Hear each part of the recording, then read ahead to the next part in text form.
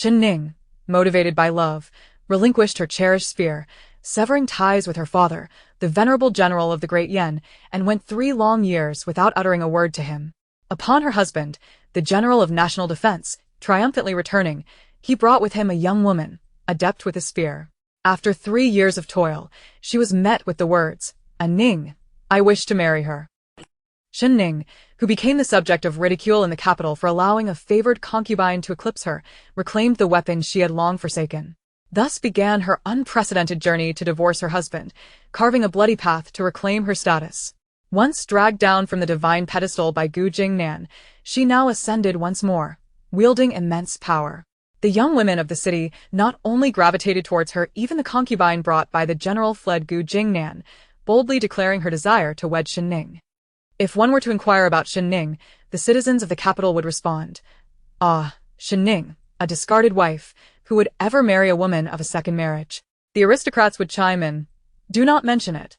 Just the other day, she bested me, then my brother, and today my father, and tomorrow my younger brother shall have his turn. There is even an anonymous figure waiting in line to confront her." The royal offspring would add, "She is equally at ease in the drawing room and the kitchen with her spear. She can quell both wickedness and treachery, and conquer the battlefield with unmatched prowess." One fateful night, a certain rogue lamented, "Miss Shen, it is surely my turn now. I have preserved my chastity for 25 years, awaiting Miss Shen." To which Shen Ning retorted, "Begone." Chapter 1.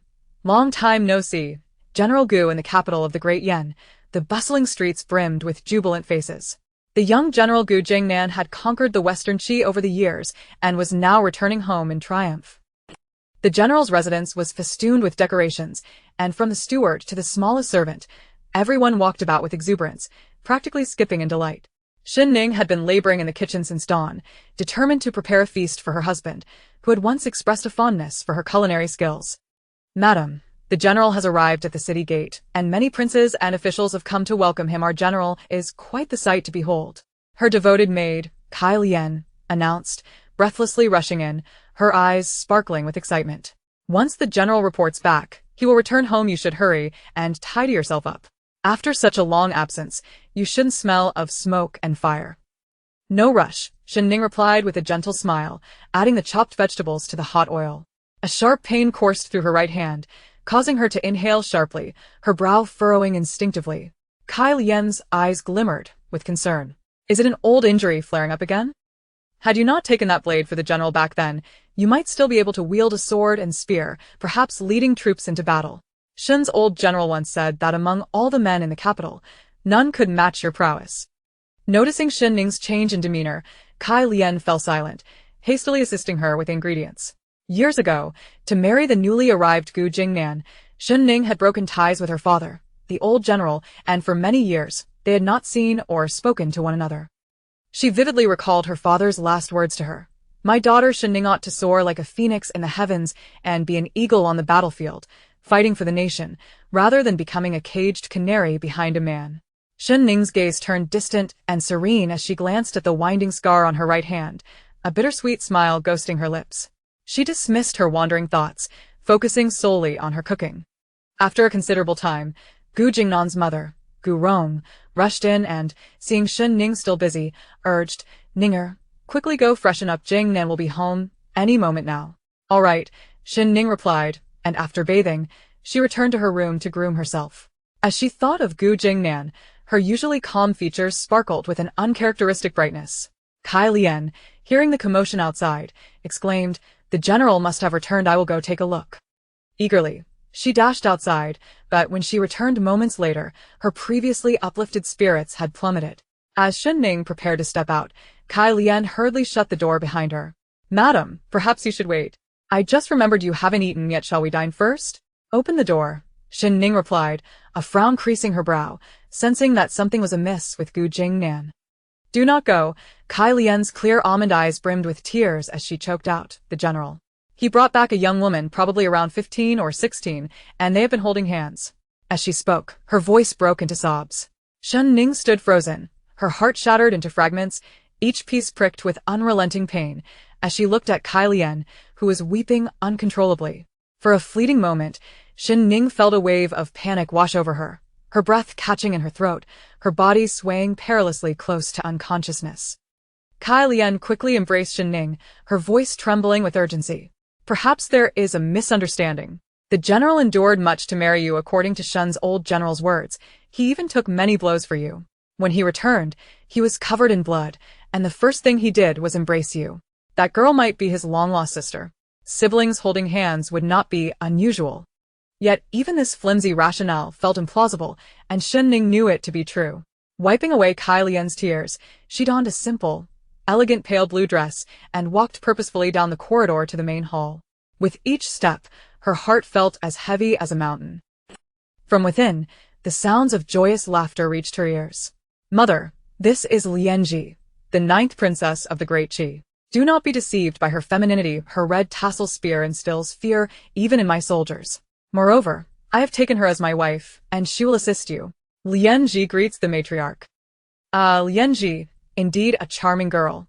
Here, take this bracelet, a family heirloom though not of great monetary value. It holds significant meaning. Thank you, mother. With a creak, the door swung open.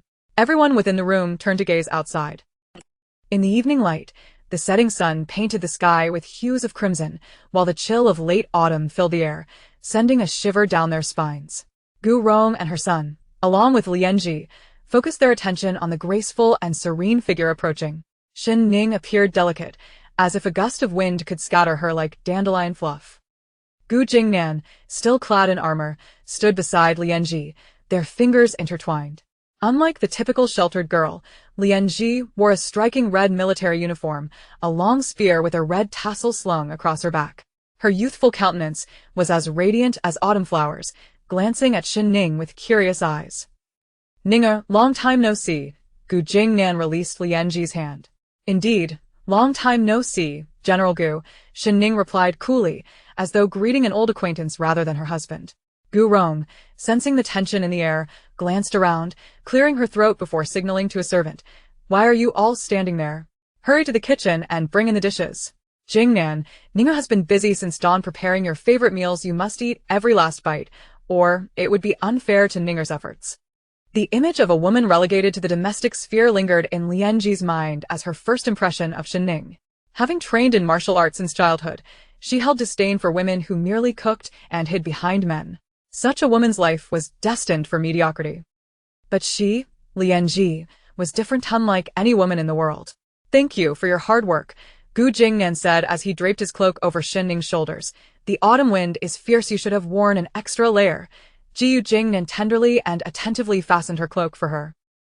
Shen Ning, maintaining her composure, walked into the room, settled beside the table, lifted her teacup, and casually glanced at Lan Lianji, coldly remarking, "The household already has enough maids. We do not lack for help.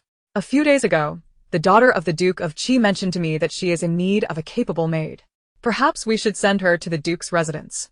Chapter 2. A Ning. I wish to marry her. Shen Ning leisurely sipped her tea, casting a cold stare at the peculiar expressions of those before her, a smirk of derision curling her lips. "Ninger, you misunderstand. Lianji is not a mere picked-up maid," Gu Jingnan hastily defended, concerned for Lan Lianzi's dignity. "And what is she then?" Shen Ning slowly raised her gaze, her dark eyes calmly meeting those of her husband, who had once drawn her into a perilous flame. Gu Jingnan, aware of his fault, found himself unable to meet Shen Ning's eyes directly. Yet, he felt powerless. He had been utterly ignorant of matters between men and women since childhood, and it was only after their marriage, upon consulting a physician, that he learned of his impotence. To escape this predicament, he volunteered to go to war for the Great Qi. Lan Lianji, as a princess of Great Qi, had never been spoiled on the battlefield. She was valiant and fierce, determined to engage him in a life-and-death struggle. In a twist of fate, the two fell into a ravine, and the enchanting fragrance of Lan Lianji's icy beauty stirred his heart, leading him to feelings he could not resist. It turned out he was not impotent. At that moment, Gu Rong interjected, "Indeed, Ninger, Lianji is here to keep you company. In such a vast residence, you toil alone and must grow weary. With Lianji by your side, your burdens will lighten." Bang! Shen Ning slammed her empty teacup onto the table, the dull thud echoing like thunder, startling everyone present. "Companionship?" Shen Ning smiled mockingly, casually scrutinizing Lan Lianji, inquiring, "Can you cook?" Though great Qi is fallen, I am still a princess, and my maids handle the cooking and cleaning, Lan Lianji replied, lifting her chin slightly, her eyes reflecting the pride of royalty. Gu Jingnan explained, surrounded by envious nations, the war with Great Qi has drained our resources and must come to an end. Although Great Qi's military might is slightly inferior to ours in Yanjing, their morale remains high. Lianji played a crucial role in persuading them to align with us, willingly lowering herself to come to our household. This union signifies both a marriage alliance and an acknowledgement of Great Qi's submission. Ninger, this is a matter of diplomatic importance that cannot be taken lightly. As Shen Ning listened to her husband's resolute words, she felt an increasing sense of estrangement. Each word he uttered, supported by Gu Rong, felt like a sharp blade, tearing at her very soul. The arrival of Kai Lian, who overheard the conversation, shattered her already tenuous composure, tears cascading down her face like a broken string of pearls. Does the princess of Great Qi not have to wash and cook? Is my young lady, the daughter of a prominent family, destined to toil in your household? Kai Lian sobbed, breathless. General, do your words honor the vows made on that day? Do they respect the loyalty my lady has shown, despite being scorned by many? Since entering the Gu household, has she ever had a moment's rest? Just because the general has stated that many eyes are upon you, the general's residence must not indulge in extravagance. Gu Jingnan felt a wave of guilt wash over him, yet the thought of being admonished by a mere maid stoked a simmering anger within him. Masters speak, and where does a servant have the right to interject? This insubordination is utterly against decorum if word spreads. How will the general's household maintain its standing in Yanjing? Gu Rong's eyes flashed with authority as she glared at Kai Lian, her gaze menacing as if ready to devour. Take her away, and give her 30 lashes to teach her a lesson. There are laws of the state and rules of the family. Without rules, chaos ensues. A maid without connections in the capital would have long since found herself in some brothel, were it not for the Gu family's protection. Gu Rong's words held double meaning. While it seemed she was reprimanding Kai Lian, she was, in fact, threatening Shen Ning. Shen Ning's family was of the founding generals, yet what did that matter? When the two families allied, Shen Ning's father publicly severed ties with her. Without the support of her ancestral family, should she lose the backing of the general's household, Shen Ning would find herself as destitute as a common maid. She recognized the implications in Gu Rong's words. Two tall guards approached to take Kai Lian away. Kai Lian, however, was stubborn, her eyes red but refusing to show fear. Who dares? Shen Ning cast a cold glance, her words laced with a quiet authority that stemmed from her upbringing among her father and brothers, a commanding presence that could not be diminished by years spent cooking and cleaning. The guards exchanged glances, caught between action and inaction. The general had returned victoriously, and the household should have been filled with joy, yet the atmosphere was thick with tension, and each person felt the weight of the moment. The servants of the Gu family, who held a deep affection for Shen Ning, understood that without her, the household would have crumbled long ago. Ninger, do not be upset. You and your husband have finally reunited. Let us sit peacefully and share a meal, reminiscing about the amusing tales of the past few years. Gu Rong, being astute, guided Shen Ning to the table, where the maidservants began to serve the dishes from the kitchen. Lianji, please sit. Gu Rong pulled out a chair for Lan Lianji. After she sat, Lianji did not touch her chopsticks, instead choosing to polish her red tassel spear with a cloth. Gu Jingnan remarked, Lianji's spear is renowned, crafted by the famous Master Yi, who spent 14 days on its creation. The spear's handle bears the inscription, "Women are not inferior to men." Indeed, she is not, Gu Rong praised, nodding in satisfaction. Lan Lianji's amber eyes sparkled with a fierce spirit as she declared, My father once said that my hands are meant for wielding a spear, not a kitchen knife. My spear techniques rank among the top 10 among my peers in Great Qi. Gu Rong and her son found no fault in her words, instead reveling in the lively energy that Lan Lianji brought. Kai Lian, with red-rimmed eyes, longed to speak, but under Shen Ning's silent signal, she held her tongue. Shen Ning sipped her soup quietly, her thoughts hidden from view, her heart silently bleeding. Ninger, though we are women, we cannot be limited by feminine concerns. We must think of the family and the nation, considering the larger picture, Gu Rong observed, noticing Shen Ning's less confrontational demeanor and seizing the opportunity to hasten the marriage arrangement. Shen Ning remained silent. Gu Rong continued, Lianji is no ordinary girl, she is a princess, and it is indeed a slight to the Gu family for her to become a concubine. In my view, it would be best to have her as a primary wife. Though she may be a concubine, it will spare you the customary formalities of greeting. I will prioritize my mother's wishes, Gu Jingnan replied. Lan Lianji boldly stated, I do not adhere to titles. A broad mind knows no bounds.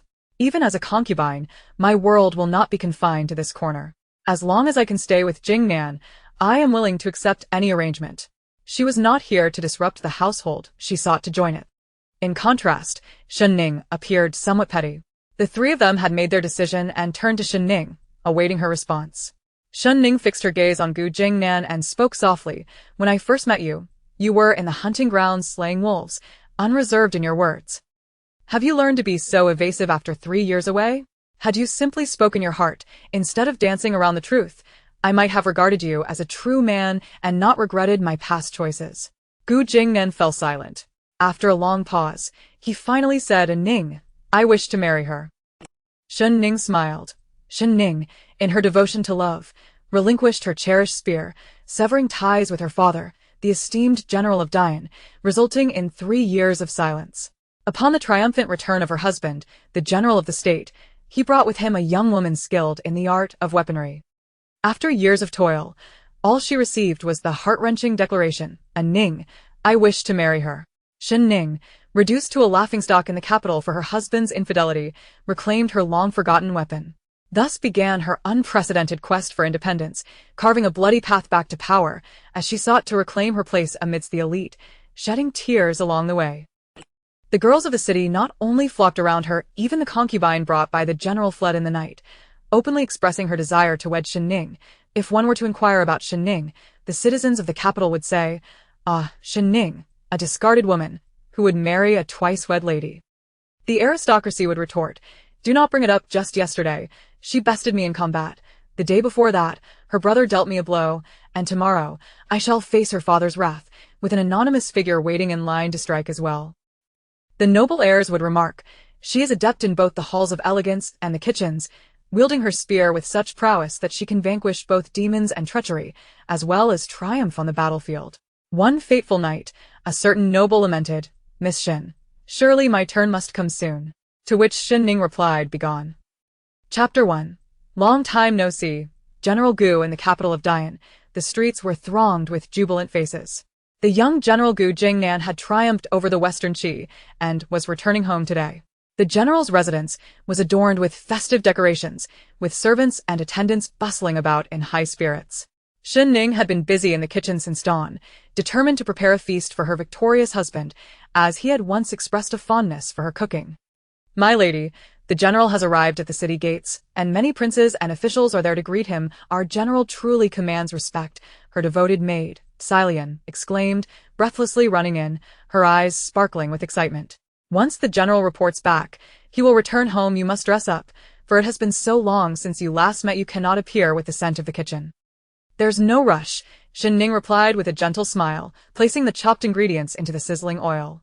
A sharp pain shot through her right hand, causing her to wince slightly. Xilian's eyes filled with concern.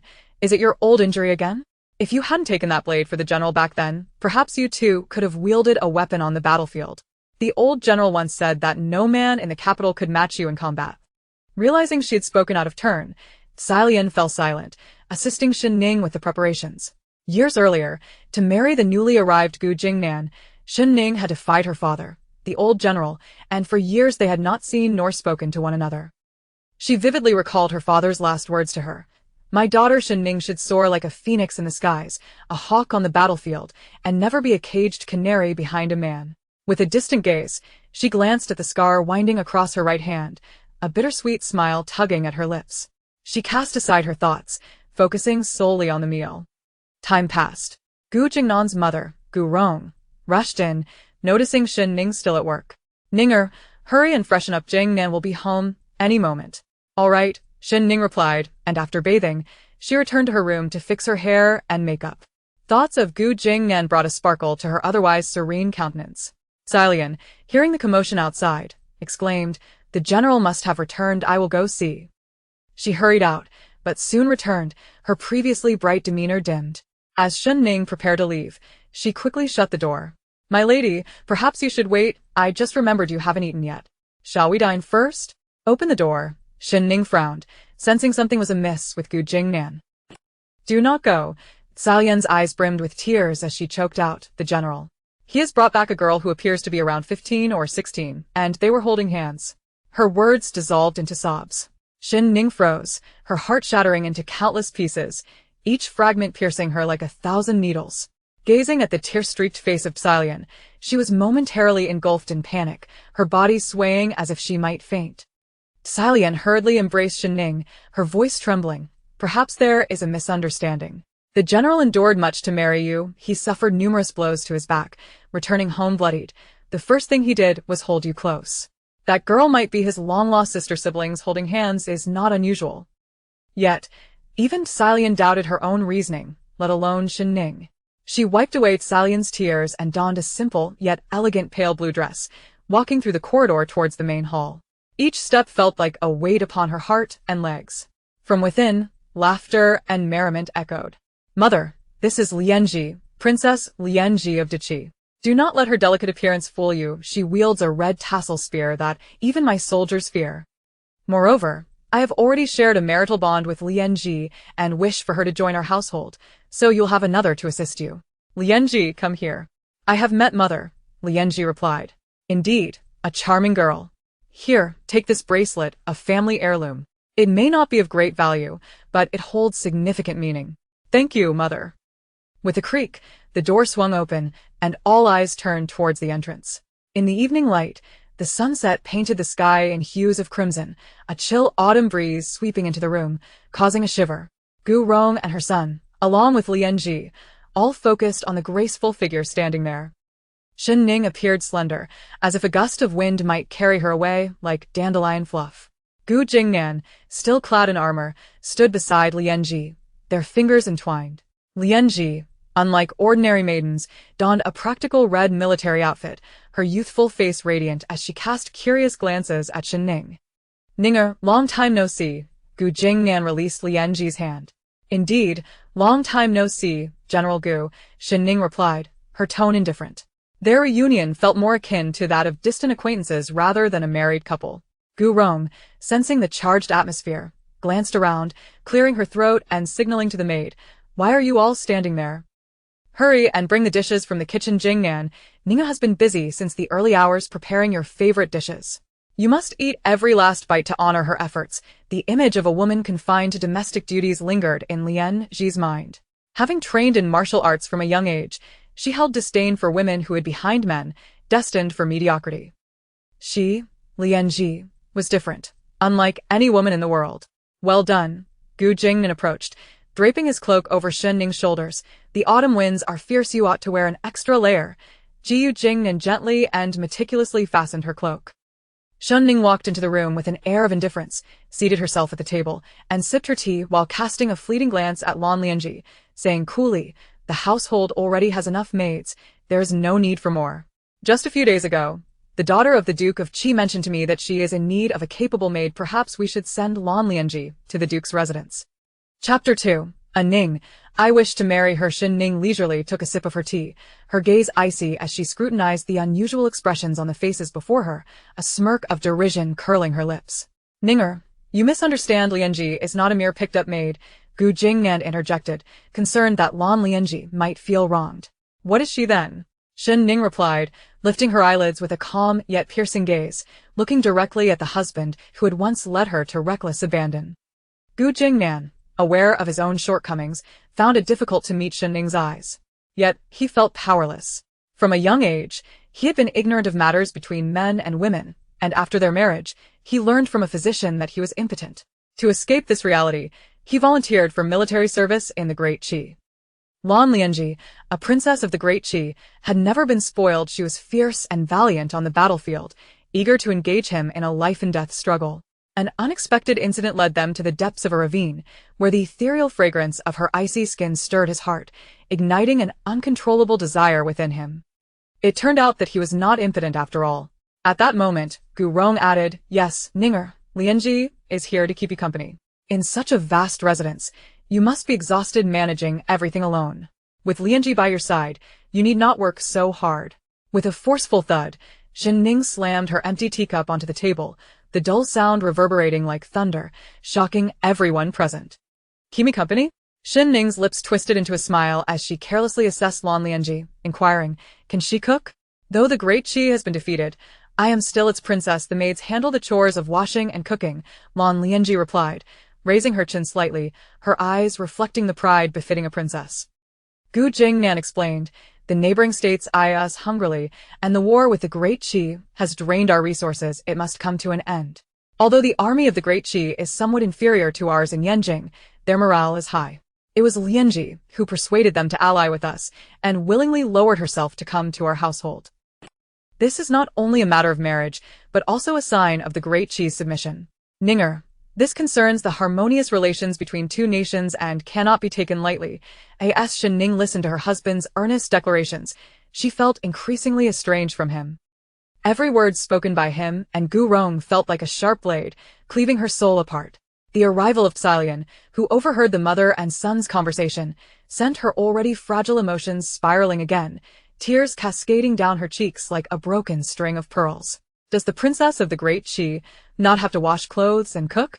Is my lady, a daughter of the Jiang family, destined to toil in your household?" Xilian, breathless from her sobs, choked out, "General, can you truly uphold your vows from that day? Can you honor the betrayal my lady has endured? Since entering the Gu household, has she ever had a moment of respite? Just because you claim that many eyes are upon you, the general's residence must not indulge in extravagance?" Gu Jingnan felt a pang of guilt, yet the thought of being admonished by a mere servant stirred a tempest of anger within him. Who gives a servant the right to interrupt when the master speaks? Such disrespect is utterly unbecoming. If word gets out, how will the general's residence maintain its standing in Yanjing? Gu Rong's gaze turned fierce, her eyes like daggers directed at Xilian. "Take her away and administer 30 strokes. Let her learn a lesson. The nation has its laws, and the family has its rules. Without regulation, there can be no order. A servant without kin in the capital should have been cast adrift long ago, were it not for the protection of the Gu family." Gu Rong's words were laden with threat, seemingly directed at Xilian, but aimed squarely at Shen Ning. Shen Ning's ancestral family was of the founding general's stature. Yet what did it matter? When the two families united, her father publicly severed ties with her. Without the support of her family, if Shen Ning were to lose the backing of the general's residence, she would be left as powerless as a servant. Shen Ning discerned the underlying message in Gu Rong's words. Two towering guards approached to take Xilian away. Xilian remained defiant, her eyes red but refusing to show fear. "Who dares?" Shen Ning shot a cold glare, her voice imbued with an unyielding authority that stemmed from years of being shaped by her father and brothers. No amount of cooking or laundry could diminish that innate strength. The guards exchanged glances, uncertain whether to advance or retreat. The triumphant return of the general should have filled the residence with joy, yet the atmosphere was thick with tension, and everyone felt the weight of unease. Especially the servants of the Gu family, who had a genuine affection for Shen Ning and understood that without her, their household would have crumbled long ago. "Ninger, do not be upset. You and your husband have finally reunited. Let us sit calmly and enjoy a meal together, reminiscing about the amusing tales of the past few years." Gu Rong, astute as ever, guided Shen Ning to the table where the maidservants brought forth the dishes from the kitchen. "Lianji, please sit." Gu Rong pulled out a chair for Lan Lianji. After taking her seat, Lan Lianji did not touch her chopsticks, but instead took out a handkerchief to polish her red tassel spear. Gu Jingnan remarked, "Lianzi's spear is renowned, crafted by the illustrious Master Yi, taking 14 days to complete.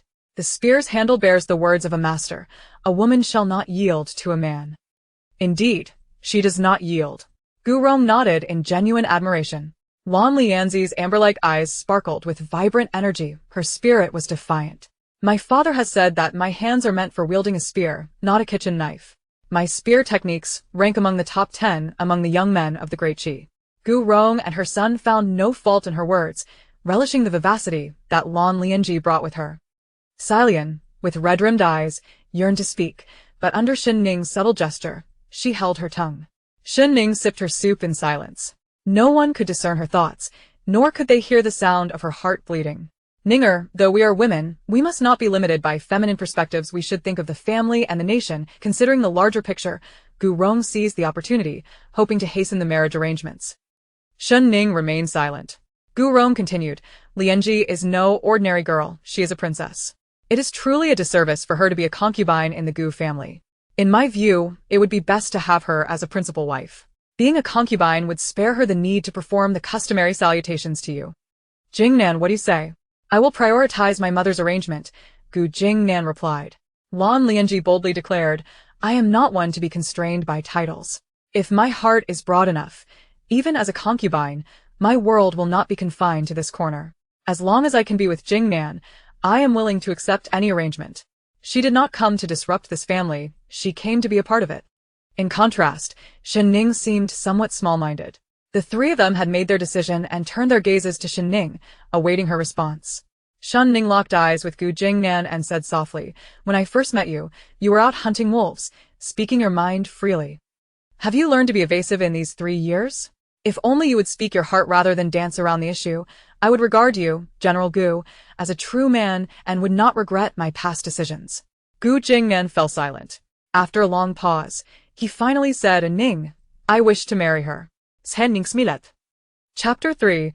Recklessly rubbing salt on wounds. Upon catching sight of the smile at the corner of Shen Ning's lips, Gu Jingnan found himself momentarily startled, his brows knitting tightly together. Shen Ning declared, This is the Gu Jingnan I know, the man I, Shen Ning, have personally chosen. Ning. Gu Jingnan's gaze fell upon the red scar on Shen Ning's right hand, a pang of anguish striking his heart, leaving him at a loss for words. Shen Ning, disregarding him, turned her attention to Lan Lianji, who was clutching the red tassel spear, and asserted, You wish to enter the Gu residence and stand on equal footing with me? Very well, use your spear. If you defeat me, it shall be done. Lan Lianji, taken aback by her audacity, widened her eyes in disbelief. Her marksmanship was no mere child's play. How could a woman who merely sweeps floors possess the audacity and courage to challenge her? Why go to such lengths? Gu Jingnan inquired. Indeed, Shen Ning's marksmanship had been remarkable, captivating his youthful heart, and he had vowed to marry the Shen family as daughter. Back then, he was nothing, and the other youths were unrelenting in their mockery, labeling his aspirations as foolish whims, akin to a toad dreaming of dining on swan meat. Yet he had accomplished it. However, times had changed. Shen Ning's right hand was now rendered useless, capable of little more than chopping vegetables. Gu Jingnan had witnessed Lan Lianji's valor and prowess on the battlefield, effortlessly cutting through 100 men, a far cry from the current Shen Ning. Sister Ning, I address you as such out of respect for you, as well as for Jingnan and the Gu family, Lan Lianji stated. I do not wish to provoke conflict, and I understand your discontent. Therefore, should you simply shake your head, I am willing to become a concubine, even without formal recognition. If you do not wish to see me, you may arrange for Jingnan to procure a residence outside the city. It need not be lavish. Merely a shelter from the elements. Even if I were to see him only once a month, I would harbor no grievances. But you must understand, my red tassel spear will either remain sheathed, or it will taste blood before returning, should you withstand a strike. You may find yourself bedridden for 10 days, or even half a month. Ninger, it is better to avoid unnecessary trouble. You are usually quite perceptive. Why are you being so unreasonable today? Gu Rong frowned. Shen Ning, her expression impassive, served herself another bowl of soup.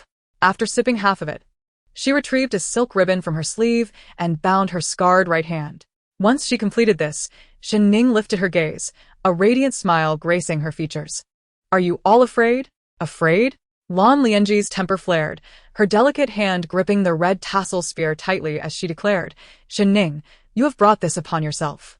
If so, allow me to enlighten you on the might of the great Qi royal family's red tassel spear and grant you a feast for the eyes. With that, Lan Lianji unleashed her spear like a dragon, its cold gleam flashing forth. In the instant her palms struck the table, her body and spear surged towards Shen Ning like a comet. Shen Ning remained seated, elegantly sipping the remaining half of her soup. The spear approached. The soup reached its end. Without lifting her head, Shen Ning merely tilted her body aside, allowing the sharp spear to glide past her side. A collective gasp echoed through the room. Lan Lianji stared in disbelief, astonishment etched across her face as she witnessed the scene unfold. Gritting her teeth, she retracted her spear and aimed again, this time targeting Shen Ning's brow. Yet Shen Ning remained unfazed, skillfully tilting her head to evade the strike. Simultaneously, she set down her soup bowl and, with her left hand, firmly grasped the body of Lan Lianji's spear.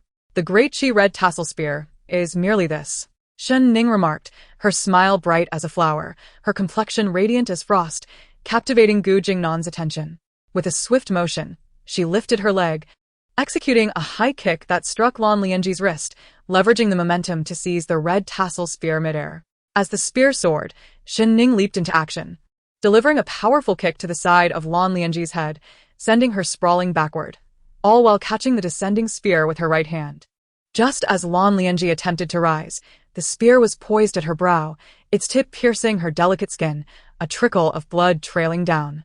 Lan Lianji's eyes widened in shock as she gazed up at the woman towering over her, unable to comprehend her defeat. "You are incapable," Shen Ning replied, shaking her head in disappointment. "Linji!" Gu Jingnan, belatedly realizing the situation, called out, instinctively rushing toward Lan Lianji alongside his mother, Gu Rong. "Shen Ning, how could you be so cruel and malicious? You have changed, transformed into someone unrecognizable to me." Shen Ning arched an eyebrow, her smile blooming even more vibrantly. "Had I wished to kill her, she would already be a corpse." With a gentle laugh, she added, "General Gu knows of my old injuries and ailments. Did he truly believe I would perish beneath her red tassel spear?" Lan Lianji's eyes widened in horror. The Shen Ning who had triumphed over her bore the weight of a bone ailment. A profound sense of defeat engulfed her like a raging flood. "How could I possibly watch you die?" Gu Jingnan's voice rose in agitation as he half-shouted at Shen Ning. "So, you simply wished to see her defeat me?" "Allowing you to enter the Gu family with a clear conscience," Shen Ning replied, her eyes glistening with unshed tears. Gu Jingnan had forgotten the pain she bore from her inability to wield a weapon. Yet he carelessly rubbed salt into her wounds, bringing forth a version of her from the past. "You simply do not want me to marry her." Gu Jingnan seethed in anger. "Kurong, exasperated, remarqued Shen Ning. I recognize your contributions to this family and your feelings for Jingnan. However, what man does not have multiple wives and concubines? Moreover, your ability to stand shoulder to shoulder with a princess also reflects your status, does it not?" "Unnecessary," Shen Ning retorted as she reclaimed the red tassel spear, sweeping all the food on the table to the ground before tossing the spear beside Lan Lianji. "I shall no longer impede you. You may enter the residence whenever you please, whether as a wife or concubine as you wish. As for this meal, it is the fruit of my labor. If you wish to dine, seek a better chef." "Silian, let us leave," Shen Ning said, her weary frame straining to stand tall as she walked toward the main hall.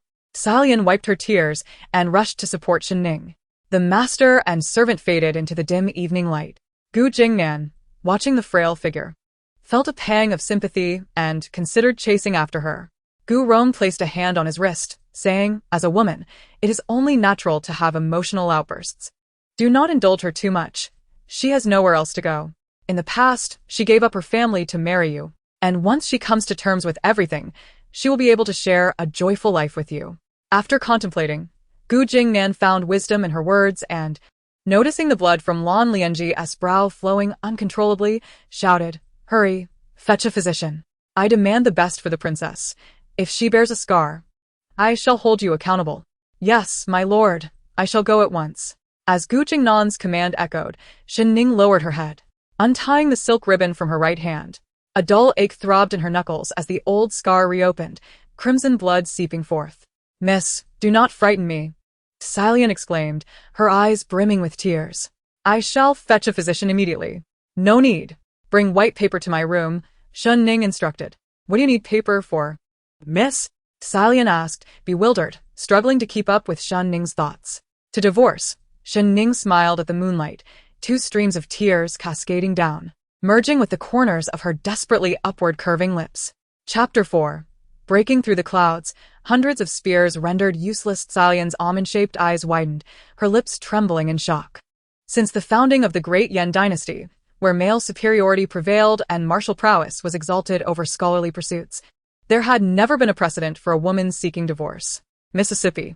Silian's throat tightened painfully. "Do you truly wish to proceed with this?" She is more aware than anyone else of the arduous journey Shen Ning has undertaken to marry Gu Jingnan, leaving the general's residence. Where in this vast world can one find a true home? As a woman, even amidst the opulence of Yanjing, lacking power and influence ultimately leads to a path fraught with difficulties. "Are you afraid?" Shen Ning inquired. "No." Kai Lian is not afraid. Kai Lian shook her head, Her eyes slightly reddened, speaking with stubborn resolve. I am taken in by the young lady. In life, I belong to her, and in death, my soul is hers. Even if I must beg on the streets, I would accept it gladly. Good, this is the spirit of my Shen Ning. Under the sparse moonlight and stars. The two of them exchanged a smile in the evening breeze. Shen Ning entered the study, not using the pen Kai Lian had brought, but instead, with her bleeding right hand, inscribed a letter of divorce upon the slightly yellowed paper with her glaring blood. There were no vehement words, only a calm narration of Gu Jingnan's betrayal of the promise of a lifetime together. In a letter from Gu Jingnan, he had once written that should there be any change of heart, all riches would disperse, his achievements would fade into dust, and he would live in solitude until his end. Shen Ning penned 2 letters of divorce, one to remain in the general's residence and the other to be sent to the marriage broker. The second letter contained Gu Jingnan's correspondence. Send it off, Shen Ning instructed, wiping the blood from her hand, gazing out the window. It was past midnight, and the general's residence was still ablaze with lights, with physicians and wandering healers gradually arriving at the Jade Du Hall, busy tending to Lan Lian Ji's injuries. The Jade Du Hall had taken years to renovate. Although she and Gu Jingnan were married, it was only recorded officially without a grand banquet. Gu Jingnan had promised, when the golden wind and jade do meet, it surpasses countless encounters in this world. Ning, wait for my return, and I shall arrange a splendid wedding for you, making you the most radiant woman in the capital. This Jade Du Hall will be our bridal chamber. Ning, wait for me soon. I, Gu Jingnan, shall not let you down. Drip, drip. Blood from Shen Ning's palm fell upon the smooth floor. She smiled as she looked at the lights outside the general's residence. Kai Lian, look how lively it is. It has been a long time since the residence has been this bustling, she remarked. Kai Lian, her throat constricted with pain, could not speak. Her gaze toward the outside filled with resentment. She picked up the 2 letters of divorce from the table to carry out Shen Ning's instructions. Shen Ning walked to the corner of the study, stopping before a trunk that had remained unopened for 3 years. When she had first arrived, she possessed nothing but this, a broken cloud spear, named by her elder brother, a fine weapon acquired by her father through his ventures in the martial world. The spear's hilt was adorned with a flowing jade pendant, bestowed by the current emperor. With the spear in hand, Shen Ning made her way to the general's training ground. The hall was empty, as everyone was in the Jade Du Hall. The bright moonlight cascaded down. She wielded the spear, leaping into the air. The spear technique, a legacy of the Shen family's ancestors, manifested a harmonious blend of strength and grace in her hands. The movements were bold and decisive, akin to steel, while the returning thrust was gentle and soft. The duality of strength and tenderness was perfectly lethal. A gentle breeze lifted her simple long dress, akin to a fleeting bloom of a night-blooming cereus, and her hand, gripping the spear, occasionally splattered droplets of blood, as if adding vibrant strokes to this picturesque scene. Her gaze reflected unwavering determination and regretlessness toward the night. Not far away, atop a towering pavilion, a young man dressed in a flowing red robe, exuding a nonchalant charm, leaned against a high windowsill with a jug of wine in hand. His slightly intoxicated eyes resembled the mischievous spirits of the forest, mirroring the woman dancing with a spear beneath the moonlight, each movement akin to stars in the sky, a celestial being in a painting. Your Highness, you are going to drive me mad. Did we not agree to play chess with the Emperor? The time is nearly upon us. The anxious guard, 17, rushed over, finding the prince leisurely indulging in wine, barely holding back his frustration. The prince had already been late 3 times this month. With the general's triumphant return today, the emperor was in high spirits. Further disappointment would not bode well. The charming young man pondered for a moment before a delicate smile graced his lips, murmuring to himself, when the cloud breaks, 100 spears are rendered useless. The capital is in for a lively turn of events. 17 followed the direction of his gaze. At that moment, Shen Ning had already returned the spear, and 17 could only see the silhouette of the general's residence. He smirked, muttering under his breath, Miss Shen truly has no foresight. The marriage was a sensational affair that shook the court, and now it's rumored that the general has brought back a princess of Deqi, claiming it's to end the suffering of both nations through marriage. Desperate times call for desperate measures, but why must they dress it up with a fine name? I thought only scholars would stoop to such levels. Yet it seems even the military leaders do. When it came to gossip, 17 was in no hurry, speaking as if he could become a storyteller himself. Yan Yunche cast a sidelong glance, his eyes swirling with the remnants of wine, the corners tinted with a natural flush, exuding an air of mischief. "You seem rather idle?" 17 jolted back to reality, exclaiming, "Your Highness, hurry. The Emperor is waiting." With a slight raise of his brow, Yan Yunche's obsidian-like eyes lingered on the silent training ground of the General's residence before casually descending from the Moonview Pavilion to meet his elder brother, who was as bothersome as a father. The next day, at dawn, the eastern light rose from the earth and illuminated the vast expanse once more. Bang! Shen Ning's courtyard door was kicked open. Gu Jingnan, enraged, his veins bulging and face flushed, held the blood-stained divorce letter, throwing it to the ground. "Shen Ning, what does this mean?" "Its literal meaning," Shen Ning replied calmly, donning her outer garment and tying her sash with composure. "Shen Ning, this is your fault. The Gu family has treated you well. How could you commit such an act of betrayal and disregard for your marital vows?" Gu Rong lamented. Throughout history, which woman has divorced her husband simply because he married another? Especially now, when Jingnan has just returned to court and is about to receive the emperor's rewards. How can you do this to him? How can you do this to the emperor? Gu Rong had once been a lady of a prominent family, educated in a few books, but after her family's decline, she had no choice but to marry Gu Jingnan's father. "I, Shen Ning, act with a clear conscience. I can stand before heaven and earth, the gods of the heavens and the spirits of the underworld, and I am upright and forthright in my actions." Shen Ning stepped forward, her calm gaze locking onto Gu Rong and her son, her voice resonating with strength. "Years ago, I defied my father's wishes, severing ties with the Shen family to marry you, Gu Jingnan. Now, when our marriage is fraught with discord, I am bold enough to marry and bold enough to divorce." Chapter 5. Also known as 5 Steps of Fire. "Well said." A crisp, youthful voice rang out from outside the courtyard. A young man, clad in splendid attire, adorned with gold-threaded tiger patterns befitting nobility, stood with a strikingly handsome visage, radiating youthful vigor under the sun. Beside him stood an exquisitely luxurious sedan chair, draped with flowing beads and light gauze, revealing a strikingly beautiful figure within, vibrant and eye-catching. The man's long fingers were as delicately sculpted as jade, cold and white as frost, with skin fairer than that of the most enchanting beauty. Passing servants and guards respectfully bowed, addressing him as the Prince of Beiyuan and the 9th Prince.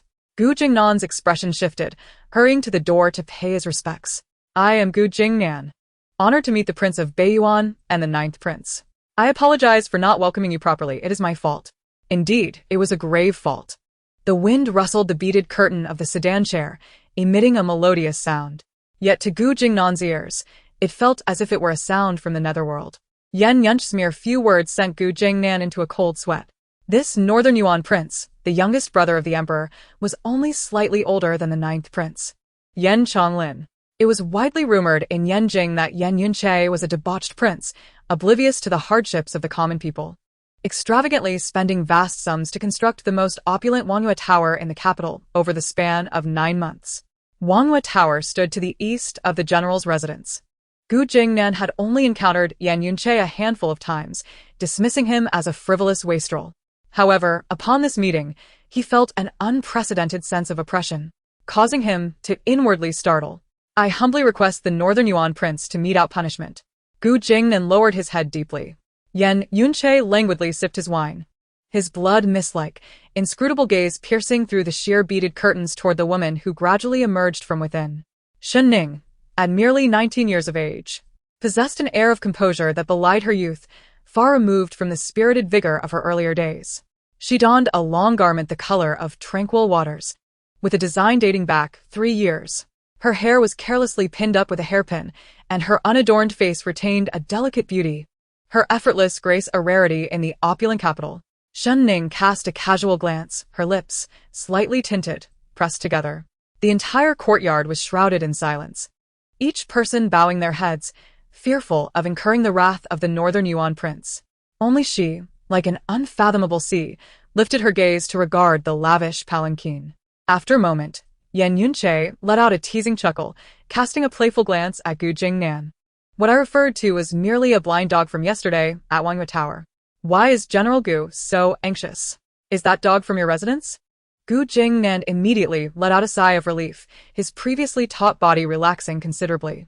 Yet, Yan Yunch's words still struck him as peculiar, almost as if they were a veiled insult. The ninth prince, Yan Chonglin, promptly intervened. General Gu, I heard news of your promotion and insisted on congratulating you with His Royal Highness. Upon noticing your guests had gathered here, I brought along the prince, only to inadvertently witness the dispute between you and your wife. The term wife was one Shen Ning felt she could not bear.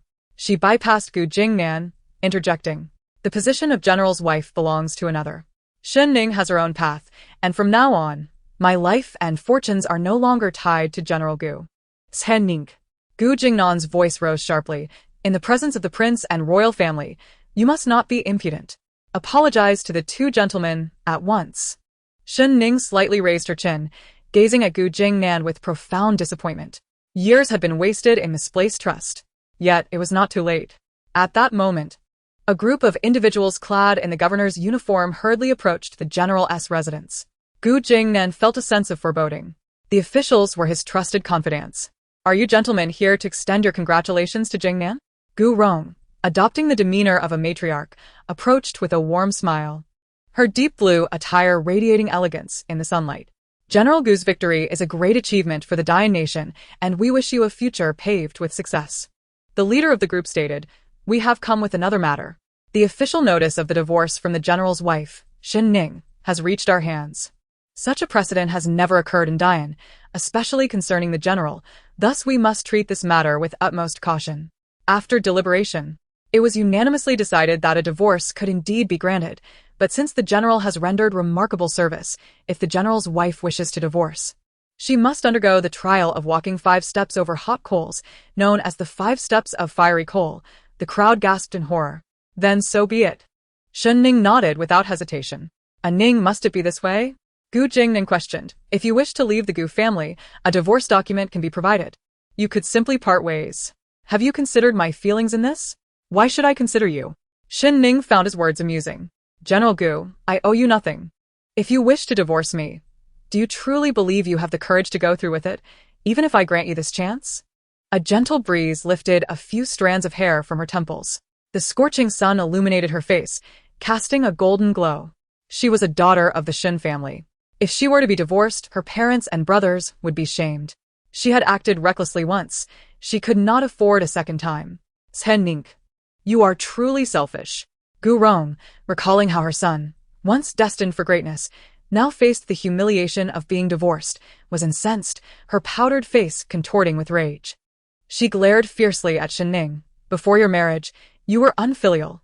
The emperor bestowed upon you a luminous jade pendant, hoping you would shine brilliantly with the broken cloud spear, yet you have hidden the spear for 3 years, which is disloyal. Striking against the princess sent by Dichi for marriage is unkind, and initiating a divorce in Dayan is unjust. A woman like you, unfilial and unkind, unfaithful and unjust. General Jingnan's willingness to take you in is your fortune, yet you lack all sense. To spite Jingnan, you dare to face the trial of hot coals. I was right all along. You are a heartless and malicious woman. Initially, Gu Rong had wholeheartedly supported the marriage upon learning of Shen Ning's background, even boasting about it. Later, upon witnessing Shen Ning's expulsion from her family, she seized the opportunity to speak to Gu Jingnan in the dead of night. Jingnan, one should marry a virtuous partner. Shen Ning has abandoned her own parents. It is clear she is not a good woman. Moreover, her hand is injured, and she will have no future. The burdens of life will surely fall upon you. Mother, let her be. Gu Jingnan scoffed. 5 steps of fiery coal. Even my soldiers would tremble at the thought. Does she truly believe herself a man? He believed Shen Ning's antics were merely a fit of jealousy over Lan Lianji, aiming to cause a stir to garner his attention. If she truly faced the trial of hot coals, wouldn't she be frightened back into his embrace? Chapter 6. Life and blood worth less than weeds. A man divorcing his wife requires only a letter. A woman divorcing her husband must walk over hot coals? What kind of logic is this? Yan Chonglin frowned, displeased as he addressed the head of the guards sent by the officials. Go tell your master that this matter is to be decided by this prince. In truth, a prince had no authority over such matters. However, the lofty status of royal blood held sway over all. In Dayan, only women of illustrious lineage could receive a letter of divorce. A husband's desire to divorce was an unthinkable notion. Especially in Dian, where martial prowess was revered, women were inherently weaker, lacking the physical advantages of men. Yan Chonglin's good intentions were understood by Shen Ning. She bowed. General Gu Jingnan is a valiant hero of our dynasty. I, Shen Ning, willingly accept the trial of 5 steps over hot coals. If a prince were to intervene, it would ultimately result in nothing more than a letter of divorce. The people of Dian had a deeply ingrained belief. A divorce was tantamount to being rejected. The distinction between a divorce and being divorced was merely a matter of wording. Yet the meanings were entirely opposite. Gu Jingnan was in the prime of his career, but his foundation in the capital was unstable. What she was doing was not merely about the trial of hot coals, but rather bringing Gu Jingnan to the forefront of public scrutiny. Furthermore, since no precedent for a woman divorcing her husband had existed throughout history, she would become the one to set it. Historically, precedents often came with bloodshed and scars. In the future, women divorcing would no longer be viewed as an extravagant affair. A woman's skin was of utmost importance. Yan Chonglin spoke with the naivety of youth, and if subjected to the trial of hot coals, the skin on his feet would be irrevocably damaged. Moreover, he did not believe Shen Ning could complete the 5 steps. As long as there is a single step that cannot be traversed, would it not render all efforts futile? In comparison to dignity and character, a woman's skin, her very essence, and her blood bear little significance. Shen Ning smiled lightly, walking forward at a leisurely pace, and after a while, she paused to glance back at the group of official guards still frozen in place. The sooner you return, the sooner you can report back, she urged. The guards exchanged glances, unsure, as they might have mistaken her demeanor for that of a spectator rather than a person facing punishment. Gu Jingnan, irked, scoffed coldly and waved his sleeve in frustration. Shen Ning, this is of your own making. Once you step out that door, no matter how you plead, there will be no turning back. You are my lawful wife, and I do not wish to see you reduced to a state of despair. He was aware of the hardships Shen Ning had endured, of her deep love for him, and he appreciated her past sacrifices. Yet, as the general of the Great Yen and the head of the Gu family, he must maintain his dignity. If he could not even govern his own wife, how could he assert his position in the capital or command the army? What troubled him was that Shen Ning had turned away, leaving him with nothing but her retreating figure, devoid of hesitation or pause. I'm sorry. Gu Jingnan suppressed his anger and saluted Yan Yunche and another, apologizing for his inability to entertain them due to personal matters. I will certainly visit you on another occasion. Please forgive me. Be gone, Yan Yunche replied irritably, rubbing his temples. Gu Jingnan frowned, wanting to say something but refrained, stifled by the royal identity of the other. Gu Rong felt indignant for her son, but was more enraged at Shen Ning for causing him to lose face before the royal family. The mother and son left the residence with a sense of dissatisfaction. The luxurious sedan chair still basked in the autumn sun, its golden rays highlighting the porcelain-like skin of the enchanting man.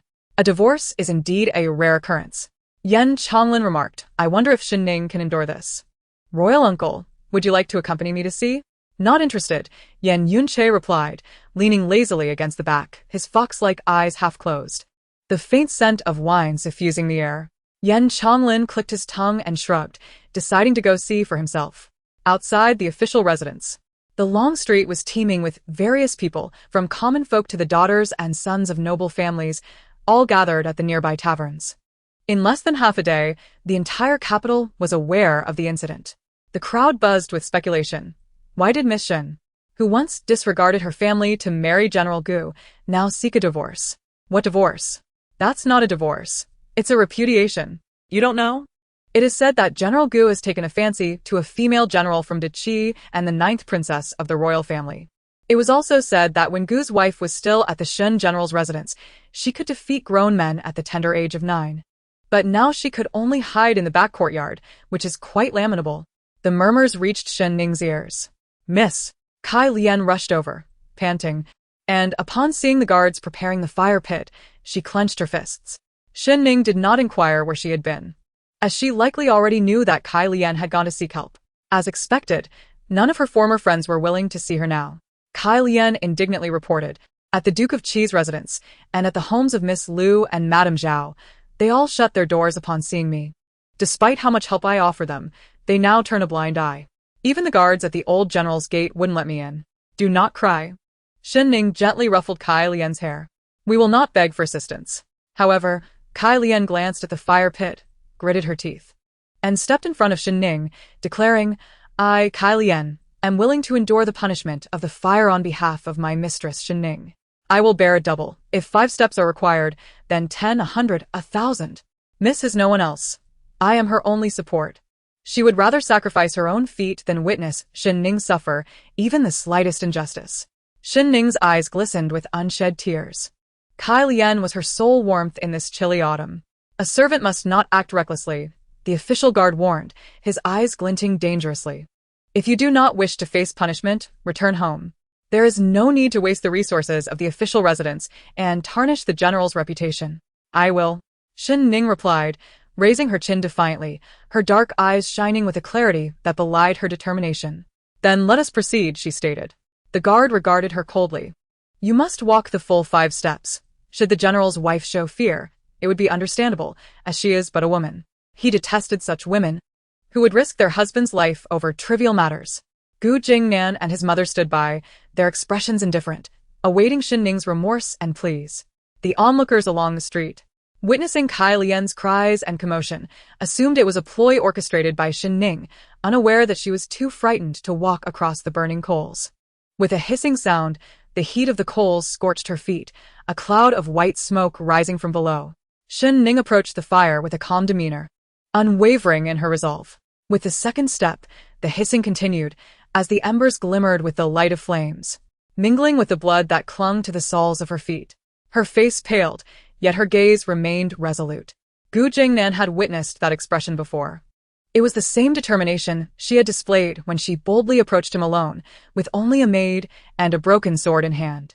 Memories flooded back, causing a sharp pain in his head and a tightening in his heart. A Ning, he wanted to intervene. Jingnan, do you want the entire city to look down on you? Gu Rong intercepted him, speaking in a hushed tone. She is proud. She needs to be tempered. Without you, she is no better than an ordinary woman in the capital. When the time comes, how you choose to handle her will be your prerogative. Gu Jingnan's lips turned pale. It was akin to raising a dog. One must allow it to wander the streets for some time, experience hardship, and then it would return obediently. Gu Rong advised. She is only doing this to attract your attention. As a woman, I understand her intentions. Gu Jingnan's gaze darkened with resentment. There were myriad ways to regain affection. Yet Shen Ning had chosen the one he loathed the most. With the third step taken, Shen Ning paused, a smile blooming at the corners of her lips. When the body aches, the heart feels no pain. There was no turning back now. She could only look behind. Amidst the throngs of people, only Kai Lian wept for her with a heartbroken cry. At the far end of the long street, an old and rustic carriage stood still. Inside, an elderly man sighed deeply, filled with helplessness. On the moon viewing pavilion, a man in a crimson robe was swept by the fierce wind, his figure appearing more solitary than before. Shen Ning furrowed her brow, suppressing her tears as she crossed the burning coals, her feet sticky with blood. Kai Lian hurried to support her, disregarding her own appearance, and helped Shen Ning sit on a stone along the street, kneeling to apply medicine to her wounds. Everyone, please disperse quickly. There are matters to attend to. The official urged the crowd to leave. Kai Lian glared at the guards. I have tended to my mistress's wounds. We will take our leave. Why must you be so aggressive at this moment? Official media reporter Lu Jiazhu, having a strong camaraderie with Gu Jingnan, was resorting to personal vendettas under the guise of propriety. Shen Ning, nursing her battered feet, managed to don her soft boots and, gritting her teeth, rose to her feet. How unfortunate. A guard spat disdainfully, declaring that if he had such a woman, he would have long since silenced her at home. General Gu was far too lenient. Shen Ning halted, turning her head to cast a cold glance at the guard, committing his face to memory. Gu Rong and her son derided Shen Ning with scornful glares. Suddenly, a cacophony erupted. A fleet of chestnut steeds, their bodies sleek and elegant, galloped through the streets of the capital. Upon these majestic mounts sat soldiers clad in armor. The crowd gasped in trepidation and turned to see the source of the uproar. The only ones bold enough to ride into the capital were the royal family and that particular household. Among the ranks of soldiers, banners were raised high, boldly inscribed with the character for Shen. The cavalry advanced with an air of martial prowess, parting to the sides as they reached the 10-mile-long street. Behind them followed a modest, ancient carriage. An aged hand lifted the curtain, revealing an elderly man clad in armor and a heavy helmet, descending with a blazing sword slung over his back. Following him was a dignified matron. It was General Shen Guishan and the matron Zheng Qiangwei. Behind the carriage raced several chestnut horses, but instead of Shen family cavalry, they bore young men in splendid attire, along with a boy of around 13 or 14. Gasps of astonishment echoed down the 10-mile street as countless eyes turned in their direction, hearts churning with shock. Particularly, Gu Rong and Gu Jingnan wore expressions as though they had swallowed flies. The guard who had previously spat in disdain was now quaking in fear. His legs dampened with sweat, the scent of his trepidation wafting through the air. Lu Jiezhu frowned, taken aback, though he held his composure better than the guard. His hands betraying a tremor. He swallowed hard and approached to pay his respects, inquiring why General Shen had come. Isn't he to fetch his daughter Shen Ning home? Or does he intend to take you, Lu Jiezhu, back instead? Do you have a problem with that? Shen Guishan coldly scoffed, casting a fleeting glance at Lu Jiezhu, whose civilian stature could never hope to match the formidable presence of a seasoned general who had faced life and death on the battlefield for decades. I dare not, Lu replied, his anxiety palpable as beads of sweat trickled down his forehead and back. Indeed, you do not dare, Shen Guishan retorted. Miss, it is the old general, Kai Lian exclaimed joyfully, along with the young master. Shen Ning's lashes fluttered as she momentarily forgot her pain, breaking into a smile as she beheld her long-absent family. Come here, Shen Guishan said, his gaze indifferent as he regarded Shen Ning. Kai Lian supported her as she stepped forward. Unfilial daughter, Shen Ning greets father and mother, she said. The elderly matron Zheng Qiangwei regarded her daughter with a complex expression. Return home, Shen Guishan commanded. Yes, let us go home, Shen Ning replied, tears streaming down her face. Sister, do not cry. The youngest of a Shen family, her brother Shen Qingshan, chimed in. His dark eyes sparkled like grapes as he wiped her tears with his sleeve. Whoever bullies Sister Ning, once I grow up, I'll take care of them all. His voice was innocent yet resolute. Shen Xiaobai, her fifth brother, approached and lifted Shen Ning effortlessly, furrowing his brow. You've grown so thin after these years. You must eat well at home. 10 pounds a meal, I'll watch you. Shen Ning chuckled through her tears. The long-missed warmth enveloped her, causing her emotions to overflow. Young son-in-law Gu Jingnan pays respects to the esteemed father-in-law, Gu Jingnan said, bowing humbly. Thanks to your teachings, we achieved victory in the recent battle at Qian, he added. Shen Guishan unsheathed the blazing sword, its crimson blade glinting ominously, and pressed it against Gu Jingnan's neck. The Shen family's fierce blade, bestowed by the founding emperor, was a treasured weapon, more potent than any imperial decree, capable of slaying tyrants and eradicating traitors. What is the meaning of this, General Shen? Gu Rong exclaimed, trembling. My son is a hero. Do you intend to slay a national hero? Why not? Shen Guishan countered. The tension between them crackled, and Gu Rong felt her scalp prickle in fear. Shen Guishan's fiery temper was legendary, and she could now sense the gravity of his wrath, silencing her sharp tongue. Gu Jingnan, heed my words, Shen Guishan warned, his blade aimed at him. From now on, avoid my Shen family, otherwise, my youthful and impetuous sons may inadvertently strike down General Gu, leading to an unimaginable tragedy for your family. Chapter 8. The unpredictability of life and the complexity of human hearts. Gu Jingnan felt a deep sense of frustration and bitterness. Swallowing his discontent and suppressing his words in submission. I will heed the lessons from General Shen. They are etched in my heart and shall not be forgotten. Though Shen Guishan had retired due to his advanced age, his status as a founding hero commanded respect, even from royal kin, let alone someone like Gu Jingnan. With a steely gaze, Shen Guishan scrutinized Gu Jingnan before sheathing his sword, turning away without a glance at Shen Ning as he directly boarded the carriage. General, Shen Xiaobai offered a smile. There is plenty of time ahead. Fortune and misfortune will reveal themselves in due course. Let us wait and see. A rift had formed between them. Shen Xiaobai gently placed Shen Ning into the carriage, his movements deliberate and tender. Fifth brother, Shen Ning called as he turned to leave.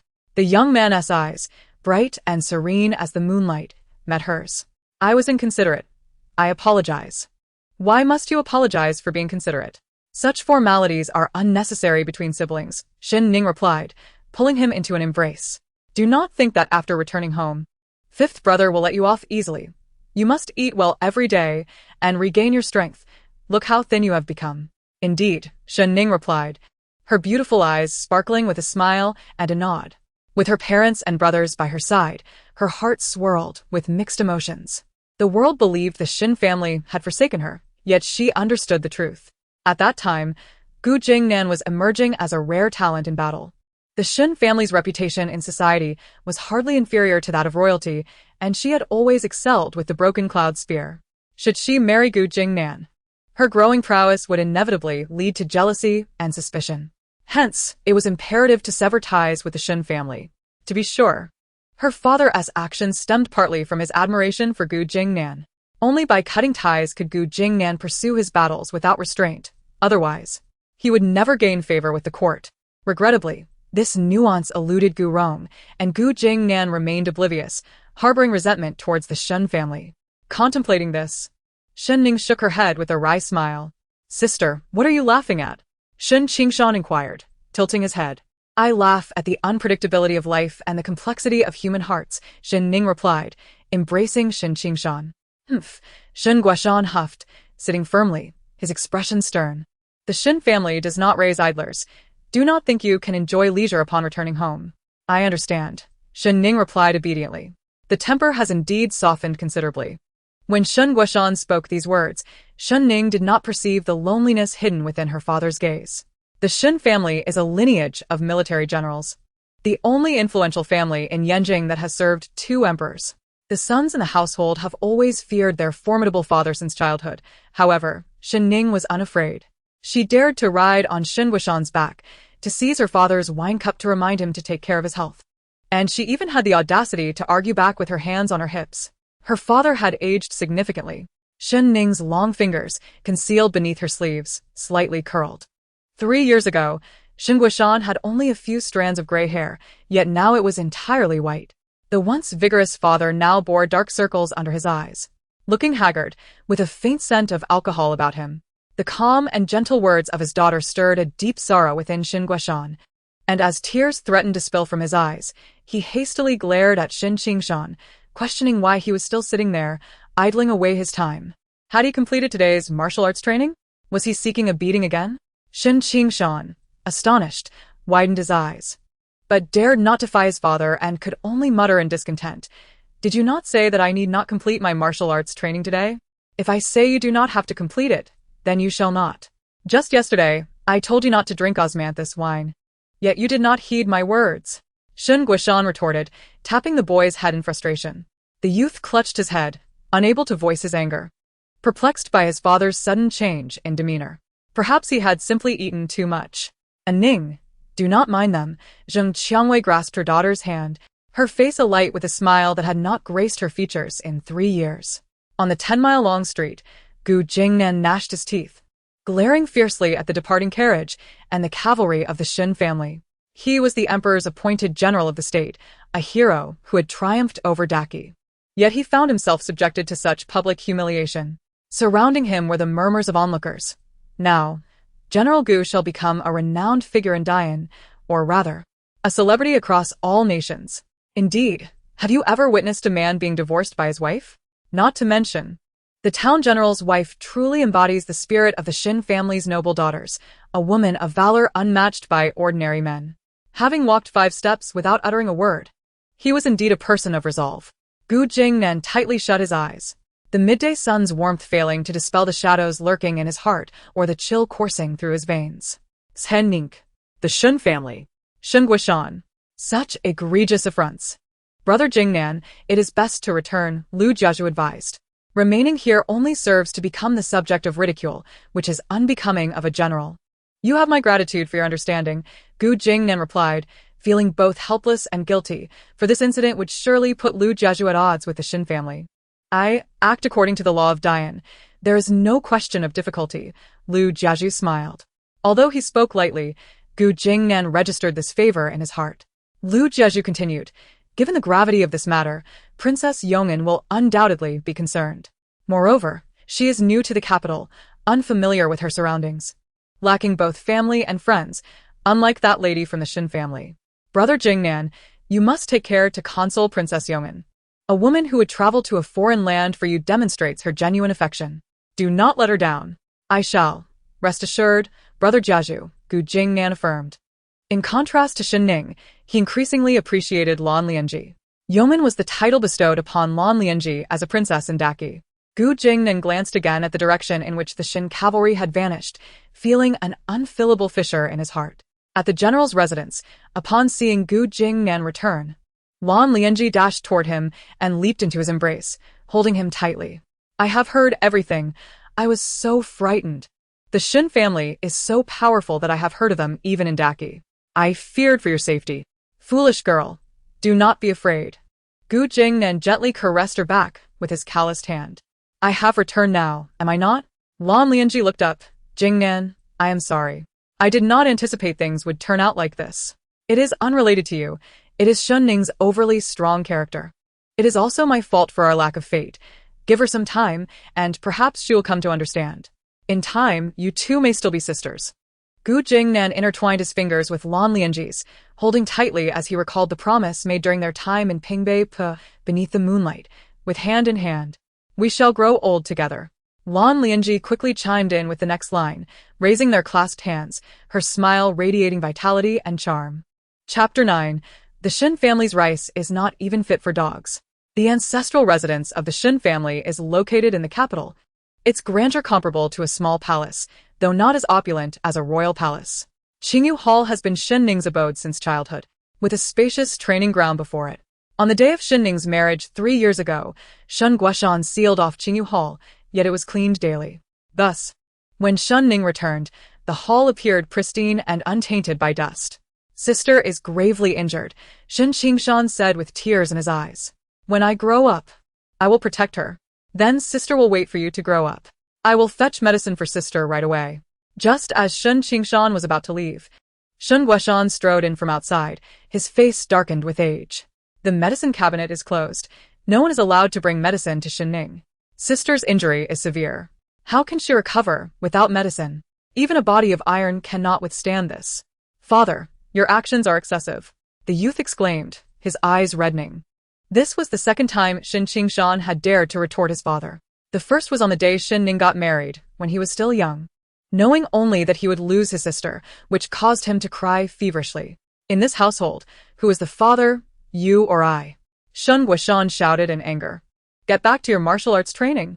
Miss even one lesson, and you shall not eat. If I do not eat, then so be it. Shen Qingshan stomped his foot and ran out. The Shen family's rice is not even fit for dogs. Shen Guoshan looked at Shen Ning and coldly huffed. Pain is good. Pain teaches one a lesson. Indeed, Shen Ning gently nodded. Seeing her lack of spirit, Shen Guoshan felt increasingly irritable and stormed out to drink. Shen Ning watched her father's retreating figure and smiled faintly. Father remains as he always was. Despite being grown, he still behaves so childishly.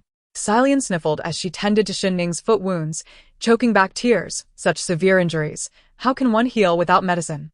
How could the old general be so heartless? Do not cry. There will be medicine, Shen Ning assured her. Xilian's eyes shimmered with doubt. Before long, their mother, Zheng Qiangwei, arrived with a trusted servant, holding a crystalline blue jar, while the servant carried Shen Ning's broken cloud spear. Zheng Qiangwei said, the broken cloud spear was sent by the Gu family. It is your most suitable weapon. Even if you no longer use it, it must be well kept. As for your father, he is insufferable, constantly shouting that no one is to bring you medicine, while purposely leaving the imperial gift of gourd ointment in front of me. The ointment was highly effective for Shen Ning's burns, an exclusive remedy from the western regions. Xilian blinked in surprise. Shen Ning smiled as she reached for the ointment. Father remains unchanged as always. And what of you? Are you still the same? Zheng Qiangwei did not hand the ointment to Shen Ning, but instead sat by her side to personally apply it. She sighed. In the past, you were as unruly as a wild goose, feared by the young men in the capital, always stirring up trouble. Each time, it was your father who had to clean up the mess. Although he would chide you for causing trouble, he would always follow behind you, supporting you as long as it did not pertain to principles. But now, you carry such heavy thoughts and do not laugh as you once did. Painting, regardless of your disposition, you will always be my daughter. Yet, I fervently wish for your genuine happiness and joy, and implore you not to punish yourself for the faults of others. Shen Ning gazed silently, lost in thought. Zheng Qiangwei continued. asking herself, is it not true that your audacious steps into the fiery path stem from a desire to uphold the dignity of the Shen family? As a daughter of the Shen clan, should you be cast aside, the common folk will undoubtedly slander our name. You must endure the pain so that they may mock Gu Jingnan instead. Ning, you have never lacked understanding. Rather, your profound awareness is what pains your father. In the presence of your parents, is it truly necessary to be so astute? Shen Ning remained silent for a moment before collapsing into her mother's embrace, weeping uncontrollably. Witnessing her daughter's outpouring of grief brought Zheng Qiangwei a sense of relief, albeit accompanied by heartache. In the adjacent courtyard of Qingyu Hall, Shen Guishan, with his white hair and weary visage, continued to consume aged spirits, his heart heavy with unspoken turmoil. After a long while, Shen Ning lifted her head and declared, "Mother, I wish to resume my martial training and reclaim my prowess." Her voice slightly elevated. It reached Shen Guishan, who suddenly seemed invigorated. Zheng Qiangwei, momentarily taken aback, glanced at Shen Ning's injured right hand and nodded. "Very well, but you must first recuperate. By the way, the king of Beiyuan sent a messenger last night, delivering rare rejuvenating elixirs and healing herbs, particularly beneficial for your old injury." The Shen family had no prior relations with the king of Beiyuan.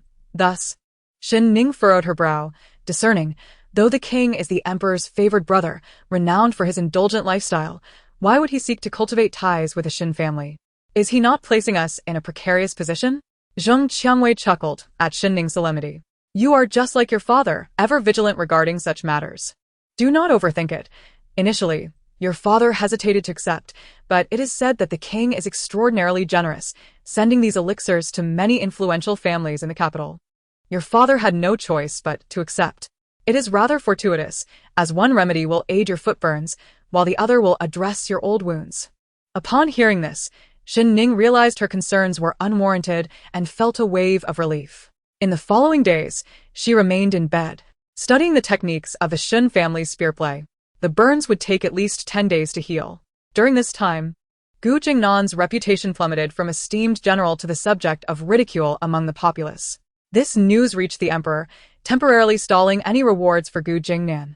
While Gu Jingnan seethed in his residence, he received an invitation from Wangyue Tower. Not only Gu Jingnan, but also the 9th Prince Yan Chonglin and several sons of officials received this missive. The invitation claimed to celebrate the birthday of the king of Beiyuan's beloved son, Jinglan. Gu Jingnan, puzzled, wondered, the king has no wife or concubine. How could he have a son? Is he perhaps an illegitimate child born before marriage? Gu Jingnan found the situation perplexing, while Gu Rong, beaming with delight, exclaimed, Son, do you not see the name Jinglan on the invitation? The king is advocating for you, hosting a celebratory feast in your honor. Doubtful yet intrigued, Gu Jingnan noted that family members were permitted to accompany guests, prompting him to invite his mother and Princess Yong'an, Lan Lianji, partly to ease her boredom from staying at home. At Wangyue Tower, Gu Jingnan and the others awaited the presence of Yan Yunche, the king of Beiyuan's son. Amid the crowd's eager anticipation, Yan Yunche appeared in a resplendent red robe, lazily leading a golden-adorned white dog. The dog, upon reaching the center of the banquet, refused to budge. Yan Yunche called out, Jinglan, let us go. The assembly was left in stunned silence. Gu Jingnan thought to himself, this drooling white dog is the king's son? Chapter 10. Ridiculous banquet at Wangyue Tower. The white dog, in the banquet center, howled like a lone wolf in the wilderness, commanding attention before strutting toward Yan Yunche. The guests exchanged bewildered glances, their jaws nearly dropping in disbelief. Such absurdity, when associated with the king of Beiyuan, appeared entirely unsurprising. Jinglan, do not be arrogant. Yan Yunche leaned back against a glass chair, casting a frosty gaze at the white dog, reminding it of its status as merely a beast. The dog whimpered softly and nestled against Yan Yunche's leg. Under the glow of the night pearl, the dog donned an extravagant golden outfit adorned with a silver crown, embellished with rubies, to the astonishment of all present. Some individuals of noble standing felt a tumult of emotions, realizing they were envious of a dog. Your Highness, Gu Jingnan hesitated to speak. General Gu has also arrived. Yan Yunche smiled, remarking, General Gu, your name is Jingnan, correct? Though your son bears the character for Lan, it still bears resemblance to your name. If this displeases you, perhaps he should change it. Son of a dog? The crowd gasped, witnessing the white dog lounging comfortably, they understood the true meaning of a favored pet. Hence, with the king making such remarks, Gu Jingnan dared not request a name change, merely wiping his brow and responding, as long as the characters differ. There is no need to change it. General Gu, displaying grace under pressure, accepted the jest. Yen Yunche complimented him, gently patting the white dog's head, adopting a paternal tone.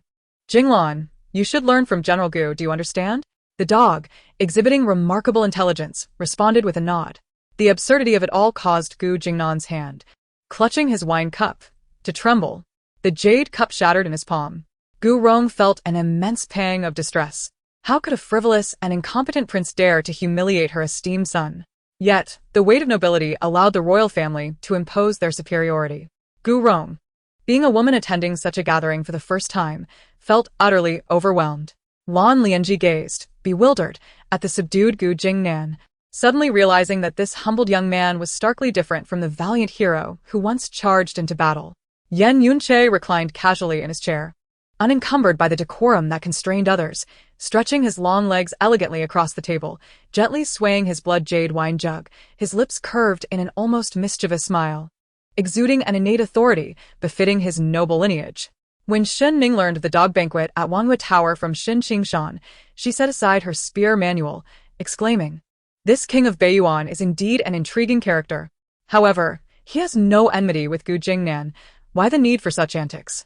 Shen Qingshan, voraciously consuming a chicken leg, replied, "It may seem odd for others, but not for the king of Beiyuan.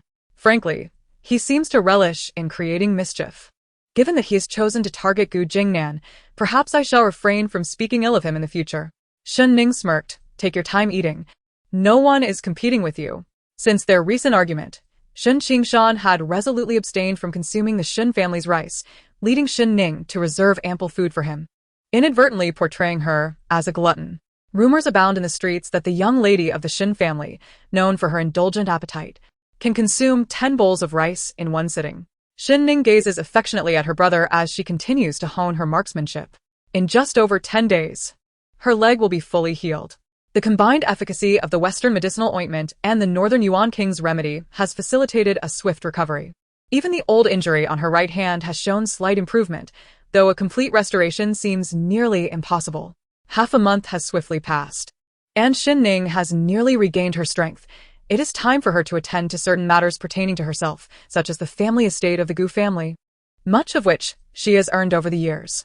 "Ninger, it appears you are finally on the mend," her sister-in-law, Madame Nailan Qing, exclaimed as she arrived early in the morning with numerous packages.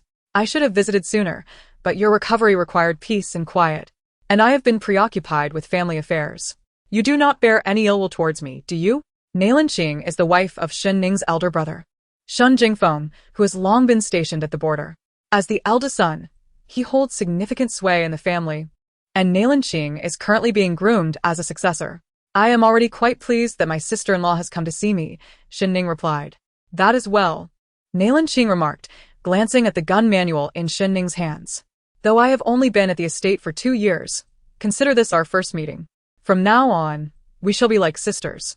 I have heard of your old injury on your right hand.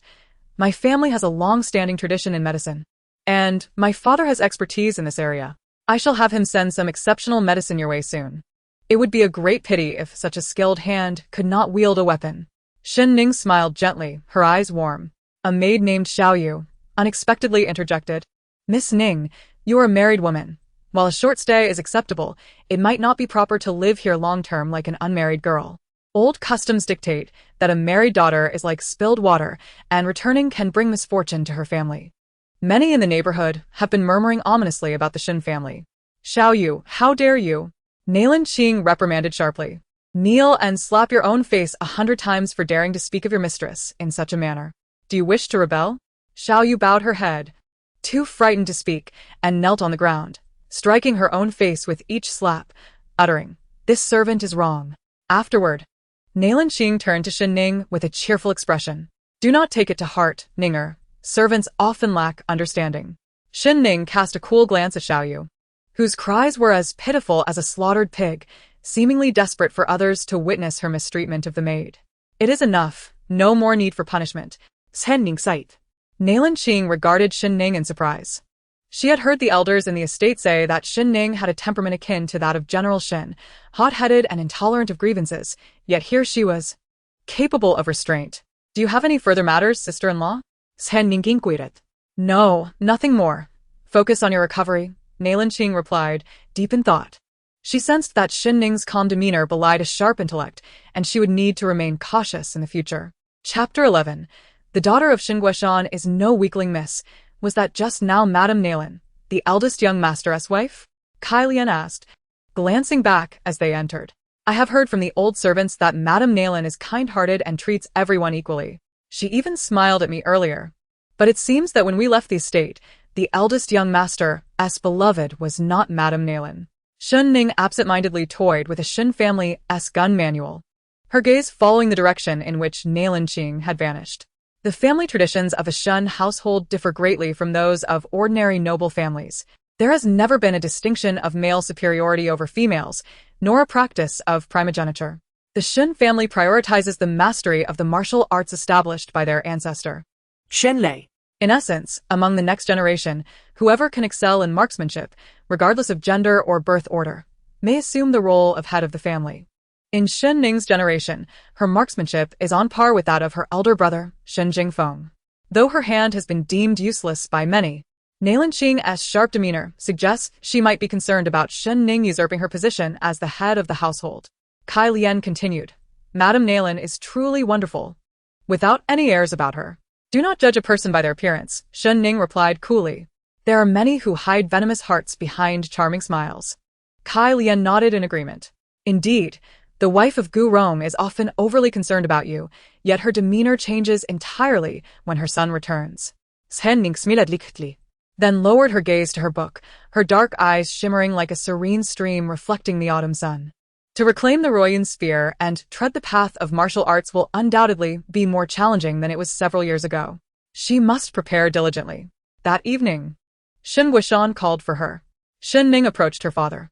I have discussed your desire to pursue martial arts with your mother, Shen Guishan began, standing with his hands clasped behind his back, gazing at a painting on the wall before slowly turning to face Shen Ning. In the Great Yan, martial prowess is esteemed above literary pursuits. This is true not only here but in neighboring nations as well. Our Shen family is the progenitor of martial arts in Yanjing, loyal and valiant across generations. We have served 2 emperors, not merely as loyal subjects, but as protectors of the people. The tyranny of the previous dynasty drove us to support the founding ancestor of the Great Yan. Shen Ning listened calmly to her father's words. Shen Guishan continued, women possess inherently weaker physiques, making it far more difficult to succeed. You have aged a few more years. Your hand bears an old injury. And the scandal surrounding your marriage has drawn public scrutiny. The challenges you face are unimaginable. If you wish to pursue martial arts, you cannot directly enter the Yen Martial Academy. You must first attend an auxiliary martial hall and achieve results in the next martial examination to gain entry. Should your performance be inadequate, you risk expulsion from the hall and becoming a laughingstock in the capital. I am not afraid, Shen Ning replied, her gaze steady and calm as the sea. I ask you one last time, Shen Guishan said. The Shen family may not be of royal lineage, but we can provide for you comfortably for the rest of your life. If you choose not to marry, you may remain in the estate for eternity, living a stable life without the need to strive for accomplishments. Even so, do you still wish to join the martial hall? My father's daughter is no weakling. Shen Ning's simple declaration struck deep within Shen Guishan's heart like a powerful drumbeat. In an instant, tears brimmed in his eyes. He turned away, his voice hoarse as he said, understood, you may go. Shen Ning gazed at her father's back for a long time, noticing that it had lost its former straightness. His hair now a snowy white, as if counting down the days until he would leave her. Father, the strong liquor is harmful. Drink less. When I came, I brewed some nourishing soup to warm your stomach and soothe your spirit. It will help you sleep better tonight. I will have Kai Lian bring it to you shortly. As Shen Ning received no response from her father, she added, the martial hall requires an examination, so I will take my leave to prepare. As she departed, she gently closed the door, stealing one last glance at the frail figure of her father through the crack. Shen Guishan remained turned away from the entrance, the dim light casting shadows on his aged face, tears streaming down his cheeks. He retrieved a bottle of liquor from beneath the table and, upon glancing into a bronze mirror, noticed the dark circles under his eyes. staring blankly for a long while. This child has tempered her temperament and grown much more thoughtful. The Martial Hall assessment is in 3 days. The auxiliary martial halls are a mixed bag, a melting pot of all sorts. The Great Yen is vast and rich in resources. There are more than 20 auxiliary martial halls alone. Shen Ning chose the Zijing Martial Hall. On the day she was to go to the Zijing Martial Hall, Shen Ning waited for a long time outside the Shen family gates. Eldest sister Nalan King remarked, Ningya. Do hurry along, lest you delay an important matter. Your father has pressing affairs and cannot see you off for the time being. Nalan Qing, consumed by anxiety throughout the day, felt a surge of joy upon noticing that Shen Guishan showed little interest in his daughter, who was returning home. She couldn't help but smile, dreaming sweetly. What affairs could father possibly have? Shen Qingshan scoffed. He simply does not value my elder sister. A sister? Stand your ground and let your broken cloud spear dazzle his eyes. Amused, Shen Ning pinched Shen Qingshan's chubby cheeks before boarding the rustic carriage with her mother, Xilian. As Nalan Qing watched the carriage fade into the distance, her smile gradually faded. The maid, Xiu Yu, curled her lip. She's a discarded woman, lacking any sense of shame. Instead of hiding away at home, she runs about in public, hoping to reclaim her former status. Thankfully, the old general is wise enough to see her true nature, otherwise he might have come to see her off. His priority remains our eldest young master. Nalan Qing felt somewhat relieved. Meanwhile, in the residence of the old Prime Minister Zhou in the capital, there was a second floor in the side courtyard where Shen Guishan was drinking with the old Prime Minister. However, the jovial atmosphere of drinking was not the main intent of Shen Guishan, who nearly dangled from the windowsill.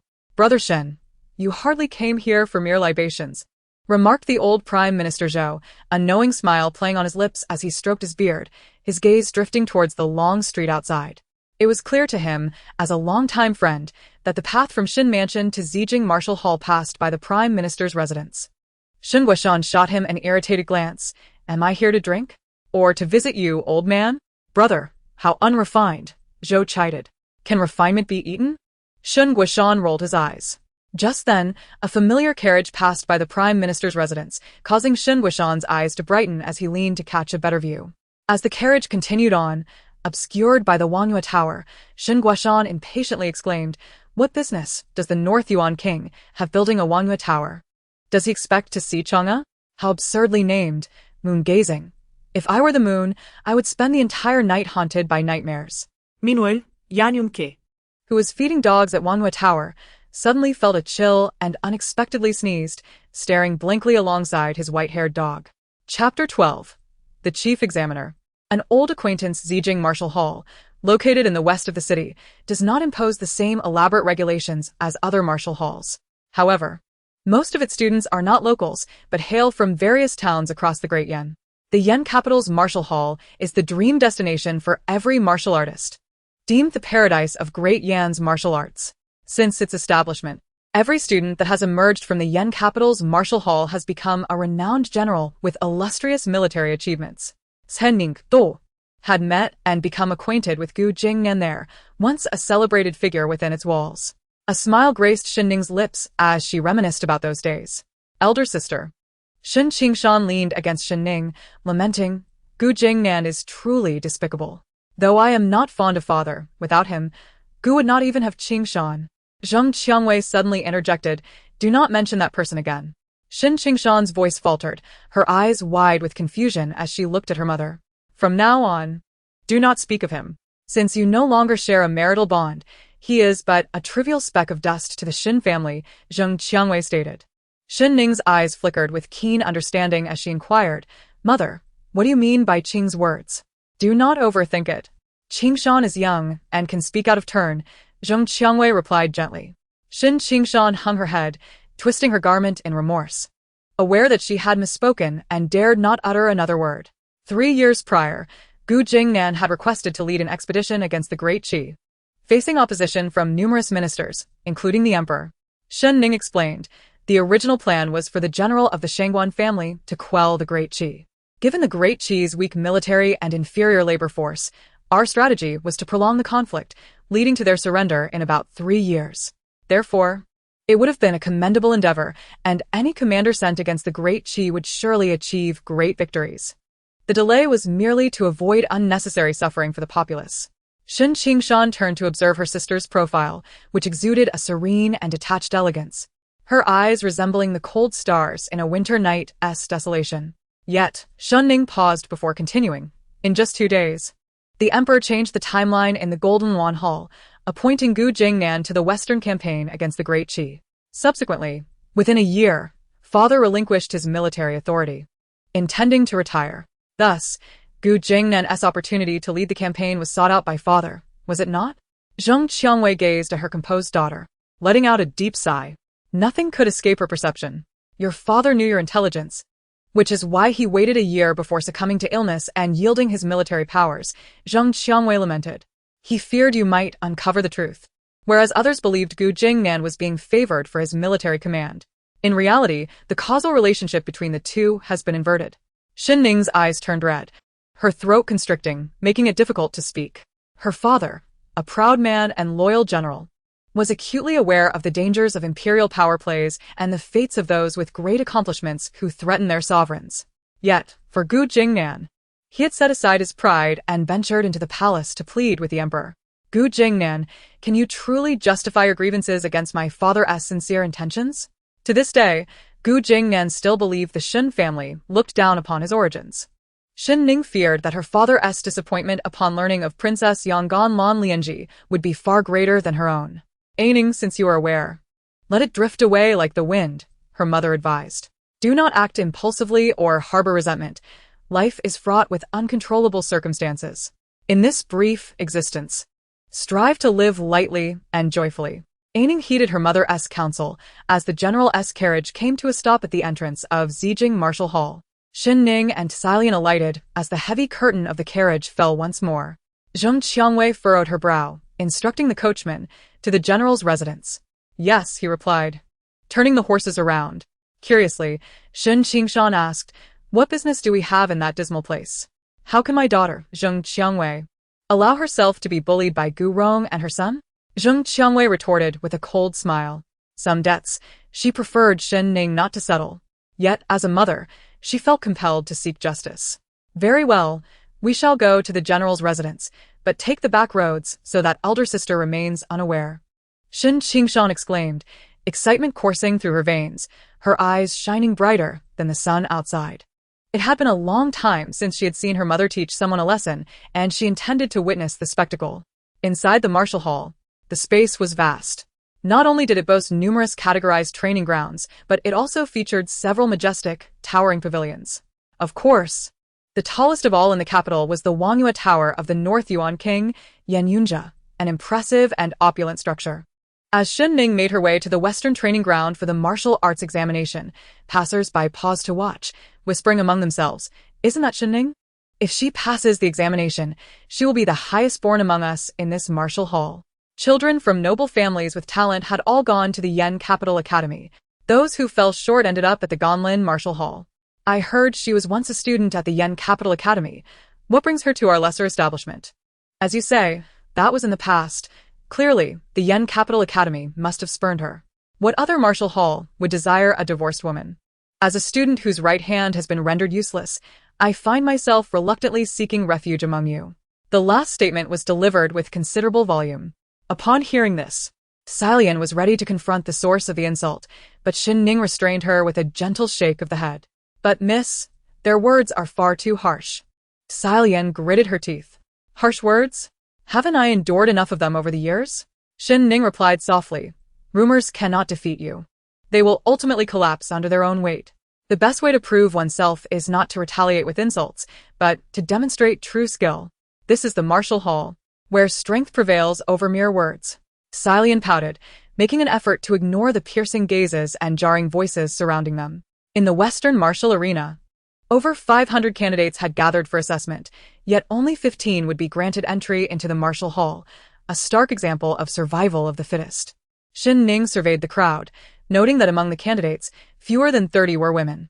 Are you Shen Ning of the General Shen's household? A dark-skinned girl, bearing a sword taller than herself, approached Shen Ning barefoot. Shen Ning nodded slightly. Silian eyed the girl warily. I am Chen Huanhuan, from Xiu County in Yanbei, Mingyue City. I've heard about your situation, Miss Shen. Chen Huanhuan flashed a grin, gave a thumbs up, and winked at Shen Ning, complimenting her boldness. Xilian was taken aback. Shen Ning returned Shen Huanhuan's smile politely. At that moment, the master instructor of the Zijing Martial Hall entered the arena with a group, including Gu Jingnan. The white-haired master introduced, for this martial arts assessment, Zijing Martial Hall has invited the general of the state to serve as the chief examiner. After the assessment, General Gu will share the secrets and details of the 3-year-long Qian War. You are all fortunate to be here. Instantly, numerous causes converged on Shen Ning. Chapter 13. The cool moon. The blazing sun. Shen Ning remained as unyielding as a mountain. The warm autumn breeze swept through, lifting the wisps of hair at her temples. She regarded Gu Jingnan, who was surrounded by admirers, with the indifference reserved for a stranger. Gu Jingnan, amidst the throng, spotted Shen Ning's serene and unassuming presence. Reminiscent of years past when he first arrived in Yanjing and beheld the adoration surrounding her. Dressed in a crisp red outfit, she smiled with a charm that outshone many a young man. The elite of the capital flocked around her like moths to a flame. She was the cool moon and the blazing sun, while he, Gu Jingnan, was but mud beneath her feet, destined to gaze up at her. Now, the roles had reversed. He, the general of the state, looked down upon a struggling fish floundering in the mire, observing its impending demise. With a smile, Gu Jingnan addressed the master. Thanks to the emperor's blessings and the auspicious presence of the Son of Heaven, I have been able to conquer the Western Qi. Indeed, it is largely due to the emperor, yet General Gu is also an exceptionally talented individual, recognized by our wise sovereign, the master added. The martial arts assessment is about to commence. General Gu, as chief examiner, should ensure we uncover a few talented individuals for Zijing Martial Hall. That is only natural. Gu Jingnan replied amicably, his eyes subtly glancing at Shen Ning. When he noticed her indifference, a flicker of irritation arose within him. Although he and Shen Ning were no longer husband and wife, in his subconscious, she remained his. His visit to Zijing Martial Hall was intended to witness Shen Ning's humility and submission. If given a chance to reconcile, he would gladly bring her back to the household, ensuring that Lan Lianji could not displace Shen Ning from her rightful position. The master continued, among you, there are locals from the capital and those who have traveled from afar to pursue martial arts.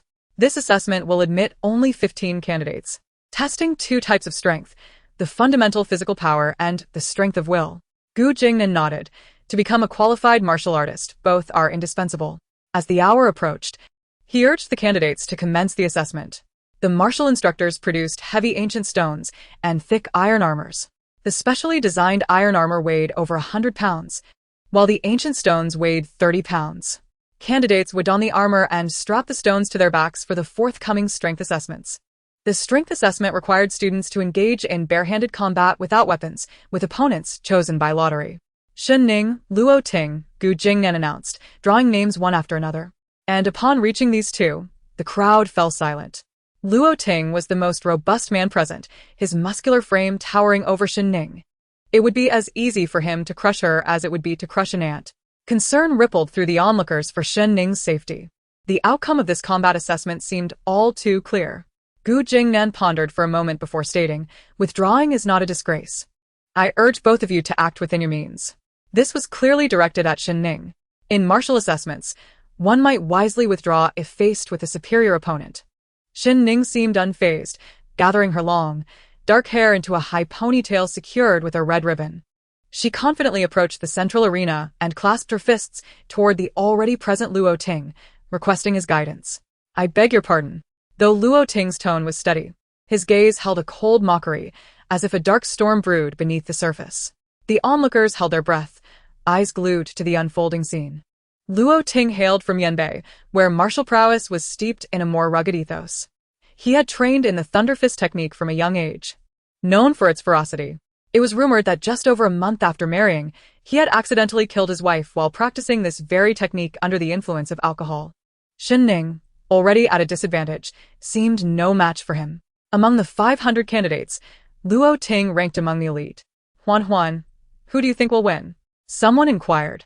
Huan replied, Shen Ning. The surrounding crowd turned to her, and after a moment of stunned silence, erupted into laughter. A woman's perspective, a woman's perspective. Scoffed a young man of about 20. Chen Huan shot a glance at the speaker, He Zijian, and retorted, what of it? Is your mother not a woman? Is your grandmother not a woman? Without women, where would you find the opportunity to prattle on? Her words left He Zijian speechless, eyes wide as he pointed at her. Unable to muster a response. With a dismissive scoff, Chen Huan turned her focus back to the arena. Luo, my thunder fist does not discriminate between genders, Luo Ting declared. Martial arts are not bound by gender, Shen Ning replied coolly. If by chance you were to crush my skull, I hope General Shen will not hold it against you. As Luo Ting's words faded, he stepped forward with the force of an earthquake. Though his physique was imposing, his movements were surprisingly agile. With a thunderous roar, he unleashed a punch aimed directly at Shen Ning's face, a blow powerful enough to shatter her facial bones. The master stroked his beard, nodding in satisfaction. Gu Jingnan's breath quickened, fists clenched tightly. He did not wish to witness Shen Ning's humiliating defeat. Just as Luo Ting's fist was about to collide with Shen Ning's face, she swiftly sidestepped, causing him to miss entirely. As Luo Ting turned and unleashed a flurry of punches, Shen Ning narrowly evaded each one. A master from the martial hall beside Gu Jingnan shook his head, remarking that mere evasion could never surpass the prowess of General Shen. The master added, Shen Ning cannot avoid for long. Luo Ting possesses skill. After several failed strikes, Luo Ting discerned Shen Ning's pattern of retreat, accurately predicting her movements and delivering a powerful punch aimed at her, intent on her demise. With no room left to retreat, Shen Ning resolved to confront him.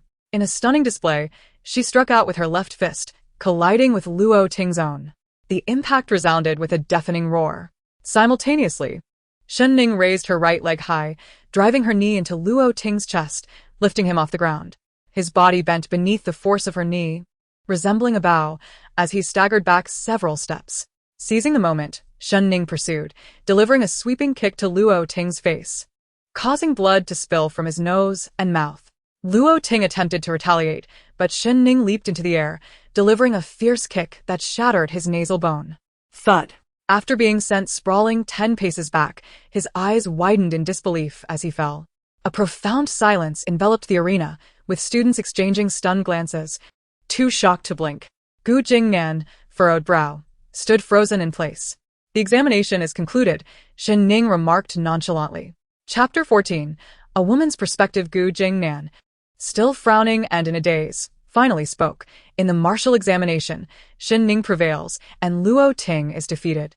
In this combat, a contestant who suffers 3 defeats is immediately eliminated, without the chance to participate in a second round. An uproar erupted around them. The once arrogant gazes now tinged with wariness and astonishment directed at Shen Ning. Amidst the multitude of stares, Shen Ning casually lowered her arms and stepped down from the arena. Miss Shen Ning, please wait, called out a middle-aged man accompanying the master. One of the examiners from the Zijing Martial Hall, named Deng Bofei. May I see your left hand? He inquired.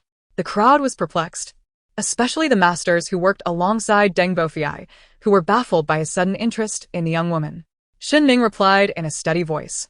My left metacarpal is fractured, and I am currently unable to lift it.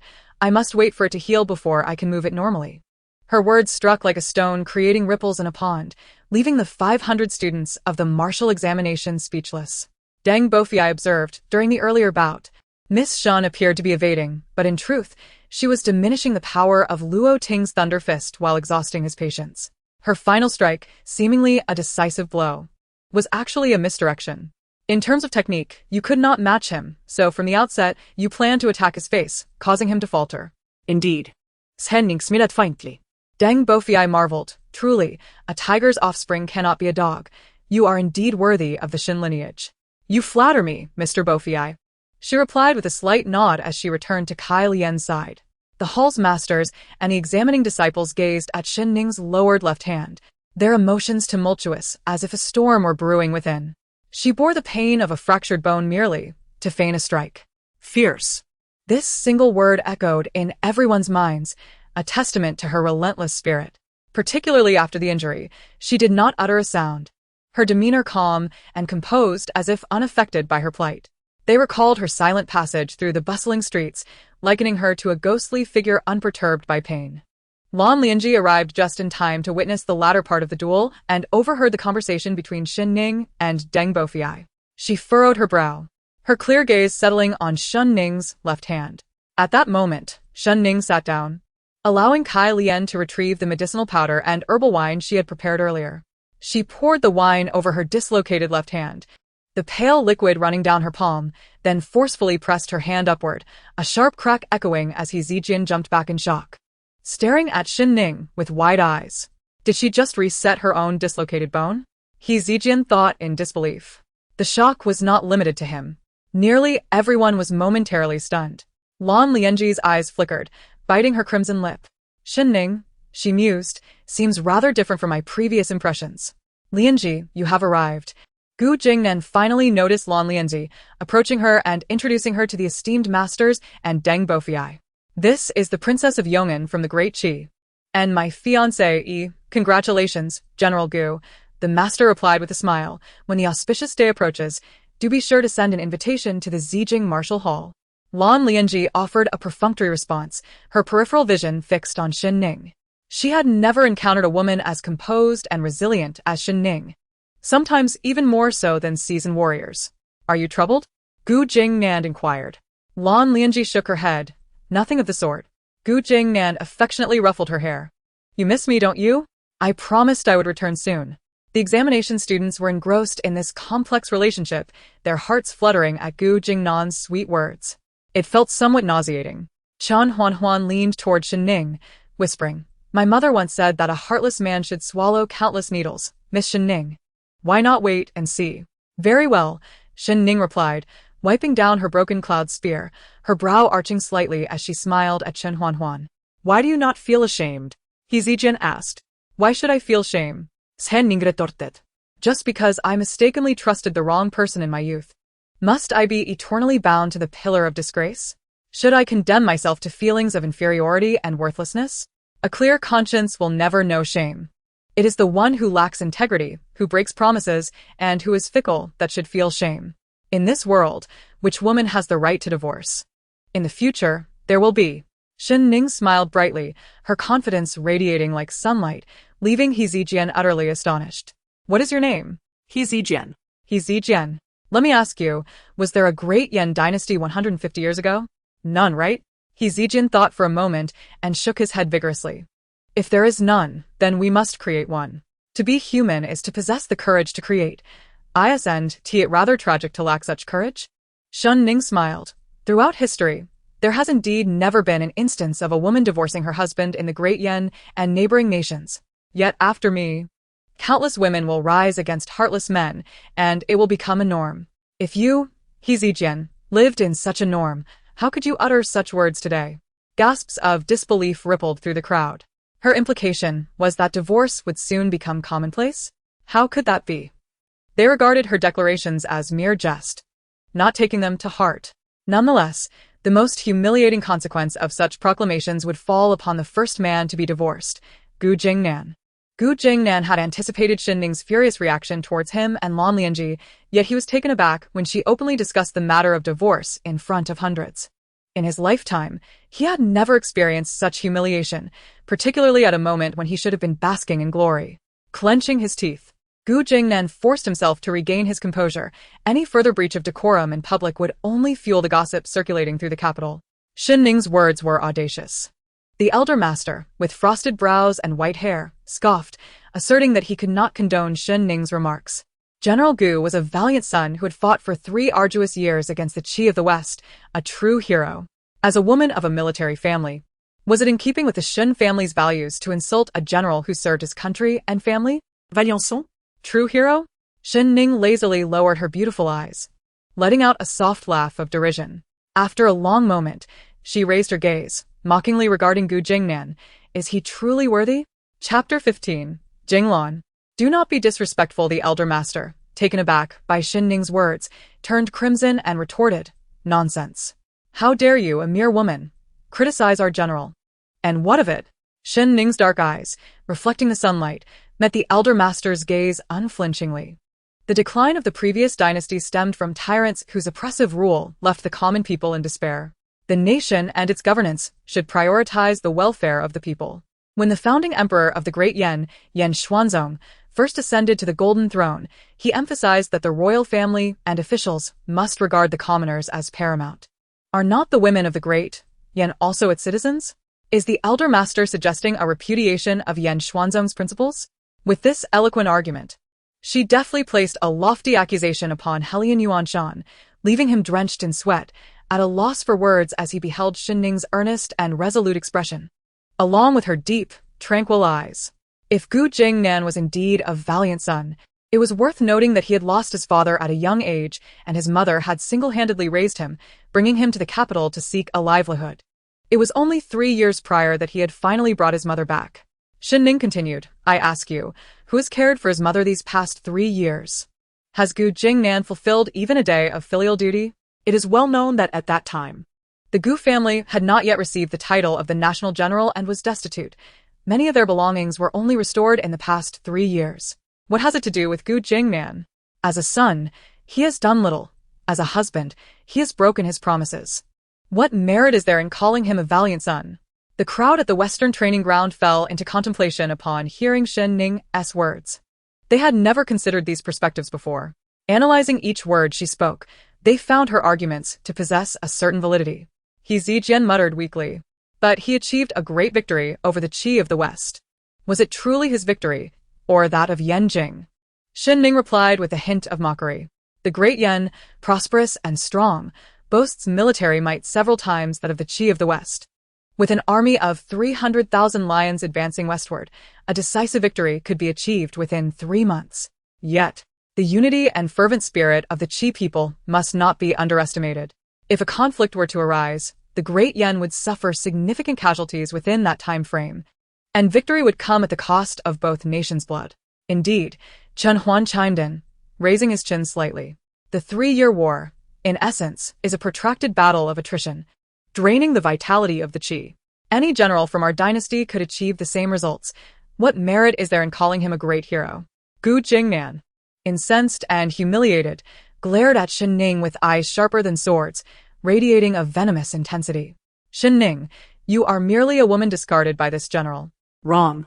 Shen Ning countered, extending her right hand and playfully shaking her finger at Gu Jingnan. Remember, it is I who am discarding you, I do not want you. This was one of the reasons she was determined to leave behind the tumultuous past.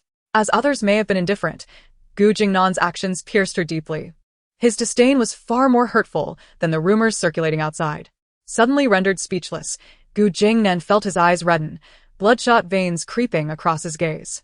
In stark contrast to his explosive fury, Shen Ning appeared as a serene spring, deep, tranquil, and coldly composed. Just as the atmosphere threatened to reach a boiling point, Deng Bofiai hurriedly intervened, stating that today was the assessment day for the Zijing Martial Hall, and much time had already elapsed. He urged everyone to continue with the combat based on the draw system. Miss Shen, you must secure 3 consecutive victories to advance to the second round of the stability test. Perhaps you should rest a moment before proceeding? No need. Let us continue. Shen Ning replied. Deng Bofiai looked at Shen Ning in surprise before turning to the nearly enraged Gu Jingnan. General Gu, please draw for Miss Shen.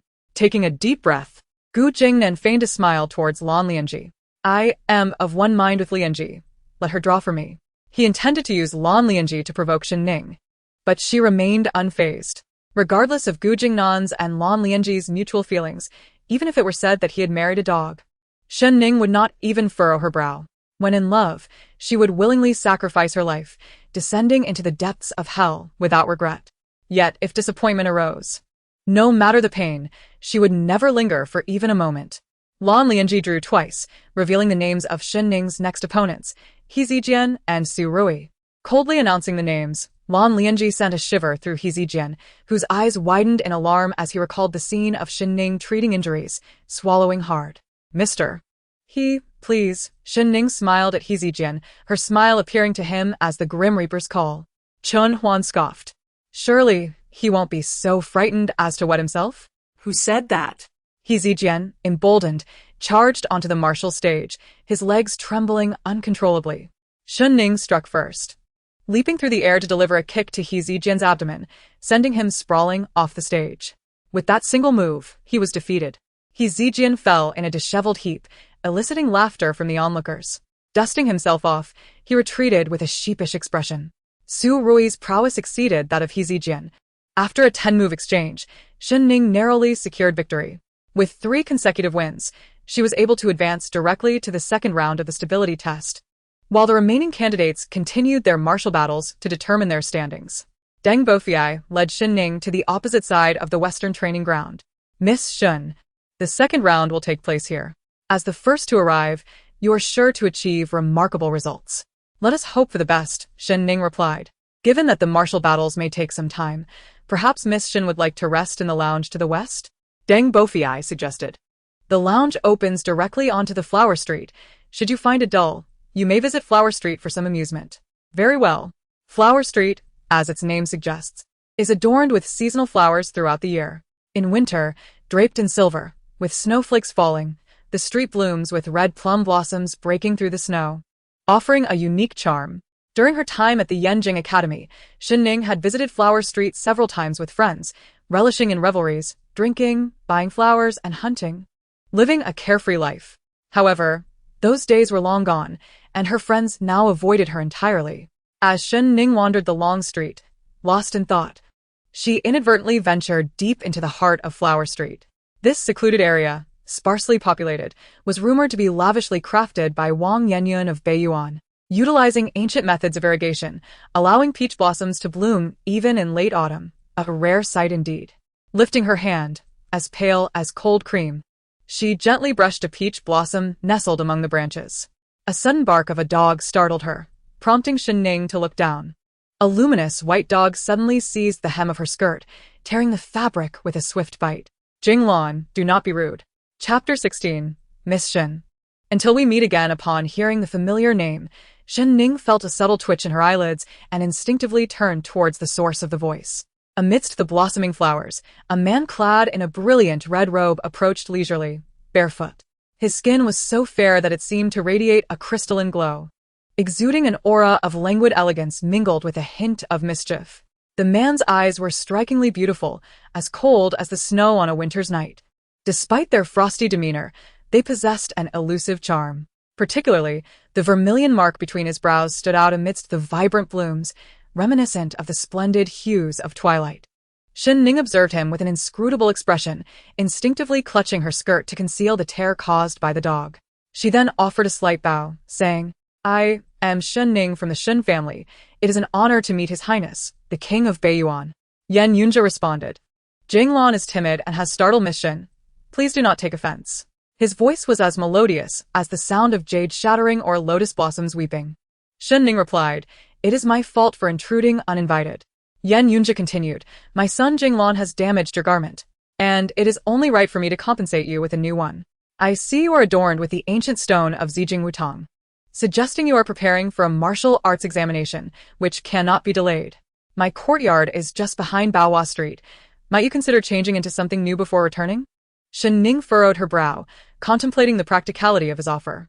Under normal circumstances, it would be acceptable, but in a martial arts examination, any discrepancies could prove detrimental.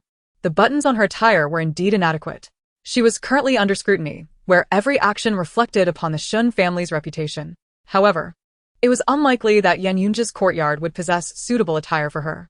Seemingly aware of her thoughts, Yan Yunjia casually remarked, There are many women's garments in my courtyard that should fit you well. His tone was nonchalant, yet his gaze upon Shen Ning bore an unsettling quality, as if assessing her dimensions. Then I shall trouble your highness to lead the way, Shen Ning said, averting her eyes from Yan Yunjia. With a light smile, Yan Yunjia strolled lazily alongside her towards the courtyard. The sign above the entrance proclaimed the lavishness of the estate in pure gold letters. Shen Ning found herself momentarily entranced by the inscription.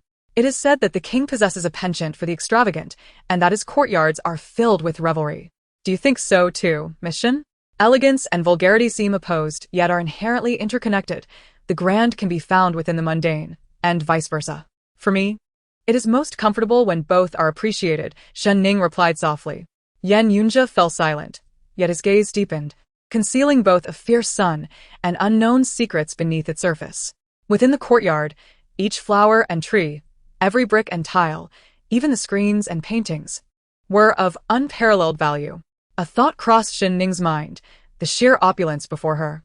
From both sides, the sounds of melodious voices echoed, accompanied by the ethereal music of pipa and guqin, as if descending from the heavens.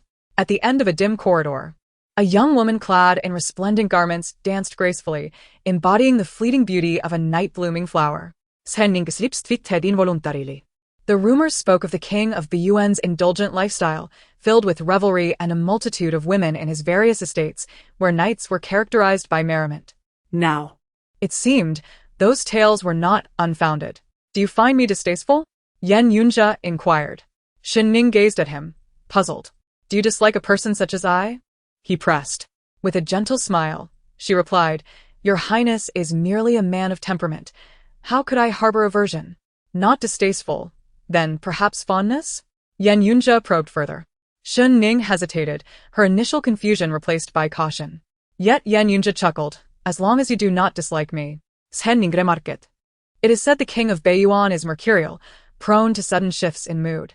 Is that truly the case? The room ahead is filled with women's garments.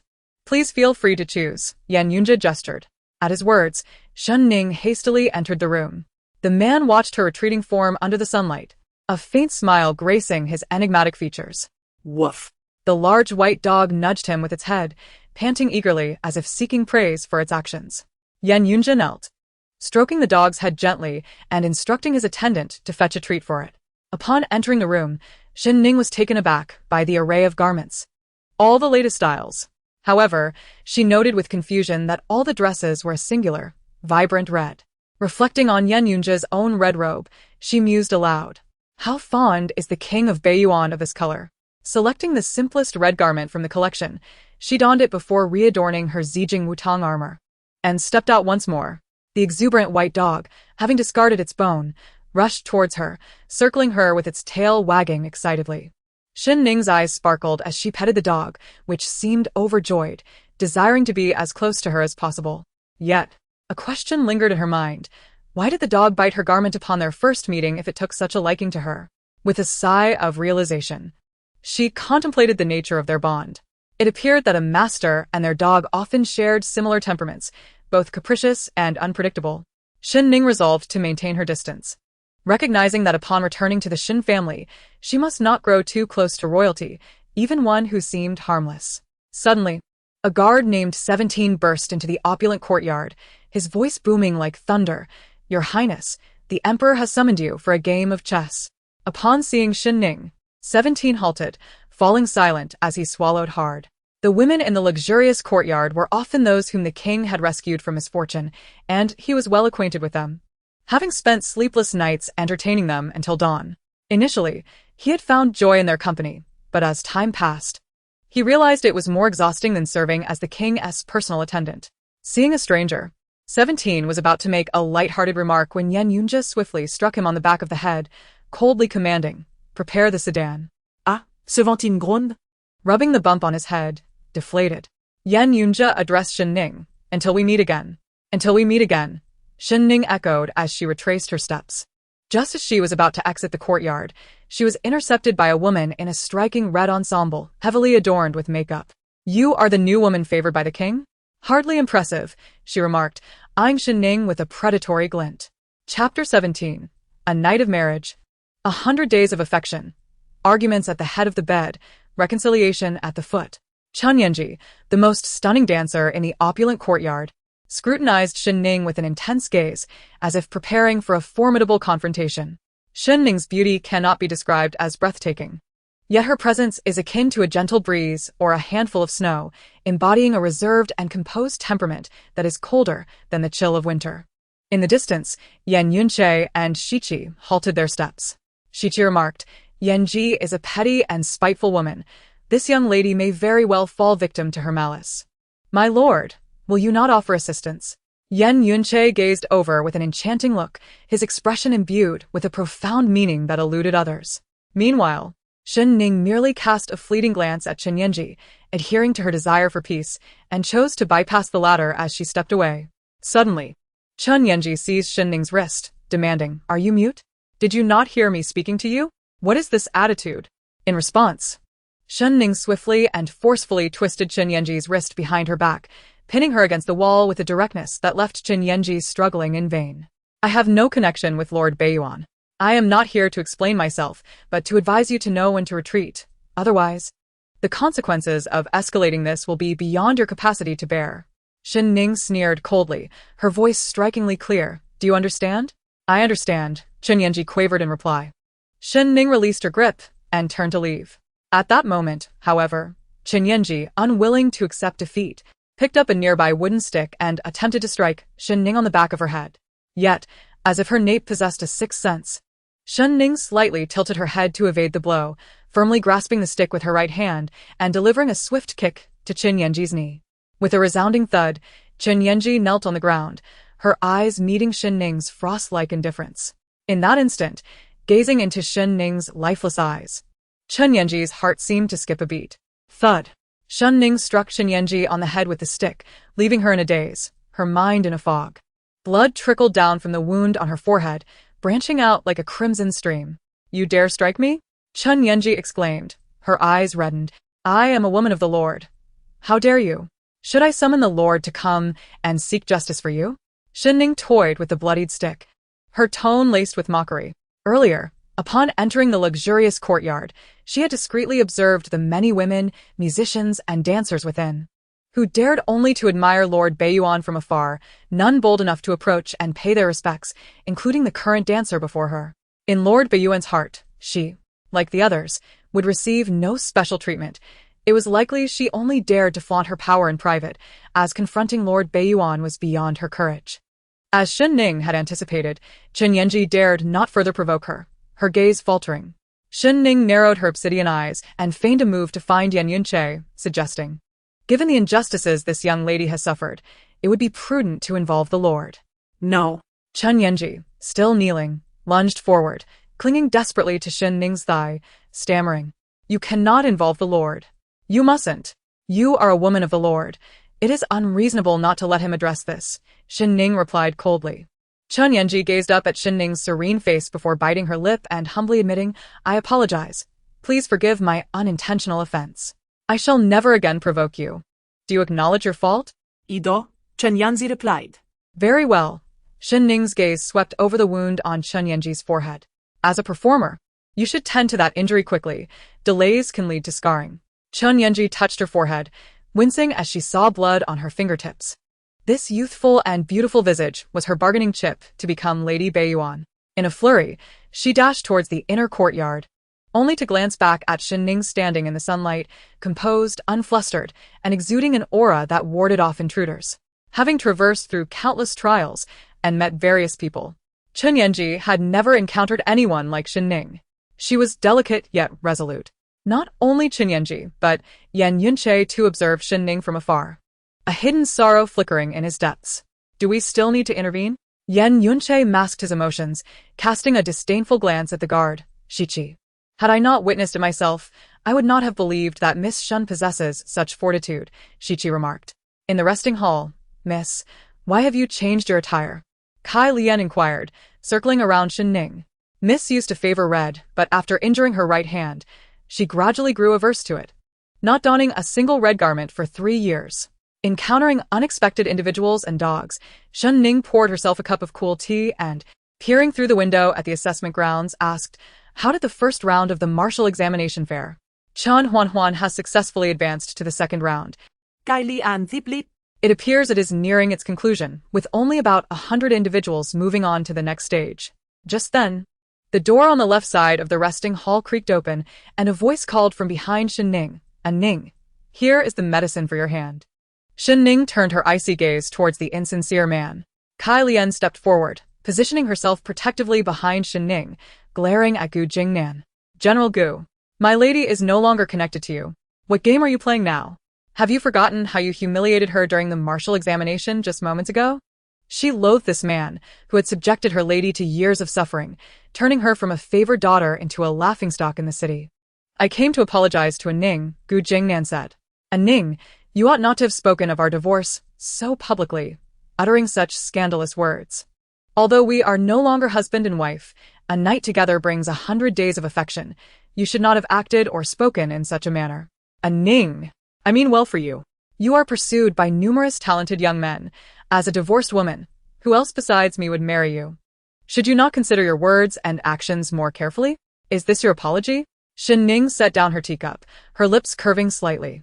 General Gu, we have never shared a bed. How can you claim a night together? After 3 years of war, have you forgotten your own impotence? She smiled sweetly, her words striking Gu Jingnan's soul like a drumbeat, rendering his eyes red with humiliation and rage, as if he were a beast ready to devour her. Chapter 18. After years apart, you seem to have lost much. Shen Ning, I care for you deeply and never expected you to become this type of person. Gu Jingnan clenched his fists, speaking with restrained intensity. A man of honor should be forthright. I admit my wrongdoing regarding Lianji. I failed you. But, do you not understand what I did was for you? Yes, I feel ashamed before you. Yet look at me now. I am a living man. Is this not for your sake? I did not wish for you to endure a lifetime of widowhood, yet consider the actions you have taken these past 2 weeks. Shen Ning stared at Gu Jingnan in silence for a moment before suddenly bursting into laughter. Her laughter grew from a soft chuckle to a vibrant crescendo, as if years of mirth had coalesced into a single day. Tears of laughter splattered from her eyes, her gaze reddened. Gu Jingnan observed her frenzied demeanor, feeling a heavy discomfort in his heart, akin to a chaotic tangle within his very being. He yearned to approach and embrace the woman who had once captivated his soul to its depths. Yet, the pride of manhood warned him within his mind, restraining him. You have betrayed your promise, secretly binding yourself to Lan Lianji outside the borders of Dian, claiming it was for my sake? After finishing her laughter, Shen Ning coldly and mockingly wiped away the tears at the corners of her eyes. Ah Ning, she pondered, as a wife, how could you fail so miserably? Unable to ignite your husband's interest in the bedchamber? Gu Jingnan furrowed his brow, yet you have never reflected on this. Even now, you dare to attack me with such matters. Are you truly a good wife, a virtuous woman? Why can you not coexist peacefully with Lianji? She is a princess of Daki. Why must you selfishly insist that I, Gu Jingnan, can possess only you? Have you ever considered why I can share a marital bond with Lianji, yet cannot share intimacy with you, my wife? Is this not a reflection of your own shortcomings? General Gu, what are you saying? Kai Lian exclaimed, astonished as she stared at Gu Jingnan. The young lady has sacrificed everything for you, even her family, and you dare to castigate her? If she truly sacrificed everything for me, how could she abandon me? Gu Jingnan retorted. What do you mean by saying she has forsaken her family? It is merely a conspiracy between your young lady and Shen Guishan, fearing my rise through the Shen family's influence. Shen Ning, do you see? Even without the Shen family, I can thrive. Why do you call me father? Shen Ning suddenly asked coldly. Shen Guishan, a man of military prowess, bore countless honors, each a testament to his enduring scars. Even the royal family must show him respect. In all of Yanjing, who would dare to address him so casually? Gu Jingnan dared. He is no longer my esteemed father-in-law. If I do not call him Shen Guishan, must I then refer to him as father? He said with a chuckle. Shen Ning seized a teacup from the table and, without hesitation, hurled it at Gu Jingnan's forehead. True to his martial prowess, Gu Jingnan swiftly caught the teacup just in time. Shen Ning, do you wish to fight me? Yet. She had already kicked the nearby broken cloud spear, sending it flying outward as she swiftly maneuvered behind Gu Jingnan, seizing the spear and thrusting it into his shoulder blade. Her speed was astonishing, leaving even a battle-hardened Gu Jingnan unable to react in time. As pain surged through him, he was taken aback by Shen Ning's swiftness and the ferocity of her strike. How could the woman, who had forsaken martial practice for years, not have regressed in her skills? With a swift motion, Shen Ning withdrew the broken cloud spear from his shoulder, leaving behind a gaping wound. General Gu, after all these years, you seem to have deteriorated considerably. At her words, Gu Jingnan's eyes widened in shock as he beheld Shen Ning's radiant smile, her crimson attire lending her an ethereal allure. She stood poised in the light, as if merging with the vibrant hues of the evening sky. In that moment, Gu Jingnan was transported back to the days of their youth at the Yanjing Academy, where he, like other boys, would sneak away to catch a glimpse of her. At this instant, his gaze burned with fervent obsession. Shen Ning took the handkerchief offered by Kai Lian, methodically cleaning the blood from the spear, and said with deliberate calmness, If General Gu wishes to keep his reputation as a formidable general from being tarnished by a frail woman who hasn't wielded a weapon in years, he would do well to vanish from my sight.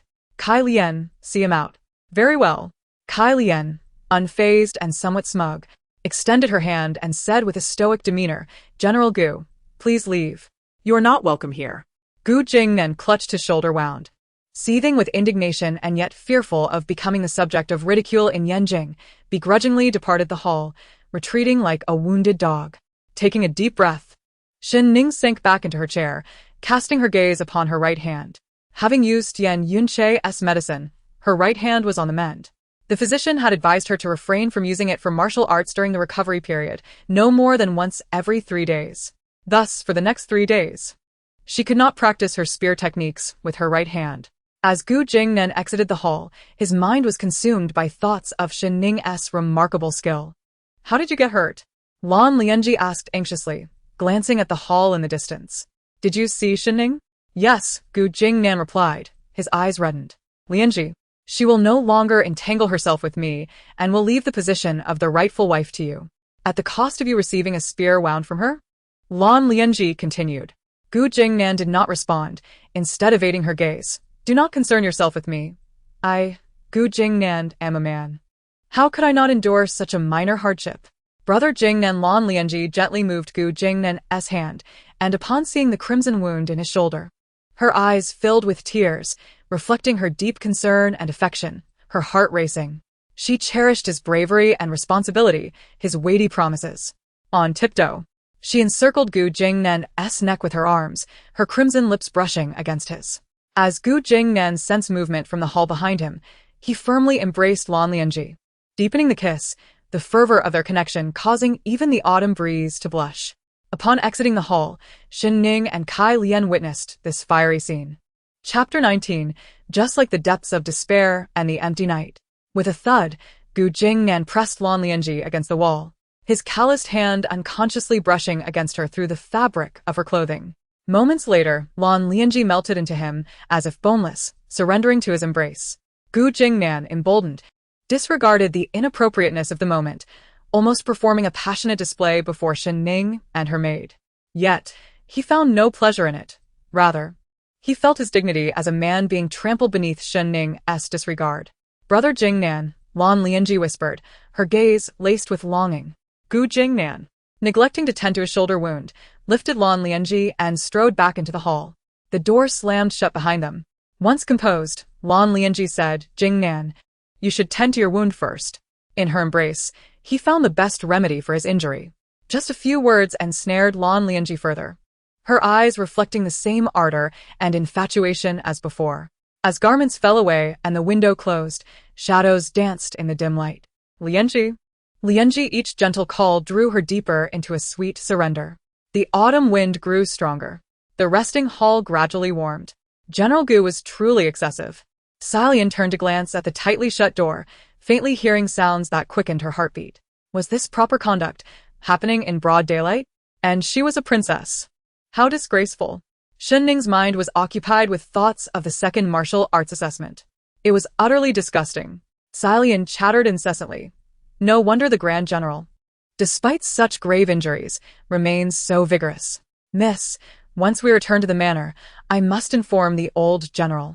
Shen Ning coldly interrupted Kailian, fixing her gaze on her eyes, and solemnly said, "Father is advanced in years.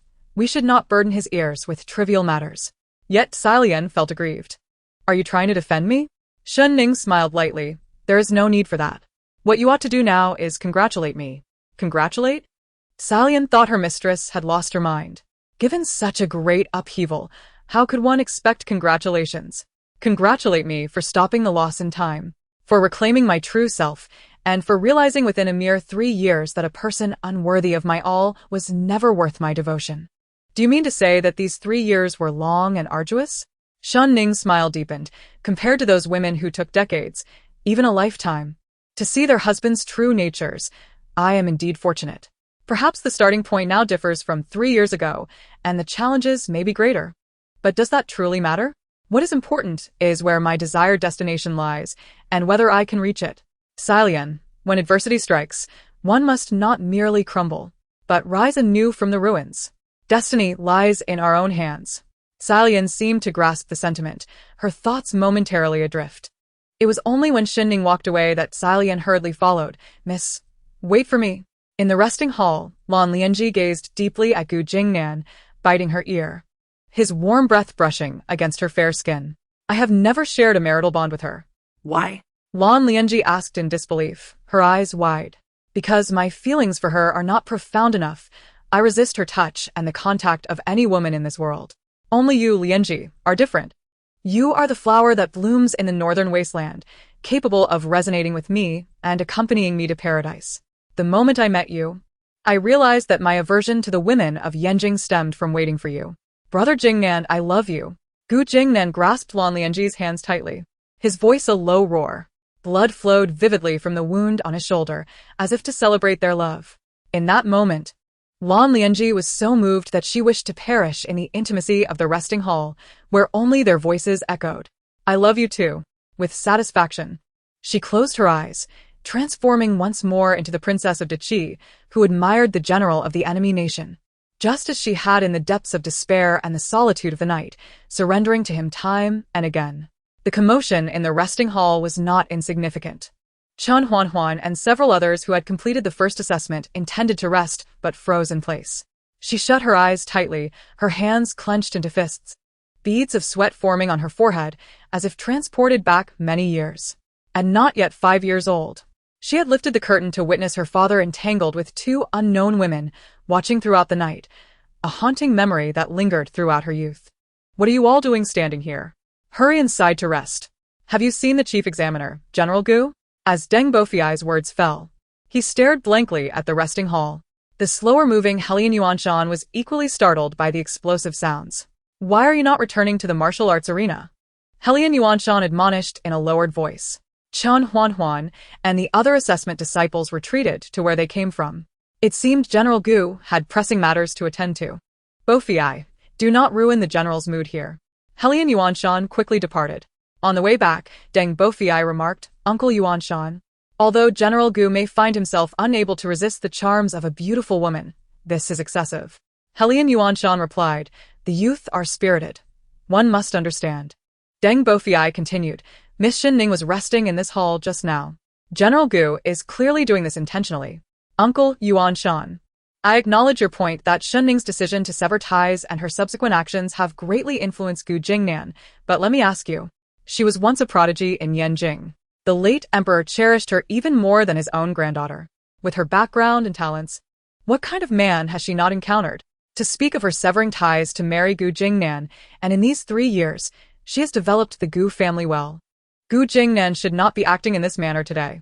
Tell me, how many women in this world would abandon their brilliance for a man who has yet to achieve success? Helian Yuanshan fell silent. Though he did not favor Shen Ning, he felt that Gu Jingnan, as a man, should not have allowed matters to reach this extent. The two had returned to the Western martial arts arena. Helian Yuanshan glanced toward a corner where a woman sat on a stone stump, turning a page of a martial arts manual.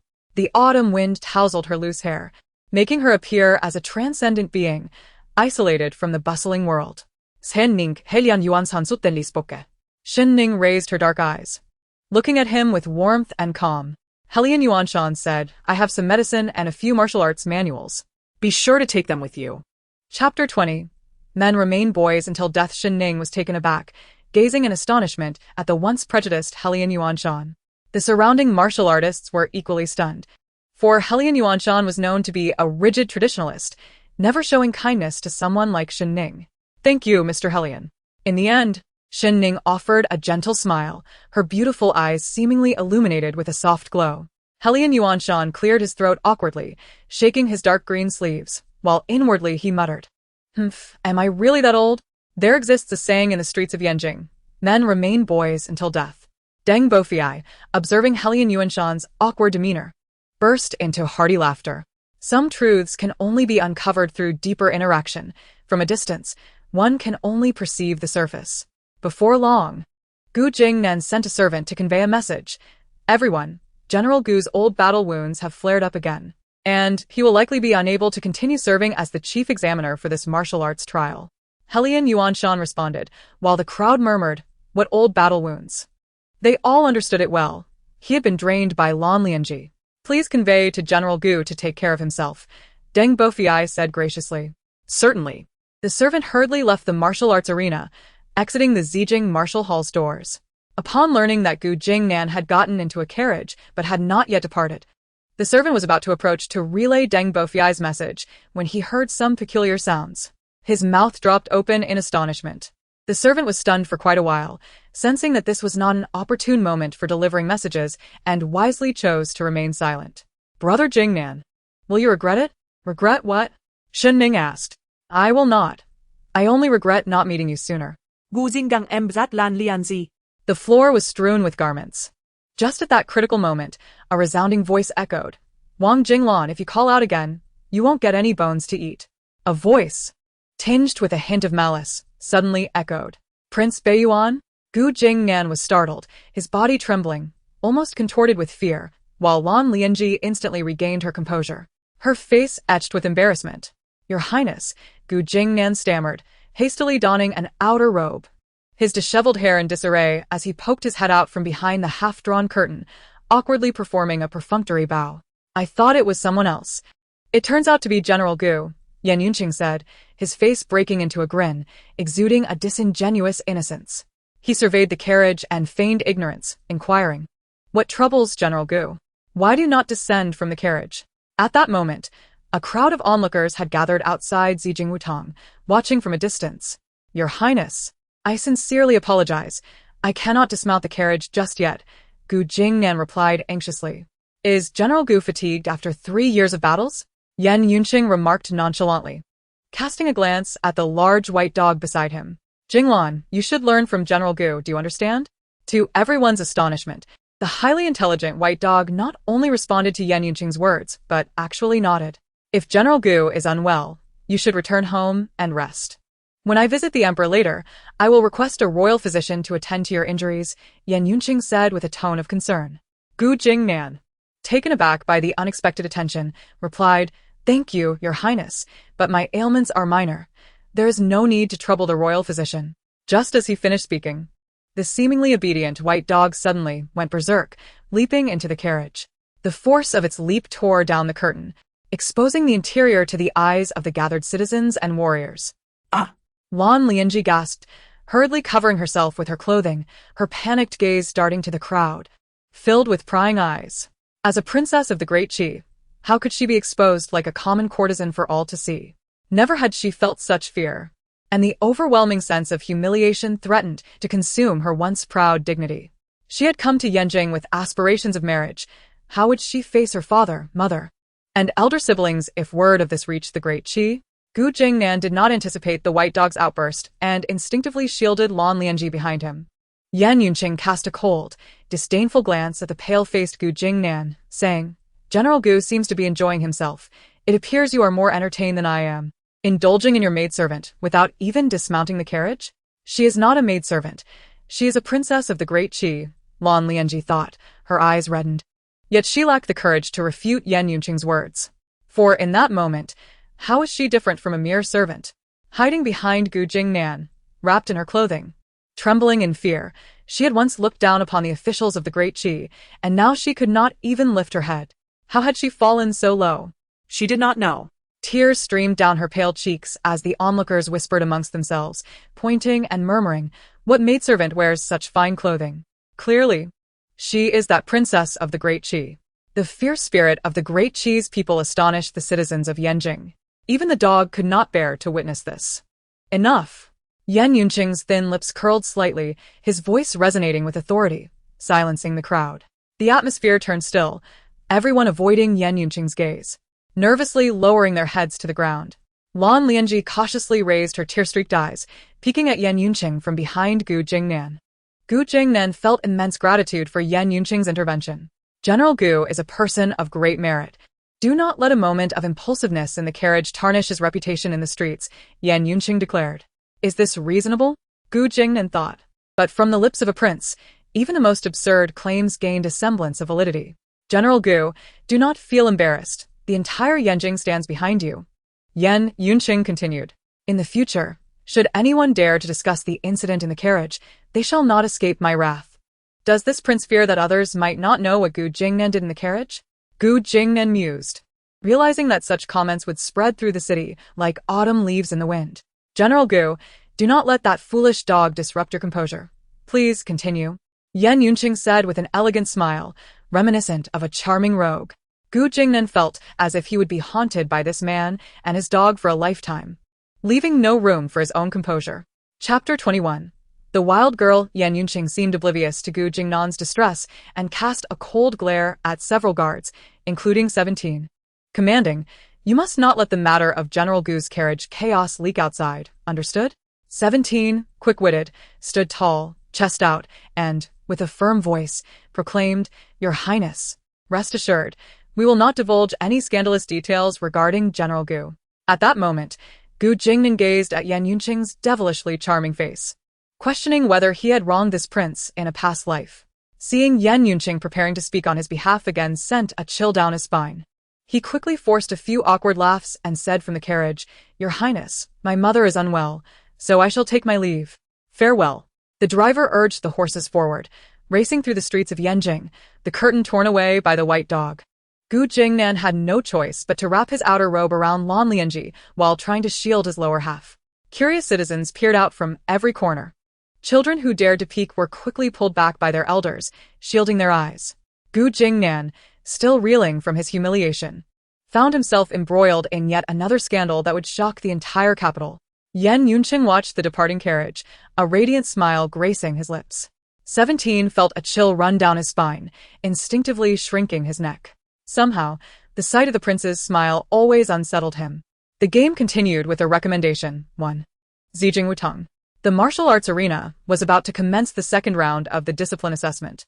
With the departure of the chief examiner, Helian Yuanshan and Deng Bofiai were left in a state of panic. It was too late to find a new chief examiner. Even if Zijing Wutong ranked low, the chief examiner must be a respected figure in the capital to lend the academy credibility and authority. "Mr. Yuanshan," Deng Bofiai suggested, "why not appoint yourself as the chief examiner? Is that not absurd?" Helian Yuanshan frowned.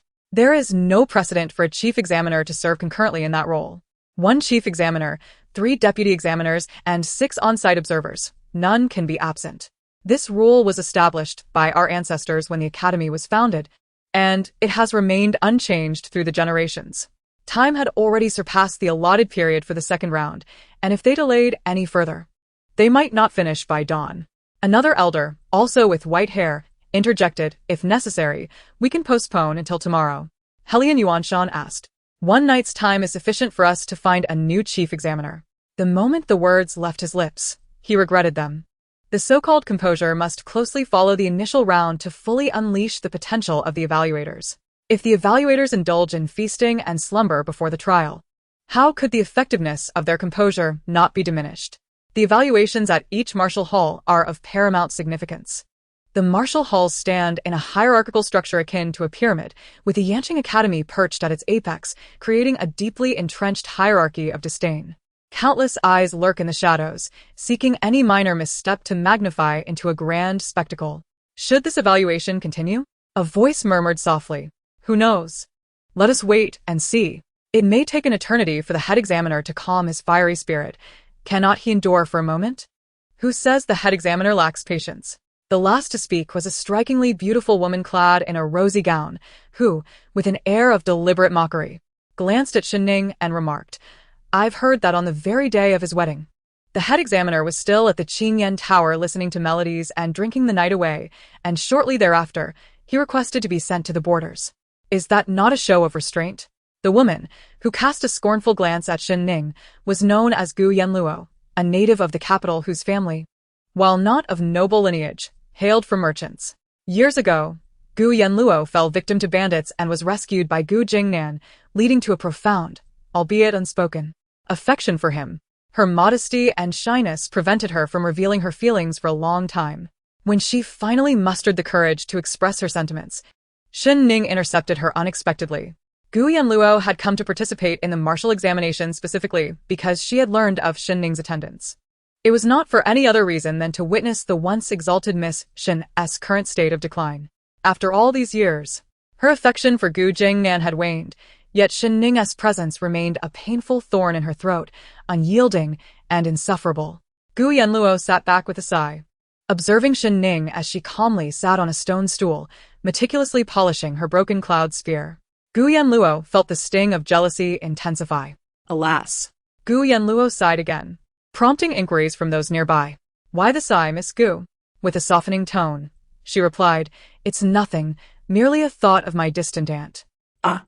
But let us not dwell on that. This piqued the curiosity of others, who gathered around, urging her to elaborate on her distant aunt's circumstances. Gu Yanluo casually glanced at Shen Ning before continuing. My distant aunt, disregarding her parents' counsel, eloped with a destitute scholar to a remote village. She believed her life would be filled with romance and poetic splendor, only to find that her husband turned abusive, drinking heavily and physically assaulting her. Desperate, she was forced to threaten him with her life to obtain a divorce, returning to her family, who deemed her a disgrace, reducing her status to that of a servant. As she spoke, she paused to sip from her water flask before resuming. You all know how unlucky it is for a married woman to return to her family alone. Her family sought a match for her, but who would want her? After 3 or 4 years, she remained unwanted, destined for a life of solitude. Recently, I received troubling news. The others pressed her for details. Her aunt, unwilling to burden her family, took her own life by jumping into a well. A heavy silence fell over the group. It was a complex and tragic narrative, prompting reflections on the misfortunes of Gu Yanluo's aunt. Meanwhile, many turned their gazes toward Shen Ning. What difference was there between Shen Ning and Gu Yanluo's aunt? Gu Yanluo's objective was achieved, a smile breaking forth in her eyes.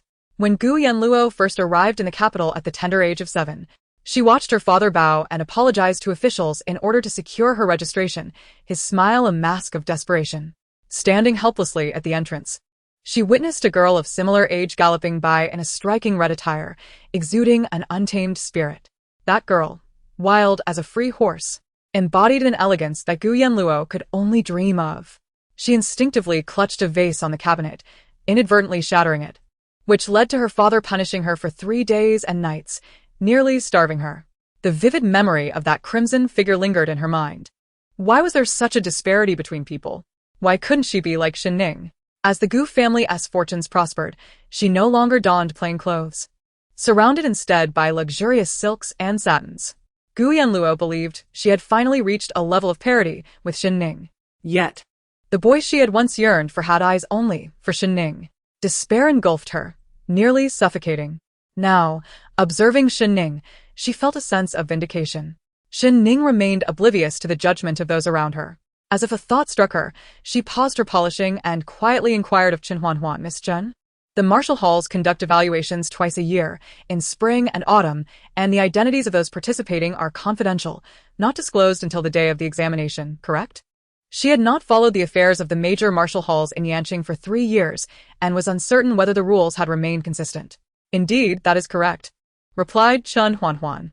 Shen Ning's amber-hued eyes narrowed slightly in the fading light, her expression imbued with depth. As the chief examiner, Gu Jingnan would be informed of her participation today and could voluntarily join the panel of examiners. The Zijing Martial Hall would certainly welcome such a noteworthy figure. However, as a participant in the evaluation, Gu Yanluo could not participate on the day itself, having needed to register in advance. This presented a conundrum. It implied that someone not only knew of Gu Yanluo's past affections for Gu Jingnan but had also disclosed her intention to participate in the examination weeks in advance. How intriguing! Shen Ning offered a nonchalant smile, seemingly languid. The tale of Gu Yanluo's affection had reached her ears years ago when she overheard a noblewoman from the Qi state mention it. On the day of Gu Jingnan's wedding, Gu Yanluo had been inconsolable, drunkenly crying out his name. Miss Gu, this is not your family's doing, suddenly proclaimed He Zijian. He Zijian, by all accounts, should not have been present. Most of those gathered were awaiting the second round of evaluations, while the first round's failures had retreated in shame. Yet, He Zijian remained, a curious anomaly. Gu Yanluo frowned, displeased, and retorted, What do you mean by that, young master He? He Zijian replied, Firstly, matters of marriage should be determined by parental arrangement and the matchmaker's words. While your aunt's elopement was indeed misguided, it is natural for young hearts to be blinded by love. Yet, her parents, in their adherence to societal prejudice, treated her as if she were worthless. Your aunt's demise, though partly her own fault, was largely a consequence of her family's negligence and their archaic views. General Shen, accompanied by his esteemed wife and son, personally went to retrieve Miss Shen, showcasing her remarkable spirit. With resolute determination, she departed with the utmost decisiveness. embodying the first among the women of Yanjing to cast aside her husband. She harbored no intentions of clinging to her family, and once her recovery was complete, she promptly returned to participate in the assessments. If only her aunt possessed a fraction of her resilience, life would surely be more bearable. Though He Zijiang adhered to traditional views of male superiority, he unwaveringly recognized the responsibilities and duties of a true gentleman. The actions of Gu Jingnan today, devoid of any sense of obligation, juxtaposed against Shen Ning's conduct, compelled him to reassess his beliefs. What difference does it make, whether one is a man or a woman? To live with dignity is to transcend any definitions imposed by others. Chen Huanhuan remarked, Miss Shen truly lives up to her heritage as the daughter of a general. She once possessed the courage to endure poverty together, and now she can decisively sever ties when faced with indifference. Zijing achieved the highest score in the first round of the martial examination, truly a paragon for our generation. Gu Yanluo found herself momentarily speechless. Her earlier satisfaction swiftly turned into a suffocating discomfort. She opened her mouth to speak but faltered, inadvertently casting a glance at Shen Ning, who remained composed and indifferent, rendering her own demeanor akin to that of a mere jester. Biting her lip, Gu Yanluo muttered, "The elders have said that an unhappy woman returning to her family for an extended stay brings misfortune upon them. Moreover, how many divorced women can find the dignity to remarry?" Chen Huan's voice abruptly trailed off as a sharp sound pierced the air. A silver spear, gleaming like the cold light of a crescent moon, soared through the sky and struck the tree behind her. Gu Yanluo's face turned ashen, beads of sweat cascading down her temple and along the contours of her face. Her body froze, and she turned mechanically to witness the spear embedded deep within the tree. A wave of dread enveloping her as coldness surged through her being. The hairs on her body stood on end, her breath quickening, as her wide eyes reflected the terror of narrowly escaping death. She glared at Shen Ning, fists clenched. Shen Ning calmly replied, "I apologize. The spear was not steadied well," causing Miss Gu to be startled. The onlookers murmured, "Was it truly unsteady? It appeared rather precise and deliberate. Was it intentional?" Gu Yanluo, though unwilling to admit it, was indeed frightened. At that moment, Silian, whistling cheerfully, approached Gu Yanluo from behind and extracted the spear. As she passed by Gu Yanluo, she flashed a bright smile. My lady was too distracted by the noise, causing the spear's trajectory to veer and startle Miss Gu. I trust that Miss Gu, being a person of kindness and understanding, will not take offense? She had learned to be clever, often finding that retreating can sometimes be the best strategy in conflict. Gu Yanluo dared not express her grievances. To do so would only reveal her pettiness. Yet, the bitterness lingered in her throat. Silian reveled in her discomfort, skipping back to Shen Ning's side, her playful nature a refreshing contrast to the oppressive atmosphere. Shen Ning cast a helpless glance at Silian, a gentle smile gracing her lips. She cherished Silian's innocence and vivacity, which stirred something within her otherwise numb heart. Silence often cloaked those who held their thoughts deep within, and over time, they forgot how to open their hearts to others. Shen Ning gently rubbed her left hand, having thrown the spear with her non-dominant hand. Unbeknownst to anyone, she had spent 2 hours each night over the past 3 years honing the dexterity of her left hand. Silian pouted. Why hasn't the second round begun yet? It's getting late.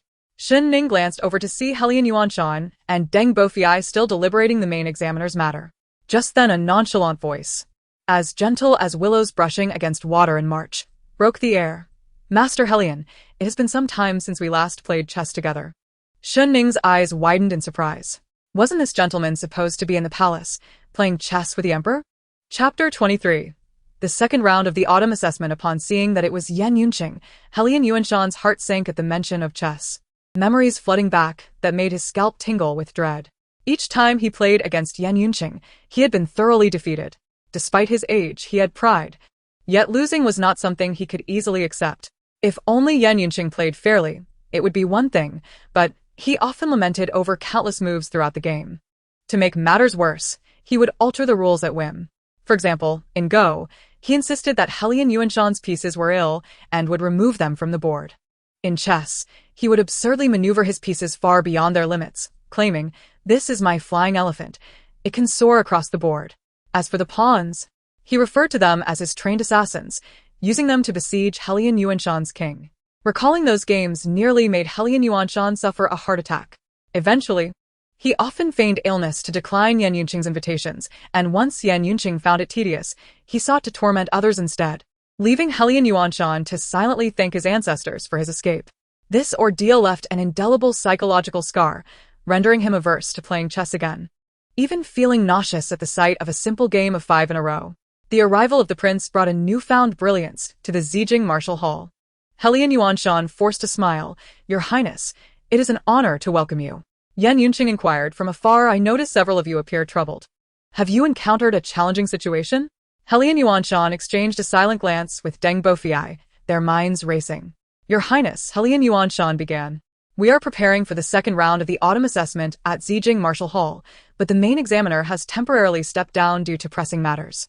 Thus, we find ourselves in need of a main examiner." "The main examiner?" Yan Yunqing raised an eyebrow with a smile. "It would be splendid if your Highness could take on that role for the second round." Helian Yuanshan decisively affirmed this, not allowing Yan Yunqing a chance to decline, while signaling to the still processing Deng Bofei, who promptly added, "Your Highness's participation would indeed be a great fortune for Zijing Martial Hall. In terms of status, the King of Beiyuan is surely above that of any general, regardless of reputation." "Then it is settled. I shall accept," Yan Yunqing replied with a beaming smile. 17. Following closely, nearly rolled his eyes at the absurdity of it all. They had initially planned to head to the palace for chess, yet had taken the longest route possible, only to find Gu Jingnan fleeing in a panic, leading the prince to abandon the palace visit altogether. 17 could only wish to pry open his lord's skull to discern what chaotic thoughts were swirling within. Yet he dared not voice such thoughts, for he was a loyal guardian who valued his life. With a resounding gong, the signal was given. Helian Yuanshan addressed the gathering. "Esteemed guests, the second round of the autumn assessment, focusing on endurance, shall be overseen by King Beiyuan. I trust you will all perform admirably." Upon hearing this, the previously lackluster crowd was filled with fervor and vitality. In the capital, only the prestigious Yanjing Academy could boast royal figures serving as examiners, a distinction that brought immense honor to one's family. Silence. Deng Bofei raised his hand, silencing the voices of over 100 participants. "The second round of endurance testing is quite straightforward. You merely need to endure for the next 3 hours." At this, those who had expected a perilous ordeal breathed a sigh of relief, and most of them visibly relaxed. "Mr. Bofei," someone queried, "what if everyone manages to last the full 3 hours? Wasn't it stated that only 15 individuals would be admitted to the Zijing Martial Hall this autumn?" "Indeed. The rule stands that only 15 shall be selected. However, should all of you endure the full 3 hours, the entire group will be accepted into the hall. If no one can persist, we will proceed with the top 15 based on the rankings from the first assessment," Deng Bofei elucidated. The crowd exchanged glances, some dismissing the test as trivial. Shen Ning remained solemn, approaching the forthcoming assessment with utmost reverence. Her gaze inadvertently drifted to the edge of the training ground, where a young man of about 16 or 17 stood, fully alert and ready for the challenge. He appeared thin and unremarkable at first glance, his patched clothing revealing a humble background, yet his eyes exuded unwavering determination. "What is his name?" Shen Ning inquired. Li Shen. A descendant of the prominent Li family from the former dynasty, Kai Lian whispered.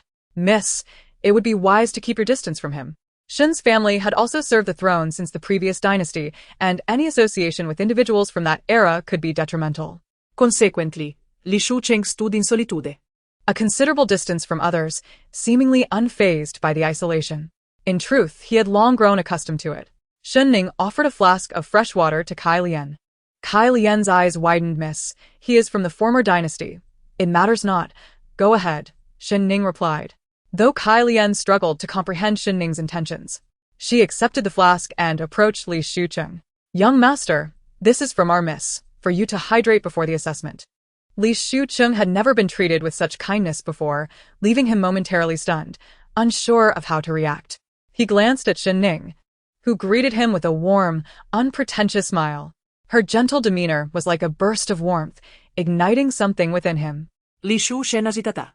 The Li family had once produced a queen, and he feared bringing misfortune upon Shen Ning. "A sip of water won't harm you," Kai Lian remarked. Her commitment to fulfilling Shen Ning's request was resolute, and her words struck a chord with Li Shucheng. Indeed, could a mere sip truly bring harm? He accepted the flask, took a sip, and felt a wave of relief wash over him after a day of thirst, though he refrained from drinking too much. Aware that he needed to conserve his strength for the 3-hour test ahead. As the moon ascended and night deepened, the training ground was illuminated by numerous large luminous pearls. Yan Yunche stood tall and elegant in a vivid crimson robe, his dark eyes surveying the water flask in Li Shucheng's hand. A chill ran down Li Shucheng's spine as he glanced around, sensing an unexplainable drop in temperature. The second round of endurance testing commenced swiftly. Before it began, the attendants of the Zijin Martial Hall enclosed the participants with movable barriers. The crowd exchanged bewildered glances, unsure of what was to unfold, but resigned to their fate. Miss Gu, with your extensive experience, do you know what to expect? A participant whispered. Gu Yanluo furrowed her brows and shook her head. I do not understand. Then, her tone shifted. If anyone possesses insight, it would be Miss Shen, who was once the prize student of Master Li Hengyang at the Yanjing Academy. Master Li Hengyang held an esteemed position, and the mention of him brought a fleeting shadow of pain to Shen Ning's eyes. He had once placed great hopes on her. That reticent yet proud man often stroked his beard, boasting of her accomplishments until his face flushed with pride. Had Shen Ning erred? Indeed she had. The past could not be reclaimed. All she could do was refrain from repeating her mistakes. Miss Shen, what is it like to be a disciple of Master Hengyang? Is he stern or benevolent? The Yanjing Academy is in close proximity to the royal palace. I have only dared to glimpse it from afar, another participant remarked. Miss Shen, what lies within those walls? Miss Shen, do you know the details of the second round of endurance testing? Enough. Yan Yunche lazily interjected, his succinct words slicing through the air like a chilling wind, rendering the crowd mute and apprehensive. They lowered their heads, striving to diminish their presence, while internally astonished by the formidable aura of a prince known for his flamboyance. Your Highness, please forgive their behavior. He Lian Yuanshan bowed. These students are likely overwhelmed by the presence of the prince, which has caused them to lose their decorum. Such excitement is understandable, Yan Yunche replied languidly, his enchanting features softened by a hint of inebriation. I am indeed charming and affluent, a reputation that might elicit such reactions. He Lian Yuanshan mused to himself about the absurdity of receiving such remarks in his later years. Deng Bo Fei added, it is said that King Bei Yuan is more vain than any woman, and it seems this is not without merit. The crowd gasped, incredulous at what they had just heard. Shen Ning regarded the captivating figure of the prince, a soft laugh escaping her lips. This King Bei Yuan is rather amusing. Your Highness, as the chief examiner, the commencement of the autumn endurance test is yours to announce. Deng Bo Fei redirected the conversation. Very well, Yan Yunche responded indifferently. At that moment, the guards of the Bei Yuan Palace arrived in droves, bearing extravagant items. He Lian Yuanshan looked on in confusion as two guards brought forth a lavishly adorned couch for Yan Yunche, who reclined casually, a translucent white jade wine flask in hand, while dancers swayed gracefully to the latest tunes nearby. He Lian Yuanshan nearly turned to stone, taken aback by the spectacle. Oh, we are to begin now? Yan Yunche took a sip from his flask, dismissively stating, let us commence. Shen Ning couldn't help but twitch her lips in disbelief. How could such a person exist in the world? She realized that the royal family was best kept at a distance, especially someone like Yan Yunche, who appeared frivolous yet posed a significant threat. From now on, maintaining a respectful distance was imperative. Shen Ning scrutinized the dancers flitting around the couch, their elegant figures captivating. The lead dancer donned a striking red feathered costume, her hair styled in an elaborate updo adorned with tassels, and a butterfly mask obscuring her face, revealing only her enchanting eyes. Without removing her mask, Shen Ning recognized Chen Yanji, who had come prepared with a mask due to an injury on her forehead. Although Chen Yanji was fully focused on dancing, her gaze remained fixed on Yan Yunchu, ensuring she missed no opportunity to be near him, even at the expense of her own recovery. Helian Yuanshan observed the dancers and the indulged prince with a sense of despair. Such antics could only be orchestrated by the Prince of Beiyuan. The assessment could not be delayed and had to continue. Reluctantly, he instructed for the necessary items for the assessment to be brought forth. The Martial Hall personnel transported numerous barrels, more than 10 in total, all covered securely with thick black cloth. What are those? Kai Lian inquired, standing beside He Zijian outside the fence, her curiosity piqued. As far as I know, He Zijian stroked his chin, adopting a mysterious demeanor, and in response to Kai Lian's eager gaze, he replied slowly, "Those should be essential items for the assessment." Isn't that stating the obvious? Kay Lian dito. If they aren't essential for the assessment, then are they necessities for a toilet? With a scoff, she distanced herself from He Zijian, convinced he must have left his wits at home in his haste that morning. As the barrels were moved inside the enclosure, the heavy black cloth was finally removed, revealing their contents. Ah. Gu Yanluo shrieked, her legs trembling in fear as she collapsed to the ground. The barrels contained nothing extraordinary, just a variety of crawling creatures. For instance, the barrel closest to Gu Yanluo was filled entirely with snakes, some of which slithered up her legs. There were also centipedes and scorpions among the other crawling beasts. Ah. He Zijian paled in horror. "What are you screaming for? You're not even inside," Kai Lian asked. "Did you not notice how some people were too frightened to even scream?" He Zijian defended himself. Kai Lian silently moved further away, thinking him quite mad. The students inside the enclosure finally comprehended the agonizing ordeal that awaited them over the next 3 hours. "Ladies and gentlemen," Deng Bofiai announced, "every half hour, the number will double, and additional obstacles will be added. Good luck." The students could only think of 2 words: devil. What further aggravated their plight was the sight of Yan Yunshu outside the fence, sipping wine, listening to delightful melodies, and admiring the graceful figures of the dancers. That gentleman was a greater devil. "Help! Help!" Gu Yanluo cried. "Why are all these snakes crawling towards me?" "The fragrance you wear attracts them," Chen Huanhuan remarked. Gu Yanluo had sprinkled extra perfume before leaving, inadvertently sealing her own fate. In a moment of panic, she suddenly felt a surge of courage and dashed forward, directly throwing herself into Shen Ning's embrace. The snakes followed her in pursuit. Chapter 25. Releasing the wolves. Gu Yanluo intentionally rubbed the areas where she had applied the most perfume against Shen Ning, especially as her perfume container accidentally fell from her sleeve and spilled all over Shen Ning. She was determined that with an entire jar of perfume, the snakes would surely overwhelm Shen Ning. "Miss Shen, I'm so sorry. I didn't mean to," Gu Yanluo cried, her eyes red from fright. Shen Ning regarded her with a calm expression, perceiving her little ploy entirely. "If it was unintentional, then let us rectify it," Shen Ning declared, flicking her sleeve, sending the perfume into the air, causing Gu Yanluo to cough uncontrollably and squint her eyes. The snakes, scorpions, and centipedes eagerly surrounded the 2 women. "Miss, be careful." Kay Lian uget ansioli. "What are you afraid of? Your lady is fiercer than any snake," He Zijin commented.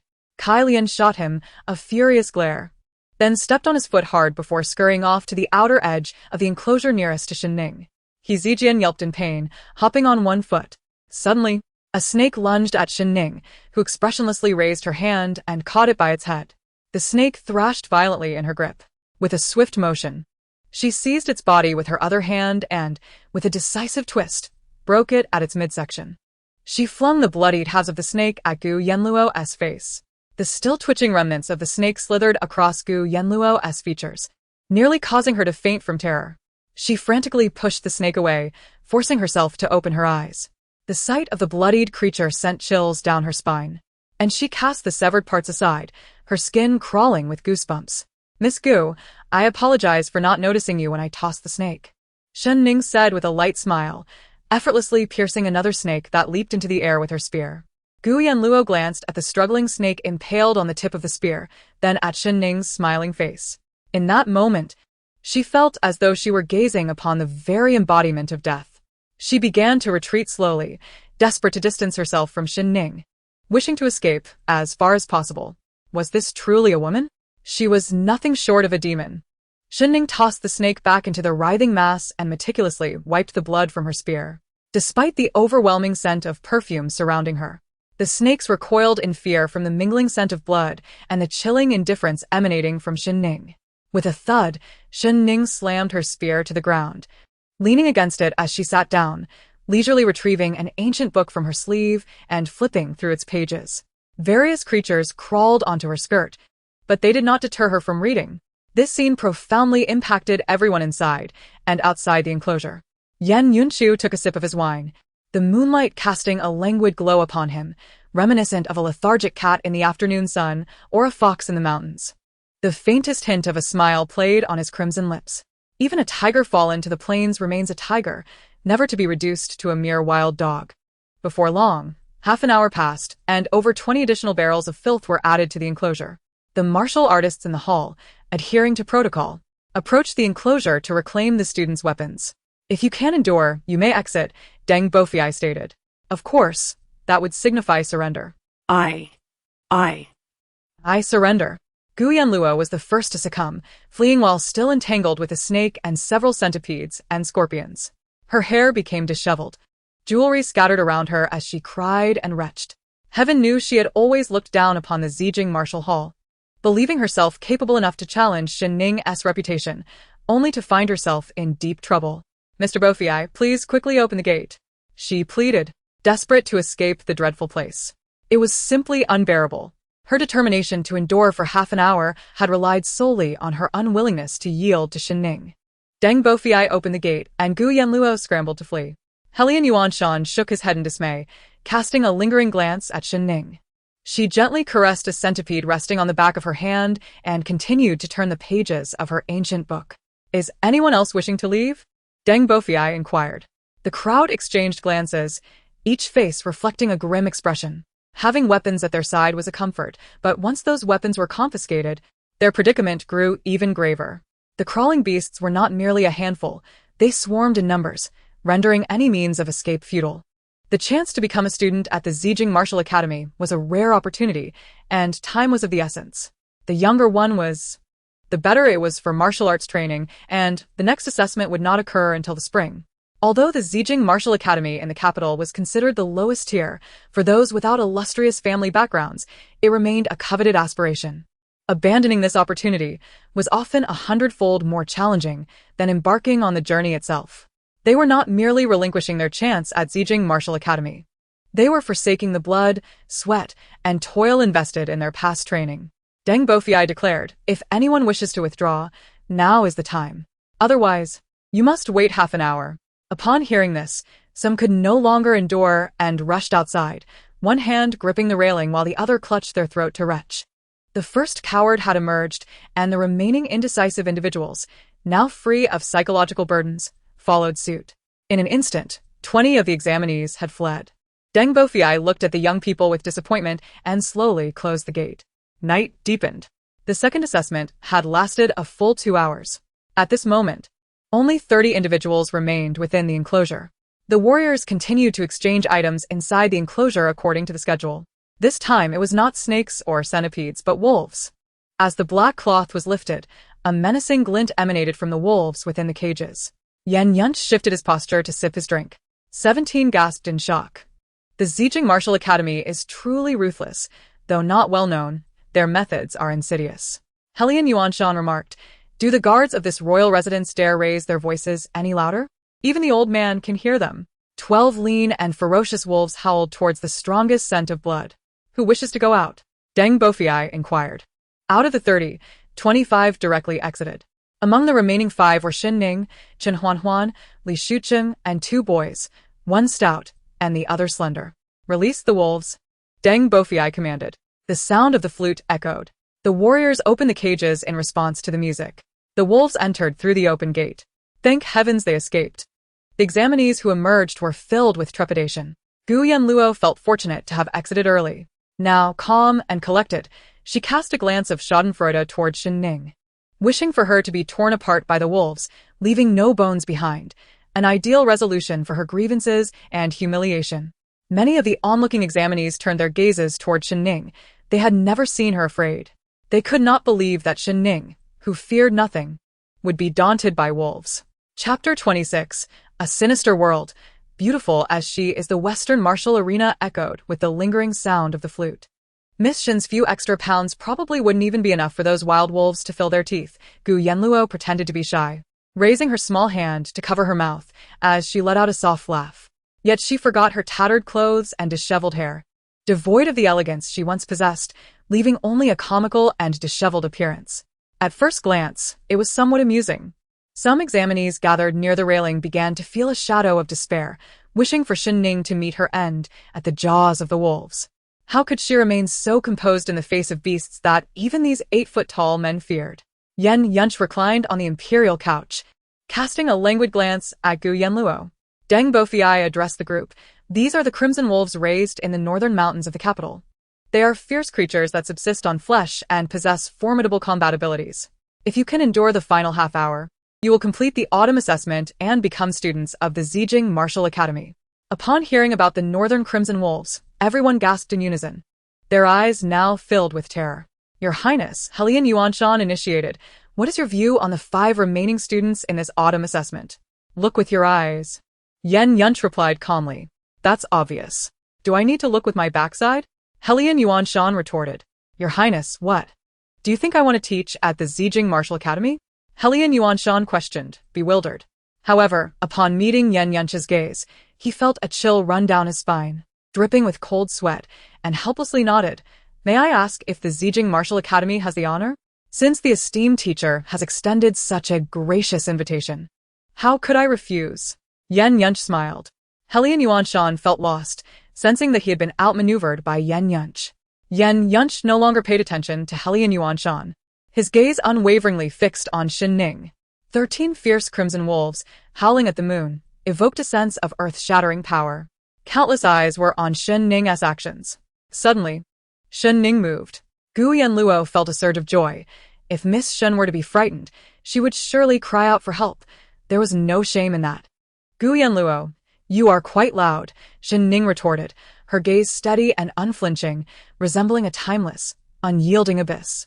The moment she locked eyes with Gu Yanluo, the latter felt as though she were staring into an abyss, suddenly gripped by a sensation akin to having her throat constricted, unable to utter a word. Only a chilling fear coursing through her body. Seeing Gu Yanluo quiet down, Shen Ning shifted her position, finding a comfortable spot along the railing to sit, leaning against it and slowly closing her eyes. Was she actually falling asleep? Gu Yanluo and the many onlooking martial artists were astonished, their eyes wide in disbelief at the sight before them. Faced with the northern crimson wolves, not only was she unafraid, but she was too indifferent to even bother hiding. She simply fell asleep? Was this a feat achievable by a mere mortal?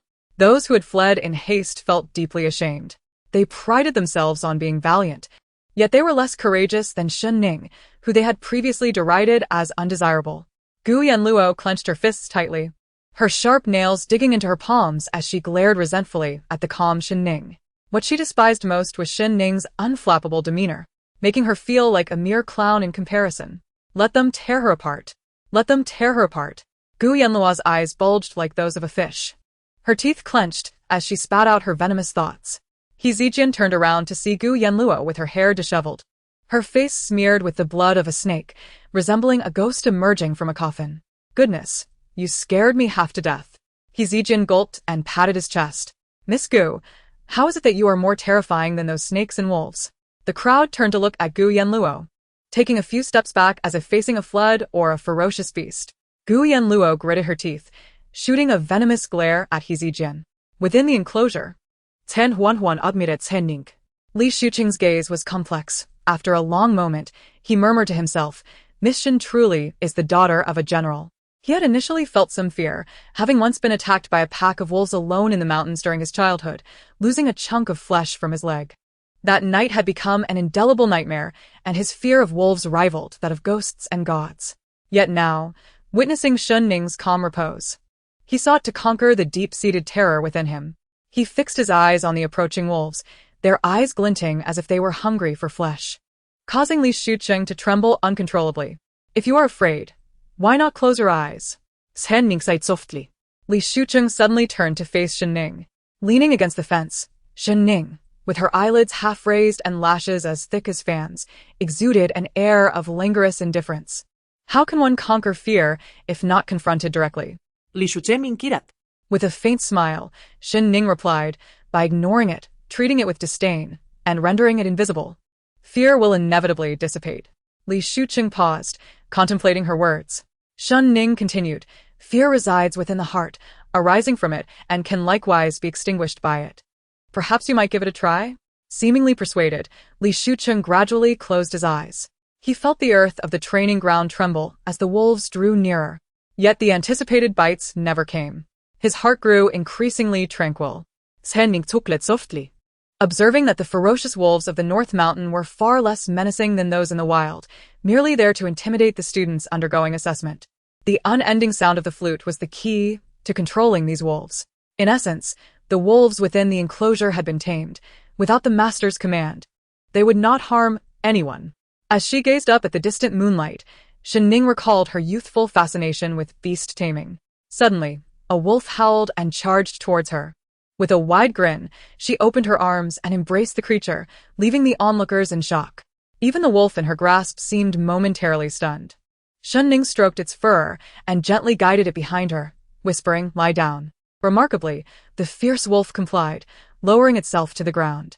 Shen Ning then rested her head upon it, finding comfort in its soft body and fur, remarking, "This is far better than that fence." The crowd murmured in confusion, wondering if she had come to partake in the assessment or merely to take a nap. Indeed, Shen Ning was weary. The lingering ache from an old injury in her right hand and a burn on her foot throbbed after a long day, enveloping her in fatigue akin to the pervasive nightfall. As she lay down, her chest rose and fell rhythmically with her breathing, the glow of the night pearl illuminating her fair, delicate face, while her dark hair cascaded like silk. Surrounded by serpents and centipedes, a woman in a flowing red gown leaned against the wolf, creating a scene that was both sinister and beautiful. The world was darkened by human malice, yet she remained a vision of grace. Yan Yunqing mused, reminiscent of the countless times he had observed her from the moon viewing tower. As the assessment concluded, the students, once terrified and fleeing, began to realize the truth. "I understand now. The wolves do not actually intend to harm, they are merely for intimidation." I truly believed Shen Ning possessed the ability to slay wolves. They lamented their missed opportunity, reflecting on the composure taught by the elder of the distant mountains, which required steadfastness in the face of serpents or feral beasts. "If only I had thought of this sooner," they sighed. Gu Yanluo listened to their murmurings, scoffing softly. "Before we came, my father warned me to assist others at the martial hall." Miss Shen, fully aware of the answers to the assessment and the essence of composure, chose not to share with us. How selfish. Had she spoken, most would not have contemplated this approach, but now, hearing her words, resentment grew in the students' gazes toward Shen Ning, as if blaming her for not revealing this insight earlier, believing they could have succeeded in the assessment. "Gu Yanluo, how can you speak so?" Gai lian dito, isaputa. He Zijian found her reasoning absurd as well if that is your logic. Should we also blame Shen Ning if you remain unmarried, if you were struck by a carriage, or if you couldn't muster strength in the lavatory? Gu Yanluo's face turned pale from the rebuke, her embarrassment palpable. Enough of this bickering. Yan Yunqing interjected coldly, his authoritative tone silencing the crowd. Gu Yanluo cast a furtive glance at him, drawing back slightly. Yan Yunqing casually propped his long legs on the table, holding a familiar jade wine jug, his gaze sweeping over each person in the room, instilling a sense of dread. Finally, he focused on Shen Ning. As the world quieted, Shen Ning, disturbed by the noise, slowly unfurled her furrowed brow. By the time the second round concluded, it was well past midnight. Deng Bofiai ordered the gongs to be struck, signaling the end of the assessment. The night was deepening, and the sound of the gongs from the martial hall would surely disturb the peace. Yan Yunqing remarked, "I am considerate of the common folk and take their wishes to heart. I would not wish to witness such disturbances." Deng Bofiai and Helian Yuanshan exchanged incredulous glances, almost doubting their senses. If they were to speak of disturbances, the opulent mansions held nightly revelries, and the moon viewing tower was a constant source of music. Who truly disturbed the peace? Moreover, the Zijing Martial Hall was far removed from the common populace. And yet, the North Yuan prince, known for his lavish lifestyle and extravagant spending, was hardly one to speak of compassion for the people. "Then, by your logic, shall we refrain from striking the gongs?" Helian Yuanshan queried. "How shall we inform the students that the assessment has concluded?" "If the master wishes to remind them personally, let him do so," Yan Yunqing replied. Helian Yuanshan's aging eyes widened in disbelief at Yan Yunqing's words. The latter smiled at him warmly. Having known each other for many years, Helian Yuanshan approached the fence and announced, "Students, the autumn assessment for Zijing Martial Hall has concluded. The final 5 students who persevered shall become the new disciples of Zijing Martial Hall and are to commence their training in 3 days. Miss Shen, wake up. It is over," Li Shucheng gently called. Shen Ning slowly opened her eyes, smiling politely upon seeing him. Li Shucheng bowed. "Thank you, Miss Shen." for helping me overlook my fear. One ought to thank oneself for striving and not giving up, Shen Ning replied, rising to her feet. As she glanced down, she noticed small indentations on the wolf where she had rested. Li Shuqing stood still, furrowing his brow, pondering the deeper meaning behind Shen Ning's words, feeling a stir within. Miss Shen, you are the top scorer of this assessment. Here is the emblem of excellence from the Martial Hall. Please take it with you, Helian Yuanshan said, handing her a bundle. These items have been prepared for you. Shen Ning graciously accepted the bundle and the golden diamond-shaped badge, thanking Helian Yuanshan. As the autumn assessment concluded, the chill of late autumn night enveloped them, biting and damp. The students returned to their homes, while those from afar made their way to nearby inns. Shen Ning, however, did not rush to leave. Instead, she pulled Kai Lian to a secluded corner of Zijing Martial Hall, casting a sidelong glance at the figure closely following her. A subtle smile playing on her crimson lips. Gu Yanluo stealthily followed Shen Ning, sensing that Shen Ning was acting suspiciously, as if harboring ulterior motives, and decided to discreetly eavesdrop. Miss Kai Lian, immersed in the joy of achieving first place in the martial arts examination, looked perplexedly at Shen Ning, who was behaving like a thief. Shen Ning cleared her throat and said, Kai Lian, she has done us a great service by luring Gu Yanluo to Zijing Martial Hall. What do you think would be an appropriate gift for her? Kai Lian looked at Shen Ning with confusion, taking a moment to regain her composure before replying. It must be something valuable. If the miss is willing, you could send her the auspicious hairpin gifted by the old lady. That sounds good. Shen Ning gently pressed her finger against her lips, cautioning, do not speak of today's events. Rest assured, my lady, I will keep my lips sealed, Kai Lian promised. Gu Yanluo's anger flared upon hearing this, her teeth nearly ground together in frustration. She never imagined that the woman from the Shen family would betray her. To make matters worse, she had unwittingly sent a large box of gold and jewels as a gift. After cursing silently for a long while, Gu Yanluo's rational mind urged her to verify the facts herself as she remained half in doubt about Shen Ning and the maid's conversation. Carefully lifting her skirt, she departed from the scene. Shen Ning watched Gu Yanluo's retreating figure, her eyes cold and piercing, reminiscent of a chilling wind. Soon after, Shen Ning and her maid stepped into the night, leaving Zijing Martial Hall to board their carriage home. As Kai Lian settled into her seat, she could no longer contain her curiosity and whispered, Miss, what was that all about? I couldn't understand. Who are you planning to give the auspicious hairpin to? Shen Ning reclined against the soft cushion, her eyes half closed and indifferent. Nailin Qing. Chapter 28. Loyal and brave, Minister Nailin Qing, the eldest sister-in-law of the Shen family? Kai Lian blinked in confusion, struggling to comprehend. Shen Ning offered no further explanation, choosing instead to rest her eyes. My lady, you've worked tirelessly today. You ought to rest properly at home. I cannot afford to, Shen Ning replied coolly, as the Shen family faced a significant challenge ahead. This urgency compelled her to seize every moment to recuperate, for even the strongest body would eventually succumb to exhaustion. Look, isn't that Chen Huanhuan? Kai Lian the mat.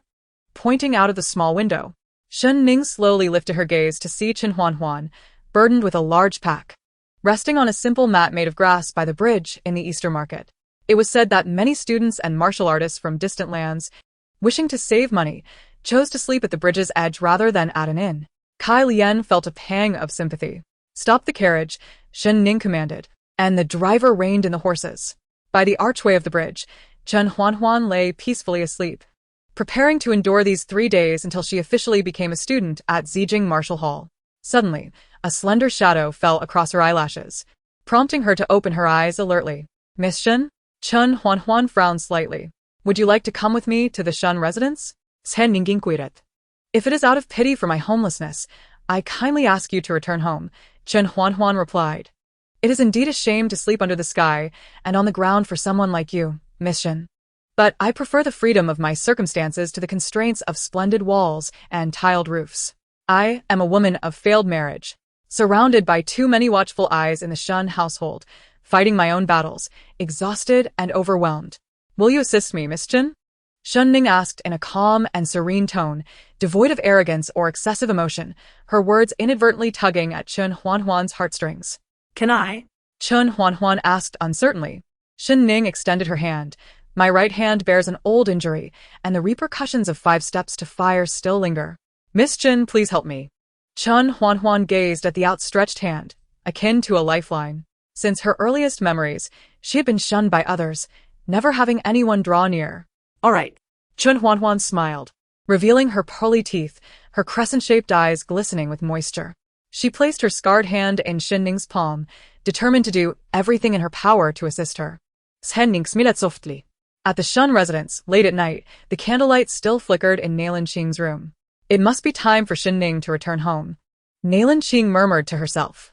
Her maid, Xiuyu, reported, I have just received news that their carriage has entered Yulin Street and is nearing the Shen residence. I have locked the main gate and the back courtyard as you instructed, ensuring she cannot enter. That is for the best, Nalin Qing scoffed. A discarded person dares not enter the doors of the Shen family. She commended her own foresight in providing Gu Yanluo with advance notice, thus allowing her to seek trouble with Shen Ning. Nalin Qing delicately lifted her pale hand, brushing the incense that wafted through the air, pondering how Gu Yanluo had always regarded Shen Ning as her mortal enemy. This time, it would be interesting to see how Gu Yanluo fared against Shen Ning. Xiuyu remarked, Shen Ning is returning so late, likely because she has not achieved anything noteworthy, deliberately stalling for time. When she makes a scene, the people of the Shen family will undoubtedly side with you. A mere useless being, can she really bring glory to our family? Nalin Qing gazed out the window, her expression tinged with pride, contemplating how the honor and future of the Shen family relied on her brilliance. Let us go. It is nearly time. We must head to the ancestral hall. Outside, the gentle breeze rustled, and the moonlight cast a soft glow, revealing the grand outline of the general's residence. Outside the Shen family gates, stone lions stood solemn and imposing, the plaque inscribed with loyal and brave minister, penned by the founding emperor, Yan Xuanzong, emanating a sense of historical gravitas under the night sky. Open the door, is anyone there? Kai Lian knocked on the heavy red door, frustrated and stamping her foot, noticing that even the night watch guards were absent. This must be intentional. Stop shouting, Shen Ning interjected. Every November 15th is a significant day for the Shen family.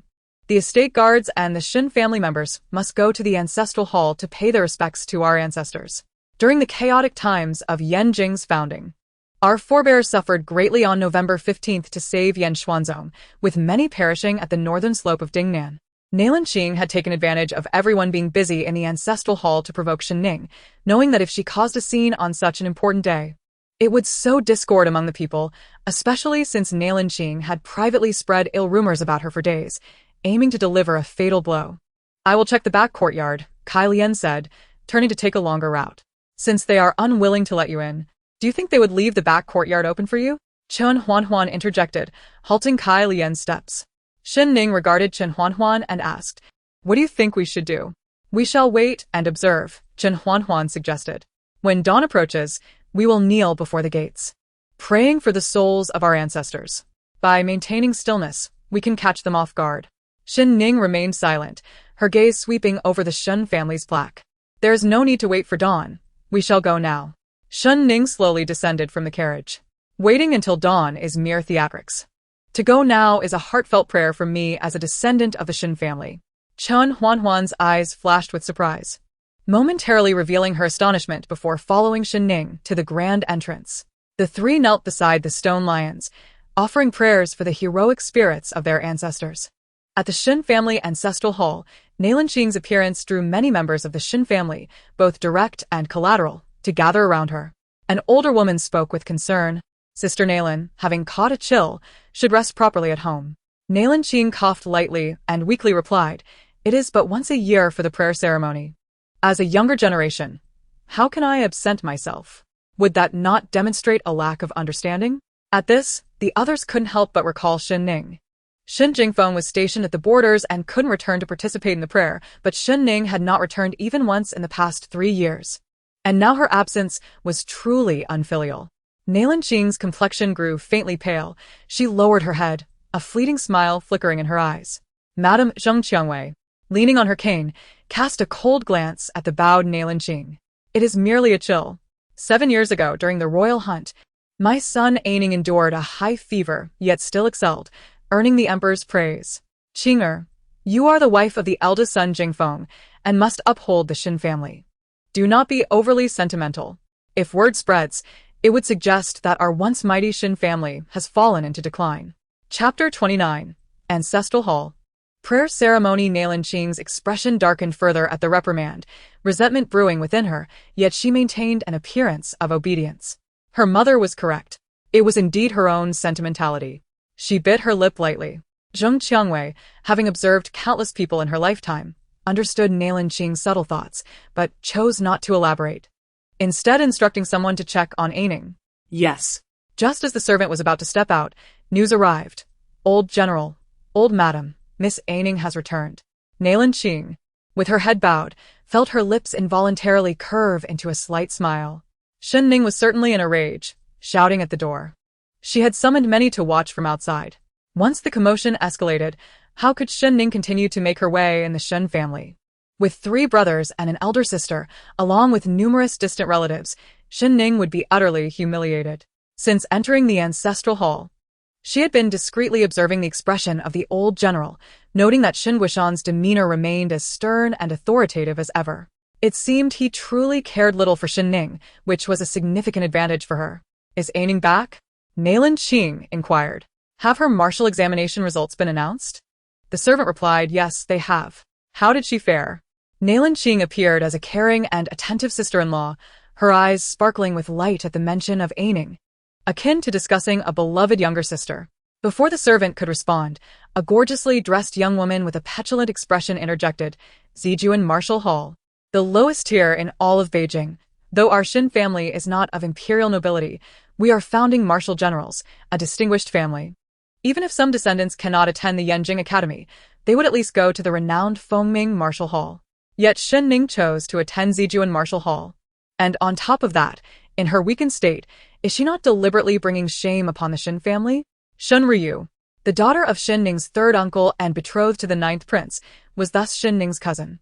Among the Shen siblings, Shen Ryu stood out in her resplendent attire. Destined to become a prince's consort. Ryu, your words are misguided. Nailan Qing, displeased with Shen Ryu's constant opposition, responded assertively. Even if Aining does not achieve great results, it proves her to be an industrious person, rather than one who remains complacent at home. We should show her respect. Nailan Qing's eloquent retort effectively countered Shen Ryu, while deliberately placing Shen Ning in a precarious position. Should Shen Ning rely on her, it would suggest stagnation, a reputation that would linger for generations. Zheng Qiangwei narrowed her aged eyes, a cold glint residing within them. The servant swallowed hard and reported. Zijuan Martial Hall only accepted 5 students this time, and Miss Aining ranked first in the autumn assessment. A hush fell over the room. Though Zijuan Martial Hall may be deemed inferior, the examination was no trivial matter. Those in the know recognized its notoriously rigorous standards.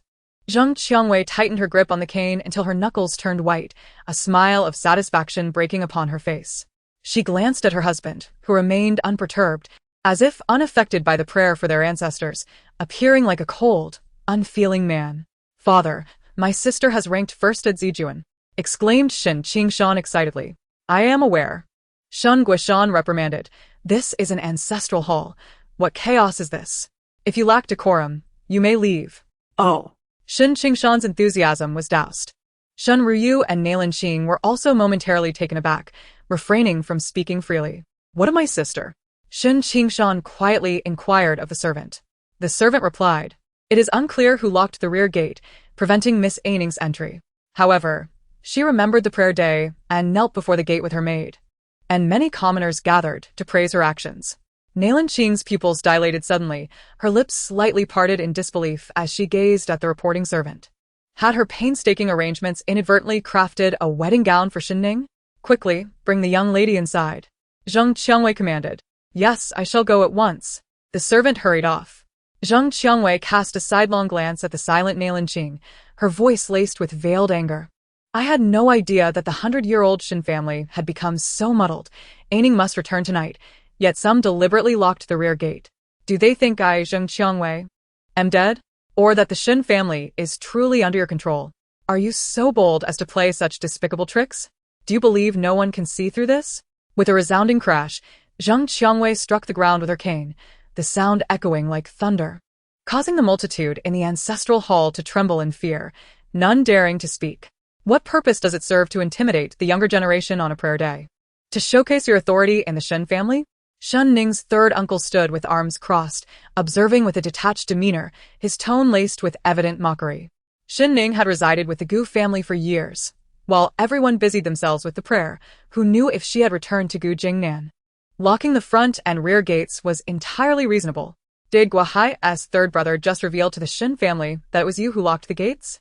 Shen Guoshan slowly turned to face the gathered Shen family, his gaze like a flash of cold lightning, directly locking onto the suddenly silent Guohai. His voice resonating like a gong, echoing in every Shen family member's heart.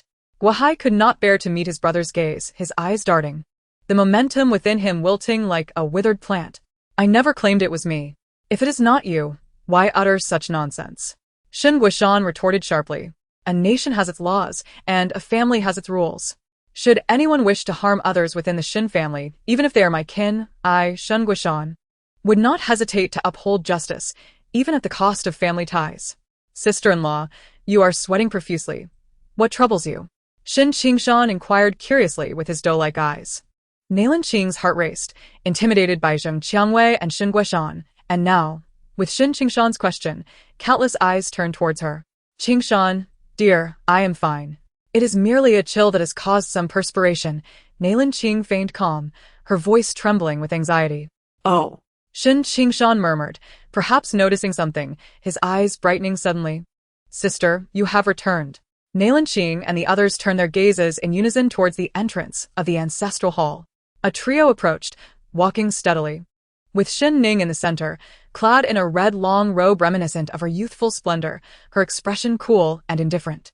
The night breeze gently caressed, lifting the crimson garments, akin to vibrant flowers bathing in the moonlight, flourishing in their splendor.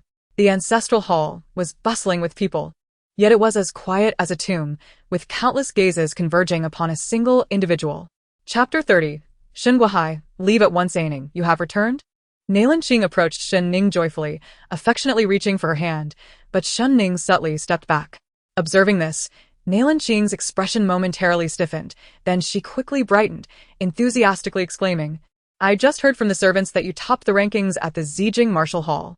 Truly a moment of great joy for the Shen family. You have brought honor to our clan. As your sister-in-law, I must celebrate this with you. Shen Ning's ink-black eyes, colder than the biting river waters, swept disdainfully over Nailan Qing, whose demeanor was as treacherous as a smiling tiger. She had no desire to compete with her elder brother, Shen Jingfeng.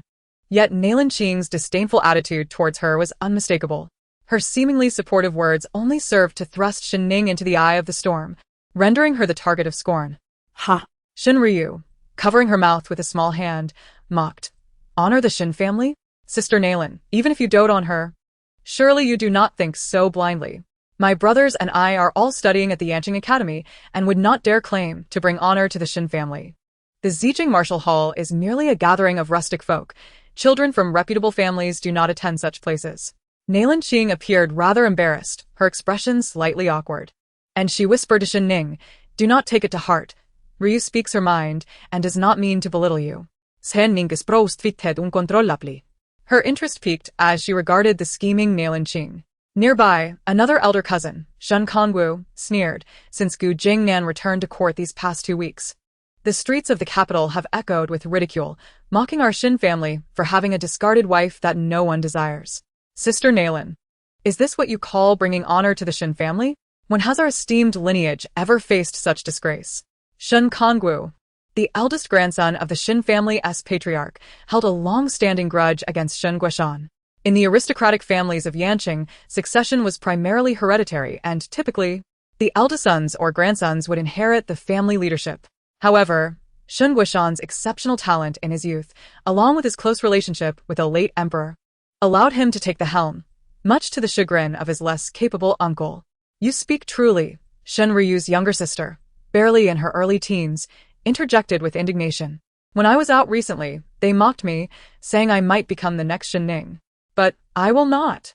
I will neither divorce nor become a discarded wife, nor will I elope. With that, Shen Ruhu beamed with pride, while their father, Shen Guohai, chuckled heartily.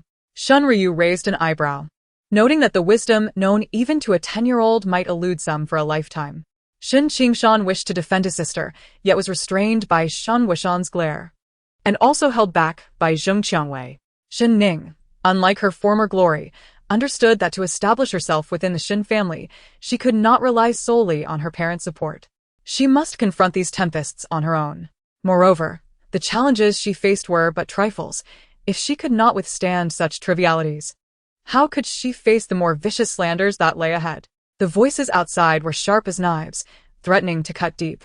Shinruhu, her large eyes wide, grasped Shinryu's hand, looking up and smiling. Father always teaches us, especially us daughters, to maintain our dignity. Rest assured, I will not bring disgrace to the Shen family. The crowd felt a sense of relief at Shinruhu's maturity, while their annoyance shifted towards the oblivious Shen Ning. Aining, do not lose heart. Once I marry the 9th prince and become a royal consort, I will certainly find you a suitable husband, Shinryu said sweetly. How kind of you, Sister Ryu. Shinruhu chimed in, her voice youthful and innocent. Ruhu, we are family, do not be too harsh, Shinryu cautioned. The two sisters engaged in a volley of mockery and disdain. Have you finished? Shen Ning regarded them with an indifferent gaze. Her voice, as cold as ice, rendered Shinryu and her companion momentarily speechless. If they had said enough, they ought to pay their respects to their ancestors. If not, they could leave the ancestral hall and speak for several days without anyone caring. Shen Ning glared at Shinryu, who, still unmarried, spoke incessantly of husbands and royal consorts, as if unaware that her own marriage was not a matter for her to concern herself with, especially since she was not nearly as desperate as her sister. With a final, serene smile, her words carried an underlying sharpness that left Shinryu flushed with anger. She pointed accusingly at Shen Ning, fuming. Who are you calling desperate and hungry for man? Indeed, Shun Guohai chimed in sarcastically. Some people see a man and immediately declare lifelong intentions, returning home after 3 years with no shame, and yet they dare to demand others leave the ancestral hall. It appears the Shen family is under your command now. Shen Ning. With a resounding thud, Shun Guoshan slammed his palm down on the table, the sound echoing throughout the hall, silencing all present. This is not the place for such childish squabbles. You are elder members of the family. Rather than setting a poor example, you should conduct yourselves with dignity. Shen Guohai, have you forgotten your place? Go recollect your thoughts and spare us the embarrassment in front of the children. Shen Guohai had long feared this elder brother. Swallowing hard but still muttering defiantly, you expect me to reflect just because you say so? He was about to become a father-in-law to a prince and could not afford to appear foolish. Regardless of your status, whether it be as the head of the family or not, you must bear the consequences of your actions. Understand? Shen Wuxian's voice rumbled like thunder, his military prowess evident even in his advanced years. His wrath was not something the younger generation could withstand. Not even Shen Kongwu dared face his anger. As long as Shen Guoshan lived, he remained the pillar of the Shen family. Will you leave of your own accord, or shall I escort you out? Shen Guoshan's voice was grave. Very well, I shall leave, Shen Guohai retorted angrily, exiting the ancestral hall in a huff. Shinryu and her sister exchanged glances, contemplating following their father. Stop. Shen Qingshan blocked their path, grinning widely, revealing his small canine teeth. Did our father permit you two to leave the ancestral hall unaccompanied? Chapter 31. Feigning ignorance while knowing the truth. Shen Qingshan. Shinryu glared fiercely. Are you not aware that our uncle returned to reflect after being punished? Are you two also planning to leave for self-reflection? Shen Qingshan sidestepped, granting them a clear path. If that is the case, please feel free to leave. However, it has been rumored that the 9th prince's fiancée is demure and graceful. Should this news spread, it might not bode well for our cousin. Shinryu stared at Shen Qingshan for a long moment, stamped her foot, and returned to the ancestral hall to face the ancestral tablets. Shen Ning chuckled at her brother's defense, watching as the pure-hearted youth slyly winked at her. The smile at the corners of Shen Ning's lips carried a hint of affection. Kneeling, she prayed. Shen Guoshan once again knelt upon the soft mat, closing his eyes in prayer to the ancestors of the Shen family. Shen Ning gazed deeply at her father's back. How could she not understand her father's protection of her? It was not a gentle mist that nourished silently like spring rain, but rather a towering mountain that shielded her from the storms. Beside her, Nailin Qing, also kneeling on the mat, fixed her eyes on Shen Guoshan, her crescent-shaped brows knitting together in concern. Was it merely her illusion? Was Shen Guoshan's admonition intended to uphold the family's dignity or to protect Shen Ning? Soon, Nailin Qing came to a conclusion. It was likely not about Shen Ning, What father would care for a daughter who only brought shame? She turned her gaze to Shen Ning, her brow furrowed tighter, like a knot drawn taut. After 2 encounters, she realized that Shen Ning was not a person of impulsive and violent nature, which only intensified her apprehension. If this plan failed, she would need to devise another. Before long, Shen Bai, the 5th brother of the Shen family, entered, casting a sharp glance at Nailan Qing before settling on the mat beside Shen Ning to close his eyes in prayer. The group led by Shen Ruyu looked at Shen Ning, who occupied a prominent position, harboring feelings of discontent. Yet, regardless of her shortcomings, as long as she was Shen Guishan's daughter, her status surpassed theirs. The prayers continued until the morning of the following day, marking the completion of the ritual. One after another, the guests departed from the ancestral hall, leaving only the children of Shen Guishan's lineage behind. Nailan Qing graciously approached, intending to assist Shen Guishan to his feet. Due to old injuries, his legs were weak, making prolonged kneeling inadvisable. Today, her family had timely delivered medicine, demonstrating their concern for him. Shen Guishan remained motionless, facing the ancestral tablets, his eyes closed and unwavering. Nailan Qing was momentarily taken aback, feeling quite embarrassed as she glanced around, seeking an escape from the awkwardness. Her father, as the esteemed head of the house, continued to set an example, remaining in prayer even after the designated time had passed, earning her admiration. "Kneel," said Zheng Chongwei, her expression devoid of warmth. Nailan Qing's eyes widened slightly. "Mother? I command you to kneel," Zheng Chongwei repeated coldly. Panic seized Nailan Qing as she hurriedly bent her knees, lowering her head and tremblingly asking, "I do not know what I have done wrong to provoke such anger from you, mother. Do you not know your transgressions, elder sister-in-law?" Shen Bai scoffed. "The Shen family respects you, yet you treat us this way?" Nailan Qing suddenly turned to him. "5th brother, what are you saying?" Her heart raced. Did he know something? Since elder sister-in-law feigns ignorance, I see no harm in clarifying.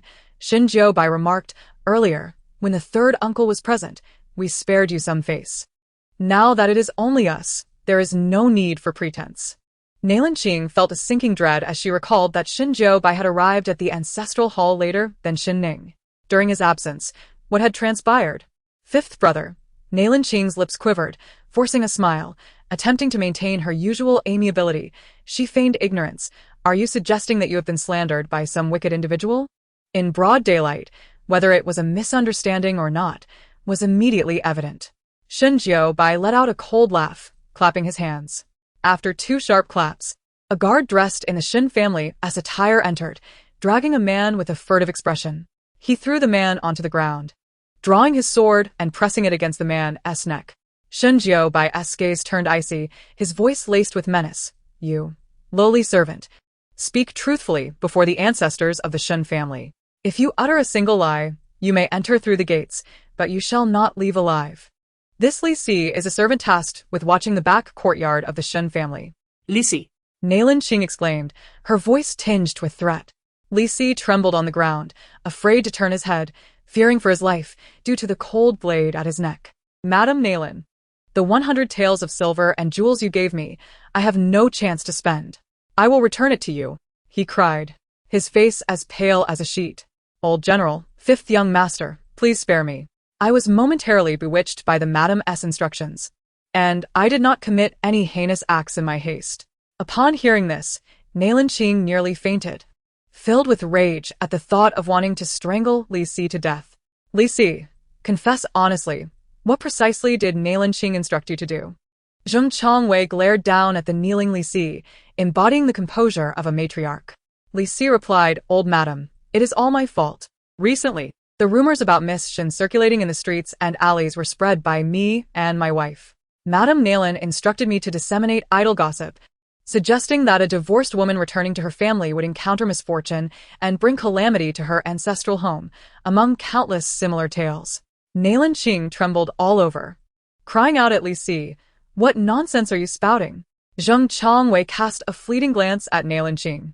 That single glance sent chills down her spine, making her shudder. Zheng Chongwei commanded, "Continue." Li Si pressed on, "The first task given to me by Madame Nailan was this. As for the second, it was during the prayer ceremony to divert the guards, allowing me to lock the front and back doors and prepare to leave the capital at dawn to retire to my hometown. Before I could even exit the city, I was captured by fifth young master. On the journey back, Li Si found himself sharing the same carriage as Shen Jiubai. Inside the spacious carriage, Shen Jiubai recounted over 100 punishments the Shen family had employed against enemy spies throughout the years. Upon finishing, he asked with a smile, "Which one do you prefer?" Li Si's wife fainted on the spot, while the child wailed in terror. Shen Jiubai gently touched the crying child's delicate cheek, sighing, "What a pitiful child! To be ground into pieces and fed to wolves would be utterly inhumane." Li Si, do you not agree? Chapter 32. The heartfelt sympathy for Nailanqing. Li Si had never encountered such a situation. He immediately crumbled, confessing everything Nailanqing had instructed him to do, finding the severity of Shen Jiubai's demeanor utterly terrifying. "Nonsense. Utter nonsense," Nailanqing shouted, pointing at Li Si. "How could you dare to slander me after all the kindness I have shown you? Li Si, you must be tired of living. Moter oh Ning. Do not believe a word from this scoundrel. He is incapable of speaking truth. I treat Ah Ning as my own sister. How could I engage in such disgraceful acts?" "Ah, so you are aware that it is disgraceful?" Zheng Chongwei mocked. Nailanqing's eyes widened, the amber depths reflecting Zheng Chongwei's stern visage. Her eyes filled with tears, cascading down like pearls from a broken string, presenting a truly pitiful sight. Does my mother not trust her daughter-in-law? If one wishes to keep secrets, one must refrain from wrongdoing. Nailanqing, I must ask you, has Ah Ning ever wronged you so deeply that you would treat her in this manner?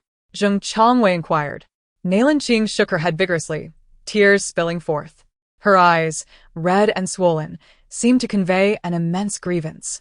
"Mother, I am united with Jingfeng in heart. He dotes on Sister Ah Ning, and I, in turn, extend my affection to her as well. What deep enmity could there be?" Nailanqing sniffled, biting her lip for a moment, shifting her knees on the ground, and, turning to gaze at Shen Jiubai, she extended her frail hand, gently resting it against her temple, her tear-filled eyes gazing pitifully at him. "Fifth brother, my elder sister-in-law has been married into the Shen family for 2 years, devoted to everything. How have I treated you? Is my heart not sincere? Does fifth brother truly not know?" Shen Jiubai stepped back, distancing himself from Nailanqing while extracting the crescent-shaped robe from her curled fingers. "Does your elder sister-in-law's hardship justify your harm to Ah Ning?" he asked coldly, looking down at her. Nailanqing clenched her fists tightly. Although her relationship with Shen Jiubai had never been particularly warm, he had assisted her in many matters. Now, with Shen Ning's arrival, he treated her with such cruelty. Indeed, this household belonged to the Shen family. As an outsider, she was merely a stranger. Nailanqing gazed at Shen Jiubai, tears streaming down her face, yet he remained unmoved. As cold as ice, the maid Xiaoyu knelt beside her, supporting her swaying upper body, and cried out to Zheng Chongwei, "Old madam, it is all the fault of the servant. It is my improper thoughts that have nothing to do with Madame Nailan. I implore you, old madam, to punish this servant instead." Xiaoyu's words left Nailanqing in shock. Xiaoyu bit her lip and shook her head at Nailanqing, signaling that continuing to argue was futile. Someone must take the blame, and she was willing to bear this burden for her mistress. Meanwhile, Shen Ning observed the unfolding drama with keen interest, gaining a deeper understanding of her elder sister-in-law. In just half a month, Nailanqing had done more than 2 things against her. Li Si had 2 matters in his possession, and regarding the third, he had informed Gu Yanluo about the martial arts hall early on. What a loyal maid! Zheng Qiangwei smiled. "Nailanqing, none of us are fools. We are not unaware of the tricks your mistress and you play. Where would Xiaoyu get the silver to give to Li Si? If you claim she stole it, it would only be laughable. You, Nailanqing, are skilled in scheming, yet you would be outsmarted by a servant?" Chapter 33. Recognition of error and the capacity for change. You must understand that this is the Shen family, built upon the strength and bloodshed of warriors. The children of the Shen family may err, but they must possess the courage to take responsibility. If you admit your fault, you will be punished according to the rules, and this matter will remain discreet, with only a gentle admonition. However, if you continue to feign innocence, I shall write a letter to the border to inform Jingfeng. No, please. Nailanqing felt a chill run through her, shivering several times. How much effort had she expended to become Shen Jingfeng's wife? If he were to learn of this, he would surely despise her. No. Absolutely not. Locking eyes with Zheng Qiangwei, she steeled herself and closed her eyes, saying, "Father, Mother, Ah Ning, it is my fault. I sent Li Si. I instructed him in both matters. Very well, Zheng Qiangwei replied. You are temporarily relieved of your duties in household management. Your monthly allowance will be halved for 6 months, and you will have Li Si clear Aining's name. For now, you shall remain in the house to reflect upon your actions. Thank you, mother, for your forgiveness, Nailan Qing said, kneeling and bowing her head. You should be thanking Aining, Shen Xiaobai interjected. Nailan Qing's tightly clenched fists gradually relaxed as she faced Shen Ning, forcing a smile that was more painful than tears. Aining, it is the fault of your elder sister-in-law. She has harmed you. Please do not take it to heart or hold a grudge. Shen Ning smiled slightly, nonchalantly replying, to recognize one's mistakes and amend them is a great virtue. How could Aining harbor resentment toward her elder sister-in-law? These words struck Nailan Qing and her maid like daggers. In terms of status and seniority, she was the elder. How dared Shen Ning speak to her in such a tone, as if lecturing a junior? Though unwilling, Nailan Qing forced herself to respond. Aining possesses a kind heart. Your elder sister-in-law? Am ashamed. Aining and I are like sisters. She would never blame her elder sister-in-law, Shen Ning said softly. Nailan Qing wished she could tear Shen Ning's hypocritical face apart. The old matriarch had already punished her, yet Shen Ning still spoke of sisterhood and forgiveness. It was said that Shen Ning was a woman of integrity, but at this moment, she appeared to Nailan Qing as a cunning little fox, a false saint. Pick up my auspicious moon hairpin, Shen Ning commanded. Yes, Kai Lian replied, returning with a long redwood box. Shen Ning took the box and approached Nailan Qing, saying, Elder sister-in-law, it is also Aining's oversight. For 3 years, I have not visited you, and as your younger sister, I should have done so. This is the auspicious moon hairpin gifted to me by mother. May it serve as a token for us to reconcile. If you are willing to genuinely accept Aining, let Aining adorn you with this pin. Within the ancestral hall, many from the Shen Guishan lineage looked at Shen Ning with newfound respect. After 3 years, it was only now that they recognized her as someone worthy within the Shen family. Nailan Qing saw the reverence in their gazes toward Shen Ning and felt a pang of anger and heartache, yet she dared not speak further. As Shen Ning placed the auspicious moon hairpin in Nailan Qing's hair, her smile was as radiant as the stars. Elder sister-in-law, you must wear this daily, unseen by all. A flicker of malice flashed in Shen Ning's eyes. She was not a benevolent person. Rather, she was meticulous, attentive to every slight. In the past, now, and in the future, it would always be the same. If Gu Yanluo had indeed been forewarned by Nailan Qing, then this hairpin was merely a formality between her and Nailan Qing. Chapter 34. The Woes of the Heart. Tugging at hair, Nailan Qing not only lost face within the ancestral hall but also her authority in managing the household. Upon returning to her chamber, she swept the porcelain and white jade cups from the table to the ground, her eyes reddened in fury, glaring ahead like a wild beast. Shen Ning. Nailan Qing's voice dripped with venom, her words seething with hatred. Xiaoyu knelt on the ground, trembling and bowed her head. Mistress, please do not be angry. It is not good for your health. What am I angry about? I am not angry. Nailan Qing, ever proud, held her head high, her almond eyes wide open, refusing to allow a single tear to fall. Shen Ning is merely a discarded woman. I am the rightful mistress of the Shen family. Once those 2 old fools are buried, all this wealth and title will belong to me, Nailan Qing. As she spoke, a smile of delight crept onto her face, and with it, tears began to flow. Such a fierce expression sent shivers down Xiuyu's spine. When that time comes, what will Shen Ning be? How dare she act superior before me? Nailan Qing smirked, her fingers caressing the blood-red lacquer on her nails, and coldly remarked, if Shen Ning, a mere useless body, can achieve the top score, what is Gu Yanluo doing? Go, arrange for me to meet her. Yes. In the afternoon, Nailan Qing met Gu Yanluo at the Jiexin building in the capital. She claimed to have gone to the Buddha temple to atone for her faults. Adorned with the auspicious moon hairpin, she confidently stepped out. Shaoyan Tower. Sister Yenyue, look what I have brought for you. Nailan Qing's cheeks were suffused with joy as she presented a precious box of tea leaves. This is the moon smoke tea for my family, unique and priceless. Especially reserved for you, dear sister. Gu Yanluo, draped in gold and silver, sat at the elegant table, gently sipping from her teacup. Upon raising her gaze, she chanced upon the auspicious moon hairpin nestled in Nailan Qing's hair. Originally, she intended to visit the Shen family to observe whether Nailan Qing wore the hairpin. However, Since Nalin Qing invited her to meet at Shaoyan Tower, she was spared the trip to the Shen residence, where the ill-fated Shen Ning awaited her. This tea. Dear Sister Nalin, you might as well take it back. Who knows if it is poisoned? Gu Yanluo scoffed coldly. Nalin Qing's expression shifted. What do you mean by that?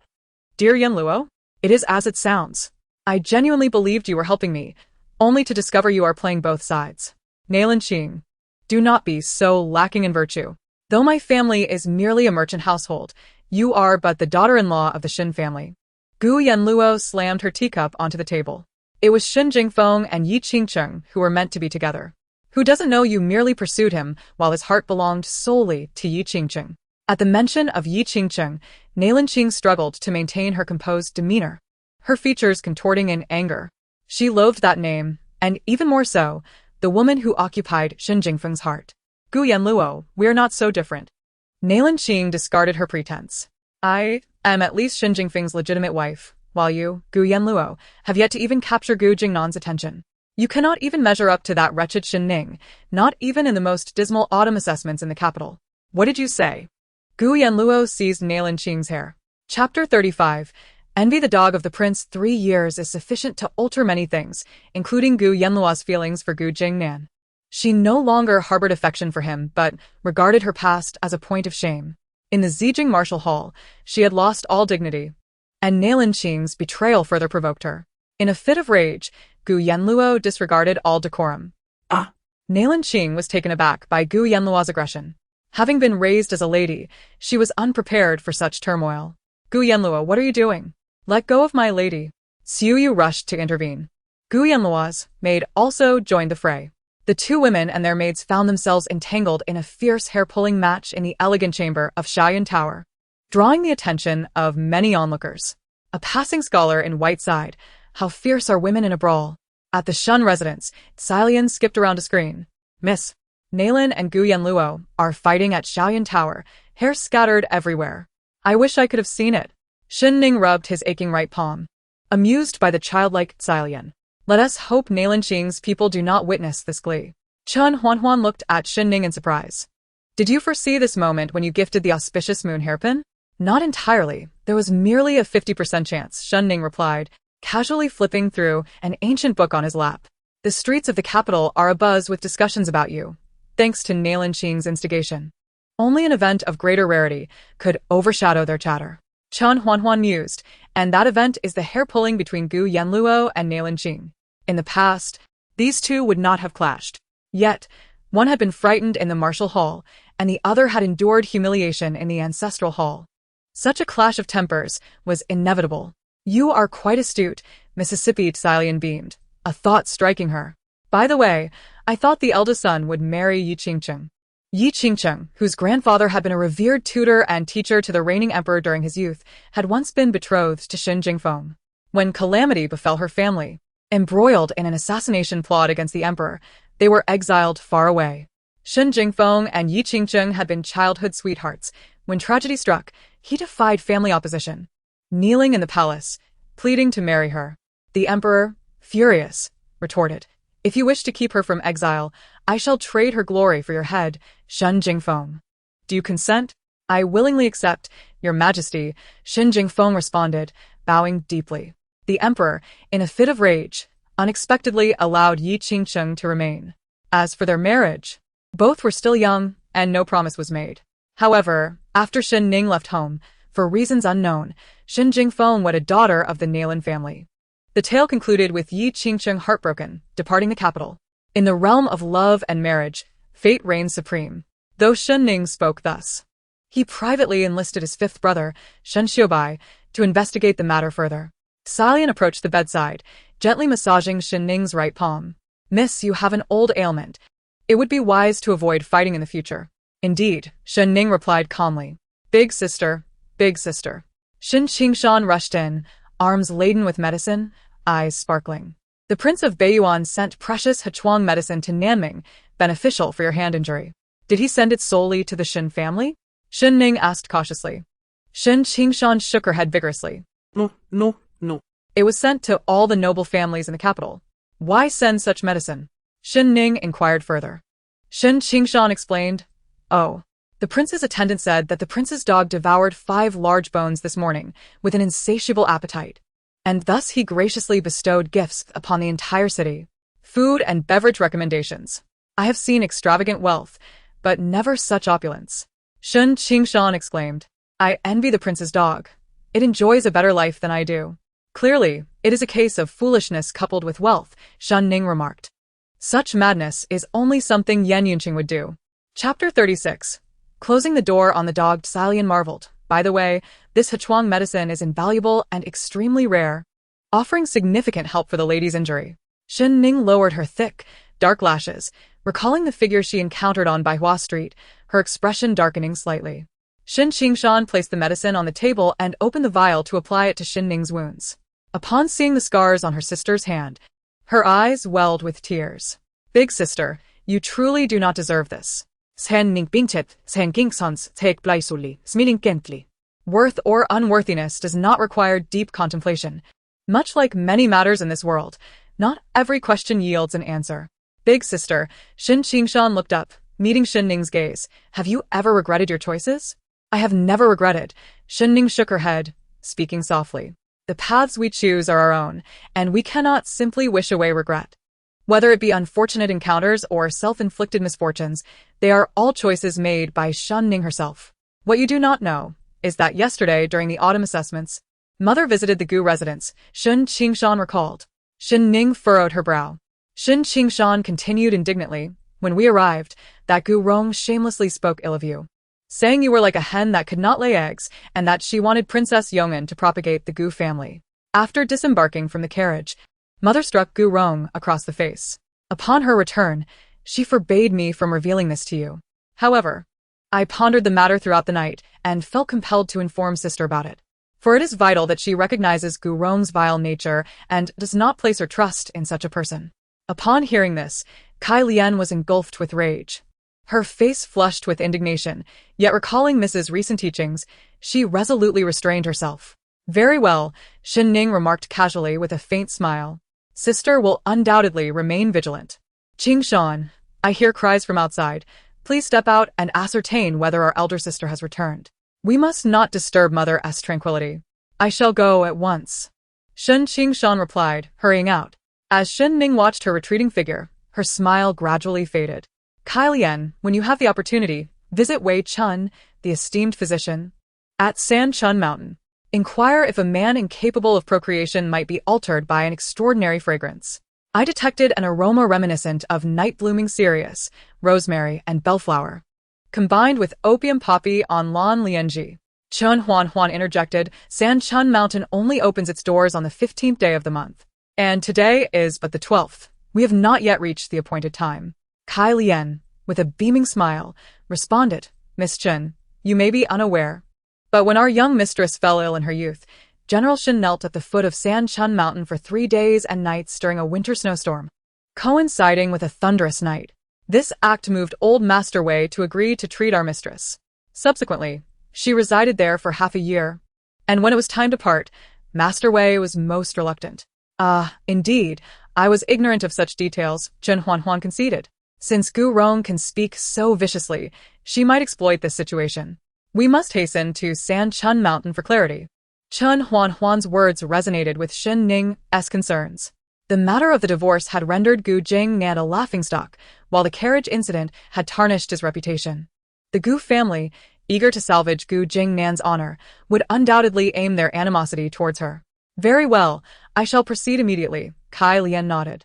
I implore you, Miss Huan, to ensure our mistress remains unharmed and does not resort to violence. Though Kai Lian had a fiery temperament, her loyalty to Shen Ning, cultivated from childhood, spoke volumes. It is worth noting that Shen Ning had 4 maidservants at one time. When she resolved to marry Gu Jingnan, only Kai Lian followed her without hesitation, while the others feared hardship. Shen Ning bore no ill will towards them, acknowledging that each individual has their own aspirations and paths to tread.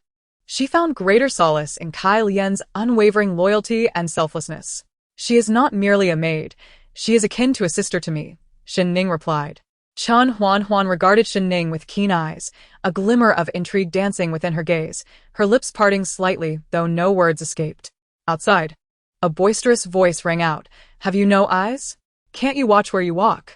Oh, I thought it was someone important, but it's merely Kai Lien. Gai Lian? Let me see. Ah, indeed it is you, Kai Lien. After years apart, you have grown quite slender, unlike us, who have flourished. Lotus Leaf, Peony, are you both ill? Did you intentionally collide with me? I have no time to argue, so step aside. Lotus Leaf and Peony, once Shen Ning's maidservants, now basked in luxury alongside Shen Ruyu. Kai Lien retorted, you traitors to your former mistress have no right to strut about in Qingyu Tang. Traitors? We would rather not acknowledge a former mistress who engaged in scandal while unmarried, eloped, and was ultimately cast aside, Lotus Leaf shot back. Adorned in a pink and blue gown, her braids adorned with a shimmering hairpin gifted by Shen Ruyu, radiating an opulence unbecoming of a maid. Penny Scop, Gai Lian. Therein lies your folly. Miss Ruyu is destined to be a prince's consort, bringing glory to the Shen family, whereas Shen Ning has sullied our lineage. How can you call us traitors? Furthermore, if you step outside and listen closely, the word is that Miss Shen Ning is an old hen incapable of laying eggs. At this, Peony raised her hand to stifle a laugh, prompting Lotus Leaf and the other maidservants to join in mockery. You are the old hen. Your entire family is comprised of old hens. Had it not been for our mistress, you would have long descended into disgrace, and now you presume to wield authority. Fueled by anger, Kai Lien lunged forward, sinking her teeth into Peony's thigh, breaking through the fabric to draw blood. Ah! Peony fell to the ground, wailing in agony. Lotus Leaf hastily raised her hand to strike Kai Lien, but a stone struck her wrist, causing her immense pain. Instinctively, she turned to see Shen Ning emerging from within, accompanied by a modestly clad girl bearing a blade. The girl toyed with a handful of stones, casting a mocking glance at Lotus Leaf and her ilk. Nink Nink. Miss Nink. Lotus Leaf stammered, struggling to articulate her name. Peony and Kai Lien turned their gazes toward Shen Ning, who, with an expression devoid of emotion, commanded, Huan Huan. Close the door. Chen Huan Huan moved swiftly, shutting the courtyard gate with conviction. What is the purpose of closing the door, Miss Ning? Lotus Leaf inquired. To close the door is to keep the dogs at bay, Shen Ning replied, her calm demeanor concealing a storm beneath. As she spoke, a radiant smile illuminated her face, leaving Lotus Leaf chilled to the bone with dread. Chapter 37. What authority Miss Ning wields? Lotus Leaf's lips parted, yet she faltered, unable to utter a single word. Shen Ning. You dare. Peony glared at Shen Ning, her eyes wide with fury, as if confronting a mortal enemy. We are Miss Ruyu's attendants. Even if we have erred, it is not your place to chastise us, especially when we have done no wrong. Lotus Leaf quickly followed suit, her emotion surging. Indeed. We were sent by Miss Ruyu to deliver invitations. Who dares to act recklessly? With that, she glared at the surrounding maidservants. What are you all standing around for? Open the door and return. The maidservants began to approach the door, but a sudden, thunderous shout interrupted. Who dares? Bang! Chen Huan Huan drew a towering blade from her back, its edge biting into the earth, splitting the ground asunder. A gentle breeze stirred, lifting the strands of hair from her forehead, revealing a pair of pale brown eyes as cold as winter's snow. Should you wish to leave, first ask my blade. With a smirk, Chen Huan Huan's youthful visage belied an intimidating presence that enveloped Qingyu Tang. Shen Ning regarded her with admiration. At that moment, Fifth Master Shen Xiaobai pushed the door open, his gaze landing on Chen Huan Huan's slender yet resilient form, ripples of intrigue dancing in his eyes. Fifth Master, you have arrived, Lotus Leaf exclaimed, her eyes shimmering with hope as tears welled up, her previous bravado evaporating, leaving only a pitiful demeanor. Miss Ning has lost her senses. We came with the best intentions to deliver invitations, yet she seeks to lock us out and frightens us with such a large blade. Surely, you can see this weapon. It could terrify any innocent maidservant. Shen Xiaobai was greatly perturbed by the pretense of he, his brow furrowing in impatience. If death were to come, so be it. The Shen family was certainly not incapable of affording a coffin. Yet, before she had even met her demise, she was already eager to lament her fate. Hiya's pupils dilated in shock. Shen Ning found amusement in Hiya's sorrowful demeanor. Her fifth brother, upon reaching adulthood, had caused quite a stir among the young ladies of the capital. Alas, his eloquence was as sharp as a blade, giving rise to the rumor that Shen's fifth young master was as tranquil as an ethereal being, yet as volatile as a mad dog. His words were so cutting that they compelled people to keep their distance. The other maids of Qingyu Hall brought a sandalwood table into the courtyard to brew tea. Shen Ning sat at the table, leisurely lifting her teacup, observing the rather disheveled He Yi and Mu Dan. Her gaze finally drifted to the downcast Kai Lian, whose eyes were tinged with red. Kai Lian, I apologize. It was my fault, she murmured. You always advise me not to be overly assertive, especially in engaging in pointless verbal sparring. I thought I had made progress, but I found myself embroiled in yet another conflict. My mistakes reflect poorly on you, my lady. What did you do wrong? Shen Ning inquired. I. Kai Lian stammered. He chuckled, realizing that Miss Ning was rather understanding. If you made a mistake, then you made a mistake. It is no great matter. Sister Kai Lian, if you bow 3 times to us, we shall forgive you. Kai Lian kept her head down, biting her lower lip in silence. The blood from Mu Dan's injured leg had even stained Kai Lian's lips. Huan, please teach Kai Lian the correct approach, Shen Ning said, her tone as indifferent as the wind. Yes, Chen Huan replied, advancing menacingly towards He with a knife in hand. With each step she took, He retreated until she was backed against a wall, her eyes widening in alarm. What do you intend to do? Are you going to kill me? Did you not hear Miss Ning's words? She commanded you to kneel and apologize. Smack. Chen Huan slapped He across the face, leaving her dizzy and her head ringing. This strike, delivered by one trained in martial arts, was not something just anyone could withstand. He's cheek flushed crimson, blood trickling from the corner of her mouth. You dare hit me? He glared. Indeed. It is you I strike, Chen Huan retorted with a cold smile, delivering another slap to He's other cheek. A mere servant dares to behave so insolently in Qingyu Hall? Who gave you the audacity to be disrespectful before Miss Ning? I am merely delivering an invitation on behalf of Miss Ruyu. The Crown Princess has invited Master Li Hingyang from the Yanjing Academy to teach the younger generation of noble families. Miss Ruyu, being closely connected with the Crown Princess, specially secured a spot for Miss Ning. You treat me this way, and Miss Ruyu will not let this go unpunished. Once she becomes a prince's consort, you will all find yourselves begging on the streets. Are you implying that Miss Ruyu instructed you to act insolently before Miss Ning? Chen Huan asked, is this the etiquette of a future princess consort? Such petty malice, akin to that of a street harpy. Do you not fear the scorn it would invite? No, it is not Miss Ruyu, He hastily denied.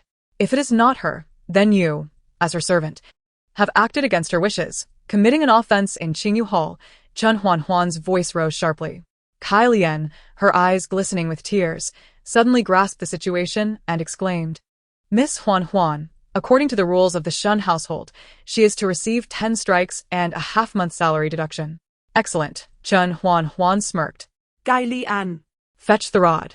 Shen Ning, her long, jade-like fingers delicately cradling her perfect profile, smiled at Chen Huan, pleased with her actions and their unspoken understanding. She wished to establish her footing in the capital anew, fulfilling her childhood aspirations, surrounding herself with capable individuals until she could command 100 responses with a single word. Soaring to great heights. Chen Huan may have lacked a prominent background, but she was a rare talent. Though a martial artist, her thoughts were astutely meticulous. Where did a Ning find such a maid? I have never seen her before, Shen Xiaobai inquired nonchalantly as he sat at the table. She is a friend from Zijing Martial Hall, hailing from the northern region of Dian, Shen Ning explained. Chen Huan's mind briefly wandered as she glanced at Shen Ning, her heart fluttering with a hint of unfamiliar emotion. The term friend was like a warm current beneath the scorching sun, melting a corner of her icy heart. Seeing her dazed, Mu Dan attempted to strangle Chen Huan. In response, Chen Huan unleashed a swift kick to Mu Dan's temple, seizing her collar and forcefully slamming her head against the wall, causing blood to flow. Her fierce demeanor left He Yi and the other maid stunned, drawing gasps of shock and silencing any further insolence. Kai Lian, meanwhile, hurriedly brought over 2 long benches and the rod. Chen Huan restrainet mudan. Tying her to the bench, ready to strike with the rod. Outside the gates of Qingyu Hall, a sharp and mocking voice pierced through. A Ning, cousin. What an imposing display. You dare strike me without seeking my consent? Shen Ruyu entered Qingyu Hall amidst a throng of admirers, her presence radiant. Upon seeing He Yi and Mu Dan bound to the benches, fury ignited within her, and she cast a furious glance at Shen Ning, who was leisurely sipping tea at the table. Today, I am to receive royal guests, and yet you dare to privately punish my maids, Shen Ning. You have quite the audacity. Shen Ruyu's brows arched, her almond-shaped eyes narrowing, her fair face suffused with anger. Beside her were a man and a woman clad in luxurious garments embroidered with auspicious clouds in royal gold thread. Shen Ning sippet her down hurriedly, casting a sidelong glance at the two royal guests. Having frequented the palace in her youth, she recognized them as the cousin and cousin of the ninth prince, Yan Changlin, whose family had leveraged the influence of the ninth prince's mother, the favored concubine Fong, to secure a modest position in Yanjing. Though they held no significant power, their proximity to the royal family made them figures to be treated with caution. Cease at once. The cousin, being a tender-hearted individual, could not bear to see He Yi and Mu Dan suffering. He Yi, forced into close contact with the bench, widened her misty eyes in a pitiful gaze. Tears streamed down like pearls from her reddened eyes. What an utterly heart-wrenching sight, evoking pity in all who beheld her. He Yi and Mu Dan thought that with the intervention of royal figures, Shen Ning would certainly not dare to harm them further. Shen Ruyu harbored similar thoughts.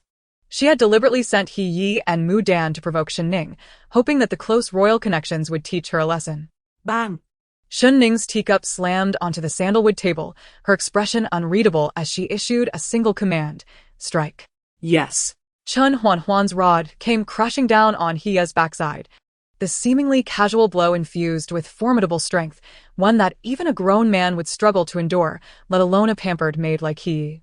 Kai Lian seized another rod, striking Mu Dan with all her might. She had longed to settle this score, this grievance. As she had endured countless humiliations from He Yi and Mu Dan over the past 3 years. Concerned for her lady, she had never dared to voice her complaints. In these fortuitous times, how could one allow her to be wronged any further? Ah! The pain was evident on He Yi's face as she cried out, her temples and forehead flushing red, with veins protruding ominously as she raised her voice in a desperate howl, startling her cousin into taking a step back. After several blows, blood seeped from the wounds on the hips of Mu Dan and He Yi, subtly staining the fine fabric of their attire. Shen Ruyu, with her eyes wide in fury, soon suppressed her anger and whispered, Master Chen Lian, Miss Chen Xia, my cousin Ning is uncouth and barbaric. Driven mad by her abandonment, I hope you do not take it to heart. No wonder she was cast aside. Were I a man, marrying such a rustic woman, I would have done the same. Chen Xia cast a disdainful glance at the composed Shen Ning, emitting a scoff of contempt. Miss Ruyu, your kindness is misplaced. You even sent her an invitation, wasting a precious spot, Chen Lian remarked derisively. After all, she was once a disciple of the master of Hingyang. My actions are not for her sake, but for the master himself. Shen Ruyu, her round eyes fixed on Shen Ning, was interrupted before she could finish her thought. At that moment, Chun Huan and Kai Lian had just completed their 10th strike, and Shen Ning, with a smile, turned to Shen Ruyu, greeting her with an air of nonchalance. Cousin Ruyu, you have arrived? Shen Ruyu's lips twitched in irritation, nearly pushed to the brink of fury. It was clear she had been present for quite some time, and this feigned ignorance was a deliberate provocation. Since Cousin Ruyu has brought esteemed guests, she should have informed us beforehand. Shen Ning lazily raised her hand. Everyone, please take a seat. What a dreadful tea, Chen Xia scoffed. Having been pampered since childhood with luxurious living, she had always regarded others' offerings with disdain. Shen Ning replied calmly, this is tea, unique to the Shen family. It has a bitter taste that ignites like a fiery blaze upon swallowing, serving to invigorate the spirit. During the Battle of Xiling, when food was scarce and no reinforcements arrived, our ancestors survived on local wild herbs and tree bark for half a month, successfully defending Xiling. Later, they brought back large quantities of dried jigrass to make tea, serving as a reminder to future generations. As she spoke, she methodically prepared the tea. Upon hearing this, Emperor Xuanzong praised it, even suggesting that the previous court and the harem should taste this tea, stating that a mere cup of tea could not compare to the hardships faced in the wilds of Xiling, commending the spirit of the Shen army. Miss Chen Xia, this is what you call garbage and broken tea. If I, Shen Ning, speak ill of my family's tea, it could lead others to suspect your Qin family of harboring ulterior motives, showing disrespect to His Majesty and Emperor Xuanzong. How many heads would your family have to lose for that? Her words were delivered with a smile. Yet they carried an undertone that drastically changed the expressions of the Qin siblings. Miss Ning, you misunderstand. My sister did not mean it that way, Chen Lian quickly interjected. Whether it was intended or not, it is not for Shen Ning to decide, she replied, pushing 2 cups of freshly brewed tea toward the table. Her voice cold and unwavering. Drink. The brevity of her command, though gentle, was imbued with an undeniable authority. Chen Xia's brow furrowed. Chen Lian shot a look at his sister, urging her to drink. He understood that this cup of tea must be consumed. However, Shen Ruyu was utterly perplexed. There were 3 of them seated, yet only 2 cups of tea were placed before them. It appeared Shen Ning was deliberately causing her trouble, prompting her to send a servant for more tea. As they were about to settle in, Shen Ning suddenly lowered her lashes and commanded in a stern voice, "Kneel." Chen Lian and his sister exchanged bewildered glances, unable to comprehend the command. Chen Xia, unable to endure the indignity of a discarded woman ordering her to kneel, was about to raise her finger to angrily point at Shen Ning when she noticed Shen Ning leaning back, lifting her gaze mockingly toward the now visible Shen Ruyu. "Shen Ruyu, I command you to kneel. Do you hear me?" Shen Ruyu's pupils constricted in disbelief as she looked at Shen Ning, who was issuing her orders. Her hands clenched tightly beneath her sleeves, her eyes quickly filled with the fury of blood. Hatred and anger nearly consumed her rationality, leaving only a dark fury clawing at her soul. "Shen Ning!" Shen Ruyu yelled, her voice tinged with rage. "I am the betrothed of the 9th prince, the future royal consort. Do you think you are worthy of commanding me to kneel? Before becoming a royal consort, the foremost requirement is to be a person." Shen Ning retorted, her insinuation implying that Shen Ruyu was less than human, further incensing her cousin. "You dare!" Shen Ruyu pointed at Shen Ning, her voice trembling with indignation. Shen Ning casually traced the floral patterns on the teacup, calmly stating, "As long as you remain unmarried. You are a daughter of the Shen family. It is our duty to ensure you are taught proper decorum before sending you to the royal family. The Chen family guests are outsiders, and their ignorance of GT can be forgiven. However, as a miss of the Shen family, forgetting the values and traditions left by our ancestors is a grave sin. To kneel before you is already a sign of my leniency." Shen Ruyu's face hardened with resentment, obstinately refusing to yield. How could someone of her status kneel to a discarded woman? "Would you prefer to kneel on your own? Or shall I, as your cousin, assist?" Shen Ning sipped her tea lightly, adding, "However, my methods may be a bit harsh. And it may not be as comfortable for you, Cousin Ruyu." Shen Xiaobai, who had been observing quietly, finally spoke in a gentle voice. "I have a slight acquaintance with the 9th prince. Although he is young, he is righteous, earning the emperor's favor. Ruyu, if you remain ignorant of the value of GT and lack the humility to amend your faults, I believe you are unworthy of marrying the 9th prince and bringing shame upon the Shen family. I will promptly request my father to withdraw this engagement." "You dare." "Go ahead and try." Shen Xiaobai smiled as if a spring breeze had blown. "You may certainly attempt it." Shen Ruyu's body tensed, shaking like a taut string. Overwhelmed by humiliation, she reluctantly sank to her knees. She lifted her head, committing Shen Ning's hypocritical smiling face to memory, vowing that one day, when she became the royal consort, she would tear apart this facade and destroy the falsehoods of this discarded woman, avenging today's grievances and releasing her pent-up fury. Seemingly oblivious to Shen Ruyu's hatred, Shen Ning continued to converse amiably with the Chen siblings over tea, saying, "I hope you do not find the Shen household's affairs to be a source of amusement." "Not at all, not at all," Chen Lian replied with a forced smile, wary of this miss of the Shen family, the discarded woman. In contrast to Shen Ruyu's temperament, which was easily manipulated, Shen Ning remained calm, akin to the stillness that precedes a storm, leaving others guessing her true intentions, as profound as the depths of the sea hidden beneath crimson clouds. "Miss Chen, do you not enjoy GT?" Shen Ning inquired. Chen Xia's expression stiffened, managing to force a smile that was more painful than tears. After Shen Ning's lengthy discourse, she felt as if GT was something foul from a privy, yet she mustered the strength to swallow her pride and drink it. It felt as if refusing to drink would mark her as unworthy of being a subject of Dian. Chen Xia, feeling utterly humiliated, raised her cup and drank it all at once, suppressing the urge to retch, and forced a smile toward Shen Ning, saying, "I love it, truly." "If that is the case, Huan Kai Lian, please prepare some GT for Miss Chen." "Yes, I shall do so right away." Kai Lian took Shen Huan with her to fetch the ji grass, while she herself headed to San Chun Mountain to consult with old physician Wei. The response Miss requested must be obtained from San Chun Mountain as soon as possible. In the serene hall, the courtyard lay deep and tranquil. Yet the atmosphere was eerily unprecedented. Sister Ria, you must be weary, Shen Ning remarked with a gentle smile. Shen Ria, initially believing that Shen Ning, the shameless woman, had finally realized the folly of offending the future princess consort, attempted to rise while rubbing her knees. However, Shen Ning continued, if you are tired, perhaps you should remain on your knees a while longer. Shen Ria was taken aback, and the Qin siblings watched as Shen Xiaobai, seated at the rosewood table, stifled laughter to the point of near cramping his face. The subtle jabs concealed within Shen Ning's words caught Shen Ria off guard, and even he found them quite remarkable.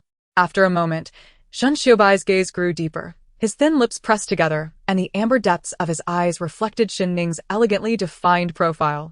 Their father always bore a trace of worry in his brow, and it was evident without words. He felt that Ning had changed from the spirited figure of her past. She was no longer as bold and sharp but rather cautious and uncertain, uncharacteristic of a son of the Shen family. In that moment, Shen Xiaobai realized that Ning was still the radiant and unparalleled figure of her youth, yet now she possessed a maturity that stemmed from her newfound restraint and humility. Chapter 42. Striking at the heart of the matter. Shen Ning. You. Shen Ria seethed, glaring at Shen Ning, about to unleash a torrent of verbal assault. Yet. Shen Ning interjected, Sister Ria, are you perhaps thirsty? At this, Shen Ria's vitriol abruptly ceased, her eyes darting to the teapot in Shen Ning's hand. Although the tea was unpleasant, it was indeed refreshing. Shen Ning pushed the teapot forward, and Shen Ria's mouth watered in anticipation. Just as she thought Shen Ning would pour her a cup, Shen Ning elegantly twisted her wrist, tilting the pot downward, spilling the tea onto the ground. With a serious expression, Shen Ning declared, before the esteemed guests of the Qin family, how could my sister indulge in tea while kneeling in punishment?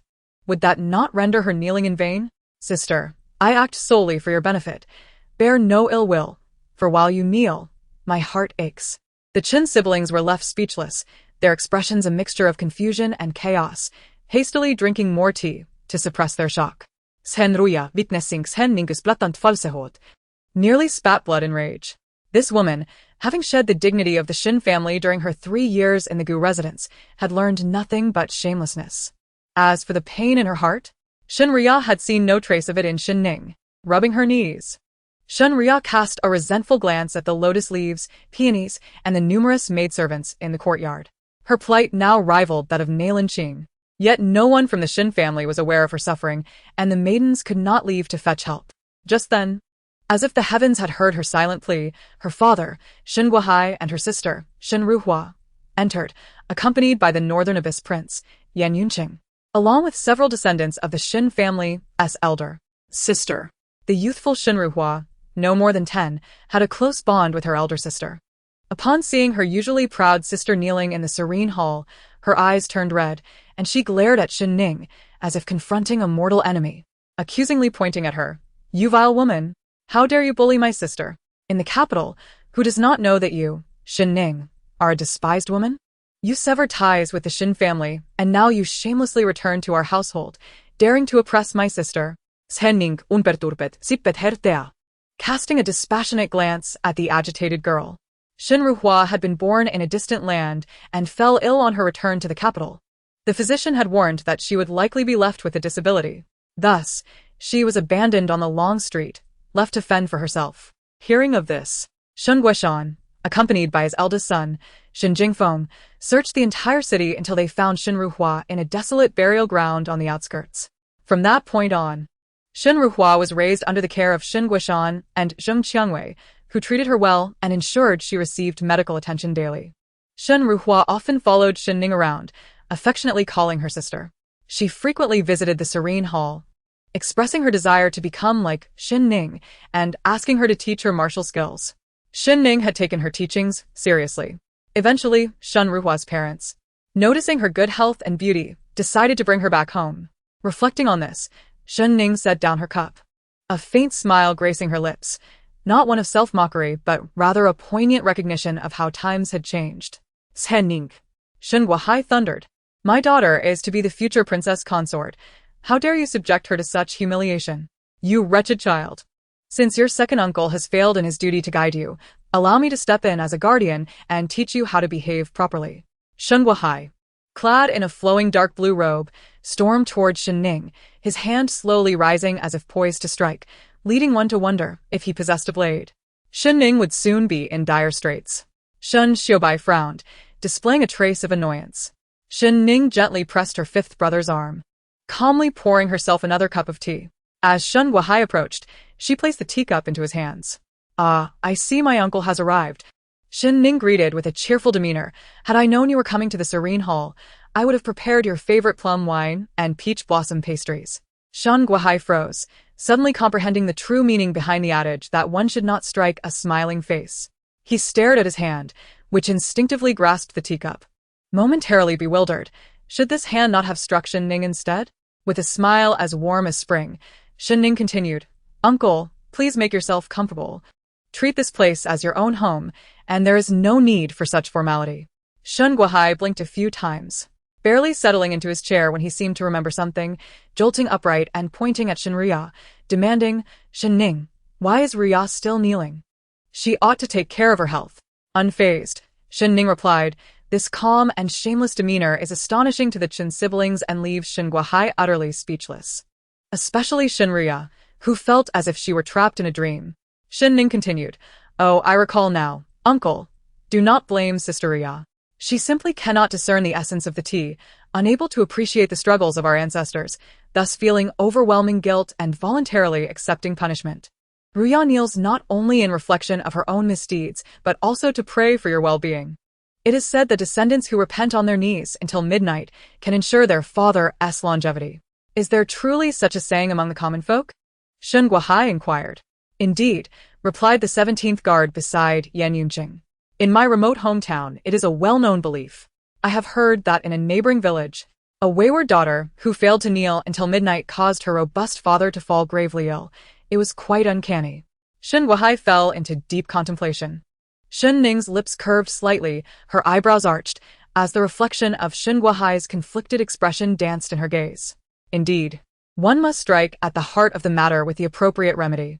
Shen Guohai was timid as a mouse, bullying the weak while fearing the strong, and was known to be opportunistic. Beyond that, he was exceptionally superstitious, fearing anything related to the supernatural. "Dad!" Shen Ria cried, eyes brimming with tears, her hands clutching her knees as she looked imploringly at her father. "It is mere superstition. Besides, if anyone should kneel, it should be in our own courtyard, not here in my cousin's home. Do not dismiss it." The 17th guard interjected. "There is much wisdom in this. The position of kneeling cannot be shifted, for that would be disrespectful to the deities and may result in repercussions." "Repercussions?" Shen Guohai asked. "Indeed." 17 nodded, resembling a learned elder, and said in a tone imbued with gravity, "Those who show disrespect to the deities shall surely descend into the 18 layers of hell." Shen Guohai couldn't help but shudder. Hastily glancing at Shen Ryu, he reassured her, "Ryu, bear with it. Today will soon pass. By evening, Aunt will prepare some bird's nest soup to nourish you." Shen Ryu gazed at her fearful father in astonishment. Chapter 43. Was there any room in his eyes for his third uncle? "Father, how can you be so thoughtless? Don't you wish for your own longevity?" Shen Guohai retorted angrily. "Must your father descend into the depths of hell?" Shen Ryu was momentarily speechless, and after a long pause, she glared indignantly at Shen Ning, who was sipping tea with a smile. "Uncle, please do not be angry. Have some tea to calm your temper." "I believe Ryu did not mean to offend," Shen Ning remarked with a gentle smile. "Indeed," Shen Guohai acknowledged, glancing at Shen Ning, who had matured considerably over the past 3 years, learning to be respectful and humble before elders. 3 years ago, Shen Ning had been a wild horse. Too unruly for the capital, she needed the vast prairies of the northwest to roam freely. Shen Ning had always regarded this mundane third uncle with disdain, but now, witnessing her newfound poise as a married woman, Shen Guohai felt a sense of satisfaction. After a moment, Shen Guohai suddenly sprang from his chair, as if jolted, slapping his palm against his forehead, and bending over to bow low to the neglected Yan Yunqing. "Forgive my foolishness, Your Highness. Please take a seat." He pulled out a chair and, with servile eagerness, wiped the clean, polished seat with his sleeve before gesturing for Yan Yunqing to sit. Yan Yunqing replied. His voice as cold as a handful of snow in the biting winter. The attendants behind him quickly pulled the chair further back, laying out a unique fox fur blanket from the royal residence, while two veiled women holding instruments emerged, their delicate fingers plucking the strings, filling the serene hall with celestial melodies. Only then did Yan Yunqing sit gracefully, his long legs arrogantly resting on the table, his crimson robe billowing, eyes half closed in an air of regal languor. Shen Ning observed this ostentatious display, her lips twitching slightly as her composure faltered. "What are you all dawdling for, Shen Ning? Do not forget to pay your respects to His Highness," Shen Guohai admonished. As for Shun Ryu, he thought it best she remain kneeling, genuinely fearing she might rise to curse him into the underworld. "There's no need," Yan Yunqing waved his hand lightly. The slowly rising hand, bathed in the autumn sun, exuded a chilling white hue, with fingers slender and elegant like superior jade, both striking and captivating. "I am a man of simplicity, cherishing the happiness of the common folk. I neither delight in ostentation, nor despise the rituals of courtesy." The onlookers were left speechless, as if they had heard the most absurd tale. Simplicity? Disdain for extravagance? It was indeed ludicrous to hear such words from the lips of the city's most opulent prince. Chun Xia gazed at Yan Yunqing's otherworldly visage, her heart fluttering, tinged with regret. Were it not for his notorious reputation for indulgence, she might have truly admired him. Yan Yunqing slightly tilted his head, his eyes sparkling with a smile like stars. "Miss Shen, we meet again. May I inquire what brings your highness to the Shen residence?" Shen Xiubai asked. "Xiubai? Therein lies your mistake," Shen Guohai interjected, his eyes wide. "Does His Highness need a reason to visit the Shen family? It is a sign of his esteem for your third uncle that he graces us with his presence for tea." Shen Guohai, having enjoyed a convivial evening with Yan Yunqing at the tavern, considered himself fortunate to have formed a rare camaraderie. Everyone in the capital knew of the North Yuan prince's capricious nature, yet he had casually invited Yan Yunqing to the residence, who had unexpectedly accepted, even claiming he would come daily for wine and games. Shen Guohai was moved to the point of nearly shedding tears. "I heard that Miss Shen's martial arts prowess has earned her top honors. Congratulations," Yan Yunqing said, swirling the shimmering wine jug. "Thank you, Your Highness," Shen Ning replied, puzzled by how Yan Yunqing could so easily mingle with Shen Guohai. Shen Guohai, feeling slighted, noticed how the North Yuan prince addressed Miss Shen repeatedly, seemingly oblivious to his presence. "Your Highness," Shen Guohai attempted to redirect the conversation, "my family's wine cellar holds 50-year-old Huadiao wine. If you do not mind, shall we share a drink in my Shoutian Hall?" Originally named Jiwa Hall, Shen Guohai found the name unappealing and rechristened it with a more auspicious title, hoping for longevity equal to the heavens.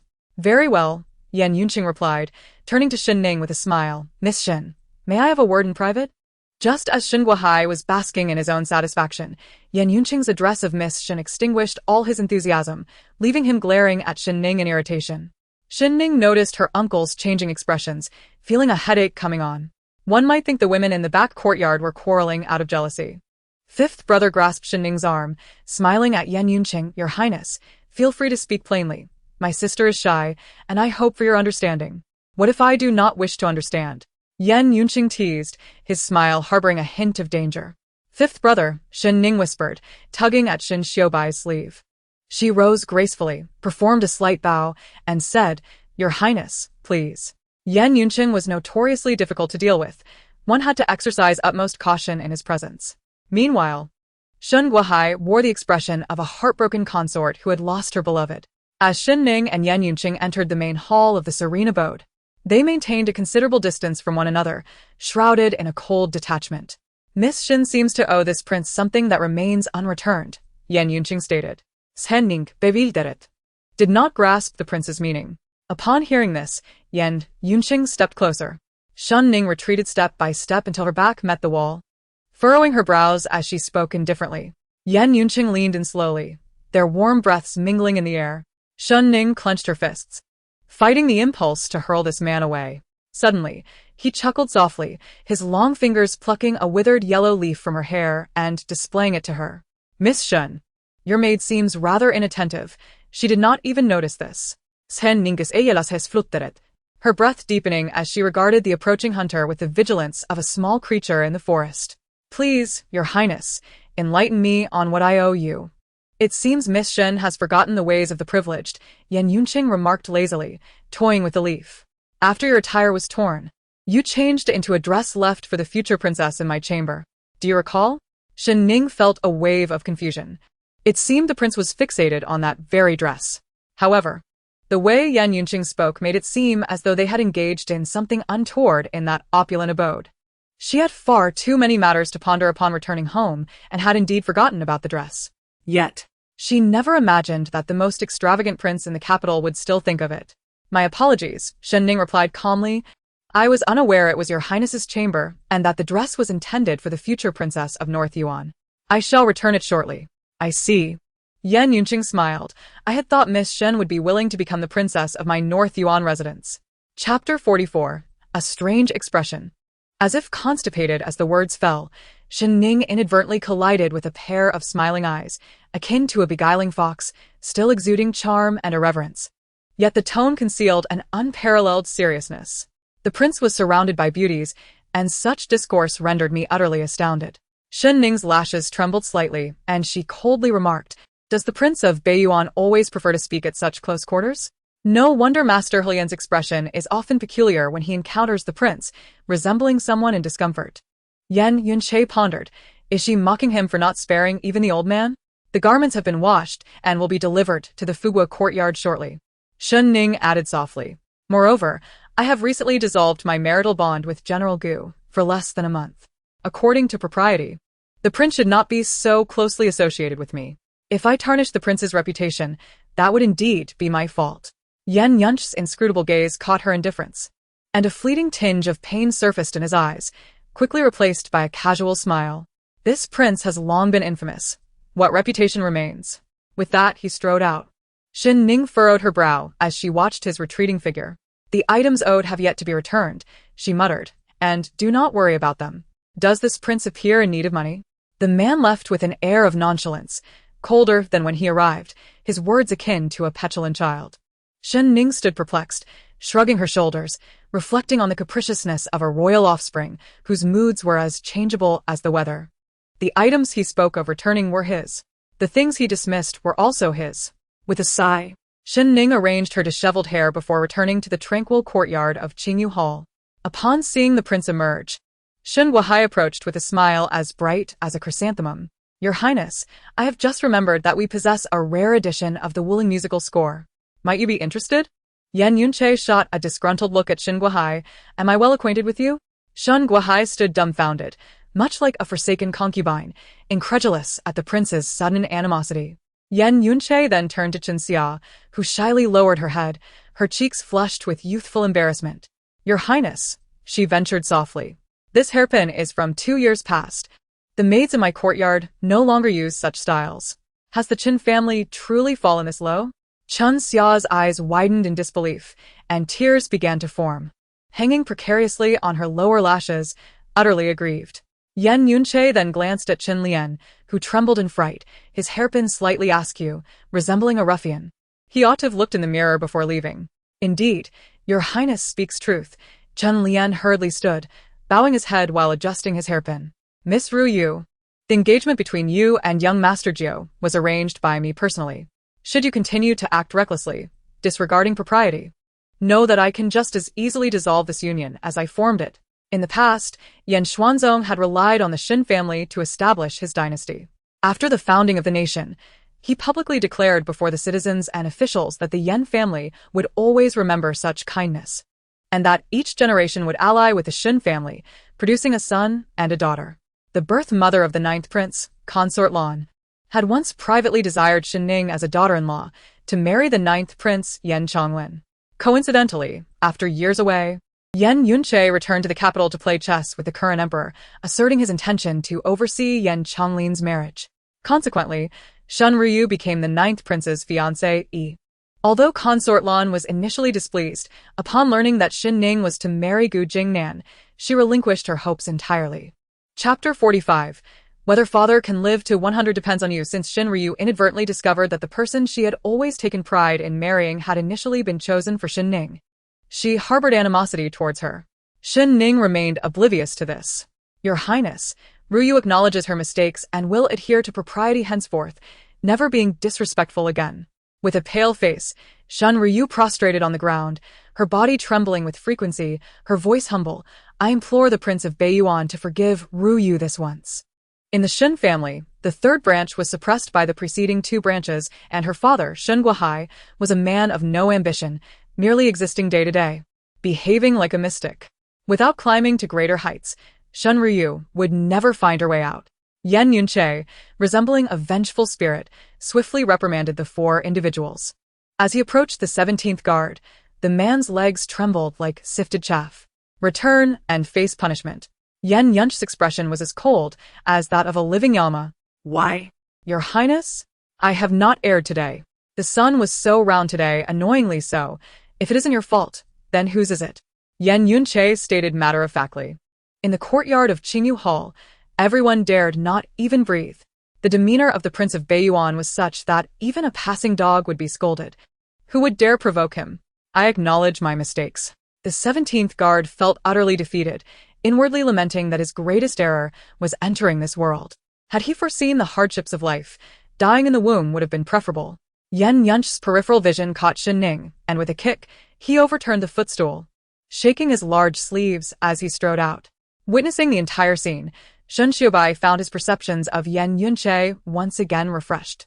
Shen Ning observed the wrathful man retreating into the distance, feeling rather disordered, her lips twitching slightly. On the whole, this might prove beneficial. The close ties between the Shen family and the Beiyuan royal family could only sow the seeds of future disaster. Shen Ning, what did you say to the prince? Shen Guohai reprimanded.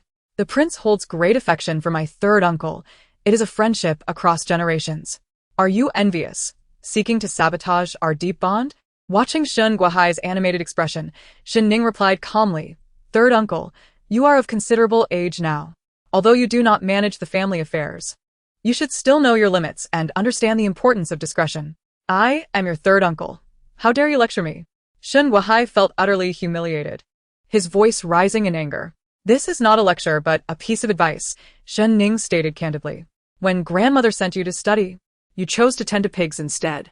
Now you fail to grasp the good intentions behind your niece's words. This is Qingyu Hall. If you wish to come for tea and wine and to discuss our familial bond, you are welcome. However, if you intend to cause a disturbance, do not blame me for closing the doors on you. You dare, Shen Guohai exclaimed, though immediately felt a pang of guilt. Were it anyone else, he might grant them some leeway. Yet Shen Ning truly had the audacity. Even as a child, she had once brought people to break through the roof tiles of his house. Third uncle, we are family. Why must we be angry? Come, let us have tea. Shen Ning offered, brewing tea with a gentle tone. There. What nonsense! Shen Guohai scoffed, his nostrils flaring. I do not wish to linger here for even a moment. Shen Guohai felt as if he were sitting on pins and needles, uncomfortable in every respect. Even the blue stone floor of Qingyu Hall felt scalding beneath his boots. His daughter, Shen Ryu, grasped his gray-brown sleeve. Father, Shen Guohai replied softly, Ryu, be good and kneel. Let everyone see how well-mannered my daughter is. As he spoke, he leaned in, covering his mouth with his hand, and whispered to Shen Ryu as if stealing, Good daughter, whether your father can live to 100 depends on you tonight.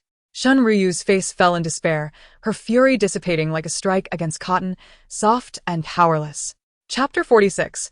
One cannot know which malicious person invented this mission. It grows late. My brother and I shall take our leave, Chen Lian said, rising to bow, feeling a chill run down his spine. Were it not for the breach of decorum, he would have liked to slip away as if greasing his feet. As the two departed, I extend my best wishes to Miss Shen Zijing for her impressive performance in the autumn assessment at Wutong. Chen Lian, feeling somewhat embarrassed, shared a few awkward laughs and hastily took her sister away from the Shen residence. Upon exiting the grand gates, she wiped the cold sweat from her brow and quietly cautioned Chen Xia, Sister, in the future, if you encounter Shen Ning, make sure to take a detour. Remember, do not offend this person. What is so extraordinary about a mere abandoned woman? Chen Xia scoffed. Meanwhile, Chen Lian cast a wary glance at the Shen family plaque reading Qingyu Hall. Though Shen Guohai had departed, Shen Ruhua remained to accompany her sister Shen Ryu. With tears in her eyes, she glared at Shen Ning and said, Shen Ning, you have deeply disappointed me. The you of the past was not so aggressive. You have changed, become malicious and unrecognizable.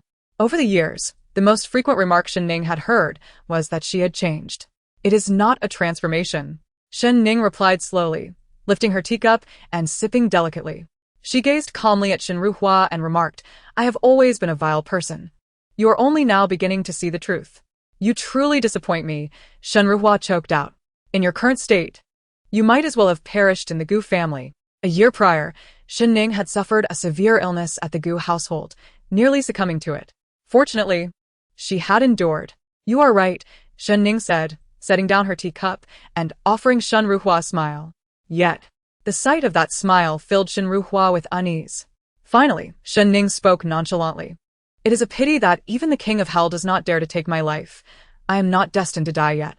Shen Ruhua's lips parted in shock. Kneel properly, Shen Ning commanded, rising to look down upon Shen Ryu. There are still many hours until midnight. Not a moment can be spared.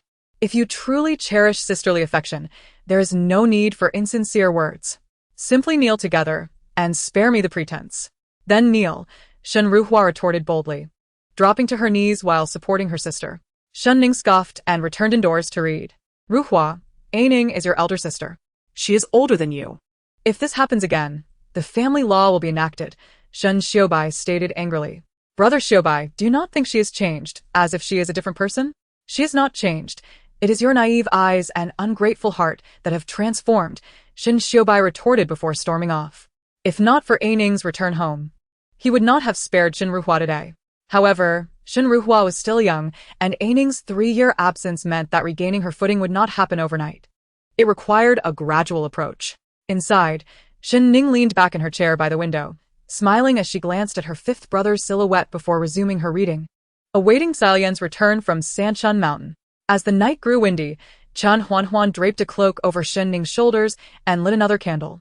At the 3rd watch of the night, Salian pushed the door open, returning from her arduous journey. Miss, I have inquired, Salian said, gulping down the hot tea offered by Chen Huanhuan. Shen Ning set her book aside.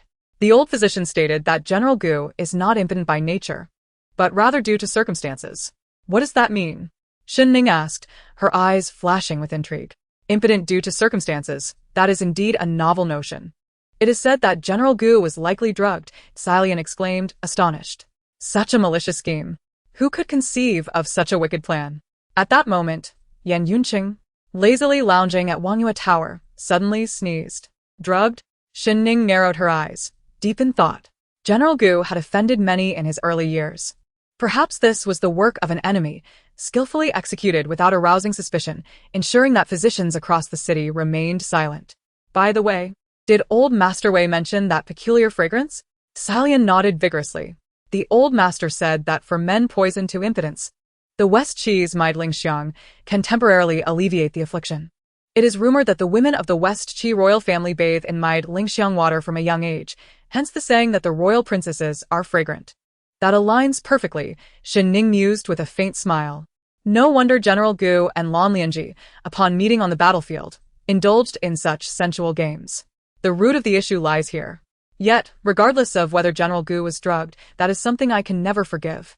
When I learned of his impotence, I did not waver. However, after he encountered Lan Lianji, he unhesitatingly abandoned me. Miss, Salian said with concern, having witnessed Shen Ning's once blazing affection. Shen Ning had expected to feel pain, yet surprisingly, after so much time had passed, she found herself at peace, instead looking forward to each coming day. Miss Shen, are you attending the banquet hosted by the Crown Princess? It seems to be a trap, Chen Huanhuan inquired. Of course, I shall attend. Be it a banquet of deceit or danger, I must go. I wish to confront those fair-weather friends who would revel in my downfall. Having returned to the Shen family, she could no longer hide behind the protection of her parents and brothers. She had already lost 3 years. She could not afford to squander the rest of her life. The following evening, as the slanted sun painted the sky, the Crown Princess hosted a banquet at Qingluan Lingkong Villa for the young scions of noble families to hear Master Li Hingyang's teachings. The villa, grand in its architecture, was adorned with elegance at every corner. Your Highness, are you here for Master Hingyang as well? Chen Xia asked as she and her brother Chen Lian disembarked from their carriage, spotting Yan Chongling entering Qingluan Villa. Yan Chongling turned to see Chen Xia, ruffled her hair playfully, shrugged, and said with feigned exasperation, My father insists I attend. He blames me for not studying the sage's texts. for not being interested in martial arts or military strategy, and hopes I can gain enlightenment under Master Hingyang's insights. He sighed and continued, "What is my father thinking? I am not the crown prince. The affairs of the nation are the crown prince's responsibility, while my fifth brother will guard the borders. And my seventh brother excels in literature. My second brother is skilled in both the arts of war and strategy. What is my fault in enjoying a leisurely life? Your Highness should not speak so carelessly," Chen Lian cautioned in a hushed tone. "If this reaches the Emperor's ears, you will surely face repercussions." Yan Chongling smirked, as if recalling something, and asked, "I have heard that Miss Ning from the Shen family will also be attending? According to rumors, General Gu would be bringing Lan Lianji to Qingluan Villa for her official debut. Furthermore, Shen Ning had once been Master Li Hingyang's only beloved disciple. This intricate web of relationships, laden with scandal, was the sole motivation for his visit to Qingluan Villa. Shen Ruyu and Shen Ruhua, filled with joy, were making their way towards the ninth prince when they overheard his concerned inquiry. Their smiles faltered, and their expressions turned somber, resembling a funeral procession. "Chongling brother truly cares for my sister Shen Ning," Shen Ruyu remarked sarcastically. Yan Chongling, oblivious to the underlying tone, replied straightforwardly, "Indeed, Miss Ning topped the autumn assessment. I have yet to congratulate her." Shen Ruyu's face darkened, turning a shade of deep gray as a hint of grievance welled up in her eyes, causing the delicate hands hidden within her sleeves to clench into fists. Yan Chongling added, "Ryu need not be so emotional. I shall pay even more attention to Miss Ning in the future." He assumed the bond between the Shen sisters was unbreakable, believing Shen Ryu would be profoundly moved. "Your Highness certainly knows how to jest." In the distance, a melodious voice reminiscent of a songbird echoed. Within the Zijing martial hall, there exists a throng of inept individuals. If one were to rank martial prowess, that group would undoubtedly occupy the lowest tier. As a descendant of the illustrious Shen family, renowned for its century-long legacy of martial generals, Shen Ning had received commendations from both the late emperor and her father. How could the ninth prince possibly extend his congratulations for her top performance in the Zijing assessment? This must surely be a disgrace for the Shen family. The newcomer, clad in resplendent attire of vibrant hues, seemed to embody every radiant color imaginable. Despite her youthful visage, she adorned herself with a multitude of jewels, resembling a walking sun, with her head adorned by a bejeweled hairpin that jingled as she moved, capturing the eye with its dazzling brilliance. The 12th princess, Princess Minghua, Yan Linglong, emerged amidst a throng of admirers, akin to a peony blooming in the wind, her every gesture and smile exuding an air of opulence. Surrounding her were young men and women who had once followed Shen Ning during their time at the Yan Capital Academy, along with Gu Jingnan and Lan Lianji. Princess Minghua's words rang true. A handsome youth, gracefully fanning himself, remarked, "As a former disciple of the master of Hingyang, despite the dissolution of our mentor-student bond, this performance and its implications are indeed a significant embarrassment to Hingyang." Shen Ruhua concurred, stating, "If this were to reach foreign lands, it would tarnish the reputation of the great Yan dynasty." The entourage around the 12th princess engaged in unabashed chatter. My Aunt Lee from our household went out to buy groceries and heard that it is said that a good hen lays eggs daily, while an old hen that cannot lay must be slaughtered. What a disgraceful statement directed at Miss Ning. One lamented, recalling the times they had shared drinks and rides in the countryside with her, feeling a sense of misfortune. She is but 18 this year, and certainly more appealing than a common hen. Yet, no matter how beautiful, she is merely something Jingnan does not desire. This assembly, once the closest friends of Shen Ning, now spoke with increasing disdain, resembling gossiping market women rather than scions of noble families. Shen Riyue listened to their words with a smile. At that moment, the Shen family's carriage came to a halt. The grand carriage, draped in heavy fabric, stood out among the ornate vehicles, exuding a sense of unspoken history. Shen Xiubai and Shen Qingshan, the two brothers, descended and drew back the heavy drapes. Shen Ning, dressed in a simple, unadorned gown, without a trace of makeup, wore her hair in the most uncomplicated of styles, with an old tassel hairpin casually inserted. She stepped down from the carriage, her fair complexion glowing in the autumn sunlight. However, her hands, a testament to 15 years of martial training and 3 years of domestic chores, were not particularly beautiful. Yet, they remained as pale as moonlight, strikingly so. "Do not take it to heart," Shen Xiubai spoke in a hushed tone. Shen Ning restrained her brother Shen Qingshan, who was eager to confront the assembled crowd, and took his hand, walking alongside Shen Xiaobai towards Princess Minghua and Yan Changlin, performing a graceful curtsy, exuding poise and confidence. Then, she turned her gaze to the young man in the purple robe behind Princess Minghua, speaking in a calm tone. "Young Master Jun, truly a dutiful son, openly praising your mother as a hen that lays eggs. Such filial piety is indeed moving. How dare you insult my mother?" Young Master Jun gritted his teeth. "Ah. "So it is an insult," Shen Ning replied nonchalantly. "If you hadn't explained, I would have been unaware." She solemnly patted young Master Jun on the shoulder, speaking earnestly. "Life is fleeting. Cherish it while you can. As the saying goes, among all virtues, filial piety comes first. What grievances could there be between you and your mother that you must resort to such public insults?" Young Master Jun had intended to belittle Shen Ning but found her words sharper than they had been 3 years prior. She could turn black into white. Observing young Master Jun rendered speechless and seething with anger, a subtle smile graced Shen Ning's lips. Most of the people present were her old friends from 3 years ago. Once they had shared drinks and horseback rides, but now they found themselves at odds. Shen Ning collected her thoughts, her gaze icy as it fell upon the strikingly adorned young woman, Li Changyue. "You claim that our past revelries were ill-fated, revealing how easily the privileged forget." Li Changyue instinctively recoiled, a lingering fear of Shen Ning evident in her demeanor. "What do you mean?" "Nothing of consequence," Shen Ning replied. "It seems Miss Changyue has forgotten how, in order to accompany me on an outing, you served me tea, massaged my shoulders, and even knelt for 3 hours. All so that I might be gracious enough to bring you along, granting you the chance to meet Princess Minghua." As Shen Ning's tone grew low and prolonged, she questioned, "Are you suggesting that Princess Minghua is ill-fated?" "Such audacity. I did not mean that," Li Changyue stammered, her face drained of color, nearly in tears. "Princess Minghua." With a swift motion, Princess Minghua struck Li Changyue across the face. The sharp, glittering adornments on her fingers left visible marks on Li Changyue's delicate skin, drawing blood.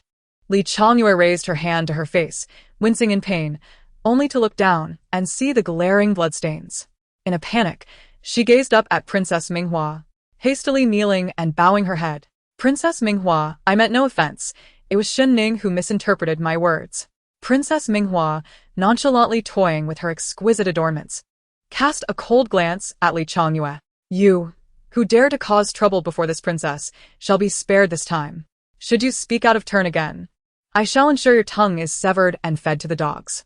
Shen Ning remained impassive, her expression unreadable, fully aware that Princess Minghua was merely using this display to instill fear, a show of authority intended for her benefit. "Yes, yes," Li Changyue repeated, bowing her head repeatedly. "Your Highness teaches well. I shall never dare again."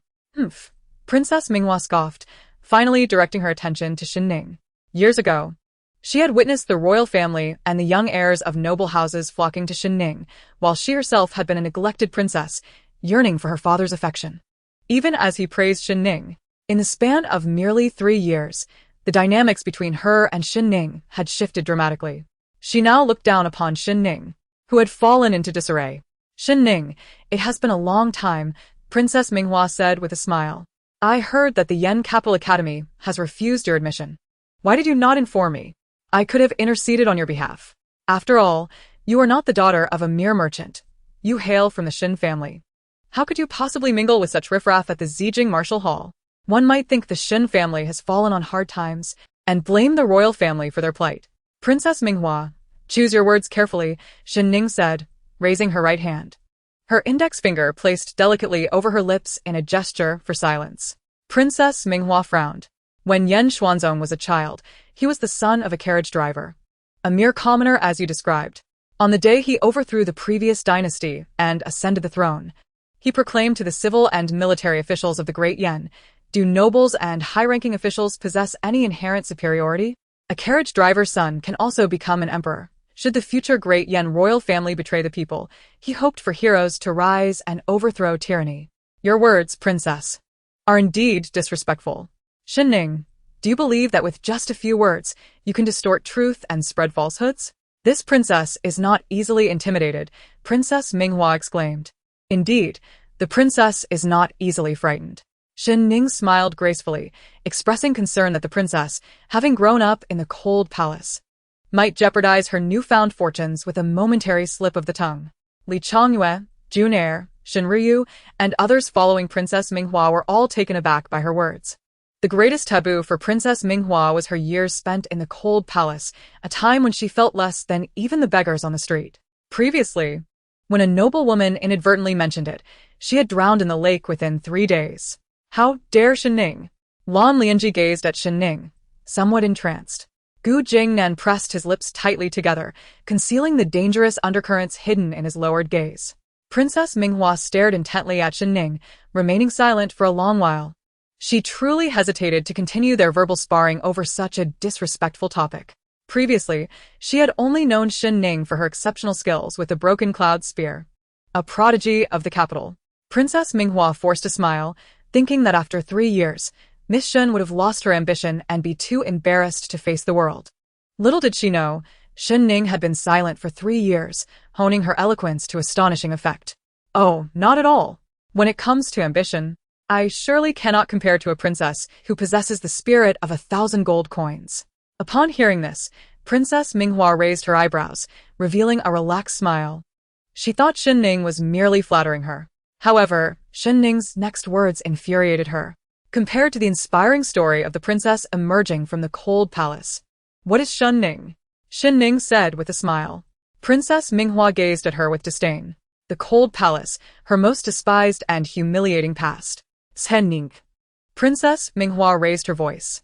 There is no need for the princess to be so emotional or excited. Shen Ning speaks from the heart, sincerely admiring your highness. Shen Ning's words felt like a punch landing softly on cotton, lacking any real force. Chapter 49. The affordable tea house on West 2nd Street. Princess Minghua took a deep breath, fiercely suppressing the urge to tear Shen Ning's smiling face apart. Shen Xiaobai slightly lowered his head, a charming smile gracing his lips, his eyes revealing a gentle, indulgent amusement. Shen Qingshan was in awe of his sister, amazed that she could play the difficult Princess Minghua so effortlessly.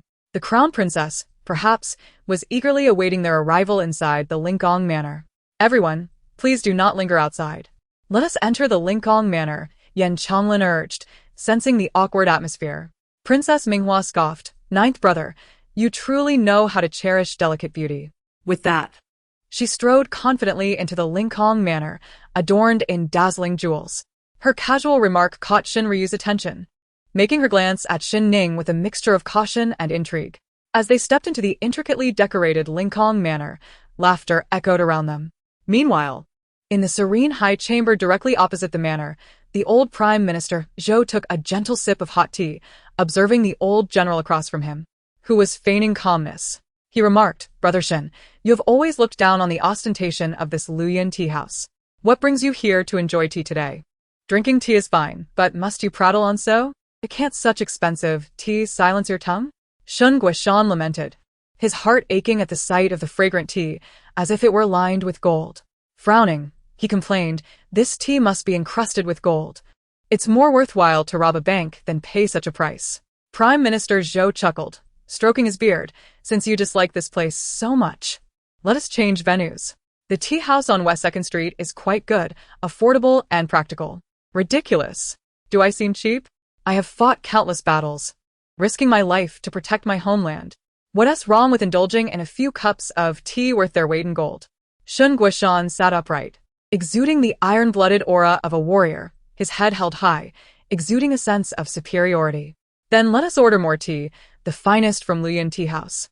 Prime Minister Zhou responded with a cunning smile. The tea house attendant hurried off to fetch the tea leaves. Shen Guishan opened his mouth, hesitating to speak, cursing the Prime Minister's ancestors in his heart. Brother, Prime Minister Zhou, seemingly oblivious to Shen Guishan's resentment, gazed through the window towards the Linggong Manor and pointedly remarked, "I thought a Ning might be bullied, but it seems even Princess Minghua cannot best her. Who cares if she is bullied?" Shen Guishan drank his tea in large gulps. Yes, you don't care, but I do," Prime Minister Zhou replied, understanding. Shen Guishan grunted, but his gaze remained fixed on Linggong Manor, watching a slender figure receding into the distance against the light. He asked, "Old Zhou, do you think I am an unfit father?" "That answer must come from a Ning." Prime Minister Zhou replied. Within Linggong Manor, a long lake lay before them, at its center a spacious area designated for martial arts practice, complemented by several elegant pavilions. The young crown princess, exuding grace and dignity, welcomed everyone with a smile, introducing, "Everyone, Master Li Hingyang is waiting for you at the pavilion on the island. Please join me in taking a boat to hear his teachings." Upon hearing this, Princess Minghua, Shen Ruhua, and others glanced towards the island, instinctively looking at Shen Ning. Shen Ning had once been Master Li Hingyang's only disciple, and he had intended to cultivate her into a female master, a new legend. However, after their falling out, the city buzzed with rumors and speculation. The crown princess, following their gaze, smiled lightly. "In fact, Miss Shen is still a student of Master Hingyang. Your Highness." "She was a student in the past," Princess Minghua reminded. "Now, she has no relationship with Master Hingyang. Once a student, always like a parent, regardless of emotional ties." The praises Master Hingyang bestowed upon Miss Shen are enough to attest to her talent. "Miss Shen, do not take it to heart," the crown princess offered. Shen Ning nodded slightly, a polite acknowledgement.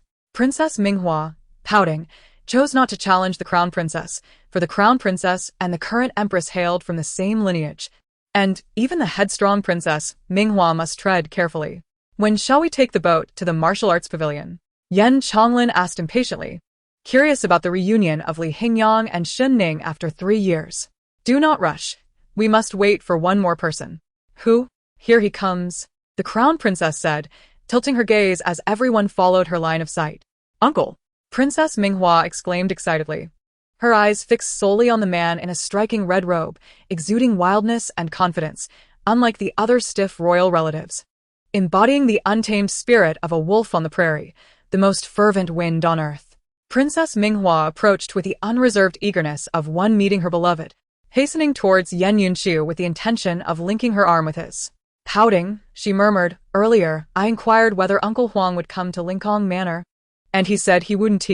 It seems he intended to surprise me. I always knew he cherished me the most." Yan Yunqiu, with his long, fair hand, gently pressed against Princess Minghua's forehead, effectively keeping her at bay. "Uncle," she pouted playfully, twirling in her newly made feathered dress. "Is it not beautiful?" "Commonplace," Yan Yunqiu replied with a furrowed brow, dismissing her aesthetic. Princess Minghua blinked in surprise. "However, I can understand, a person of my refined taste like your uncle is indeed as rare as a precious gem." The onlookers murmured, pondering the absurdity of Princess Minghua's finery in the presence of the ostentatious Yan Yunqiu. Shen Ning suppressed a smile, while Xin Qingshan tugged at her sleeve, whispering, "If he possesses refined taste, then there would be no one of elegance left in this world. Thankfully, such a vulgar person is not of our Shen family, or I would be utterly mortified to face my brothers in the capital." Shen Ning sruket. "Uncle is quite mischievous. He only knows how to tease." Princess Minghua stamped her foot in frustration. Her excessively sweet voice and affected demeanor made Shen Ning and the others shiver with discomfort. "I heard you caught a chill a few days ago, so keep your distance. I wouldn't want my daughter to catch it," Yan Yunqiu remarked coldly, increasing the distance between them. Princess Minghua, struck as if by lightning, bit her rosy lower lip in distress. Chapter 50. A leafy skiff in the mist. Princess Minghua's eyes turned red with hurt. "Please do not disturb Uncle Huang," the crown princess said gracefully as she approached, smiling. "It is an honor for me and the crown prince that uncle is able to visit Linggong Manor." "And the crown prince?" Yan Yunqiu inquired, leisurely adjusting his cuffs. "The palace summoned him urgently. He entered the palace not long ago. I hope Uncle will accommodate us by sharing a bamboo boat to the island in the heart of the lake. To reach the martial arts pavilion on the island, one must embark on a specially crafted bamboo boat. In the autumn haze, the lake was shrouded in mist, only the silhouette of the pavilion faintly visible, creating an air of mystery that was the true allure of this place." "I never compromise," Yan Yunqiu replied. The crown princess opened her mouth, unable to decipher his meaning. The surrounding crowd was equally perplexed. Moments later, gasps filled the air as everyone turned towards the left side of the lake. Through the autumn mist, a lavish ship slowly approached, adorned with numerous elegant seating areas brimming with fine wines and delicacies. Even under the midday sun, the ship still displayed opulent glass lanterns and was embellished with large gemstones and tassels that hung down like pearls. As the guards disembarked from the ship, one approached Yan Yunqiu, bowing, "My lord, please board the ship." The young masters present were awestruck, their mouths agape in disbelief. The disparity between people is more pronounced than that between man and beast, one exclaimed, swallowing hard. I wish to board that ship too. Chun Xia tugged at his brother Chun Lien's sleeve, captivated by the sight. Chun Lien, astonished by the extravagance of the North Yuan king, mused that even the emperor would not employ such lavishness for a mere trip to the island. How vulgar, Shen Qingshan scoffed, a hint of jealousy lacing his tone. Shen Ning, maintaining her composure, found herself twitching at the corners of her mouth, taken aback by the North Yuan king's extravagant display. What are you staring at? Princess Minghua, perhaps sensing Shen Ning's gaze, raised an eyebrow and sneered, my uncle's magnificent ship is beyond your ordinary eyes. Shen Qingshan, frustrated, was about to retort when Shen Ning pulled her back. Meanwhile, Li Changyue, who had just been rebuffed by Princess Minghua, seized the opportunity to confront Shen Ning, saying, Everyone knows that the North Yuan king dotes on our princess. This is a surprise prepared just for her. You should be envious, for someone like you, a discarded wife, would never experience such luxury. Shen Qingshan peeked out from behind Shen Ning. If I recall correctly, your mother was dismissed shortly after giving birth to you. And it was only after days of her pleading that your father took her back. Though the great Yen values martial prowess, filial piety is paramount. Does your mother know you speak of her in this manner? I do not. Li Changyue retorted, raising her sleeve to strike Shen Qingshan, unwilling to back down. Shen Qingshan defiantly stretched her neck and declared, If you dare strike me, I will ensure you regret it. Just as Li Changyue's hand was about to fall, Shen Ning swiftly restrained her wrist, lifting her gaze to meet a pair of frosty eyes. Do you think you are worthy to harm anyone from the Shen family? With a frosty demeanor, Shen Ning warned, Li Changyue, do you believe I have perished? Li Changyue attempted to pull her hand back, but found herself firmly grasped by Shen Ning. Shen Ning's left hand, though gentle, exerted considerable strength. Release me, Shen Ning. Princess Minghua commanded. I have always acted without restraint, Shen Ning retorted. And Princess Minghua, you are not so young anymore. Are you just now realizing this? Surely. You have spent too long in the cold palace to remain so uninformed. As she spoke, Shen Ning turned to Princess Minghua with a dazzling smile. A stark contrast to her usual calm demeanor, radiating a vibrant audacity. You. Princess Minghua's voice rose sharply. Shen Ning interrupted, you have repeatedly defended Li Changyue. Are you suggesting that it was you who incited her to assault my younger brother? Is it you, Princess Minghua? Caught off guard, Princess Minghua struggled to respond. How dare you accuse me of such behavior? Then it must be that Li Changyue is unruly and beyond reason, disregarding the laws of Great Yen and failing to honor her parents. As Shen Qingshan's sister, is it wrong for me to teach her a lesson? Shen Ning released Li Changyue's hand, glaring at her as she continued, Li Changyue, if there is a next time, it will not be a mere lesson. Rubbing her sore wrist, Li Changyue blinked back tears, casting a pitiful glance at Princess Minghua. Noticing the lack of support from the princess, she sniffed and lowered her head in silence. The commotion left the young ladies and gentlemen by the lakeside astonished and fearful, particularly the group of young masters who had previously trailed Shen Ning. They had thought time would have dulled her sharp edges. Shen Qingshan tilted his head, his eyes sparkling like precious stones, fervently gazing at his sister. Sister. Shen Ning turned, her tone as gentle as flowing water. You are truly beautiful. I wish to marry a woman just as lovely as you. Nonsense. Shen Ning chided playfully, although her eyes glimmered with affection for her brother. I don't care. I want a wife just like you, Shen Qingshan insisted, his chubby cheeks adorably round. Shen Ning's smile deepened as she looked at him. Shen Xiaobai, observing the sibling interaction, couldn't help but smile slightly. Elder brother Shen Jingfeng and his companions departed from the capital to safeguard the Shen family, having entrusted him with the solemn duty of protecting not only the family, but also the gentle Ning outside. As this thought crossed his mind, Shen Xiaobai glanced sideways at Gu Jingnan, only to find him covertly observing Shen Ning, his gaze momentarily capturing an ephemeral astonishment. A fervent and cold hue began to rise in Shen Xiaobai's eyes before gradually being suppressed, restoring his demeanor to that of the refined gentleman, warm and jade-like. Your Highness. Princess Minghua, noticing that Yan Yunche had yet to board the ship, presumed, as per Li Changyue's words, that there would be a gradual reveal meant to surprise her greatly. With joyful exuberance, she lifted her skirts and approached the resplendent golden vessel, only to be halted by an icy guard. The guard, known as 17, Spoke in a calm tone. Princess Minghua, this is the prince's ship. I must kindly request that you take another bamboo boat. Why? She inquired, perplexed. 17 replied. The prince is quite particular about cleanliness and has a strong aversion to having outsiders touch his belongings. This was a clear insinuation that Princess Minghua was unclean. Clenching her teeth in indignation, she hurried towards Yan Yunche, exclaiming, Your Highness, I wish to board this ship as well. Is your comprehension lacking? Yan Yunche halted, his expression as frigid as ice, and his gaze towards Princess Minghua was that of a ruthless executioner surveying a wretched insect. In that moment, Princess Minghua felt as though she had plunged into an ice cellar, her body stiffening as the blood within her grew cold. The young gentlemen and ladies from noble families once again experienced the capriciousness of the king of Beiyuan, daring not to utter a single breath. Suppressing her grievances, Princess Minghua returned to the riverbank where the bamboo boats were docked. Li Changyue cautiously spoke, Your Highness. Princess Minghua forced a smile. Li Changyue, you are quite bold to jest with me. I truly believed it was a surprise from the king of Beiyuan, Li Changyue stammered, her agitation evident as she nearly wept. Did you not expect this? Princess Minghua laughed. How dare you mislead me with your unexpected revelations? At this, Li Changyue realized that she had unwittingly brought misfortune upon herself, never imagining she would stumble upon her own foot with such folly. She knew full well that Princess Minghua's current lack of retribution was solely due to the king's watchful eye, unwilling to reveal his fierce nature. Once the lecture by Master Hingyang concluded, Princess Minghua would have ample means to torment her. With a cold huff, Princess Minghua stepped onto the bamboo boat with the assistance of her maid.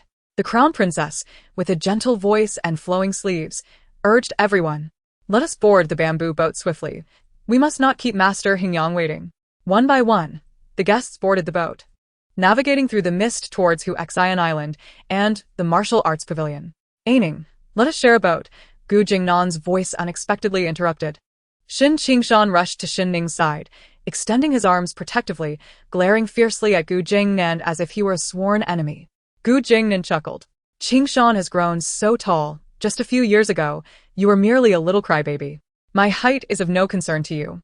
I warn you to keep your distance from my sister, or when I grow up, you shall not enjoy peaceful days, Shen Qingshan retorted, his eyes darting to the side where Lan Lianji stood. You must be the princess of Yong'an from Daqi. While your red tassel spear may not be impressive, your ability to steal men is remarkable. If this is the demeanor expected of a princess from Daqi, I have certainly broadened my horizons today. He loathed Gu Jingnan, loathed the Yong'an princess, and detested every individual who had wronged his sister. Matters of adults are not for children to meddle in, Gu Jingnan replied, his brow furrowing. The affairs of two nations require caution in speech. Two nations? What of two nations? Shen Qingshan challenged. These are merely grandiose excuses. Do you think that without this princess's submission, our great Yan dynasty would crumble? Tying the fate of a nation to a single woman is the mark of a commander's incompetence. For the first time, Shen Qingshan discovered his own eloquence. Gu Jingnan's forehead pulsed with veins, his patience waning. With resolute eyes that gleamed with determination, Shen Qingshan fixed his gaze on Gu Jingnan, declaring, General Gu, heed my words. I, Shen Qingshan, shall grow up to become the greatest general of Great Yan. When you see me, learn to steer clear. I await the day you seek vengeance for your sister, Gu Jingnan replied. When you mature, you will understand the burdens and challenges faced by a general. Qingshan, board the boat, Shen Xiaobai interjected sternly. Did I not tell you at home that excessive words lead to no good? Yes, Shen Qingshan acquiesced, his demeanor softening. Xiaobai, wait. Gu Jingnan called to Shen Xiaobai, hesitating as a multitude of words lodged in his throat, unable to escape. He and Shen Xiaobai were of the same age. Back in the Yan capital's academy, the children of nobility had always traveled in groups, unwilling to acknowledge someone of humble origins like him. One night, after being beaten badly, he sat despondently on the ground. Shen Xiaobai appeared, offering him a wine jug, which he accepted, consuming it entirely. His acquaintance with Shen Ning was also through Shen Xiaobai. Later, when Shen Ning severed ties with the Shen family, he found himself ostracized by all, yet Shen Xiaobai remained silent and handed him a jug of wine. General Gu, you have now become a celebrated figure, your achievements shining brightly. I am unworthy of addressing you as Xiaobai brother, Shen Xiaobai stated coldly. Are you blaming me? Gu Jingnan pressed. I thought you would understand. With his back turned to Gu Jingnan, Shen Xiaobai chuckled softly, then turned to him with a mocking smile. I can understand the passionate youth from years ago, but I cannot comprehend the cold-hearted wolf who now rides in luxury. Gu Jingnan's hands instinctively clenched tightly. Jingnan! Shen Xiaobai called out suddenly, as the mist thickened around them. Gu Jingnan quickly raised his gaze, hope lighting his expression. The mist on the lake obscured Shen Xiaobai's figure as he continued. The greatest regret of my life is having understood you back then, which led my sister to encounter unworthy individuals, causing the illustrious Shen family to endure years of undeserved suffering. As the bamboo boat departed from the lake's edge, entering deeper into the fog, Gu Jingnan felt as though a steel knife had been plunged into his heart, rendering him breathless. On the bamboo boat, Shen Xiaobai lowered his head in despair. Aining, I am sorry. Fifth brother, you have done no wrong to anyone. It is my youthful ignorance that cannot be blamed on others, Shen Ning comforted him. Shen Xiaobai gazed at his sister with pained affection. Suddenly, a dog's bark shattered the somber atmosphere among the siblings. Shen Ning looked towards the side, where the lavish ship of the king of Beiyuan appeared alongside the bamboo boat, rendering it starkly inadequate in comparison. A large white dog rested its furry head over the boat's edge, its striking blue eyes sparkling, happily panting as if smiling at Shen Ning, barking excitedly. Sister, this big dog is so adorable, Shen Qingshan exclaimed, his eyes lighting up. Shen Xiaobai frowned. Miss Shen, it seems my dog has taken quite a liking to you. The silhouette by the ship's edge exuded a languid grace, elegantly leaning against the railing. The corners of her eyes twinkled with mirth, tinged with an elusive hint of mischief, due to their naturally upward tilt.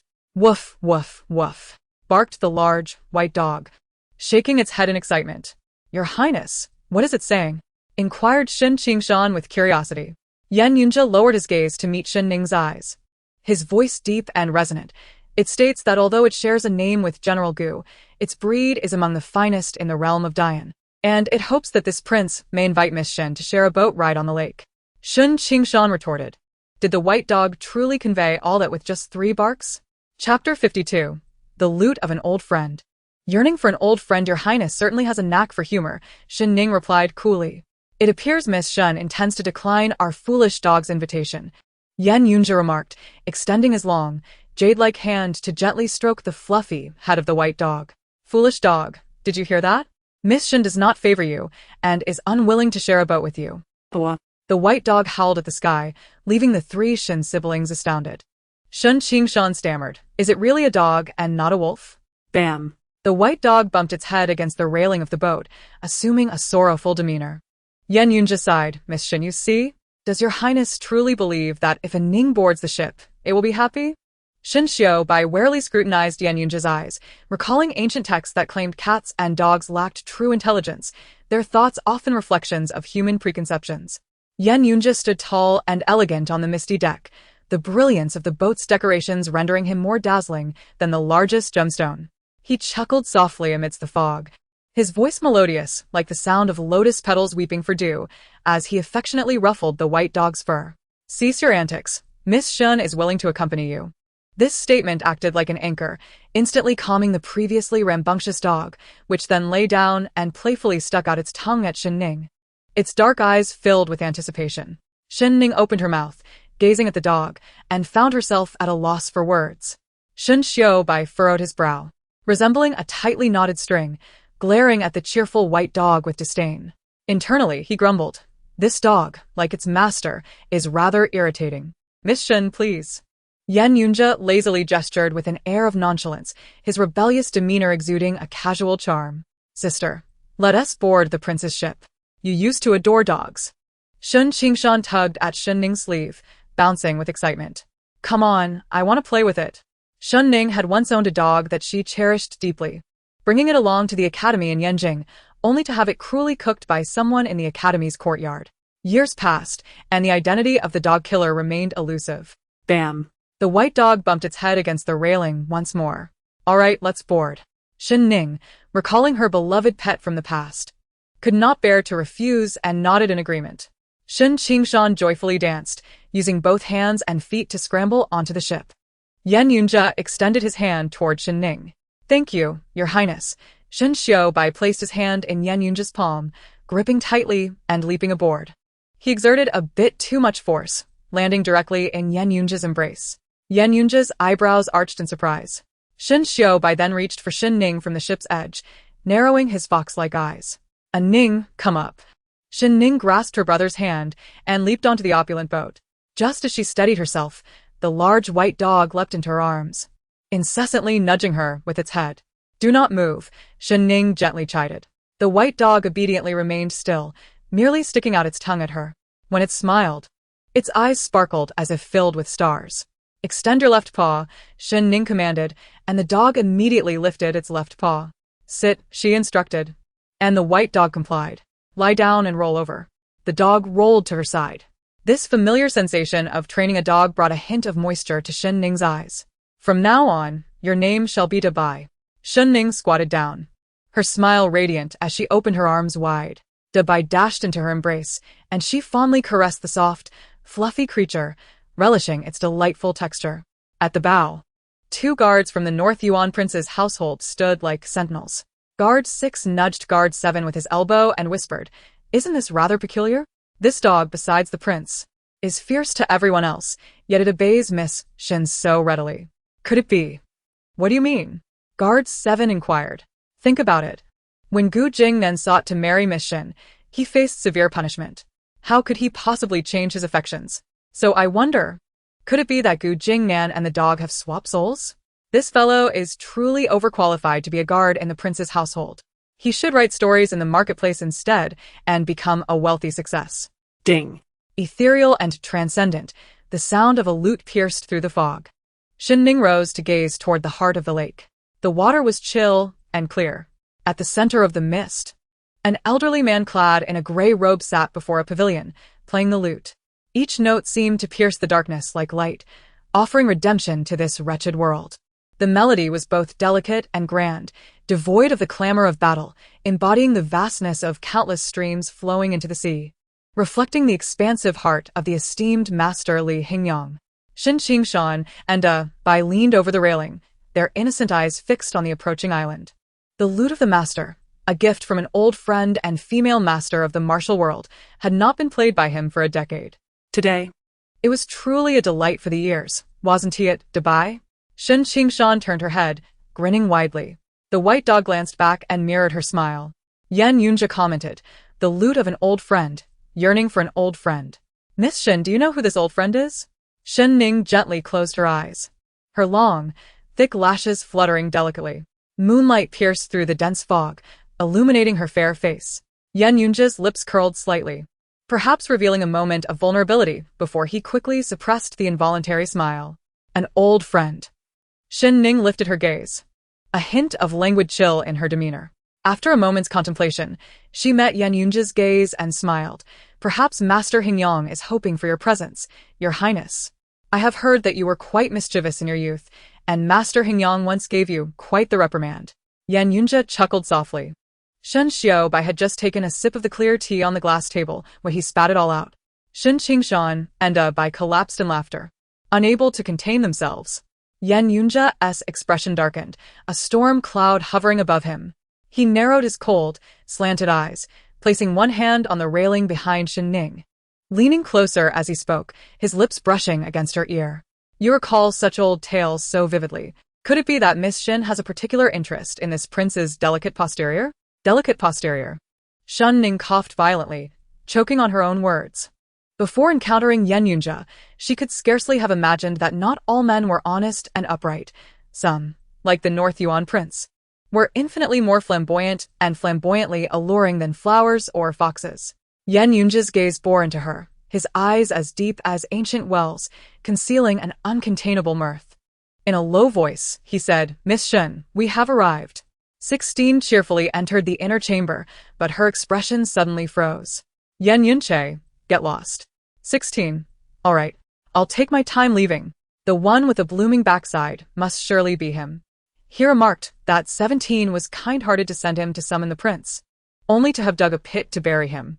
What did the prince want to say just now? Shen Ning inquired, glancing sidewise. "Nothing," Yan Yunche replied. "We're arriving at Heart Lake Island. Miss Shen, please disembark." The gem-laden vessel anchored beside Heart Lake Island. Princess Minghua, Shen Ruhua, Chen Xia, and a group of young nobles along with the crown princess had arrived early at the martial arts pavilion. Chen Xia craned her neck to look and wondered. Shouldn't the prince's boat have set sail first? Why did it arrive later than ours? Young Master Jun too displayed an inscrutable expression. Miss Jun, you must not know this. On the vast open sea, our little bamboo boat cannot compare to the prince's grand vessel, but on this small lake, the bamboo boat has the advantage, while the larger ship is constrained. Chen Xia suddenly understood. She looked around and had a flash of inspiration. Where is Miss Ning from the Shen family? Li Shanyiwa Raplia. When I arrived, I saw an empty bamboo boat drifting on the lake. Could something have happened to Miss Ning and the others? Moreover, I have heard that a divorced woman returning to her family brings misfortune and calamity. A chilling wind swept through. The crowd shivered in unison, many suppressing their glee. Just then, Shen Ning descended the gem-laden vessel, leading the large white dog. Chapter 53. A madness comparable to a beastly affliction. Shen Ning. Who permitted you to disembark from the prince's boat? Princess Minghua strode forward impatiently, her hand adorned with beaded gold chains pointed angrily at Shen Ning. How dare you sully the prince's dog? If anything happens to it, you won't be able to afford the price. I sent her here. Do you have a problem with that? A voice tinged with menace resonated, accompanied by an oppressive tension. From the gem-laden ship, a man clad in a flowing red robe appeared at the top of the gangplank. He looked down upon the startled Princess Minghua, his voice sharp. Minghua, you've disturbed my esteemed guest. Do you wish to return to the cold palace? The mention of the cold palace struck Princess Minghua like a thunderbolt. Her beautiful starry eyes instantly filled with a glistening mist. Your Highness, Minghua is young and speaks without thinking. She has yet to mature. Please do not hold it against a child. The crown princess hurried to mediate. Young? Yan Yunche scoffed coldly. The emperor had already achieved great feats at her age, saving the nation and its people. If being young allows for such rudeness, then what need is there for royal etiquette? Seeing Yan Yunche genuinely enraged, the crown princess recalled what the crown prince had once said. Yan Yunche was a man whose madness could rival that of a beast, one who had even devoured a wolf alive in his youth. The crown princess leaned closer to Princess Minghua and whispered, "Apologize to the prince at once." Princess Minghua sniffled, took a few steps forward, lowered her head adorned with shaking ornaments, and softly said, "Your Highness, I apologize.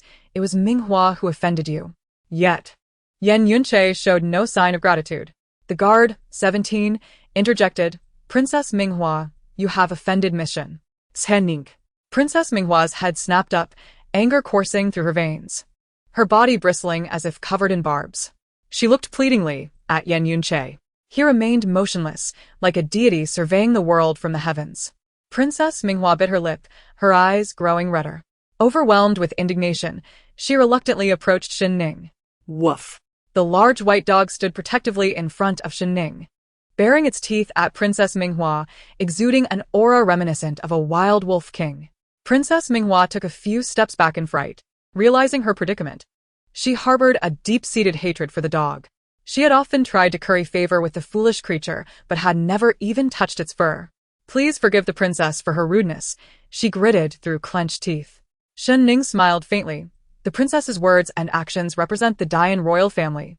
If every gesture lacks royal propriety, it resembles that of a common ruffian, which may mislead Princess Yong'an of Daki into misunderstanding our Dian. Princess Minghua's nails nearly dug into her palm. As Shen Ning brushed past her with the dog, she caught a glimpse of the princess's face twisted in restrained fury. On the gem-laden vessel, Shen Qingshan remarked, "Elder brother, the prince is indeed splendid. I should not have heeded those malicious rumors, thinking the prince to be a terrible person." Qingshan. Yes. Remember what your elder brother said. Whether Yan Yunche is good or bad has nothing to do with the Shen family, nor with your sister. Shen Xiubai warned. In the future, keep your distance from him. He is more dangerous than we can imagine. Dangerous? Shen Qingshan looked at Yan Yunche with confusion, finding him nothing but warm and welcoming. Just as he was about to retort, he looked up to see Shen Xiubai's face, cold as frost, serious as though he were a different person. Shen Qingshan's heart raced, and he obediently nodded. Shen Xiubai gazed at Shen Ning and the large white dog's retreating figures, closed his eyes, and took a deep breath. Qingshan. Elder brother? Aining has already suffered a grievous blow once, losing half her life against a wall. She may choose not to marry for the rest of her life, but she must not marry wrongly. Life cannot withstand a second failure, especially for a woman. In the face of love and marriage in this male-dominated era, it is akin to a gambler wagering everything. Shen Ning, still young, listened in a haze, only half comprehending. When I grow up, I will support my sister. He raised his right hand, half clenched, shaking it in determination. Shen Xiaobai observed his brother's innocent and naive spirit and softened his stern expression, smiling gently. Everyone, the crown princess raised her hand, exclaiming, "Do you hear the sound of the qin? Master Li Hingyang is playing at the Baihe Pavilion ahead." Upon hearing this, everyone's attention shifted to the esteemed master, Li Hingyang. Shen Ryu closely followed the ninth prince, Yan Chongwen. At first glance, they appeared to be deeply in love. She turned back to Shen Ning, saying, "Sister Ning, do not worry. Although Master Hingyang once despised you, so much time has passed. After all, you were once his disciple. He will not shut you out." This only heightened curiosity about the reunion between the master and disciple. Chun Xia opened her mouth to say something, but was silenced by a glance from her brother. Chun Lian. Young Master Jun too chuckled. "Miss Shin need not take this to heart. Master Hingyang has taken many disciples in recent years. I see his chief disciple, Song Qingyu, accompanying him at Baihe Pavilion." Shen Ning heard clearly. Young Master Jun too was deliberately mocking her. Master Li Hingyang had initially refused to take disciples, later claiming her to be his only disciple. Subsequently, he had accepted several others. Woof! The large white dog leaped towards young Master Jun too. He stumbled back instinctively, then, with a yelp, cried out as the dog bit into his rear, the pain making him disregard his image as he yelled in distress. "Goodbye," Shen Ning called out. The large white dog, in a frenzy, bit down with blood on its teeth, while Shen Ning's voice flowed like a gentle stream, soothing its wild rage. He released young Master Jun. Young Master Jun clutched his bleeding posterior, hopping in distress, while his other hand pointed angrily at the great white, seething. "You wretched dog, daring to bite this young master, I shall stew you for dinner tonight." "Oh, you wish to stew my dog?" Yan Yunchao's languid voice carried an undeniable hint of menace. Young Master Jun's pupils constricted in sudden fear as he looked towards Yan Yunchao. Although he was aware that there was a dog named Jinglan by Yan Yunchao's side, he was oblivious to the fact that Shen Ning's dog was from the Beiyuan royal mansion.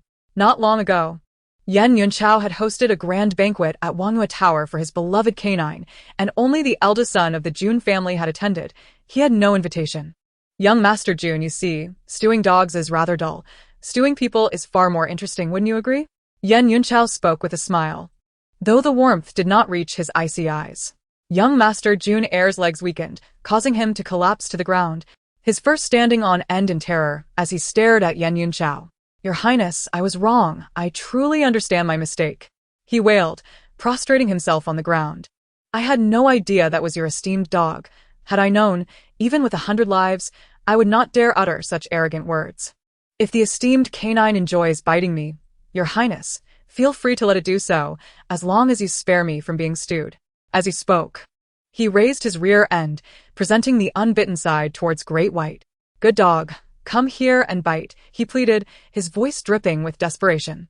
This scene, this person, this dialogue felt like chilly water seeping into the eyes, evoking discomfort alongside a burning sensation.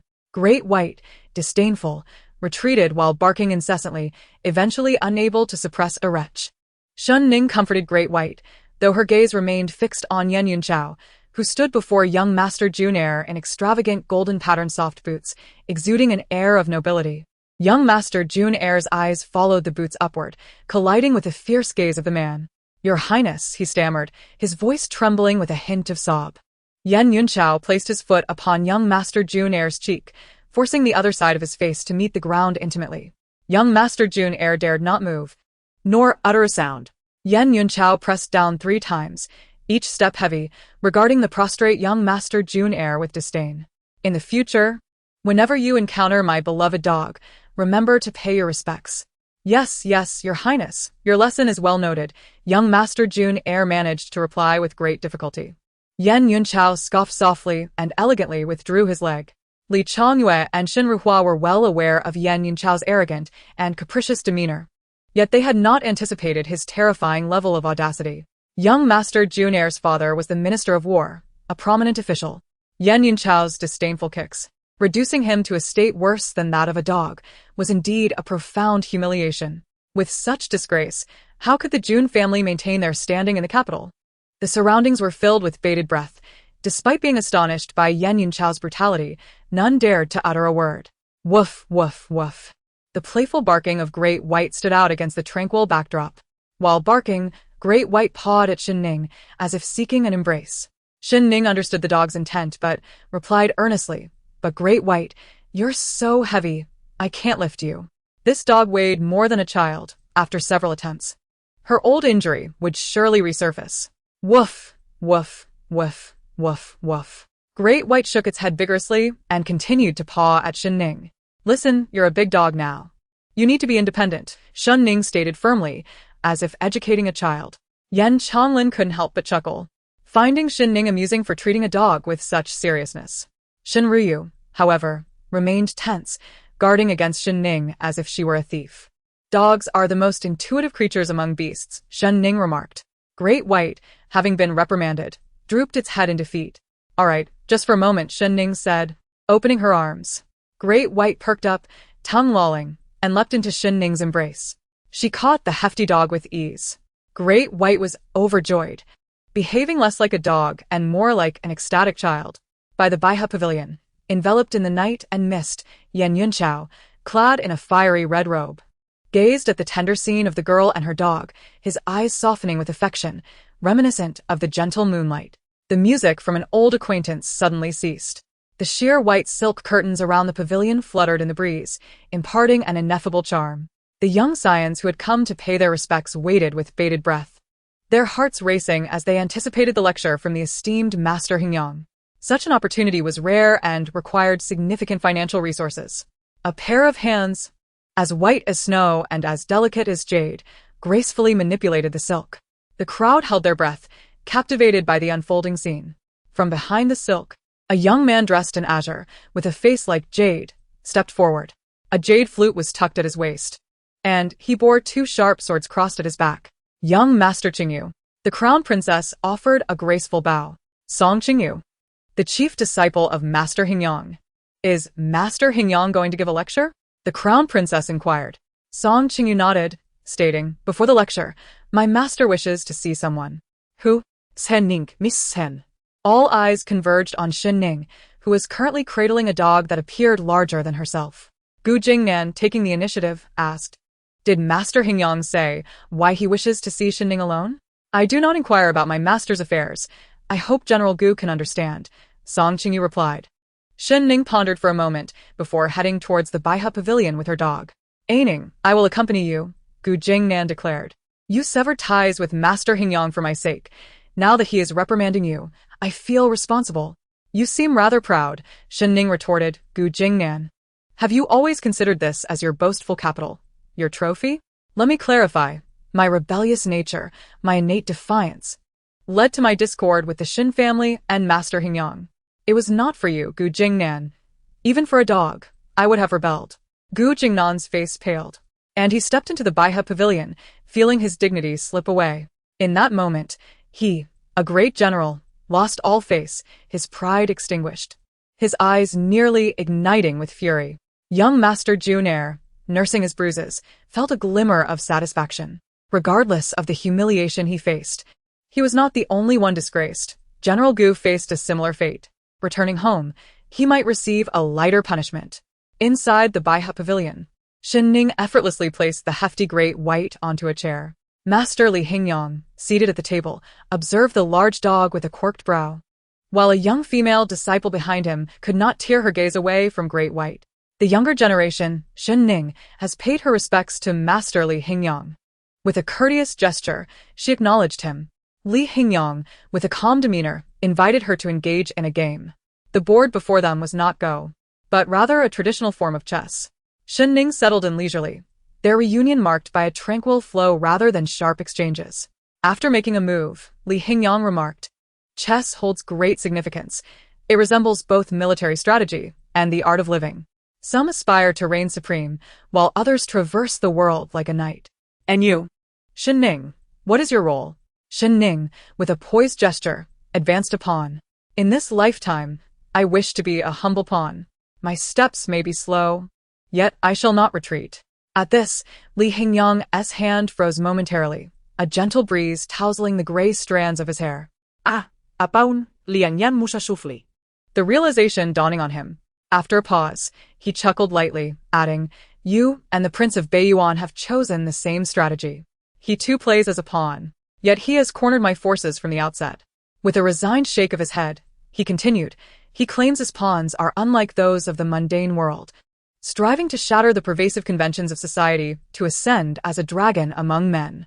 Thus, every match with him, he emerges victorious." Shen Ning recognizing the reckless audacity of such a strategy as fitting for someone like Yan Yunche. "Is your injury healed?" Lian yan inkirat. Beneath her serene exterior, a ripple of emotion stirred within Shen Ning's gaze, and her fingers gently curled on the table. "Ling Zhu," Li Hingyang called, the female disciple behind him, her playful hair styled in a whimsical bun and clad in a water-blue robe that accentuated her fair skin, stepped forward. Ling Zhu nodded, producing 2 crystal-clear vials and placing them before Shen Ning. "Miss Shen, these elixirs were acquired by our master during his travels through the northern Tomb Mountains and the Sea of Shenong. They can effectively treat the old injury on your right hand. The other vial addresses the aftereffects of burns."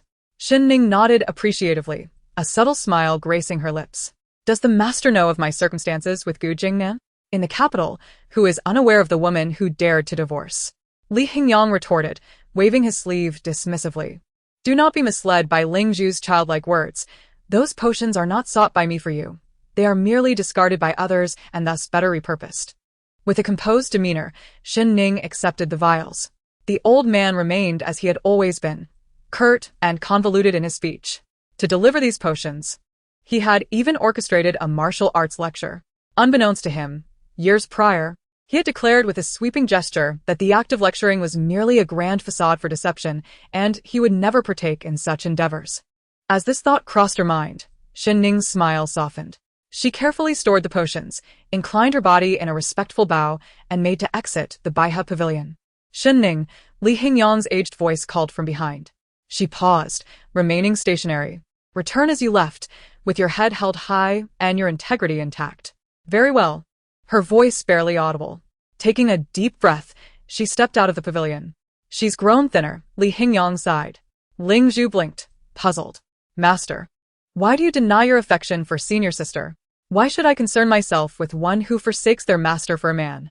Li Hingyang retorted with a cold huff. Just then, the large white dog, lying on a chair, suddenly barked and, under the gaze of both master and disciple, strutted proudly out of the pavilion. Ling Zhu shrugged, silently acknowledging her master's contradictory nature. Outside the Baihe Pavilion, speculation buzzed about why Li Hingyang had sought to meet Shen Ning alone. Princess Minghua commented, "From what I know of Master Hingyang, he must be reprimanding Shen Ning." Shen Ryu added, "Years ago, Shen Ning bore the stigma of disloyalty for General Gu's sake, a reputation that still lingers. Now, the whole city mocks her while General Gu has won the heart of another. It's truly lamentable." Though she resented Shen Ning for overshadowing her, she could not condone Gu Jingnan's actions. Gu Jingnan smirked, his smile lacking sincerity. "Do not misunderstand, Miss Ryu. My actions are for the greater good of Dian. A noble cause indeed." Shen Ryu clapped her hands, "But without you, Dian might face ruin. Mind your words. Such talk could cost you your head," Gu Jingnan warned, his complexion paling. Realizing her slip, Shen Ryu fell silent. At that moment, Shen Ning emerged from the Baihe Pavilion. Brushing aside the snow-white veil, Gu Jingnan approached, asking, "Did Master Hingyang scold you? The wind has picked up. You should worn warmer clothing or at least a cloak. Your health has always been fragile, and even away from the Gu household, you must take care of yourself." Shen Ning pondered whether Gu Jingnan's concern stemmed from genuine affection or mere pretense, finding his demeanor rather nauseating. "Jinglan," she softly called. Gu Jingnan's eyes brightened with joy, realizing she still cared for him. Despite their separation, he subconsciously regarded Shen Ning as his own. "Let us go," Shen Ning urged again. "Very well," Gu Jingnan replied, eager to grasp her hand. However, Shen Ning merely took the leash from the large white dog's mouth, leading it through the crowd without sparing him a glance. In that moment, Gu Jingnan felt a pang of heartache. Lianji, who had remained silent, watched the man she admired engage in such futile gestures, her brows knitting in disapproval. Miss Shen certainly upholds the dignity of a military family, Princess Minghua remarked. I have heard that those reprimanded by Master Hingyang often leave in tears, yet Miss Shen handles it with such grace. I admire that. Not at all, Princess. With a little more effort, you too can achieve this, Shen Ning replied with a smile while petting the dog. Princess Minghua's lips twitched in disbelief, taken aback by Shen Ning's audacity. Now, Shen Ning seemed more detestable than the illustrious Shen family daughter of years past. The Crown Princess and Song Qingyu whispered among themselves before addressing the crowd. Everyone, please enter the martial arena. Master Hingyang is about to give a lecture. With that, the crowd gradually made their way into the arena. Ling Zhu gathered the veils of the Baihe Pavilion, revealing the true visage of Master Hingyang. The sound of his aged hands strumming the strings of a zither echoed lazily through the air, creating a languid melody. I have heard that General Gu has spent 3 years defending the borders and has made remarkable military achievements. Who could that be but the general who protects the nation? Countless eyes turned towards Gu Jingnan, whose breath quickened with anticipation. If he could win the favor of Li Hingyang and become his disciple, his future status would undoubtedly rise, bringing him boundless glory. As if preparing to meet the emperor, Gu Jingnan adjusted his sleeves and tidied his hair adorned with a jade crown, then stepped forward with confidence and declared, I am the general who protects the nation, Gu Jingnan. Shen Ning felt a pang of discomfort as she watched. Time indeed being a curious thing. It had transformed the once pure and elegant youth into the figure before her. Or perhaps he had always been this way. It was her own folly to have been blinded. Miss Shen, how could you have ever taken a liking to such a man? Yan Yunqing, having approached Shen Ning, asked in a lowered voice.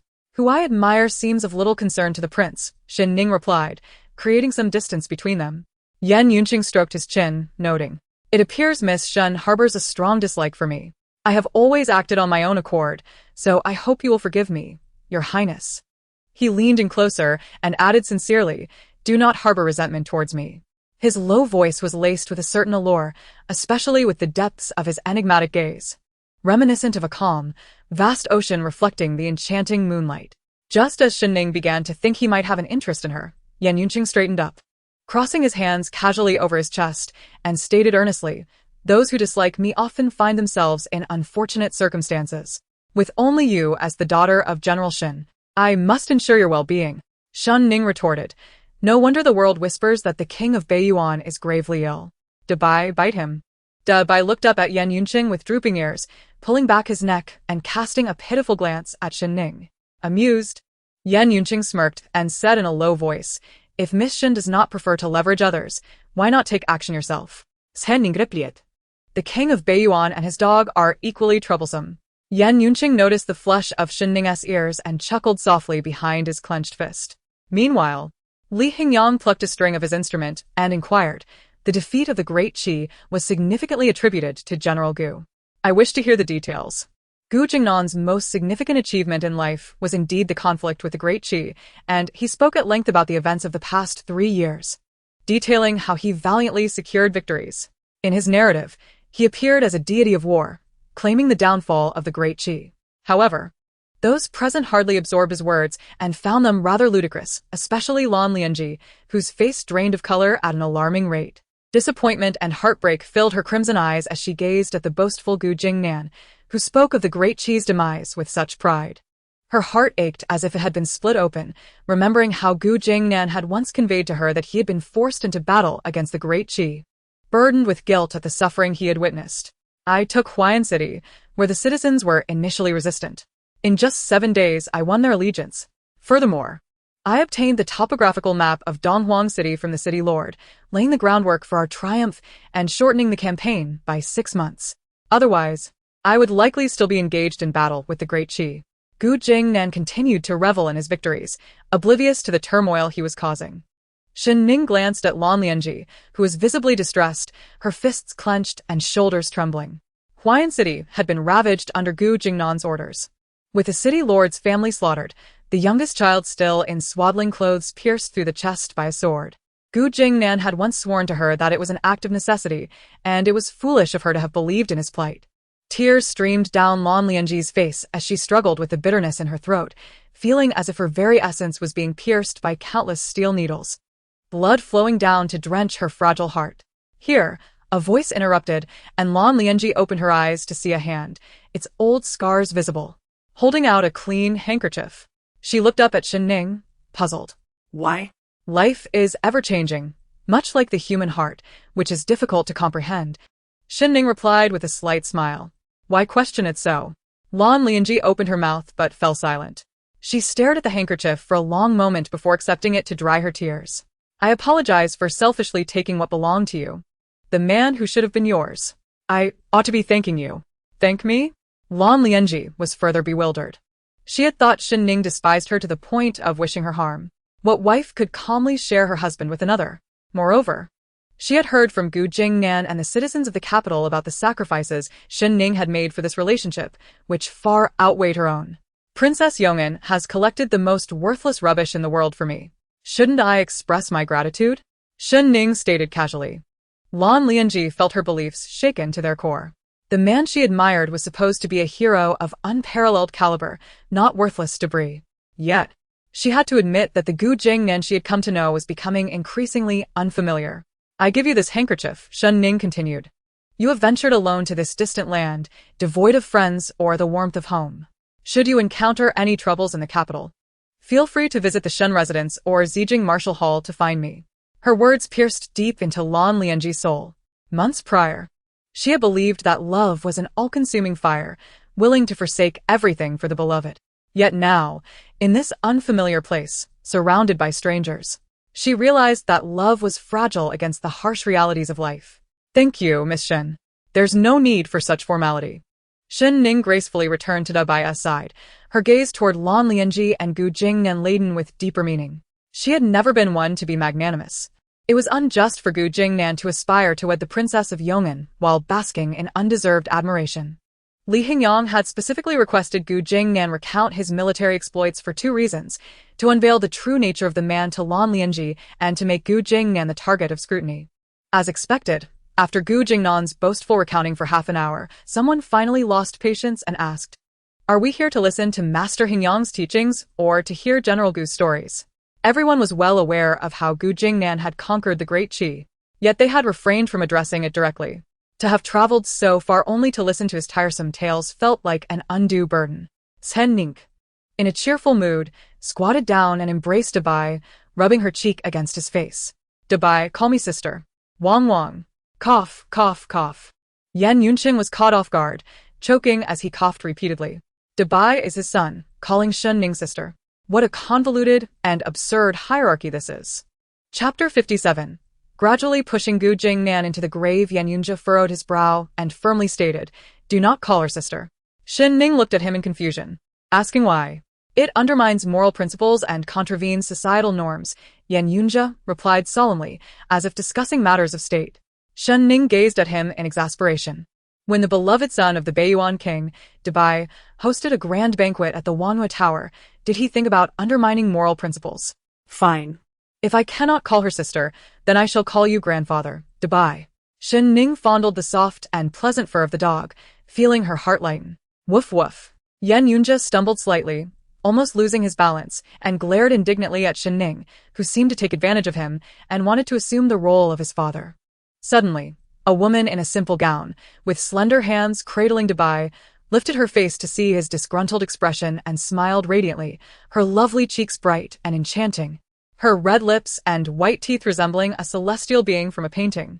In an instant, Yan Yunjia's irritation dissipated, as if he were transported back to the carefree girl he once knew.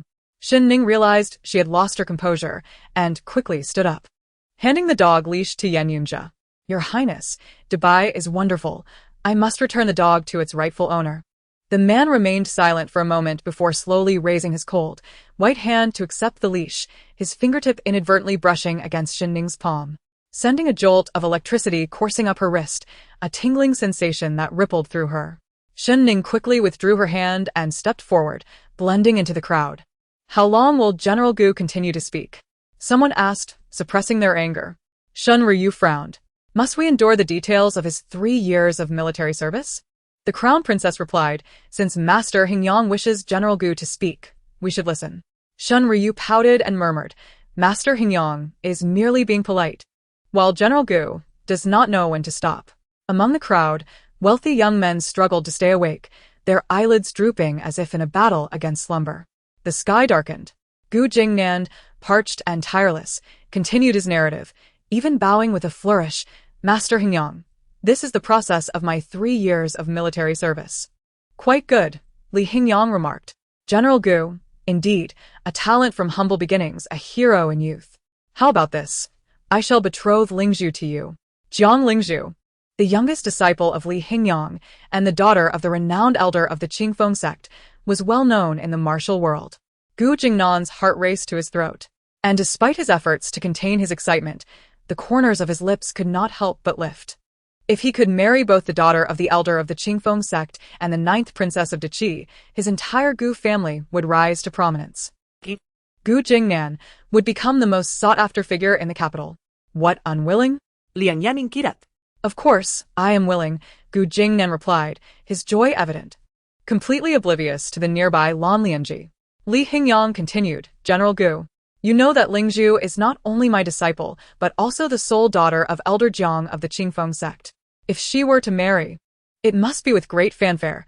She cannot be a mere concubine or secondary wife. If she marries, it must be as the primary wife. Being a primary wife is indeed the proper way. If I were to marry Miss Lingzhu, I would certainly treat her as my primary wife, Gu Jingnan declared emphatically. General Gu, let's discuss this further at the Baihe Pavilion, Li Hingyang suggested. Everyone, please wait here in the martial arena. I am honored, Gu Jingnan stated as he prepared to step onto the Baihe Pavilion. Lan Lianji approached, grasping Gu Jingnan's wrist and shaking her head. Do not go. Gu Jingnan pulled Lan Lianji aside and whispered, Lianji, I am doing this for a future. I have no other intentions. Shen Ning pressures me for the position of the primary wife. I can accept that, but why should she? Lan Lianji's eyes glistened with tears. Brother Jingnan, after Shen Ning left the manor, you promised that I would be your only wife. What does this mean now? Lianji, titles and status are merely external matters, as fleeting as smoke. Even if Jiang Lingzhu is the primary wife, she cannot possess my heart. I shall bestow all my affection upon you.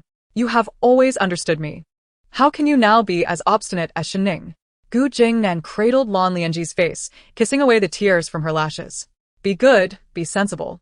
Lan Lianji turned to see him eagerly approaching the Baihe Pavilion, tears streaming down her cheeks, pooling beneath her chin.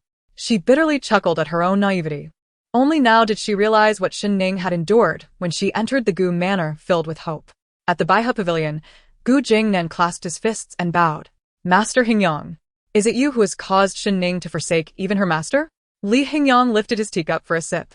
This matter is indeed Shen Ning's fault. I had already advised her, but you know Shen Ning's nature. Once she sets her mind on something, not even 10 oxen could pull her back. Gu Jingnan felt a trickle of cold sweat bead on his forehead. So, are you implying that it is all Shen Ning's fault? Li Hingyang elongated his tone. I too bear some responsibility. I failed to prevent her from acting recklessly. That was my fault. Gu Jingnan spoke uneasily, his peripheral vision darting towards Jiang Lingzhu. Although Jiang Lingzhu lacked the beauty to overshadow the moon or blush the flowers, her features were exquisite, her skin flawless, and her waist slender, resembling jade, captivating any who beheld her. Jiang Lingzhu cast a frosty gaze at Gu Jingnan, a mocking smile curling at her lips. General Gu. Li Hingyang tossed a heavy knife towards Gu Jingnan, who instinctively reached out to catch it but stumbled backward. What a heavy knife! He exclaimed.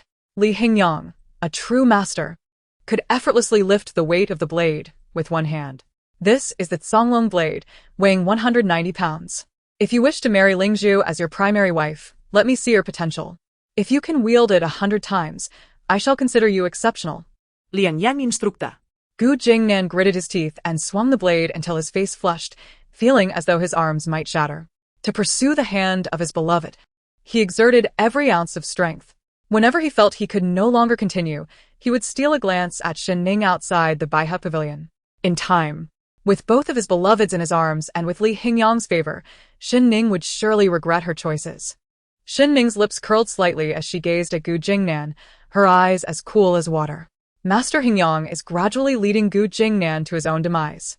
Little did Gu Jingnan know he was forging his own path to ruin. Miss Shen, Song Qingyu smiled.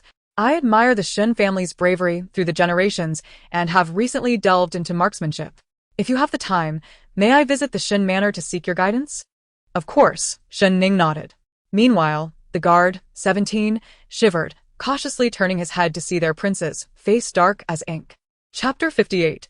Ending before it begins. 17 swallowed hard, terrified into silence, not daring to utter another word. Yan Yunjia exchanged glances with Dabai and slowly loosened the dog leash.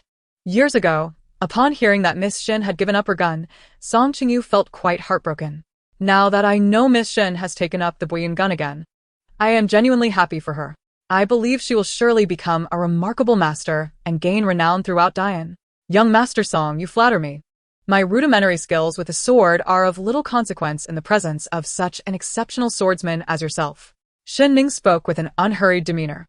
Just as Shen Songqingsu was about to utter a word, he was abruptly interrupted by a loud exclamation. The large dog, tugging at its leash, squeezed between the two, and as it turned to face Shen Ning, it playfully nudged Song Qingsu's leg with its ample backside, pushing him away slightly. This dog possesses remarkable intuition, Song Qingsu marveled. The beloved pet of the king of Beiyuan must indeed be a paragon among dogs. Shen Ning took hold of the leash and glanced back at Yan Yunqing. It was unclear what had transpired with the 17th, but he was receiving a stern reprimand from Yan Yunqing. Song Qingsu inquired, Miss Shen, are you well acquainted with the king of Beiyuan? To which Shen Ning replied nonchalantly, while I am not familiar with the king, I do share a semblance of rapport with his cherished pet. She concealed the glimmer of ambition in her eyes and continued, Young Master Song, what prompts your inquiry? In recent days, the king of Beiyuan has been frequently sending medicinal supplies to the prominent families in the capital. I, too, have received such gifts on 2 occasions, both being rare and precious remedies suited to Miss Shen's ailments. I had thought this to be a means of endearing himself to Miss Shen. It seems I was mistaken. The implication in Song Qingsu's words did not escape Shen Ning's notice. However, considering the king is the favored child of the late emperor and the current emperor's most cherished brother, his flamboyant demeanor is well known. With countless noblewomen surrounding him, how could he possibly seek to win my affection? Shen Ning responded with a smile that did not reach her eyes. Suddenly, a resounding crash echoed in the Baihe pavilion as the Songlong sword struck the ground. Gu Jingnan had finally completed 100 strikes with the sword. The crowd murmured, many expressing their discontent. What is going on? Even if General Gu wishes to show off, must it be in such an exaggerated manner? It feels as though we are merely his backdrop. Everyone in the capital longs for the favor of Master Hingyang, yet General Gu's actions today are simply excessive. Out of breath, Gu Jingnan wiped the sweat from his brow. Jiang Lingzhu approached with a cup of tea. General, please enjoy this tea. Thank you, Miss Jiang, he replied, taking the purple clay cup and inhaling the alluring fragrance emanating from her. Indeed, General Gu, I hold you in high regard. Li Hingyang gestured dismissively. It is getting late. You may take your leave. Gu Jingnan drained the cup in one gulp, secretly stowing it away, and respectfully bowed before straightening his back and exiting the Baihe pavilion. Shortly thereafter, Li Hingyang departed from the other side of the pavilion, carrying his guqin. Where is Master Hingyang headed? Shen Ryu inquired. Jiang Lingzhu gracefully descended the steps, tilting her chin slightly as she announced, Master Hingyang is fatigued. You may all return. The guests exchanged bewildered glances, stunned into silence. They had come with great effort, only for the esteemed lecture to end before it had even begun. The crown princess's expression faltered as she regarded the self-satisfied Gu Jingnan, a tinge of disdain forming in her heart. Gu Jingnan's actions were indeed a blatant disregard for the crown prince. General Gu, to receive the favor of Master Hingyang, congratulations. The crown princess's tone was icy. Gu Jingnan boisterously replied, I must express my gratitude to the crown princess as well. The crown princess forced a stiff smile. Casting an apologetic glance at the disgruntled guests, I have already sent for the renowned red plum wine from Linggong Manor. Each of you may take a flask home. As the legitimate consort of the crown prince, her words carried weight, and the guests could not help but extend some courtesy. Yet, they would not forget Gu Jingnan's affront. Shen Ning gazed thoughtfully in the direction Li Hingyang had vanished, a knowing smile gracing her features. Ning, Gu Jingnan said, do not be too disheartened. If the opportunity arises, I shall take you to meet Master Hingyang to mend your relationship. Shen Ning glanced at Gu Jingnan's right arm and, maintaining her composure, replied, General Gu, have you ever fallen? What? He asked. What height do you think would be fatal? Gu Jingnan's pupils constricted, and his breath quickened. In that moment, Shen Ning appeared so foreign that it instilled fear within him. Her piercing gaze swept over Gu Jingnan's right arm before she walked towards the lakeside with Shen Xiubai and Shen Qingshan. Sister, Shen Qingshan questioned. What did your words mean earlier? His hand is likely ruined, Shen Ning replied knowingly, having trained under Li Hingyang and understanding the Songlong sword's true purpose. Li Hingyang allowed her only 10 strikes each day, no more, for the Songlong sword was not meant for killing, but for training. The esteemed martial artist Wei Gong had forged the Songlong sword in his youth, infusing it with fragments of Miaojiang's gu and the toxic vines of the western regions. When wielded, the combination of Miaojiang's gu powder and the western region's toxic vines, coupled with abundant perspiration, could unlock one's martial potential to the fullest. Indeed, these were perilous substances. Excessive use would lead to poisoning. Moreover, the Songlong sword was heavy, and Gu Jingnan's insistence on maintaining appearances despite the strain would surely result in injury to his right arm. Shen Qingshan tilted his head, entirely perplexed as to how Gu Jingnan's perfectly healthy arm could now be damaged. Young Master Song, Shen Ning called out to Song Qingsu, who was boarding a bamboo boat. He turned with a warm smile. Miss Shen, might we join you on your boat? I would be most delighted, he responded. The 3 siblings from the Shen family boarded Song Qingsu's bamboo boat. Your Highness, we should also be returning, the 17th said eagerly. Yan Yunqing cast a somber glance at Shen Ning as she stood on the departing bamboo boat. His gaze darkened as he snapped at the 17th. Did I permit you to speak? The 17th, feeling dejected like a wilted flower, grumbled internally, wondering what had caused the prince's foul mood that night. Yan Yunqing flicked his sleeve and followed the large dog, which frequently turned back to look at Shen Ning as they boarded the vessel. Both man and dog appeared to be in a turbulent state of mind. After some time on the bamboo boat, Shen Ning heard vigorous, splashing sounds. A magnificent gem-encrusted boat drew near, with a person and a dog standing at the railing. The large dog glared furiously at Song Qingsu. Yan Yunqing's eyes, slightly intoxicated, darkened like the descending night. Song Qingsu, glancing at the baring teeth of the dog, steeled himself to greet, Your Highness. In an instant, the gem-encrusted boat sped away, like a racing steed. Song Qingsu rubbed his nose, chuckling to himself. I seem to have never offended the king of Beiyuan or his beloved dog. Why does it feel like the king harbors animosity towards me? Chapter 59, 8,000 Days of Dog Raising. One moment of use. Shen Xiubai looked at Shen Ning and remarked, The king of Beiyuan is as fierce as a thunderstorm. Even the emperor cannot rein him in. With so many hostile individuals around, who knows if I shall be cursed at by him tomorrow? Indeed, Song Qingsu chuckled heartily. The crisp autumn breeze swept across the lake, dispersing the lingering mist. As the bamboo boat came to a stop, the guests made their way home, each carrying the red plum wine gifted by the crown princess. Lianji, you love wine. This red plum wine is truly one of a kind, the finest in the world, Gu Jingnan flattered. Lan Lianji remained silent, lost in thought as she stared at the plain handkerchief after Gu Jingnan departed. As Shen Ning approached the carriage, her gaze flickered, and she lifted her eyes to the second-floor window of the Luyan tea house across from Linggong Manor. Shen Guishan, who had been observing stealthily, quickly turned away, snatching the cup from the hands of the elderly Prime Minister Zhou and downing it in one gulp. Sister, what are you looking at? Shen Qingshan asked, straining his neck to peer, finding nothing of interest. The weather is wonderful. It will never collapse. Shen Ning smiled as she boarded the carriage. Shen Qingshan furrowed her brows, pondering the emptiness of a starless night sky and finding little to appreciate. Surely, her sister had lost her aesthetic sensibility under the influence of that Gu Jingnan. Upon returning home, Shen Ning practiced her marksmanship for an hour before bathing and changing her attire. Miss, after using the prince's medicine, your old injury has improved significantly.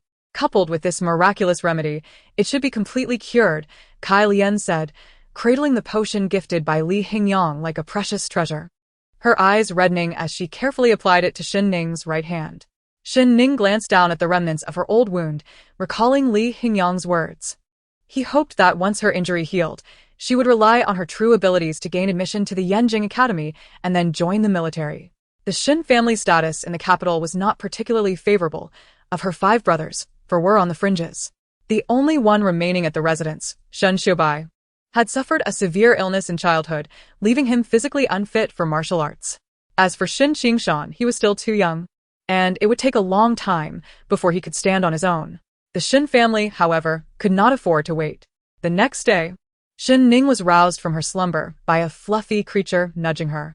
Upon opening her eyes, she found herself face to face with a goofy, large white dog that rolled about freely on her bed before tumbling back into her embrace. For a moment, Shen Ning thought she was still dreaming.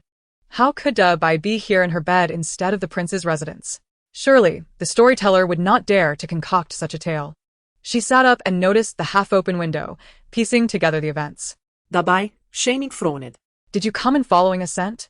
Bai rolled in her arms, displaying a playful demeanor. Shen Ning, believing Bai to possess an unusual humanity and a special connection with her, was unaware that during the latter part of the previous night, Yan Yunche had led Bai to the dog hole at the Shen family's side courtyard and gently released the leash. 17 was perplexed, wondering what the prince was up to. The enigmatic man bore an inscrutable expression, akin to a strategist contemplating grand schemes. One raises a dog for 1,000 days, only to use it for a moment, he remarked. 17 often found himself baffled by the eccentricities housed in the prince's mind, yet he was certain that they were anything but ordinary. In the Shen family's third courtyard, Shou Tiantang, Shen Guohai was grinning broadly, resembling a chrysanthemum blooming in the wind, attending to the North Yuan king. Your Highness, this is the Wuling score. In all of Diyan, there is but this one copy. Shen Guohai respectfully presented the yellowed score. Someone, bring me the priceless 8 Immortals Cross C. Wanfeng Qinchin. The Wanfeng Qinchin was a treasured heirloom of the Shen family, and Shen Guohai had chosen to rename it to emphasize its grandeur. Yan Yunche entered the main hall of Shou Tiantang, lazily occupying the main seat, his expression somewhat sullen. Is there something troubling you, Your Highness? Shen Guohai inquired with concern. Indeed, there is, Yan Yunche replied. Shen Guohai, seated before the guqin, suddenly rose, his demeanor grave as he exclaimed, I, Shen Guohai, am willing to share your burdens, risking fire and water, and offering my life without hesitation. Pray tell, what troubles you? Yan Yunche sighed. My beloved dog has gone missing. Shen Guohai was momentarily speechless, fighting back laughter at the prince's predicament. Fear not, Your Highness. I shall take this matter into my own hands. I will search even 3 feet underground to find it, he vowed proudly. Throughout his life, Shen Guohai had never been acknowledged. In his youth, his father favored his second brother, Shen Guoshan, while his mother adored the cultured eldest brother. He himself, lacking both literary and martial prowess, lived in a state of awkwardness. It was only through the favor of the North Yuan king that he could hold his head high before Shen Guoshan. When Shen Guoshan was invited, he found his elder brother, Shen Guohai, playing the guqin for the North Yuan king, akin to a courtesan seeking favor, while he occasionally cast triumphant glances at his second brother. Shen Guoshan felt a headache coming on, struggling to maintain his composure as he greeted the North Yuan king, harboring murderous thoughts towards Shen Guohai. The look he cast upon Shen Guohai was sharper than a knife. This foolish sibling was completely oblivious to the precarious situation the Shen family found themselves in. Befriending the North Yuan king was akin to digging his own grave. No matter how close the North Yuan king was to the emperor, he could not interfere with military affairs. Should malicious individuals exploit the situation, it would lead to a grave crime of factionalism. Shen Guohai, shedding his previous meekness, played even more fervently, as if declaring war against Shen Guoshan. He understood that this brother, who had overshadowed him for half a lifetime, was now envious of him. Your Highness, Bai has been found. 16 dashed in with urgency. Where? 17 feigned ignorance, anxious to know. In the Qingyu Hall, with Miss Shen, he replied. The sound of a string snapping echoed as Shen Guohai glared at Shen Guoshan in despair. Yan Yunche, elegantly wielding a beautifully crafted jade fan and carrying a flask of crystal-clear liquor, sauntered away with a languid grace. Shen Guoshan's gaze remained fixed on Yan Yunche's retreating figure, lost in thought. Shen Guoshan, your intentions are suspect. Shen Guohai's outburst snapped Shen Guoshan back to reality. You are envious of me, fearing that I may gain the prince's favor, which would undermine your second household. Shen Guoshan, you have everything, yet you seek to compete with me for the North Yuan king's favor. How malicious of you. Do you really think having close ties with the North Yuan king is advantageous? The Shen family has surrendered military power, but the Qilin army does not heed the imperial order, They only recognize the Shen family. How much of the emperor's wrath can you endure? If you seek death, I will not stop you. If you find it slow, I could even draw my sword to assist you. But mark my words. If you dare gamble the lives of the 500 members of the Shen family on your shallow vanity, I can not only expel you, but also make you suffer a fate worse than death, forever unable to live as you do now. Shen Guishan, filled with fury, shattered a teacup, his voice booming with rage. Chapter 60. The scorching sun sets on autumn branches. Shen Guohai's fear of his second brother was ingrained since birth. He lowered his head, unable to meet Shen Guishan's gaze, mumbling, "My relationship with the prince is one of old friends. What does it have to do with the emperor's wrath? Does the emperor think I have stolen his brother?" Shen Guishan looked at his Na'vi brother, his anger boiling over into laughter. This brother had been overly sheltered, never experiencing the harshness of life, unaware of the emperor's cunning. He spent his days dreaming of accomplishing great feats with little effort, or worse, being deceived by wandering sorcerers into spending money on longevity potions, fearing that one day he might close his eyes and meet the king of hell.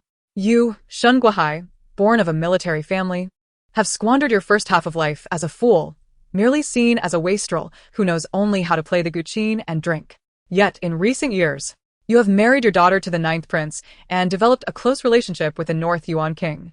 Surely you understand that the marriage between the 9th prince and Ru Yu was recommended by the North Yuan king. How do you think the emperor perceives you? Does he think you have been biding your time for a day to rebel? Rebel. The thought sent chills down Shen Guohai's spine, causing him to tremble, his throat dry. Shen Guishan dismissed him with a scoff, gazing out at the blazing sun setting on the autumn branches, filled with deep concern. He was not afraid of Shen Guohai causing trouble, knowing that he could handle the situation. But he feared that the North Yuan King's visit to Shou Tiantang was not merely for leisure, but rather a roundabout way to reach Shen Ning's Qingyu Hall. In the Qingyu Hall, Shen Ning tossed a freshly made sandbag into the air. Before it could descend, Dabai leaped up and caught it with precision. Dabai wagged his tail, merrily scampering to place the sandbag in Shen Ning's hands. She tossed it away, and the cycle repeated several times until Dabai, exhausted, lay panting, refusing to move.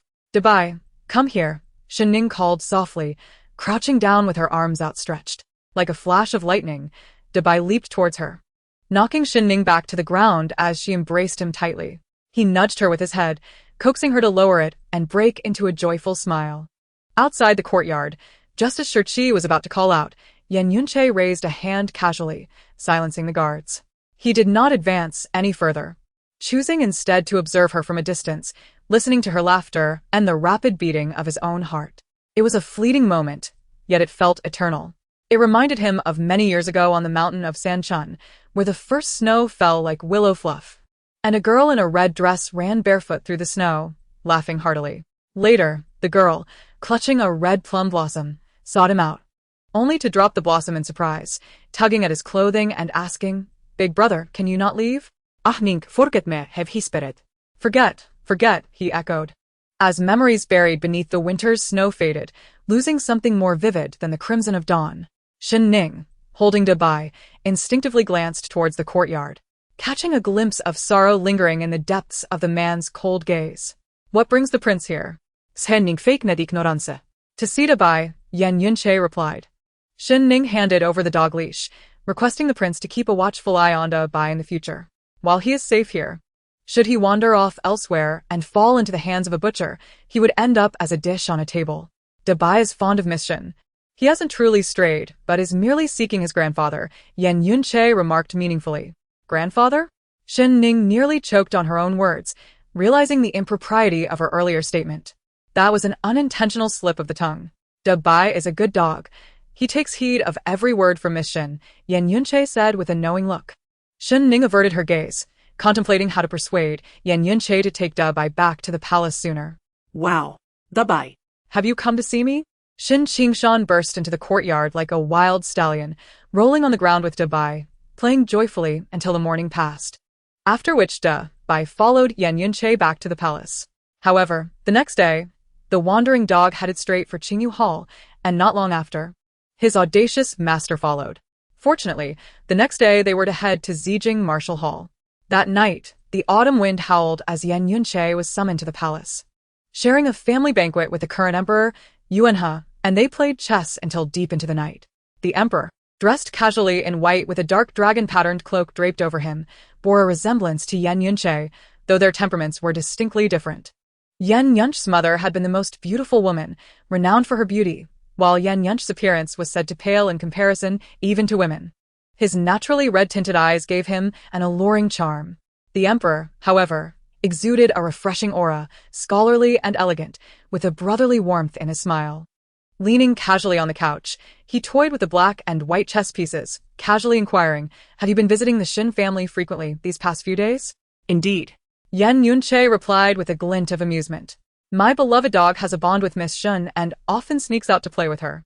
"A disobedient dog deserves to be stewed," the emperor chuckled, his gaze fixed on Yan Yunche as his chess piece landed precisely on the board. "Yunche, you've lost again." As dawn broke, the radiant light gradually illuminated the vibrant Zijing Martial Hall, bustling with activity. Shen Ning and her group arrived in a carriage, welcomed by Mr. Deng Bofiai. "It's good to see you again, Miss Shen," he exclaimed, his spirits high, hinting at joyous news. "Indeed, a momentous occasion. This morning I received word that students from outside the capital will be permitted to reside here for the next decade, enjoying the same rights as local students, including opportunities to serve in the military or engage in trade." Deng Bofiai expressed his genuine delight. Previously, the standards for outside students in the capital had been stringent, given the limited resources available. "That is wonderful news," Shen Ning replied with a faint smile. "By the way," Deng Bofiai continued, "I heard you met Master Hingyang at Linkong Manor?" "Yes, just briefly," Shen Ning replied, not revealing too much. "How did Master Hingyang treat you?" "You know he has a stubborn temperament," Deng Bofiai remarked. "Miss Shen, we have arrived. This is Huangwu Pavilion, where you will practice martial arts," he announced. Zijing Martial Hall comprises 4 pavilions, divided into the realms of heaven, earth, mystery, and yellow, encircling a vast arena for competitions. Behind the pavilions lie the students' residences. Shen Ning pondered whether to return to Shen Manor daily, or to stay at Zijing Martial Hall and occasionally visit. Inside Huangwu Pavilion, the students were animatedly sharing amusing tales they had heard from the streets. As Shen Ning entered with Chen Huanhuan and Kai Lian, the room fell silent, all eyes scrutinizing her. In Huangwu Pavilion, the students hailed from distant lands, many driven by passion to reach the capital. Upon arrival, they discovered the rigid hierarchies of the aristocracy, realizing that the path to success was fraught with obstacles. Consequently, many disheartened youths gradually lost their ambition, settling into a life of complacency, while harboring resentment towards privileged young ladies like Shen Ning, who seemed untouched by hardship. "Miss Shen, in a few days, there will be a friendly competition between Huangwu Pavilion and Fengming Martial Hall. You will temporarily take over as the head of Huangwu Pavilion," Deng Bofiai announced. For now. "It is entrusted to you. Mr. Huliang will come to teach you regularly." "Understood." Shen Ning nodded slightly. After Deng Bofiai departed, Li Shucheng from Huangwu Pavilion greeted her softly. "Miss Shen, thank you for that day." "No need for such formality, brotherly," Shen Ning replied with a smile, her gaze sweeping the spacious pavilion, which could accommodate 200 students. Most wore simple clothing, with only a few dressed decently. "Miss Shen, this is the head of Huangwu Pavilion seat. Please take a seat." A boy with dimples and tiger teeth, clad in ordinary attire, cordially pulled out a chinked chair for her. As he lowered his head, a glint of malice flickered in his eyes. The surrounding students seemed to await something with eager anticipation. Seeing the unfolding scene, Chan Huanhuan sensed something amiss and attempted to check the chinked chair. However, Shen Ning stopped her with a hand, calmly sitting down amidst the multitude of scrutinizing gazes. "Ah!" Kai Lian gasped, startled, but quickly moved forward to shield Shen Ning. Suddenly, a black snake slithered out from under the chair, lunging at Shen Ning with its mouth open. The boy exclaimed, "My grandmother said that ill-fated people attract such snakes.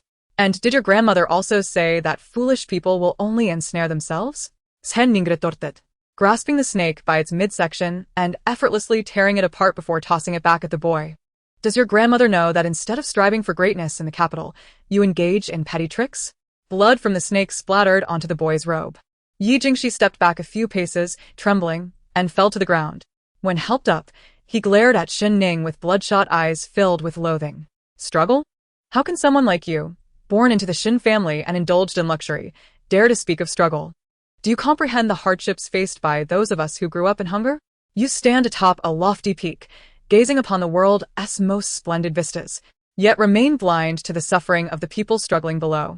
I scoff. Anyone can utter such words, but not you. You and your ilk are unworthy of such sentiments.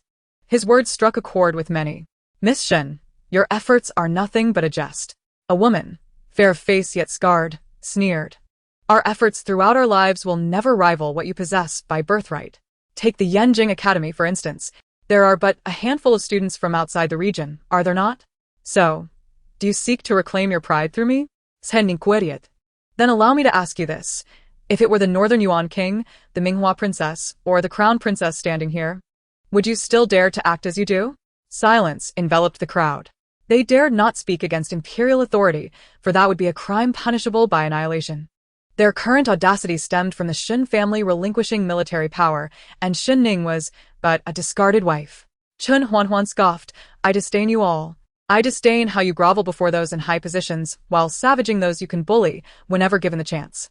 What difference is there between you and the aristocrats you despise, other than your own self-loathing? Then why is it that Shen Ning could ascend to the position of the pavilion master on her first visit to Huangwu Pavilion? Ye Wingi retorted. Isn't it merely due to the Shen family's influence? Because she is truly deserving, more so than any of you, came the voice of Li Shuqing, who stood to address the assembly. Let me pose a question. Can you endure the 5 steps of flowing fire, which the ex-husband endured? The pavilion fell silent. Another inquiry. As a martial artist who has suffered a broken bone, she transformed her despair into triumph. Why can't you follow suit? Lastly, to the noble families, after centuries of toil, how dare you presume that mere whining will elevate you above those who labor? Why should my Li family, once illustrious, be reduced to obscurity? I, Li Shuqing, have faced innumerable adversities, yet I do not harbor hatred towards the great Yan dynasty. Why?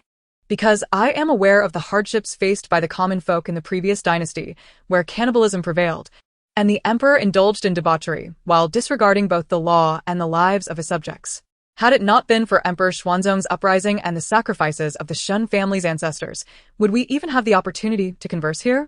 The ancestors of the Shen family fought for the people, yet their descendants bully their legacy. You, all of you, are truly something. Each word resonated powerfully, and Li Shuqing's eyes glistened with unshed tears. Miss Shen, I apologize for my rudeness. He then sat down, turning his gaze toward the window. Yi Jingxi, the scarred woman, and the group of martial students were rendered speechless, for each of Li Shuqing's words was a truth they could not deny. Shen Ning observed him closely, sensing his chivalrous spirit within his words. Yet, would this change the fact that she was a discarded wife, unwanted by the Yanjing Academy? To her left, a girl adorned in the finest attire among them mocked, is it not simply that no man desires you, leading you to the Zijing Martial Hall? It is common knowledge that Zijing accepts all sorts of refuse. Do you know what we call the parents of such refuse, young Master Shuqing? The girl's name was Lu Hui, and as she spoke, her eyes narrowed into a smile. Her prowess was notable, and she had aspired to claim the position of pavilion master, only to be thwarted by Shen Ning, igniting a fire of indignation within her. A loud thud echoed like a thunderclap. Shen Ning kicked the table, sending it crashing toward Lu Hui. Shen Ning, what do you intend to do? Liu exclaimed, slapping the table and rising in anger. With a swift motion, Shen Ning drew her spear, piercing the air and pressing it against Lu Hui's throat. Strands of hair fluttered gently as she slowly raised her gaze, a fierce glint in her eyes. Repeat what you just said, she murmured. Chapter 62. The greatest chess player of the Great Yan after leaving the Gu family, Shen Ning had only truly felt anger twice. Once, when Ling Kongzhuang, in a fit of rage, attempted to slap Shen Qingshan, and again at this very moment, when the girl insulted her family. Family was her unwavering bottom line. Lu Hui swallowed hard, a chill creeping up her spine, causing goosebumps to rise. She held her breath, terrified that Shen Ning might take her life in a moment of fury. Those who appear strong yet are weak are often the most vulnerable. Why have you fallen silent? Shen Ning pressed, inching the spear closer. The sharp tip grazed Lu Hui's delicate skin, sending shivers down her spine. I am rubbish, Lu Hui stammered, nearly brought to tears. With a swift, decisive motion, Shen Ning retracted her spear, twisting her wrist, and forcefully drove the gleaming weapon into the ground beside her, coldly declaring, Whoever desires the position of pavilion master may come forth to challenge me in combat. If you can defeat me, I shall gladly relinquish it. If not, Then silence your tongue, speak less, and act more. The gathered crowd, numbering in the hundreds, glanced between the radiant sphere and the formidable presence of Shen Ning, falling into an unexpected silence. Outside Huangwu Pavilion, Helian Yuanshan, with frosted brows and snowy hair, stroked his yellow beard and smiled silently. He had anticipated Shen Ning would be intimidated by this group. Regaining his composure, he cleared his throat, suppressing his smile, and entered Huangwu Pavilion with a stern expression. What is all this commotion? I overheard your ruckus while at Tianwu Pavilion. If you no longer wish to learn, then return to Zijing Martial Hall. We do not accommodate idlers here. Helian Yuanshan scolded. You are the worst batch I have ever taught. Li Shuchen. Present. Explain to us why martial arts should be prioritized. Li Shucheng replied with clarity. The 6 nations are rife with conflict. 50 years ago, a martial woman established a martial empire, guarded by 7 grandmasters who compelled annual tributes from all nations. Regions beyond their jurisdiction are collectively referred to as the Jianghu, with Xuannu City holding a prominent position. And martial prowess is abundant. Thus, the revival of martial arts is an inevitable trend. Well said, Helian Yuanshan nodded. Martial arts initially flourished in the Jianghu before spreading to the various nations. Those like you are merely third-rate martial artists. The Xuanwu Pavilion houses second-rate, while the Diwu Pavilion is first-rate. The pinnacle, Tianwu Pavilion, boasts the title of postnatal masters, and beyond them lies the innate level. Beyond that are the masters, and at the top stand the grandmasters. As he spoke of grandmasters, Helian Yuanshan became animated. The Longxiang list of the Great Yen features the elite of our nation. Speaking of the top contender, there is much to say. 7 years ago, a mysterious swordsman challenged the might of Great Yen, and within 3 days, he decimated the Longxiang list, emerging as the greatest master of Great Yen. Regrettably, I remain unaware of the identity of this individual. Nor do I know if I shall have the opportunity to meet him before my demise. It is rumored that he is a grand master, with whispers suggesting he is the coveted paramour of both the Snow Woman and the Martial Woman. Helian Yuanshan stroked his weathered visage and sighed, reflecting on his own youthful handsomeness, which he fancied rivaled that of the foremost expert of Dian. His musings were abruptly halted as he noticed the petrified expressions of his students. Embarrassed, he managed a couple of awkward chuckles before adopting a stern demeanor and admonishing them. Why are you so engrossed in tales of your teacher's youthful exploits instead of contemplating how to serve Dian? The students, feeling a sense of injustice, retorted, but isn't it you, master, who wishes to share these stories? As sat quietly, her thoughts drifted back to 7 years prior. She recalled the enigmatic figure clad in black who had seized the title of Dian's foremost expert, his face concealed behind a mask adorned with the striking motif of the other shore flower. While riding home along the bustling streets, her gaze had met his, revealing a pair of mesmerizing eyes, elongated and alluring, captivating in their intensity. Unfortunately, she had never encountered him again. Refocused her attention on Helian Yuanshan's lecture, though it often veered off course into tales of his charming pet raccoon, his spirited wife from her youth, and his wayward son who favored indulgent revelry. The students found themselves utterly disoriented by his digressions. Subsequently, had Kai Lian fetched some clothing for her at Zijing Martial Hall. Her hand had healed sufficiently, and she was eager to delve into studying martial arts techniques. Once fully recovered, she aspired to regain her former prowess and ascend to the ranks of elite warriors within the Earth Martial Pavilion. In the following days, engaged in the monotonous yet intriguing routine of martial hall life, with the absence of the Northern Abyss King and his lackeys, tranquility had returned. On the 5th day, Helian Yuanshan announced, "Dear students, we shall introduce a new subject, chess studies." Chess? Liu lui question, perplexed. We are martial practitioners, not artists of the 4 arts. Would you care to take on this role, master? Helian Yuanshan, eyes wide as he tugged at his beard, retorted. Perhaps we should simply hand the whole martial hall to you then. Lu Hui recoiled slightly, closing her mouth in resignation. This is a decision made by the hall, and we have sought out Dian's premier chess player to instruct you. The emperor believes in a balanced approach to martial arts, so we shall trial this in the Huangwu Pavilion. A chess master will join us shortly. Master, can you reveal what this chess player is like? Yi Jingxi inquired with curiosity. I can only say, he is as strikingly handsome and enticing as I was in my youth, Helian Yuanshan replied with a chuckle, stroking his beard as he departed, content to evade teaching and indulge in leisure with his pet raccoon. Moments later. The once silent Huangwu Pavilion was filled with the sound of approaching footsteps. The students, eager to glimpse the identity of the renowned chess player, craned their necks to peer outside. "Miss, who do you think it will be?" Chun Huan asked. "Anyone would suffice," replied leisurely while perusing an ancient text. However, upon seeing the newcomer, her entire demeanor froze, the tranquility she had felt moments before receding like a tide. Inside the Huangwu Pavilion, gasps of surprise filled the air. Lu Hui was instantly captivated by the languid and devilishly handsome figure of the man who entered. He appeared as if just roused from slumber, his narrow eyes heavy-lidded, and his silken hair casually cascading, unlike the meticulously groomed locks of ordinary men. His canine companion barked upon seeing, causing her to freeze in place. Indeed, with his rule-breaking, cunning style of play, Yan Yunqing was the true embodiment of Dian's foremost chess player. As he stepped into the room, his attire of deep crimson complemented his ethereal features, leaving the students of Huangwu Pavilion in awe. The Northern Abyss King, recognizing Yan Yunqing. Those who had seen him 3 days prior during the assessment could hardly believe their eyes.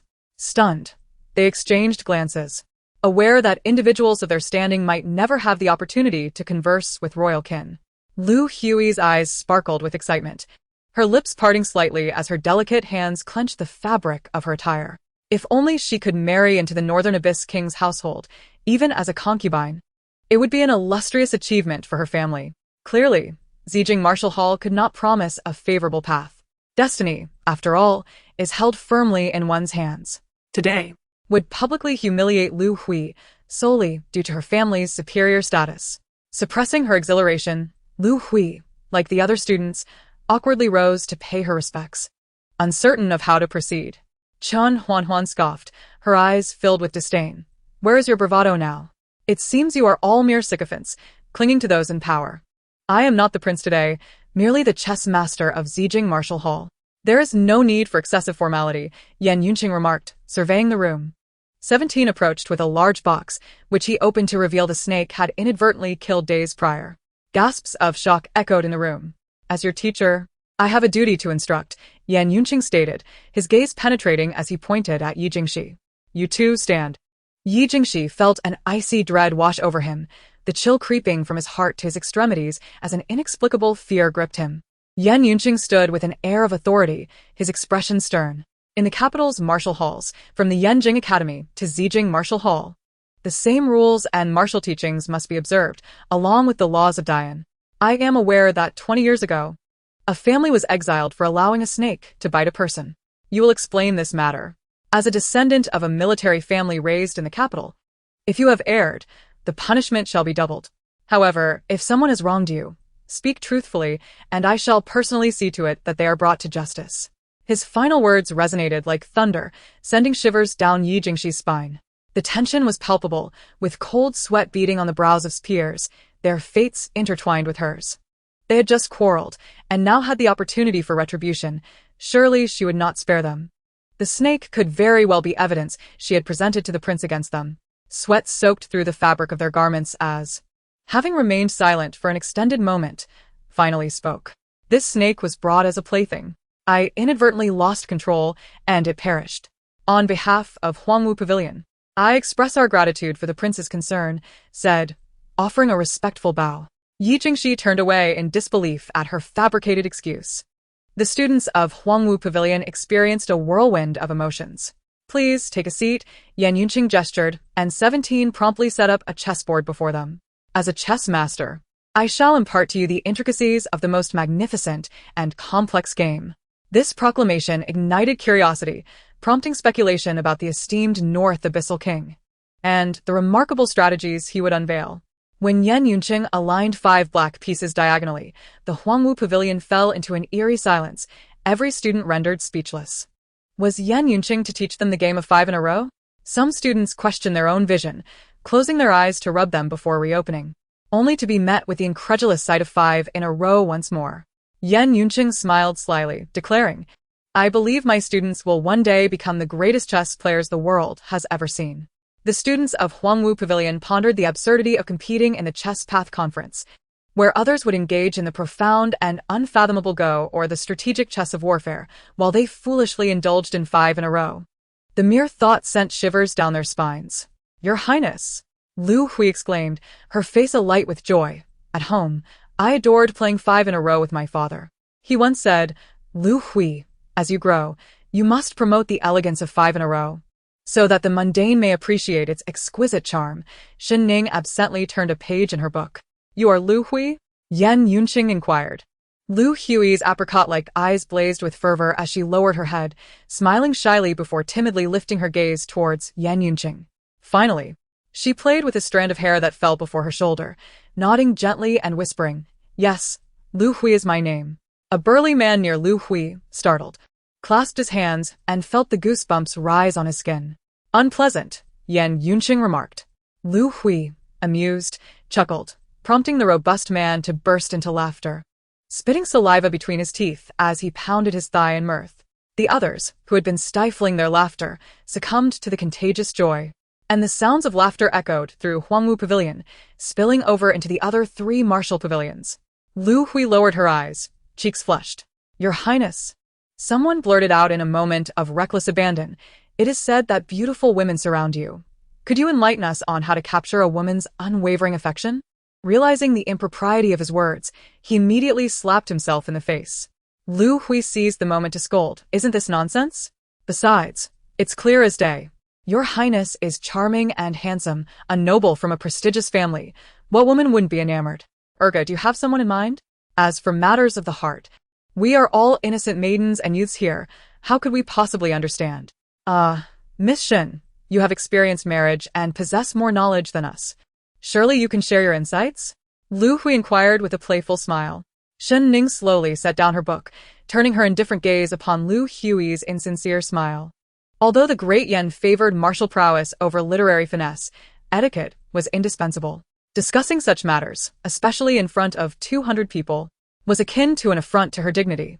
A flicker of cold, murderous intent flashed in Yan Yunqing's eyes, yet Lu Hui, waiting for Shen Ning to falter, remained oblivious to the tension in the air. "Lu Hui, how shameless can you be?" Yi Jingxi shouted as she hurled a book at Lu Hui. "A young lady, speaking so brazenly, do you not have any shame? What of your parents and ancestors?" Chapter 64. Drag her out and beat her to death. Lu Hui was taken aback, never expecting her friend Yi Jingxi to strike her for Shen Ning's sake. "Yi Jingxi, what madness has possessed you? Have I said anything wrong?" You lui retortait défiantly. "You were just calling her a discarded woman, and now you bring up matters of the heart. Lu Hui, even if your motives are questionable, must you be so blatant?" Yi Jingxi, unwilling to owe Shen Ning a favor, took a stand for her, considering it a repayment for past kindness. "You Lu Hui, come here," Yan Yunqing's voice interjected, halting their heated exchange. Lu Hui's heart leaped with joy as she glanced at Yi Jingxi, sauntering with feigned grace to Yan Yunqing's side. "Your Highness, is there something you require of me? I require you to perish." Bang! Yan Yunqing's words, dark and menacing, echoed as he lifted his long leg and struck Lu Hui in the abdomen, sending her sprawling like a kite severed from its string. Lu Hui shattered several wooden tables, collapsing amidst the wreckage, feeling as if her very insides were about to rupture.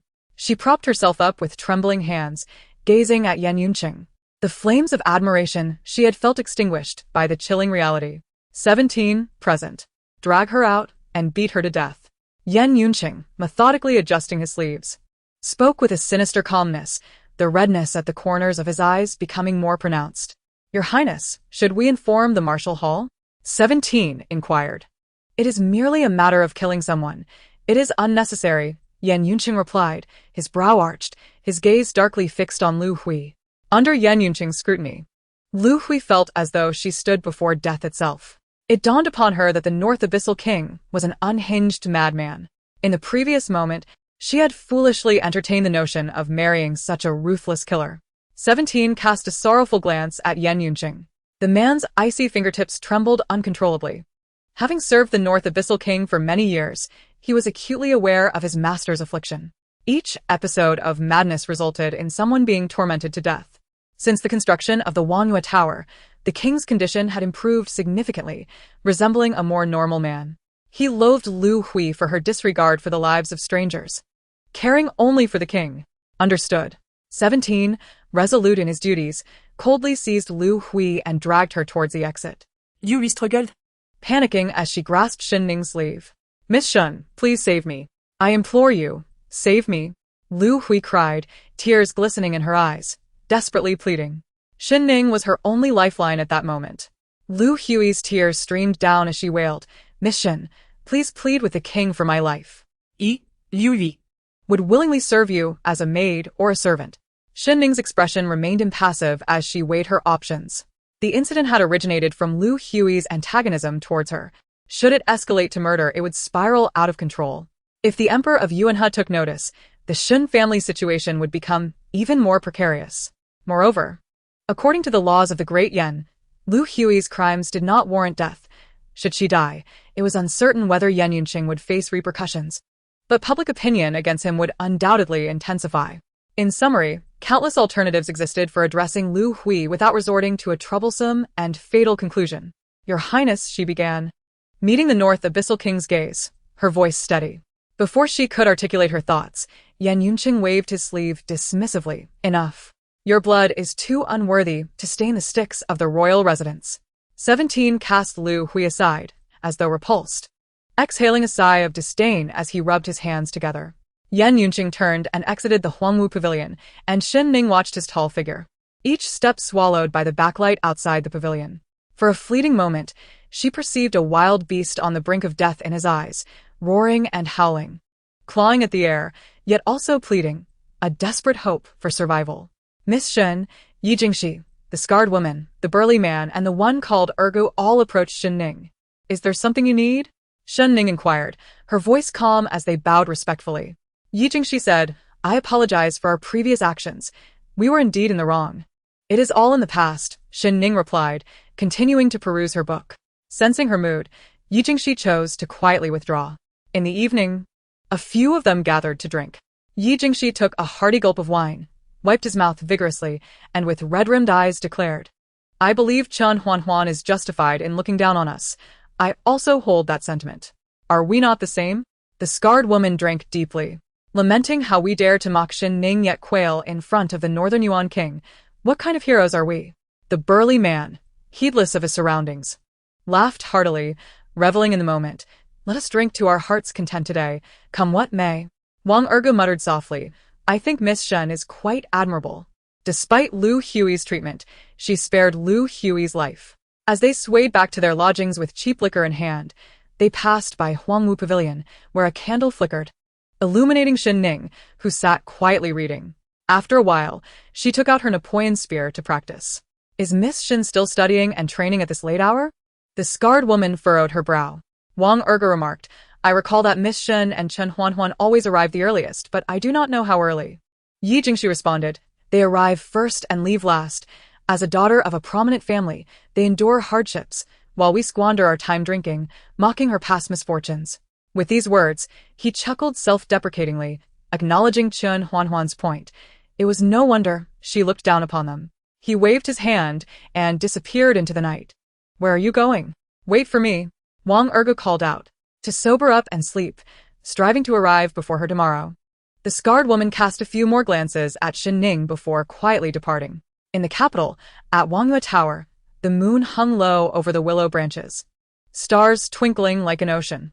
Yan Yunqing sat at the windowsill with a jug of wine, gazing distantly at the training grounds of the general's residence. Like before, someone practiced the spear, though it was a different individual now. She was no longer Shen Ning, but rather Lan Lianji. With a sharp clap, Yan Yunqing slammed the window shut, his face clouded with frustration and fury. 17, come here swiftly, he commanded. Nail this window shut. I do not wish to see it opened again. Yes, at once, my lord, the servant replied. As 17 sealed the window, he caught a glimpse through a crack of the figure practicing under the moonlight.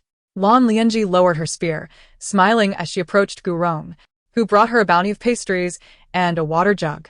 In recent days, Gu Jingnan had been visiting Master Hingyang and Jiang Lingzhu consistently. Gu Rong remained the last vestige of warmth for her in the Gu family. Lianji, come and rest. Have something to eat. You must nourish yourself. Thank you, mother. Lan Lianji's expression shifted abruptly, the sweet pastries suddenly tasteless, as if she were chewing wax. The next morning, as dawn broke, Wang Ergu and Yi Jingshi's group arrived at Huangwu Pavilion before dawn. Wang Ergu chuckled. Today, we shall surely be the first to arrive, and it will astonish Miss Shen, altering her perception of us. However, upon their arrival, they spotted the flickering candlelight of Huangwu Pavilion and the silhouettes of Shen Ning and Shen Huanhuan seated together, engrossed in their reading and occasionally discussing martial arts. Sensing their presence, Shen Ning turned to glance at the door, spotting the dejected group. Miss Shen, Miss Huanhuan, when did you arrive? The burly man inquired. At 4, Shen Ning replied nonchalantly, flipping a page. What's the matter? The burly man, pulling at his hair in frustration, exclaimed, Do you not tire of this? Shen Ning smiled. If one possesses conviction, even exhaustion becomes bearable. Miss Shen is right. One must have faith. I feel I have found mine. Wang Ergu exclaimed passionately. What conviction is that? The burly man asked. I intend to marry the top courtesan of Ainshire Tower, Wang Ergu declared. Shen Ning returned her focus to her studies, aware of the significant progress she had made in both her physical abilities and spear techniques. As dawn fully broke, the students of Huangwu Pavilion entered lazily. Lu Hui was the last to arrive, yawning and seemingly oblivious to the previous day's life and death drama. Chen Huanhuan frowned. Lu Hui is quite insufferable. We must be cautious around her. Shen Ning did not lift her gaze. People's natures are hard to change. She will surely devise another scheme. Chen Huanhuan whispered, I thought you felt pity for her. Not pity. Shen Ning shook her head. If it involves me, it involves the Shen family. We can take lives, but it must be done with clarity and purpose. Chen Huanhuan smiled faintly, lost in thought. After a moment, Helian Yuanshan entered Huangwu Pavilion carrying a jug of hot water.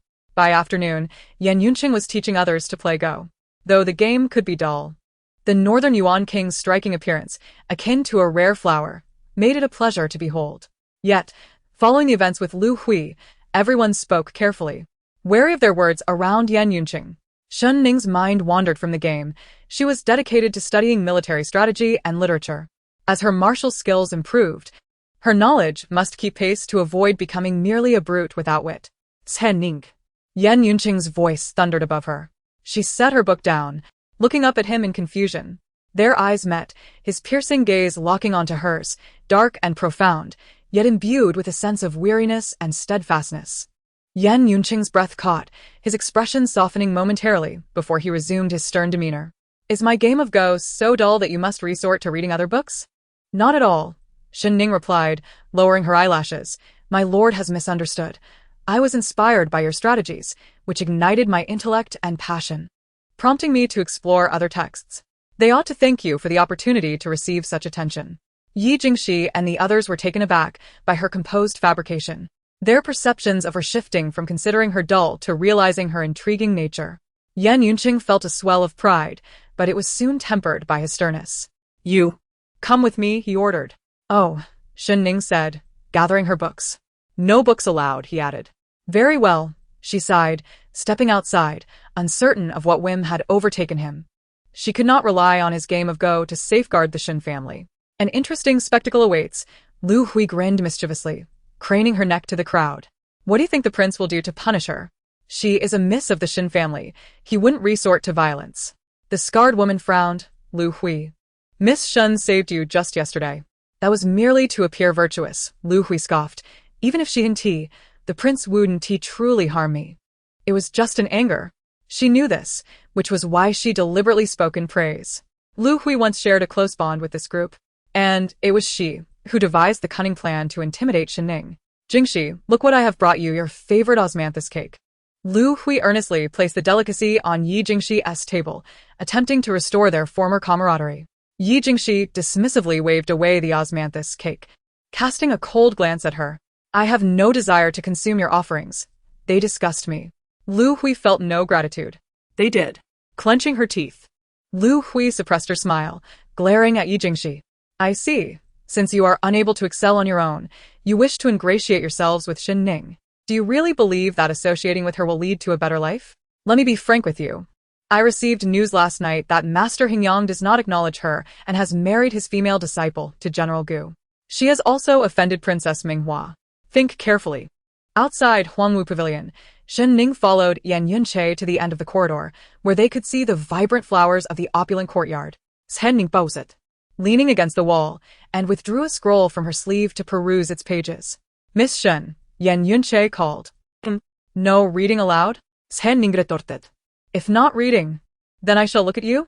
Yan Yunche's gaze sparkled with delight and anticipation, only to fade into dejection the next moment. Shen Ning muttered to herself. Then I might as well look at Dabai. She knelt down and stroked Dabai's head. You've lost weight lately. I miss you, Yan Yunche bluntly replied, his words seemingly directed at Dabai but laden with ambiguity, thickening the atmosphere between them. Shen Ning's hand froze slightly as she touched Dabai, then she smiled. Dabai, eat more, it would be better if you gained some weight. Miss Shen, you haven't spoiled Dabai in a while.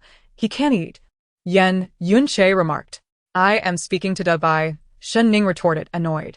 I am speaking on behalf of Dabai, Yan Yunche insisted, his eyes fixed on her. As a father knows his child, I must take responsibility for Dabai's recent weight loss. Their eyes met for a long moment, the air thick with an unusual tension, like a fervent flame smoldering. Miss Shen, Yan Yunche suddenly spoke with deep emotion. Shen Ning's heart skipped a beat as she contemplated various ways to reject his advances. Just as she was about to formulate a rebuttal, Yan Yunche spoke again. Is my Gamoku really that uninteresting? Let us refrain from discussing Gamoku, she replied. Hearing the term now only brings me a sense of melancholy. Then what shall we talk about? Yan Yunche asked innocently. Why must we discuss something at all? Shen Ning countered. Yan Yunche fell silent, his eyes glimmering with hidden sorrow. Shen Ning sensed his mood, clenched her sleeve, and hesitated before falling silent as well. Miss Shen, Yan Yunche stood at the railing, hands clasped behind him, gazing into the depths of the blooming flowers, and said over his shoulder, Stay with me. Today marks the anniversary of my mother's passing, many years ago. She was the most exquisite beauty in the capital. She was wonderful. The man seemed to harbor much to say, yet his words faltered, awkward and hesitant. A stark contrast to his usual self-assured demeanor. Shen Ning observed his silhouette, her lips pressed into a thin line. Is that acceptable? Yan Yunche turned back to her, quietly inquiring. Your Highness, he assumed she would decline. Instead, she waved the book in her hand. May I read? He looked momentarily stunned, then nodded, of course. Thus, one read while the other observed her. Miss Shen, he called again. At the corridor's end, silence reigned. Even Dabai felt the awkwardness. Miss Shen, he called once more. Your Highness, Shen Ning interrupted, you are quite noisy, you know? Oh, Yan Yunche and Dabai lowered their heads in unison. Shen Ning resumed her reading, exasperated. A smile graced Yan Yunche's lips, radiating warmth. He resembled a jade hidden beneath searing flames, only visible through the intensity of that fire. He watched as the wind tousled Shen Ning's stray locks, adding a languid charm to her scholarly demeanor. The fragrant aroma of flowers from the opulent courtyard mingled in the air. If he could, he would wish to perish in this moment, to remain forever ensconced in it. To hold on to her. Time passed, stretching until the sun dipped below the horizon, casting a deep crimson glow across the approaching winter city. Shen Ning tucked the book back into her sleeve, preparing to return home. Miss Shen, until tomorrow, Yan Yunche smiled at her. Stop smiling. It looks foolish, she replied, patting Dabai before turning to leave. After a few steps, she paused, glancing back at Yan Yunche, asking Your Highness, have we met somewhere before? Undeniably. She felt no aversion towards Yan Yunche. Rather, there was an inexplicable sense of familiarity, akin to a forgotten memory. After a long contemplation, Yan Yunche shook his head. No. I suppose so, Your Highness. I forgot to mention, your Gamoku is exceedingly dull, Shen Ning teased as she departed swiftly, exuding a long-lost vivacity. Her youthful exuberance and spirited nature had all but perished in the year she fell for Gu Jingnan. Even after her figure vanished from Yan Yunche's sight, he remained rooted, staring into the space she had occupied for a considerable time. In a corner, the Northern Yuan King and his dog appeared equally dejected. Dabai. Woof. Your mother has abandoned you. Woof woof woof woof woof. Inside Huangwu Pavilion, Lu Hui frequently glanced towards the half-open door. Seeing Shen Ning had yet to return, she couldn't help but smile triumphantly. Upon hearing footsteps approaching, Lu Hui feigned seriousness, perusing the book on the table, while stealing glances at the entrance. Miss Shen. Did the prince trouble you? You inquired. Why would the prince trouble me? Shen Ning queried, looking down at her. You vishekel quardly. As long as he didn't trouble you, that is good. Shen Ning composed herself, took the Piyun's spear, and marched to the front, striking the ground with the spear's butt, startling those who had been dozing, gossiping, or daydreaming, compelling them to focus on her. In 8 days, we will engage in a spar with Fengming Martial Hall. Many citizens of the capital and disciples from other martial halls will attend. Additionally, General Shen, the Northern Yuan King, General Gu, and the military department will also be present. If you perform well, you may secure a promising future. However, contrary to expectations, there was no uproar of excitement. Everyone remained indifferent, as if resigned to their fate. Miss Shen, since we cannot win anyway, you need not worry unnecessarily. The entire capital was aware that Huangwu Pavilion was the most abysmal of all, and its students merely served as stepping stones for others to ascend. You are correct. Stepping stones must embody the essence of stepping stones. Miss Shen, as you have just arrived at the Zijing Martial Hall, you may not be aware that our Huangwu Pavilion consistently faces humiliating defeats, often suffering severe beatings. Thus, it would be prudent for you to disregard such matters. When the time comes, surrendering is an option if victory eludes us. Listening to these despondent remarks, Shen Ning's gaze remained placid as it fell upon the rough-clad youth. Yevingi. You speak, she instructed. Yi Jingxi rose, declaring, I am willing to give it a try. So am I, the scarred woman stated expressionlessly as she stood. Yi Jingxi cast a fierce glance at the burly man and Wang Ergu, who stubbornly refused to rise. Shen Ning inquired again, is there anyone else willing? Silence ensued. Lu Hui stifled a smile.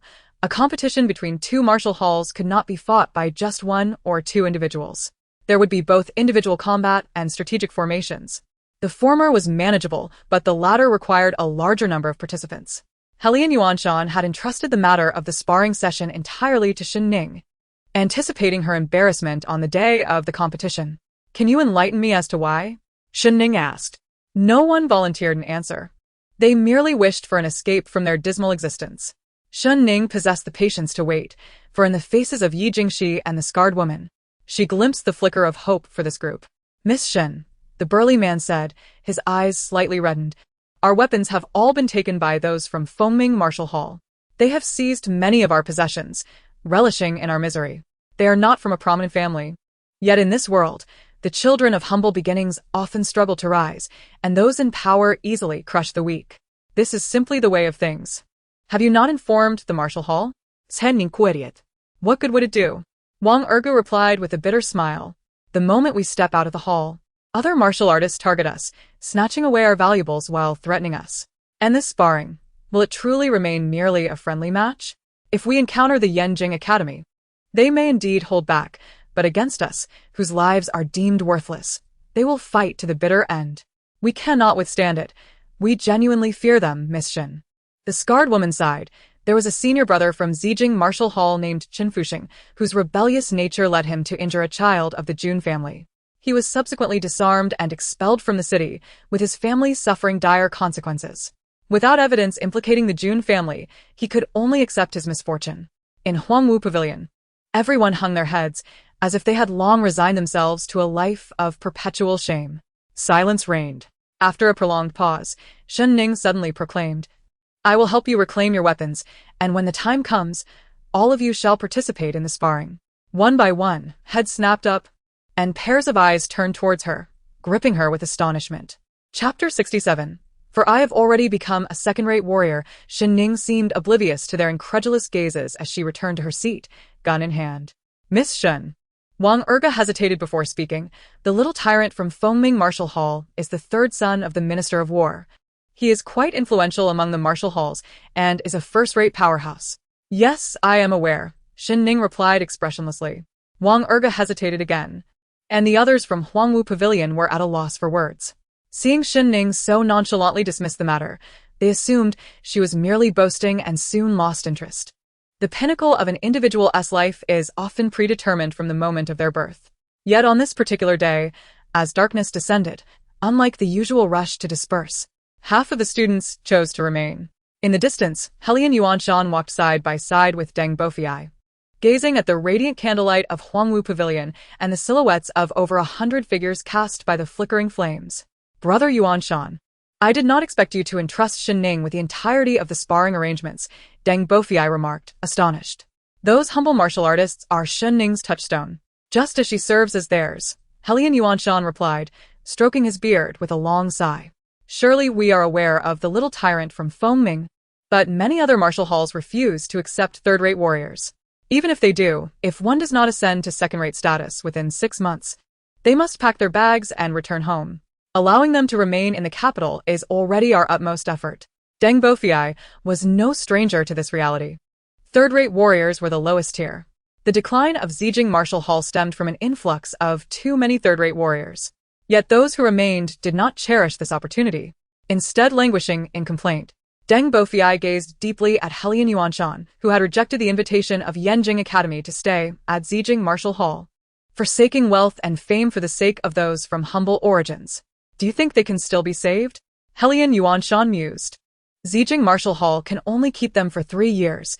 If they do not improve, they must be sent away. Over the years, how many have we had to let go? He could never forget the sight of those students arriving with such fervor, youthful and vibrant, only to leave 3 years later, dispirited and defeated. It was as if he were witnessing flowers wither in spring, powerless as a teacher filled with aspirations. All he could do was watch the blossoms fade, returning home with a jug of murky wine to lament the harshness of a world that despises the impoverished and the weak. We cannot save everyone. Perhaps some can still be rescued. Deng Bofiai, illuminated by candlelight, looked at the 100 students who had chosen to stay and smiled. At least, this is a good beginning. We shall know the outcome in 8 days, Helian Yuanshan sighed as he departed. At Huangwu Pavilion, Shen Ning sensed something amiss and glanced out the window, catching a fleeting glimpse of 2 figures in the distance. Late at night, she returned to her lodgings and instructed Kai Lian, tomorrow, go to the estate and inquire about 5th brother. I need to know the whereabouts of Jun San. Kai Lian replied, shall I go now? No. The night is too dark, and the roads are unsafe. After washing away her fatigue, Shen Ning lay down and, noticing her roommate Chen Huanhuan, asked, why were you so distracted at Huangwu Pavilion today? Chen Huanhuan, avoiding eye contact, shook her head. It's nothing. Perhaps I am unwell due to the environment.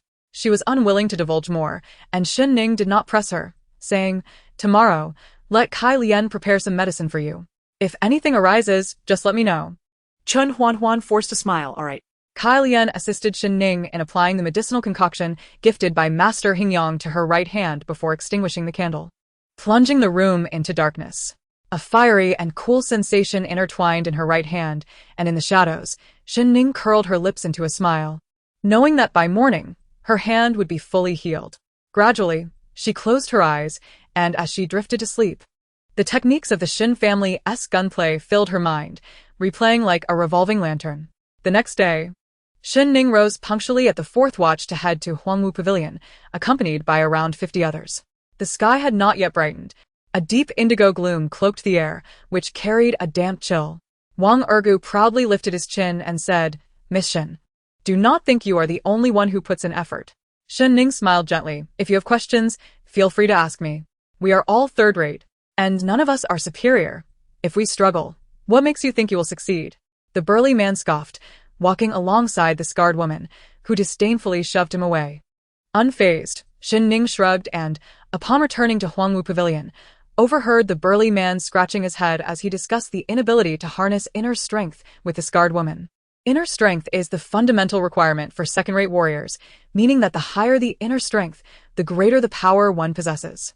Upon reaching the pinnacle of mastery, one's internal strength becomes as profound as that of a dragon or elephant, capable of being channeled into the blade of a sword. With his back turned to them, Shen Ning casually remarked, when your energy settles in the dantian, relax your limbs. Do not force the energy down but rather attempt to summon it effortlessly. The burly man closed his eyes to try it, finding a sudden clarity. Fool, sneered the scarred woman. Miss Shen was already a second-rate martial artist at the age of 5. Li Qingkue, do not embarrass yourself in front of Miss Shen. Li Qingkue lowered his head in shame, then boldly asked, Miss Shen, I heard from the teacher that anyone whose internal strength regresses to a third-rate will remain third-rate for life. He meant no malice. He was simply rather dim-witted. As soon as he posed the question, the air around them grew so cold it seemed as if ice flowers could form. Ye vingi sekreti glaret atti vinkui. Thinking to himself that the man was hopelessly foolish. Miss Shen, my brother Chinkue rose too early today. He must have left his brain behind at home. Do not take it to heart. We all believe you can become a second-rate martial artist, even higher. Yi Jingxi hastily attempted to mend the situation. It matters not, Shen Ning said, sweeping her long leg as she turned, her right palm swiftly striking out. The force of her strike rustled Li Chinkue's clothing from 10 paces away. Rubbing her hand, she spoke in the most nonchalant tone, because I am already a second-rate martial artist. Everyone was taken aback, gasping in astonishment, some widening their eyes in disbelief. To prevent herself from falling, Li Chinkue hurriedly grasped the edge of the table. His emotions a tumultuous whirl as he stared at Shen Ning. She shrugged and turned back, awaiting Helian Yuanshan's arrival at the Huangwu Pavilion. In the following days, Shen Ning repeated the same routine at the Huangwu Pavilion. Every afternoon, Yan Yunqing would come, until one day of torrential rain and thunder, when he did not appear at all. Chapter 68. Bitter medicine at the Huangwu Pavilion. Discussions buzzed. The prince likely will not come today. Perhaps the weather is too severe. It was true. Although the prince's first day had been somewhat intimidating, he turned out to be quite intriguing. His dog was amusing too. But what was its name? Jinglan or Dabai? Uncertain. Listening to their chatter, Shen Ning cast a couple of glances out the window. The rain poured heavily, threatening to breach the window panes, while branches whipped in the wind, striking against the long corridor of the Huangwu Pavilion. Helian Yuanshan and Deng Bofiai hurriedly worked to close the windows, both becoming drenched in the process. Everyone should head back to their quarters and rest, Mr. Bofiai will treat you to dinner later, Helian Yuanshan said with a cunning smile. Deng Bofiai remarked, he has finally realized he can never save money. It's all that old fox Helian Yuanshan's fault. As Shen Ning stood to leave, she noticed Chen Huanhuan lost in thought. Huanhuan, the rain is too heavy. We should head back. Ah? All right, I will return now. Chen Huanhuan hurriedly gathered her things.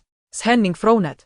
Watching Chen Huanhuan for a moment before deciding to have Xilian keep a closer eye on her. The skies darkened, and a brilliant flash of lightning streaked across. Boom, boom. The sound of rolling thunder followed. After a prolonged bout of thunder, everyone rushed back to their quarters. Just as Shen Ning was about to return, she saw someone approaching through the torrential rain. It was a familiar face, 17, the personal guard of the Northern Abyss King, drenched, with a face full of water. It was hard to tell if it was tears or rain. Upon spotting Shen Ning, he grasped her arm fervently. Miss Shen, could you come with me to the Northern Abyss King's residence, just for a moment? Xilian attempted to swat 17's hand away. What are you doing? Let go of Our Lady. If Miss Shen does not go, I fear the king may come to harm. 17 sniffled, his voice choked with emotion. A flicker of uncertainty crossed Shen Ning's eyes before she replied coldly, I have no connection to the king. I will not go. 17, you should return. I must too. With a thud, 17 knelt, looking up at her in desperation. Miss Shen, I beg you. On thunderstorm days, the king feels as if he is undergoing tribulation. He has been feverish since last night, and this time, he is struggling more than ever. Shen Ning's fingertips trembled slightly, gradually curling into a fist. She pulled her garment from 17's grasp and resolutely turned to leave. It was also thunderstorming when the king's mother passed away. This is the king's heart's tribulation. For the sake of the late noble lady who once aided the Shen family, I implore you to at least take a glance at the king. 17's voice grew hoarse by the end. Shen Ning halted, pondering for a moment before instructing Xilian. Xilian, return to our quarters, change into my clothes, and lie down in bed. I will go to the Northern Abyss King's residence in your stead. Miss, please be careful. Xilian urged, I will await your return. In 17's dull eyes, a glimmer of hope finally emerged. I knew Miss Shen would not abandon the king. Last night, in his feverish delirium, Yan Yunqing had murmured Shen Ning's name, leading 17 to understand why the king wished to construct the Moonwatch Tower and why he clung to Miss Shen. Now, as the storm approached, Yan Yunqing was as restless as a wild beast. Anyone entering his quarters would be swiftly expelled. He had even nailed shut all the doors and windows, declaring that anyone who entered would be met with death. 17, deeply concerned for Yan Yunqing's state, took the liberty to seek out Shen Ning. Upon arriving at the palace, 17 said, Miss Shen, your assistance shall be forever remembered by me. Should there be any need in the future, I will brave fire and water for you, without hesitation. The Shen family owes a debt of gratitude to the late noble Lady Su. I should come. Miss Shen, the king is inside this hall, and the doors and windows are sealed. I will find a hammer to open the door. No need. Shen Ning approached the door and kicked it open with force. The nails remained stubbornly in place. Bang! With an even stronger kick, the embedded nails began to loosen. Bang! Bang! Bang! Shen Ning, full of internal strength, continued to kick the door. 17, watching her ferocity, was momentarily speechless. He swallowed hard, envisioning how the king might be punished if he were to marry Miss Shen. Feeling a chill creep down his neck, mixed with a strange anticipation. Suddenly, 17's pupils constricted as he fixed his gaze on Shen Ning. Stunned for a long while before exclaiming, Miss Shen, you have already become a second-rate martial artist? Bang! Bang! Bang! The only response was the sound of her kicking the door. 17 watched the door wobble precariously, then hurriedly fled as if his feet were greased. He was neither the king's moonlight nor his cherished scarlet mark. If Miss Shen could survive, he could not be certain of his own fate. Thus, 17 ran as far as he could, putting every ounce of effort into his escape. Bang! Crash!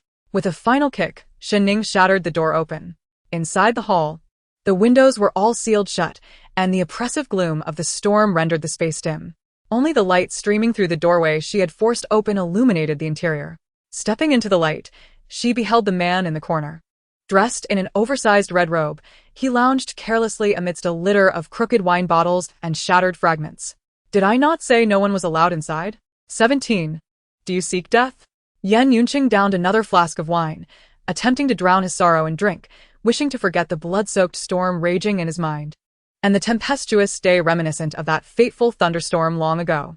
However, when he glanced at the newcomer, he beheld a woman shimmering with a faint glow and a visage etched into his soul, leaving the man momentarily at a loss.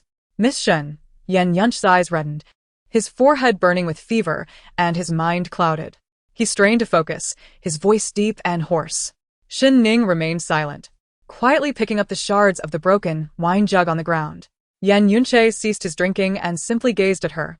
Eventually, Shen Ning approached him, crouching down, her hand resting on his forehead, which felt as if it were ablaze. Your Highness, you should take your medicine. The moment she moved to stand, the man grasped her hand, his blood-red eyes fixed on her like a creature of the deep forest. I do not want to take medicine, he declared, it is bitter. He then gritted his teeth, emphasizing, I detest bitter things the most. Shen Ning looked down at her hand held in his grasp. Her hand felt cool like water, while his was feverishly hot, scorching her palm. With no other choice, Shen Ning sought to calm Yan Yunch's emotions. Let us postpone the medicine. You should rest a while. I will help you over. She pulled him up, but the man leaned all his weight against her. It took considerable effort for her to place Yan Yunche on the bed. As he lay down, he yanked her hand, pulling her into his embrace. Chapter 69. Caring for the prince, as one would a son, the rich scent of liquor and the unique fragrance of the man intermingled, assaulting Shen Ning's senses. Her heart trembled, and as she braced herself to rise, she found her waist encircled by his powerful arm. Prince Beiyuan, please comport yourself, she gritted out. Do not make a fuss, he murmured in her ear. Do not push me away. Shen Ning trembled all over, her mind engulfed in a tempest of emotions, as if a raging storm were about to dismantle the ancient fortress that had withstood the test of time. Yet, maddeningly, Yan Yunch's strength was formidable, constraining her so tightly that she felt both suffocated and nearly succumbed to the heat radiating from him. She closed her eyes, took a deep breath, and endeavored to calm herself before speaking. Your Highness, the thunder that day was as deafening as it is now. The man's eyelashes fluttered slightly as he softly replied. That day, I personally severed my mother's head. Shen Ning froze, a chill coursing through her. She suddenly looked at Yan Yunche, whose eyes were clouded with dark, turbulent emotions, concealing a depth of bitterness and extreme obsession. The day Empress Su passed, Yan Yunche had been merely 7 years old. A child of that age committing such an atrocity was unfathomable. Yet, in the depths of his sorrowful gaze, Shen Ning could envision the child crying out to the heavens, clutching his mother's lifeless body amidst a thunderstorm, weeping until his voice grew hoarse, as if he were relinquishing part of his very life. Rumors said that Empress Su had succumbed to illness, but it was also said that before her death, Yan Yunche had been a prodigy of unparalleled talent, destined for greatness. Yet, from that year onward, Yan Yunche's reputation had plummeted, and the older generation lamented the fall of a once great genius into a figure of ridicule. Thus, what transpired in the year when Prince Baiyuan was 7 remains a mystery to Shen Ning. She felt the heat radiating from him intensify, her mind nearly ablaze. And she assumed Yan Yunche must have mistaken her for his mother. So, in a manner akin to soothing a child, she whispered, "It's all right, it's over now." "Everything has passed." "Really?" he inquired. "Indeed," Shen Ning replied with a smile. "Trust me." Seeing the man gradually calm, Shen Ning shifted her body away from him. "Do not leave," he insisted, his tone authoritative, yet his eyes resembled a wounded creature seeking solace. "I shall not depart, but you must allow me to change my position." "If you please," Shen Ning coaxed. He nodded. Shen Ning adjusted her position on the bed, turning her back to him. After a while, the man moved closer, his long arm draping over her waist once more. The heat from his body seared against her back, like a spark igniting her delicate skin. Furthermore, he bent his leg over hers, entwining her in a way that left her with no means of escape. "Your Highness," Shen Ning ventured tentatively, "if you do not take your medicine, you may very well damage your brain and become a fool. I could prepare the medicine for you. I will not drink it. If you wish for me not to brew the medicine, shall I call for 17? I will not drink it." Shen Ning closed her eyes, took a deep breath, and reiterated, "I shall return shortly." No. "Yan Yunche." Shen Ning suddenly turned, delivering a sharp slap to his forehead. "Behave, or I shall sell you for money to drink and revel." The man blinked his beautiful eyes, appearing somewhat innocent and dazed as he regarded her. Shen Ning gracefully descended from the bed, tidied her disheveled hair, steadied her breath, and stepped out the door. 17. Shen Ning called as she exited the corridor. 17 appeared, bouncing eagerly, and asked, "Miss Shen, how is the prince?" "He still has a high fever. Do we have any medicine?" Shen Ning frowned. "By the way, why is this estate so empty?" "It's just you and the prince. The prince has many other residences, and those places are lively. Only I can accompany the prince in the Baiyuan Palace," 17 explained. "The medicine is brewing. I will bring it right away." 17 hurried to the kitchen, but after a few steps, stopped and turned back to Shen Ning with a bright smile. "Miss Shen, thank you. You are truly kind." Shen Ning replied coldly, "Hurry, go." Yes, I will go now." 17 cheerfully departed. After a while, Shen Ning received the medicine from 17 and returned to the chamber, reminding her, "The door I kicked down is on the floor. Please fix it when you can. I will take care of the prince for now. If anything arises, I will call for you." "Everything will be as you instruct, Miss Shen," 17 replied before glancing at her with wide eyes. "So you genuinely care for our prince. He is truly fortunate." "Indeed," Shen Ning answered sternly. "I will take care of the prince as one would a son." 17's radiant smile gradually froze. Shen Ning entered the chamber and sat on the bed. As soon as Yan Yunche caught a whiff of the medicine, he rolled to the farthest corner of the bed. "I will not drink it, not even in death," he stubbornly declared. "Will you drink it or not?" "I will not." Shen Ning reached out, firmly pinching the man's ear, and repeated, "Will you drink it?" "Yan Yunche, I will sit up straight." "Okay." Shen Ning fed him spoonful by spoonful. The two fell into a silence. Watching the man drink the medicine as if it were poison made Shen Ning's brow twitch, testing even her patience. Yet, at that moment, she felt a strange sense of urgency, as if his illness might take his life. Halfway through the medicine, the man suddenly fixated on the scar on her right hand and asked, "Does it hurt?" Shen Ning froze, her entire being as if captured in a still frame. In the past, Gu Jingnan had offended the 5th prince, who sent assassins to kill him. At a critical moment, she pushed Gu Jingnan aside.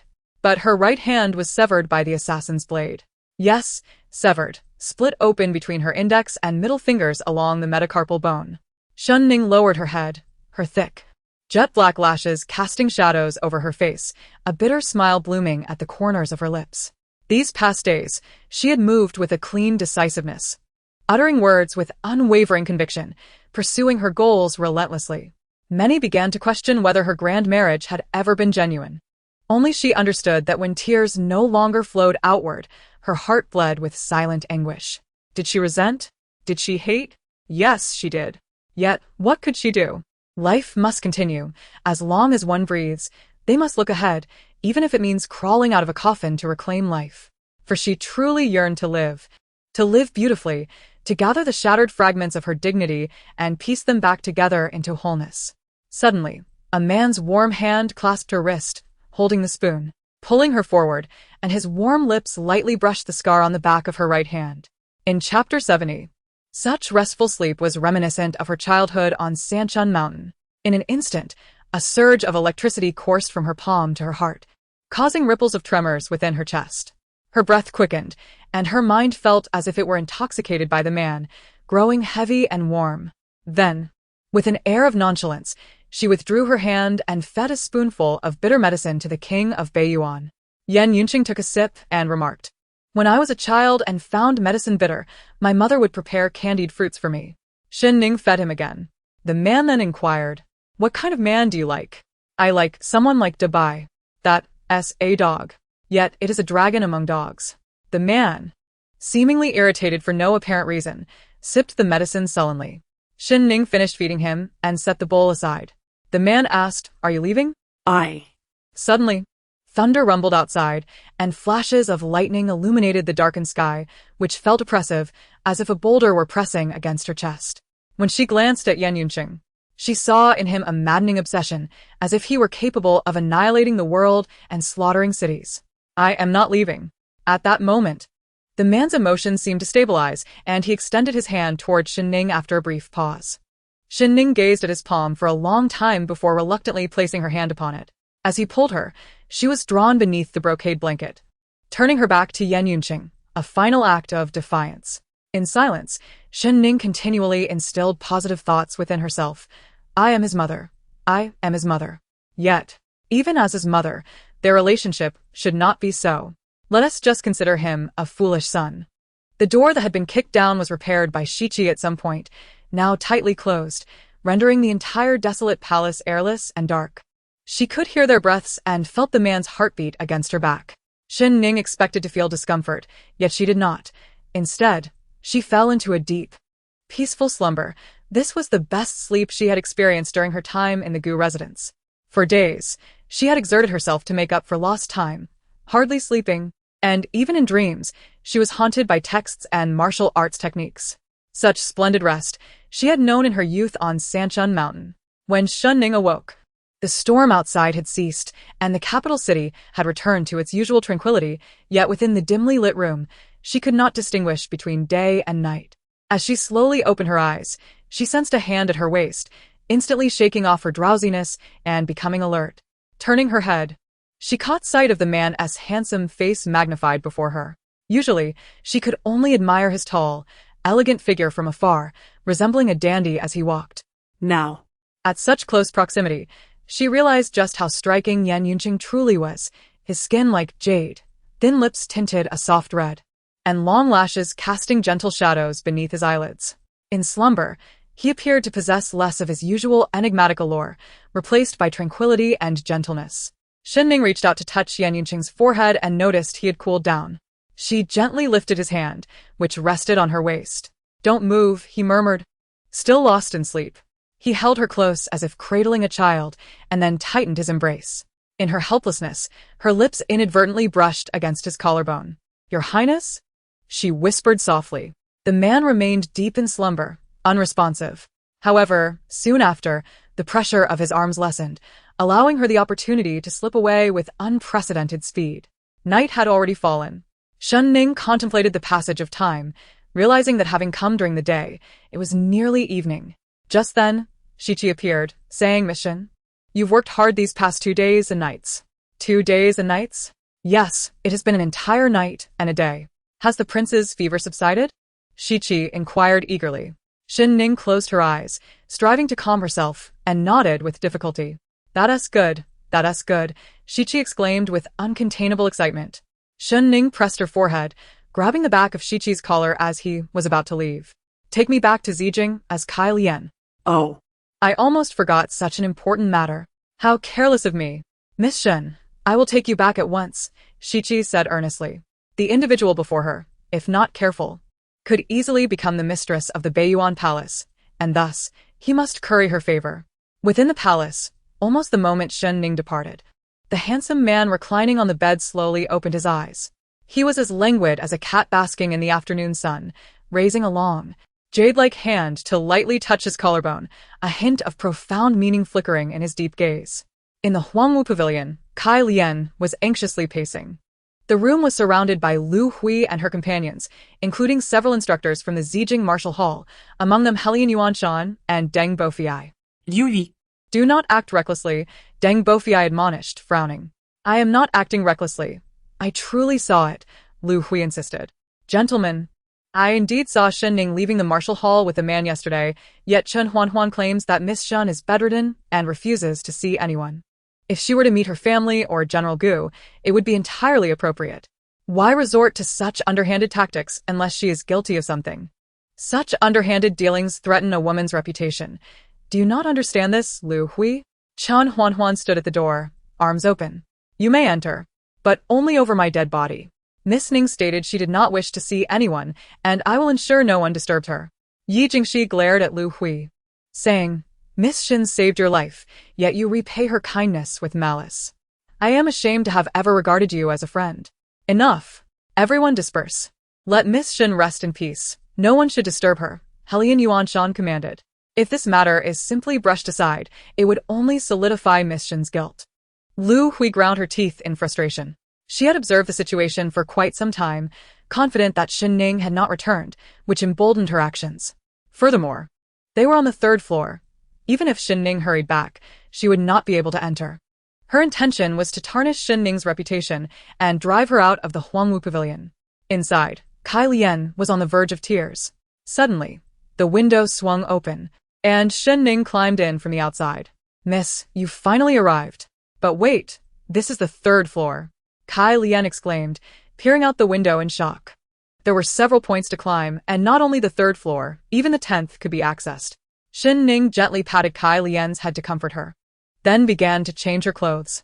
At the bottom of the stairs, 17 gazed up at the 3rd floor window, swallowing hard and giving a thumbs up, murmuring to himself, the princess is quite skilled. Outside, Lu Hui's voice rang out, have you had enough of your antics?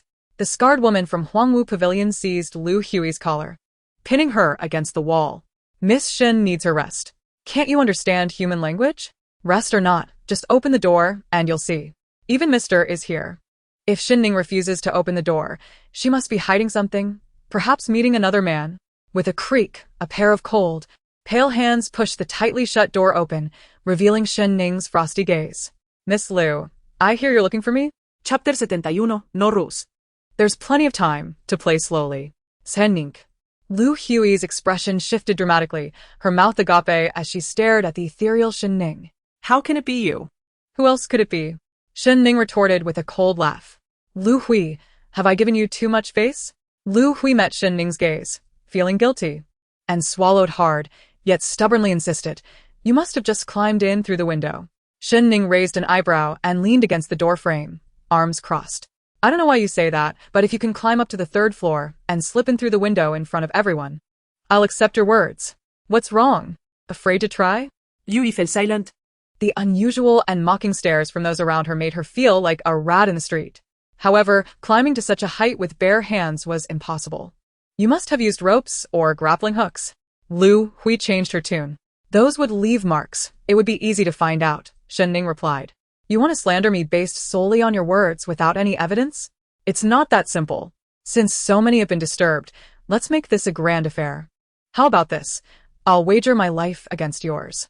If evidence of grappling hooks is found inside, I'll meet my end immediately. If not, your head will be the price I pay with my broken cloud spear. Everyone, please come inside to investigate, she declared boldly, stepping aside with an elegant gesture.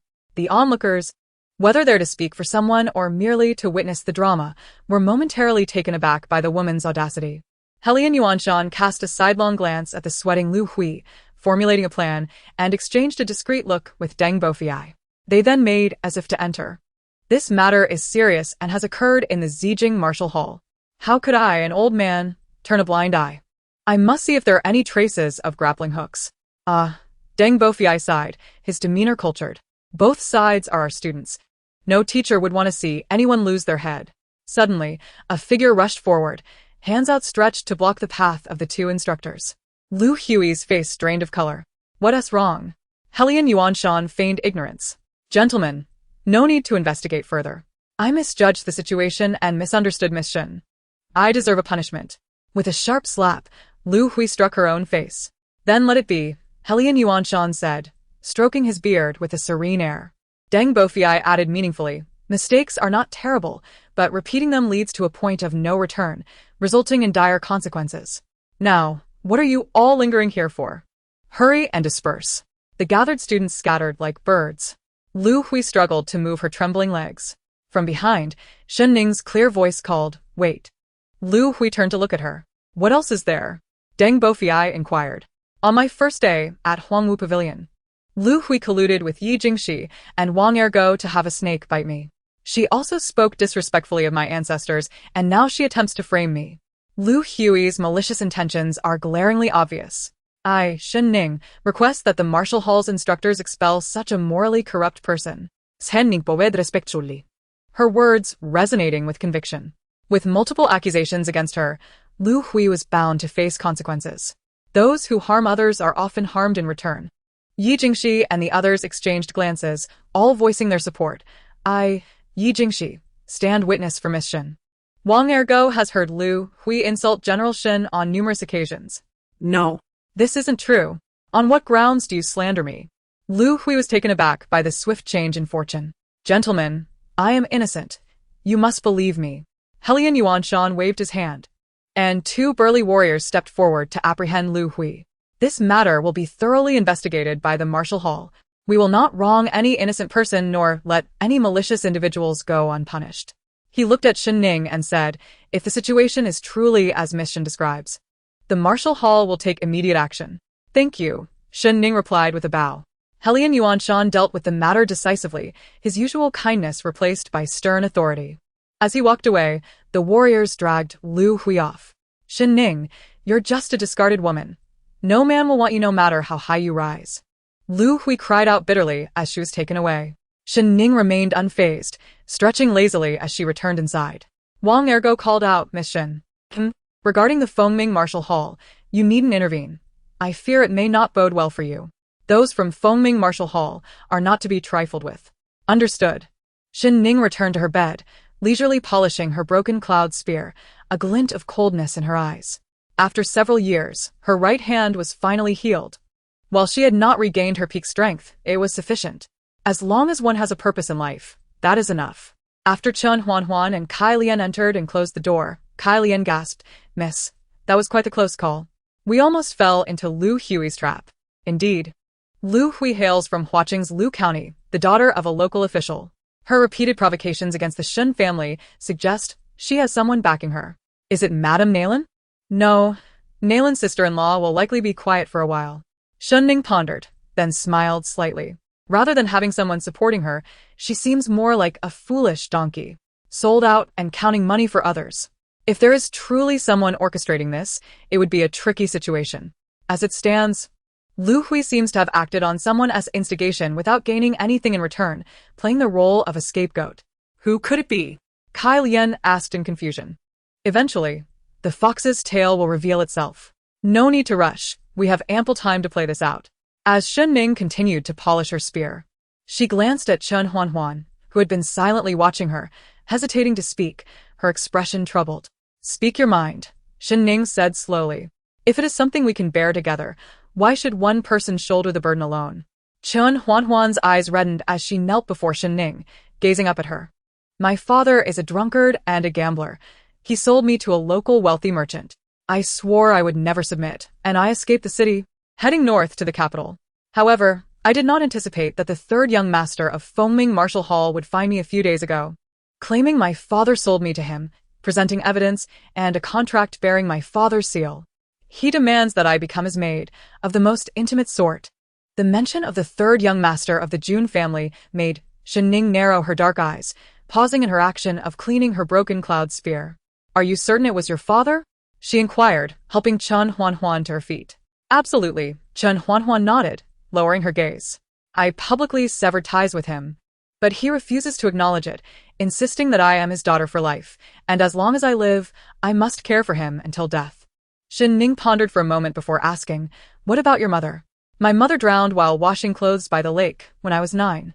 When they retrieved her body, it was already swollen," Chen Huanhuan replied, her head drooping. "She had been beaten by my father in the days leading up to her death because she disapproved of his close ties with a widow in the village." Chen Huanhuan hesitated, aware that those who observe often have clearer insights than those embroiled in the situation. The haunting image of her mother's lifeless body flashed in her mind. "Chalian, pour Huanhuan a cup of hot tea," Shen Ning said, gently patting Chen Huanhuan's shoulder. "Before you engage in sparring at Fengming Martial Hall, stay away from Zijing. Set this matter aside and focus on honing your swordsmanship. I will take care of the rest." "Miss Shen," Chen Huanhuan choked back tears. Having witnessed the treachery of humanity and the harshness of the world, Shen Ning stood apart in her kindness. Shen Ning smiled slightly, reassuring her, "Even if the sky falls, I will be here. Fear not." Indeed, Chen Huanhuan managed to smile, though her eyes remained red. A moment later, Shen Ning and Chalian stepped outside. She instructed Chalian to seek out fifth brother to investigate Chen Huanhuan's situation, while she herself took up her broken cloud spear and headed to another location. "Miss, where are you going?" Chalian asked at a fork in the road. "To Fengming Martial Hall," Shen Ning replied. Chalian hesitated before rushing back to the Shen residence. Meanwhile, as Shen Ning made her way from Huangwu Pavilion, she encountered Yi Jingxi and the scarred girl at a tavern near the alley. The burly man's eyes lit up. "Isn't that Miss Shen? Where is she headed? Why do you care where she goes?" "Just like Lu Hui, it's none of your business," Yi Jingxi responded impatiently. "Wait." The scarred girl frowned. "That path ahead seems to lead to Fengming Martial Hall." Suddenly, the group halted their drinking, shared a silent understanding, and rose to follow Shen Ning at a distance. They all feared the people of Fengming Martial Hall and wished to keep their distance. But the tavern's cheap drinks were too alluring. At the end of the road ahead lay the very grounds of Fengming Martial Hall, owned by the father of the third young master, Jun Shangshu, the Minister of War. Although Jun Guangzhu was a son of a concubine, his silver tongue earned him the favor of Jun Shangshu. At that moment, Jun Guangzhu appeared far from the elegance of a minister's son. He resembled a petty rogue, surrounded by a group of sycophants, drinking and reveling in the streets, more boorish than a bandit leader.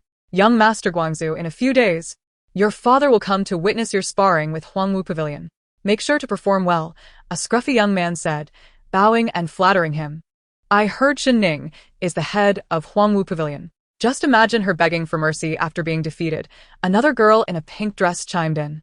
Yung Guangsu. With a habitual grip, harshly pinched the pink-dressed girl's rear. "Once I'm on the sparring platform, let Shen Ning lick my shoes." He paused, grinning maliciously. "My second brother was humiliated at Linkong Manor recently. I wouldn't dare provoke the king of Beiyuan, but can I handle a mere Shen Ning?" The girl in the pink dress caressed Jun Guangzhu's chest, saying, "Do not be angry, young master.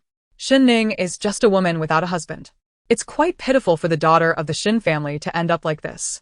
You could show her some mercy and take her as a concubine. It would be a blessing for her family." At the thought of Shen Ning's face, Jun Guangzhu felt a surge of wicked intention. He had grown weary of the sycophantic women surrounding him. A stubborn woman like Shen Ning, however, could provide a sense of fulfillment.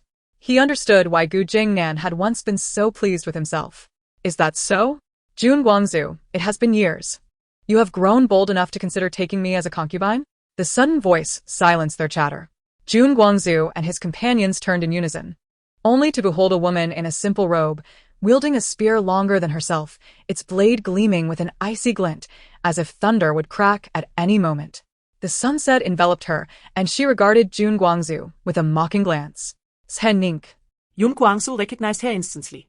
Compared to the past, She now exuded a more profound composure.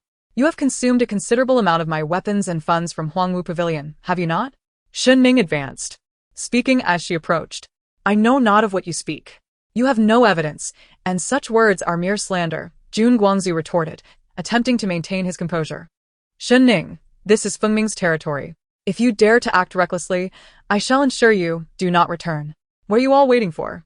Do not fear a woman with an injured hand." The stunned crowd surrounded Shen Ning, while the girl in pink remained by Jun Guangzhu's side, muttering, "Young master. This is the famed Miss Shen, nothing more." Jun Guangzhu scoffed, Our men are merely second-rate fighters. Killing her would be as simple as squashing an ant. Shen Ning is just a... His words were abruptly cut off as Shen Ning thrust her spear, sweeping through the air and tearing through the clothing of more than a dozen men. Warm energy surged through Shen Ning as her spear struck the ground. In an instant, she leapt, gracefully stepping over their faces. The next moment, she moved like a shadow, darting through the crowd with the swiftness of the wind. Her spear techniques were cunning, her strikes swift and fierce, holding her own effortlessly. Second-rate warrior? Yun Guangzu exclaimed, astonished. How is this possible? Not only was she not an ordinary second-rate warrior, but she was among the finest. Managing to duel against so many opponents with ease was truly terrifying. He felt as though he had witnessed the brilliant talent of the Shen family girl that had once dazzled the capital. Meanwhile, Shen Ning's figure darted like the wind, executing a swift backhand strike with the spear, which danced through the air with an elegance akin to a dragon's flight. As her feet firmly touched the ground, the tip of her spear pointed ominously at Jun Guangzu's brow. In a hushed yet deliberate tone, she articulated, "I demand that you return the items belonging to Huangwu Pavilion." The 4 onlookers in the distance were left utterly speechless. Wang Ergu exclaimed, "Big brother, why is my blood beginning to boil?" Li Qingkue added, "Damn it. I feel the same way. My entire body is itching for a fight." Chapter 73. What does it feel like to be cast out? Shen Ning calmly stated, "Let us discuss this rationally." Jun Guangzu, suddenly bereft of bravado, felt the chilling pressure on his brow, and beads of cold sweat began to trickle down his face. "I will return everything to you," he stammered. "Let the woman beside you handle it." Shen Ning cast a glance at the timid woman in the pink dress, Yi Jingxi, and urged, "Stop hiding. Come out and retrieve the items. Ensure they are all returned to Huangwu Pavilion without fail." Yi Jingxi and her companions exchanged incredulous glances. Their movements were cautious. They had not anticipated Shen Ning's keen awareness of their presence. "Understood." Yi Jingxi stepped forward without hesitation, disregarding the threatening gaze from Jun Guangzu, and coldly addressed the pink-clad woman. "Let us proceed." The woman hesitated, casting a fearful glance at Jun Guangzu, who, with clenched teeth and closed eyes, urged, "Hurry up." "Yes, yes, follow me," she said, moving to the left, with Yi Jingxi and the others closely trailing her. "Miss Shen, we were once old acquaintances. Why must we make such a scene?" Jun Guangzu forced a pained smile. "Old acquaintances?" Shen Ning tightened her grip on the spear and retorted playfully. "Are you referring to the old acquaintance who wished to take me as a concubine today, or the one who first betrayed me 3 years ago?" Yun Guangzu fell silent, enduring a torturous wait, each passing moment akin to a duck roasting on a spit. After what seemed like an eternity, Yi Jingxi and her companions returned. "Miss Shen, we have retrieved the items. They are safely back at Huangwu Pavilion. Now, can you let me go, Lady Shen?" "I have returned everything to Huangwu Pavilion," Jun Guangzu said, his legs trembling. "Hand over the documents and tokens from Qinfu," Shen Ning replied, not in a hurry to lower her spear. Yun Guangzu's gaze faltered. Just as he tried to feign ignorance, Shen Ning's spear pierced the skin of his brow without hesitation. The threat was palpable, and he trembled as he fumbled to produce Chen Huanhuan's token, the evidence he was compelled to yield. Although Shen Ning accepted the items, she did not feel a sense of triumph. The enmity between her and Jun Guangzu had long been established, and his fixation on Chen Huanhuan indicated that he had leverage over Qinfu. This temporary intimidation merely served to buy time for her elder brother's investigation. Stowing the items away with one hand, she coldly declared, "Jun Guangzu, you should have known that I hold grudges. From this night forth, every move you make will be under my watchful eye.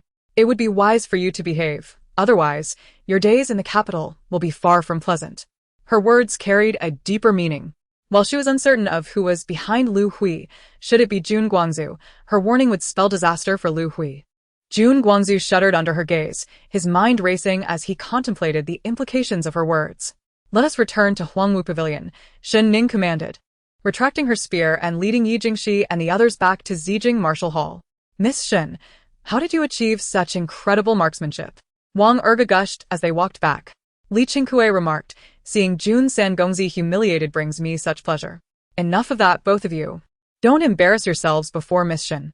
The sparring session at Fengming Martial Hall is imminent. Are you in or out?" The scarred woman interjected. "Of course we are going. We must support Miss Shen," Wang Ergu replied with a grin. "Enough already. You are more likely to embarrass yourself, Li Qingkue retorted. The group was in high spirits, joking and teasing as they accompanied Shen Ning. At the entrance of Zijing Martial Hall, 2 martial artists escorted Lu Hui out. Seeing her best friends now aligned with Shen Ning ignited a fire of resentment within her, and her eyes reddened with unshed tears. As the 2 factions confronted one another, Shen Ning halted. The martial artist holding Lu Hui stated, Miss Shen, the hall has confirmed that Lu Hui has engaged in numerous misconducts within the martial hall. As such, the hall has decided to expel her from Zijing and remove her from the records. This revelation took Shen Ning by surprise. Beneath her sleeve, her fingers delicately traced a white silk thread, which she had drawn from her cuff. Casually, she brushed Lu Hui's hair, ensuring that the white thread was caught in Lu Hui's ornate hairpiece. Those who commit wrongful acts will ultimately face their downfall. Yui. How does it feel to be cast out? Shen Ning inquired coldly. Lu Hui glared at her fiercely. Shen Ning, Yi Jingxi Li Qingkue, do you truly believe I, Lu Hui, am without options?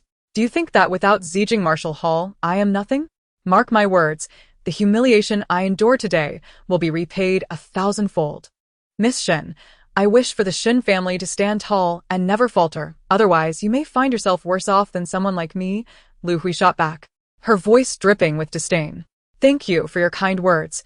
The Shen family will remain a beacon of fortune and prosperity, Shen Ning replied, her tone unwavering. Lu Hui snorted derisively, her eyes gleaming with malice as she was forcibly pushed out by Zijing Martial Hall. Yi Jingxi occasionally glanced back at the disheveled Lu Hui amidst the throng on the street, sighing, We met 2 years ago, and back then, she was truly wonderful. The scarred woman crossed her arms, unimpressed. You said it yourself, that was 2 years ago. Li Qingkue nudda vigorously. 2 years ago, when we first arrived in the capital, all we heard were tales of Miss Shen and General Gu. The remaining 3 shot him disapproving glares, wary of Shen Ning's reaction. Shen Ning walked away, her demeanor calm and composed, betraying no sign of disturbance, as though Gu Jingnan were of no consequence. Yet, with the mention of Gu Jingnan, she recalled her visit to the Gu residence scheduled for the following day. Over the past 3 years, the wealth of the Gu family had been amassed through her efforts, and she would not allow Gu Rong and her son to benefit from it.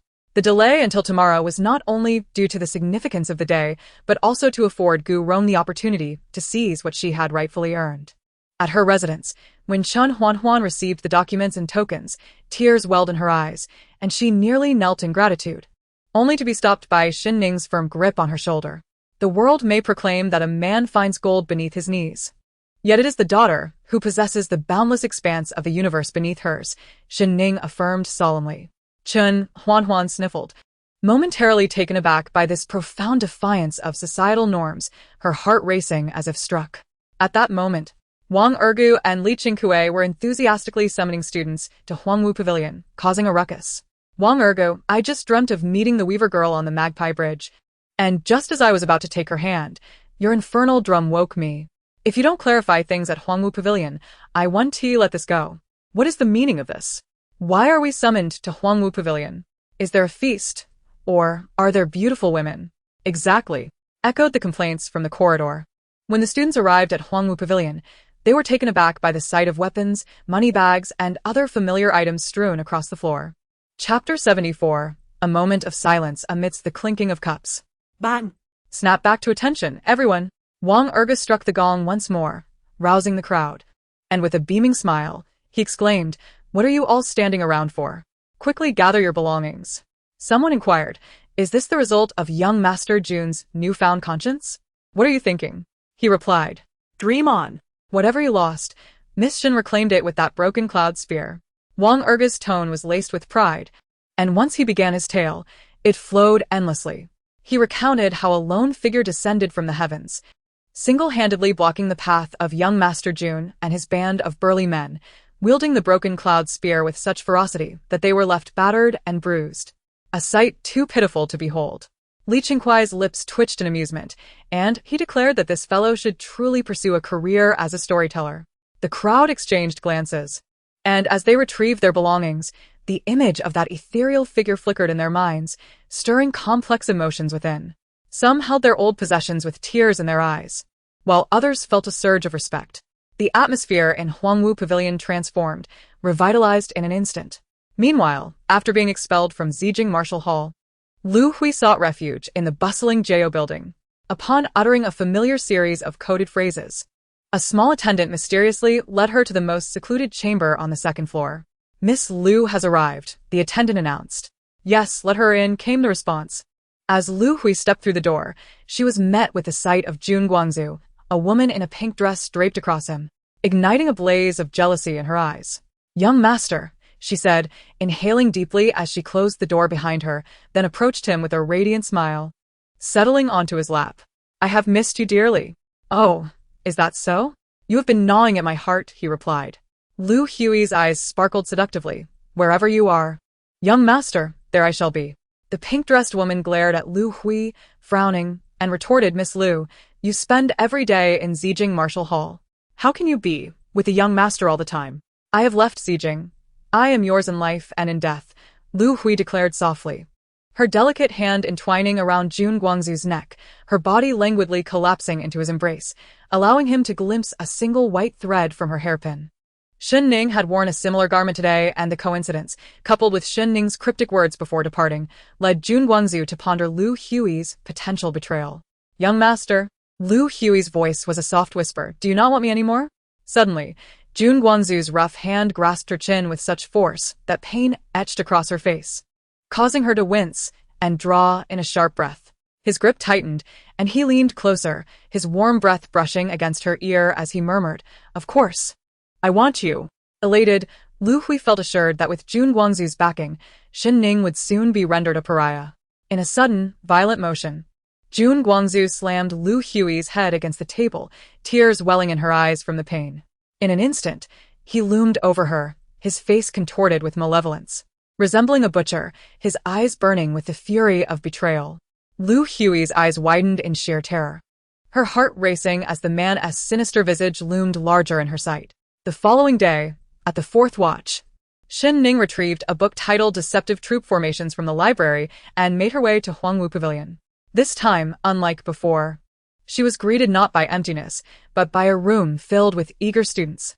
"Master Shen, we are all your disciples. In the upcoming Fengming tournament, we shall not tarnish your name," Li Qinghuai proclaimed, with others enthusiastically echoing his sentiments. Shen Ning smiled, opening the book halfway to explain the strategies and formations within. "As the warriors of Fengming Martial Hall are formidable, we must avoid their strengths and exploit their weaknesses to achieve victory," she articulated gracefully. The students of Huangwu Pavilion listened intently, absorbed in her words. As the first light of dawn broke, Helian Yuanshan observed the brilliance emanating from Huangwu Pavilion from afar, a smile unfurling on his aged face, elated to the point of considering a game of chess with King Beiyuan.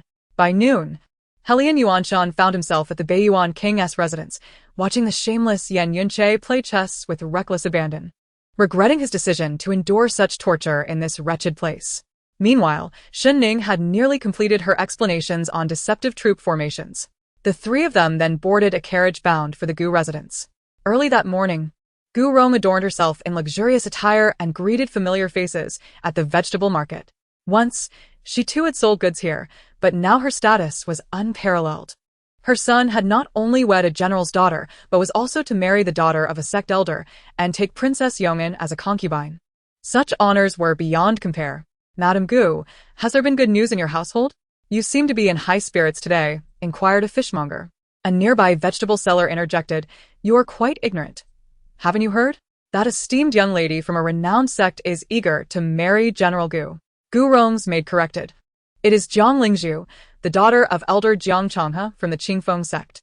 "Ah, yes, that's it," the vegetable seller exclaimed, gazing at Gu Rong with envy. "Sister Rong, you truly have a remarkable son, destined for untold riches, unlike us who toil from dawn till dusk for mere survival.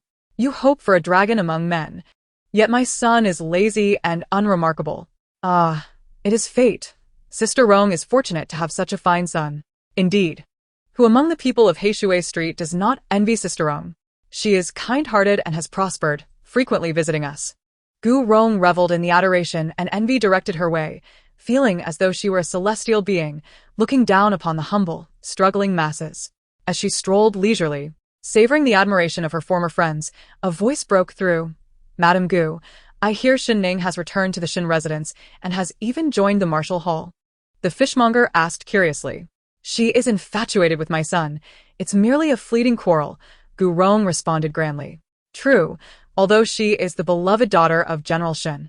How can she compare to the noble daughters of Princess Yong'an and the Qingfeng sect? Women, once married, often return home for a brief spat, but in the end, with a little coaxing, she shall comply, and they will be as sisters with the princess. However, Sister Rong, the Shen family has acknowledged Shen Ning as their daughter. They must recognize General Gu as her half-brother. Your family is indeed blessed. Gu Rong raised her chin, displaying a feigned dignified smile. Sister Rong, why are you purchasing so much today? Is there celebration? The maid replied, Today is my lady's birthday. All the notable figures in the capital are expected at our Gu residence. Then let us wish Sister Rong a fortune as vast as the eastern sea, and a life as long as the southern mountain. Gu Rong maintained her unchanging smile, basking in the flattery and compliments for an extended period before boarding her luxurious carriage, returning to the Gu residence amidst a sea of gazes. The Gu household bustled with preparations for Gu Rong's birthday, with guests arriving steadily from the morning. As the midday banquet commenced, the hall was filled with dignitaries, all raising their glasses in toasts to Gu Rong and Gu Jingnan. Suddenly, a small attendant hurriedly stumbled into the room. Calm yourself. Speak quickly. Gu Jingnan frowned. Miss Shen Ning has arrived. In that instant, the once lively atmosphere fell into an eerie silence, palpable enough to hear a pin drop. Gu Jingnan held a wine cup, his expression inscrutable, yet a spark of brilliance flickered deep within his eyes. Gu Rong, her face flushed with joy, smiled and gestured to a young attendant, urging her to invite Ning into the estate without delay. The mother and son shared a silent understanding, both thinking along the same lines. Gu Rong lowered her voice and remarked, My dear, what I said is true. A woman with temperament needs a little cooling off to improve. As she spoke, she touched her right cheek, recalling the days since Jing Qiangwei had struck her, a memory that still brought a twinge of pain. She was not a magnanimous person. When Shen Ning returned to the estate, she would have her own methods to settle the score. Her foresight as a mother was commendable. In contrast, Gu Jingnan's mindset was somewhat different. He frequently glanced toward the outside of the banquet, and though he was reluctant to admit it, he could not deny that Shen Ning had been the radiant moonlight of his youth. During countless trying moments, the mere thought of her had given him the strength to persevere. In his first battle, amidst the clang of weapons and the chaos of war, he often envisioned the gentle figure of his wife. General Gu, congratulations, exclaimed Lu Jiazhou, an old acquaintance and official who had dealt with the separation of Shen Ning and Gu Jingnan. He raised his glass in a toast. Congratulations to the general and his wife on rekindling their relationship, as affectionate as ever. Gu Jingnan, exhilarated and triumphant, responded with a smile while mentally calculating how to arrange the positions of the three women in the Gu family. Although Lan Lian's was a princess of the Great Qi, the royal family had lost its former glory. Not to mention, Lan Lian's had come to Dayan alone, and before even marrying, had already begun living as his wife, relying on him for survival. Shen Ning, being his original wife, was the first person to make his heart race, but Jiang Lingzhu was a disciple of Li Hingyang, who did not favor Shen Ning. Just then, Shen Ning appeared in the grand courtyard of the Gu residence, surrounded by lanterns and decorations, with the auspicious red character for longevity prominently displayed. The gazes of the guests nearby converged upon her, whispering amongst themselves, Look, this is Shen Ning coming to curry favor with the old lady of the Gu family. I heard that a few years ago, the old lady had Shen Ning thoroughly subdued. It's quite amusing, really. Does she think that strutting around will intimidate General Gu? They would never expect that not only had General Gu not abandoned the princess of Great Qi, but he also had another lady in his life. Lan Lian, standing a little closer, could likely hear the guests' conversations. She gazed at Shen Ning, illuminated against the light, her lips pressed tightly together, silent. Meanwhile, in the Wang family's Wangyue Tower to the east of the Gu residence, the young man clad in crimson finery lay lazily on a concubine couch, roused from his feigned slumber by the loud call of 17. Upon hearing the news, he opened his eyes sluggishly and turned his gaze towards 17, making him shiver. Miss Shen has gone to the Gu household, 17 exclaimed anxiously. Surely, she hasn't had a change of heart? Does that mean our lord will be left to live in solitude? With a sudden movement, Dabai's eyes widened with surprise. What does it have to do with me? Yen Yunqing raised an eyebrow, dismissively ordering him to roll away.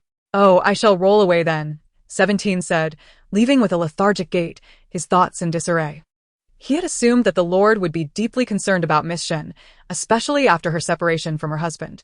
If the Wanghua Tower was built for Miss Shen, then, during the 3 years Gu Jingnan was away, the Lord had always spent his nights there drinking until dawn, merely admiring the moon from afar and avoiding the Gu family altogether. 17 pondered deeper, confused. Had he erred in placing his future hopes on Miss Shen? Inside, the man on the concubine couch reclined against the window, gazing down at the elegantly dressed figure amidst the banquet at the Gu estate. Wang, the bai barkit. Placing his paws on the window ledge, his fluffy head and round black eyes straining to look outside. Yen Yunqing ruffled Dabai's fur, commenting, "Isn't that Gu quite annoying? Wang. If I fell into the water with him, who do you think your mother would save?" Wang. The young man chuckled. Of course, she would save me first. Wang. You wish to visit the Gu household? Then go ahead. I have no objections. At the Gu residence, the sun shone brightly, filling the atmosphere with joy.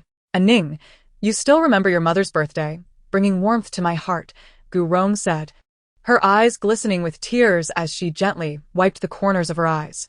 Good child, a family does not harbor grudges. I know you can understand Jingnan. Shen Ning glanced at Gu Rong's expressive face, nearly doubting her own perceptions after witnessing Gu Rong's demeanor. The guests around them were quite moved, given that the incident involving Zheng Qiangwei striking Gu Rong had become widely known. Gu Rong, having endured such humiliation, not only held no grudge against Shen Ning but treated her as a daughter. Who could deny that Gu Rong had a heart capable of embracing all, raising her son to such excellence? If General Gu were not remarkable, how could 3 splendid young ladies vie for a place in the Gu family? Gu Rong continued. Ning, I heard you've been living at Zijing Martial Hall lately. No matter how good the hall is, it cannot compare to home. Training every day must be exhausting. I have prepared exquisite bird's nest soup for you, hoping you would come today to nourish your body. Lan Lian scoffed at this remark, knowing full well that the exquisite bird's nest was meant for Jiang Lingzhu, who simply could not attend the Gu residence today. Madam Gu, have you finished speaking? Shen Ning interrupted coldly. Ning, how can you speak to your elder like that? Gu Jingnan frowned. Elder? Mother? Shen Ning scoffed, retorting coldly. My mother is a first-class lady of the great Yen, who, in her youth, rescued countless people in the martial world, even drawing the attention of the Lord of Shui New City. I wonder which Mother General Gu is referring to? The expressions of Gu Rong and her son darkened instantly, as Shen Ning's words stripped the Gu family of their dignity before the crowd, especially Gu Rong, who had only met Zheng Qiangwei twice, once before Gu Jingnan's marriage, when Zheng Qiangwei had appeared dignified and poised, making Gu Rong feel like a mere clown, and the second time, when she had arrived at the Gu residence in a carriage and immediately resorted to violence. Shen Ning, Gu Jingnan bellowed, his forehead veins bulging. Shen Ning remained composed, countering. If you speak of your mother, I would have ended my marriage with you long ago. Your mother has nothing to do with me. Gu Rong hurriedly interjected. It is my fault. I spoke too much in my excitement today. Ning, please take your seat. I meant to say, once you are done, it will be my turn to speak. Taking a seat is unnecessary. I have come to the Gu household to reclaim every penny I have earned for the Gu family over the past 3 years. Shen Ning. Gu Rong's complexion turned pale, her voice sharp and thin. In those years since Gu Jingnan left, Shen Ning had pawned the Broken Cloud spear for a sum of money, and after deducting the expenses of the Gu family, she had opened several shops. Initially, those shops were in poor locations and thus very inexpensive, but unexpectedly, within half a year, they began to thrive. As the business flourished, wealth flowed in abundantly. Moreover, Shen Ning's culinary skills were exceptional. During her leisure time, she would explore new dishes every fortnight to sell at a premium to the Jixin building. Eventually, after accumulating wealth, Shen Ning retrieved the Broken Cloud gun from the pawn shop. Gu Rong, observing the substantial expenditure, lamented, Ning, since your right hand is no longer usable, why not part with the gun? If the Shen family values it, they will retrieve it eventually. This marked the first moment Shen Ning felt a distance from Gu Rong. Gu Rong could not comprehend the significance of the gun to her, nor the reasons behind her inability to wield it. Shen Ning emptied half her savings to redeem the Broken Cloud gun. Subsequently, she trained her left hand to use the gun, and, having made some progress, began collecting debts for a moneylender. She faced numerous life-threatening situations, yet her efforts yielded considerable earnings.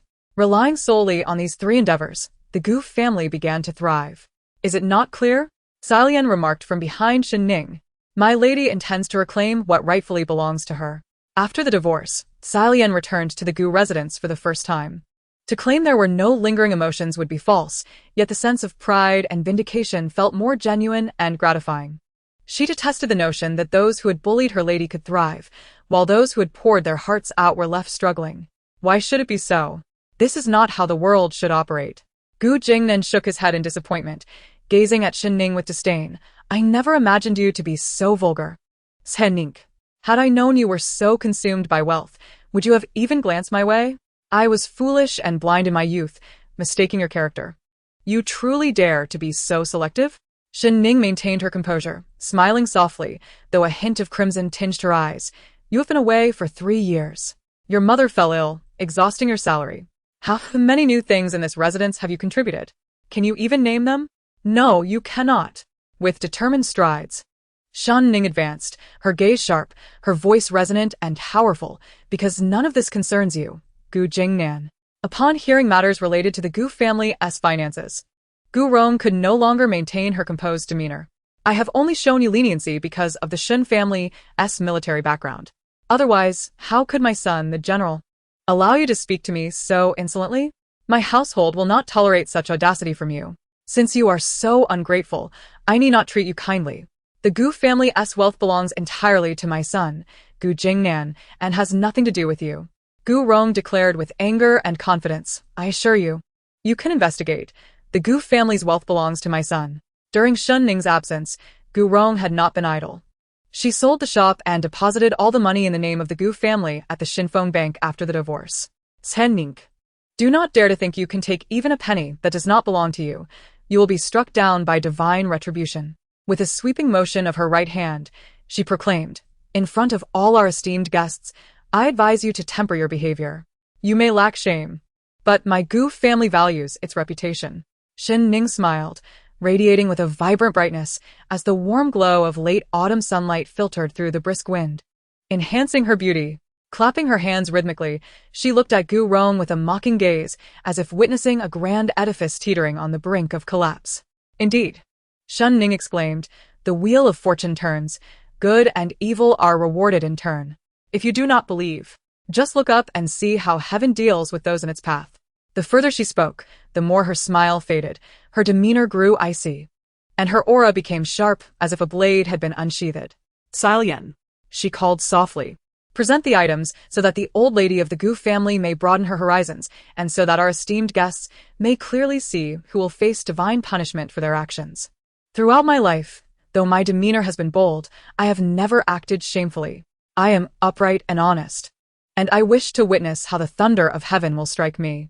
Each word resonated powerfully, like thunderclaps echoing in the hearts of the guests, causing them to tremble. Among the guests were Li Changyue and young masters from the Jun family, who found their breath momentarily caught. Outside the high walls of the courtyard, Shun Xiubai stood with arms crossed, gazing up at the sky, feeling grateful that such a dilapidated roof could not obscure the brilliance of the heavens. He was finally witnessing his extraordinary sister once more, whose spirit could not be dulled by the world's corruption. Fifth brother, the small Shen Qingshan said, revealing a small toothy grin. I wish I could grow up quickly and punch Gu Jingnan on the forehead.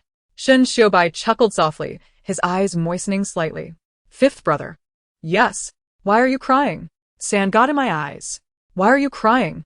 Shen Qingshan's face was streaked with tears as he sniffled, clenching his fists. I also have sand in my eyes. The two brothers exchanged knowing glances, both smiling, filled with joy for a bright future and sympathy for the hardships their sister had endured. In the courtyard, Salian opened the burden she had been carrying, revealing account books and various documents. Gu Rong frowned deeply, watching the contents of the bundle with growing apprehension, a sudden sense of dread surging within her. Shen Ning leisurely opened the account book, speaking softly. This ledger belongs to the first shop on North Garden Long Street.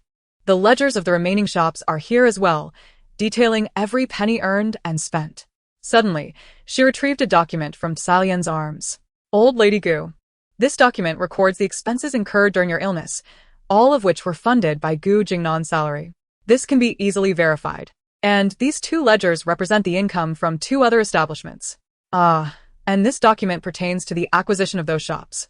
Old lady, have you forgotten? So, What is your intent in selling my Shen Ning's property? Gu Rong panicked, not having anticipated Shen Ning's meticulous attention to detail. Shen Ning, do not deceive my mother. According to the laws of Dian, husbands and wives may share wealth. As someone with merit, I am entitled to 70% of the assets. At most, I would give you 30%. What do you mean by selling your property? Gu Jingnan is not entirely foolish. Gu Rong nodded frantically, relieved. Glaring at Shen Ning with resentment, yes, after marriage, the wealth belongs to you and Jingnan, not to you, Shen Ning. The crowd reacted with varied expressions, but it was evident that Shen Ning had little claim to the assets. Even receiving 30% would be considered the Gu family's mercy. Is that so?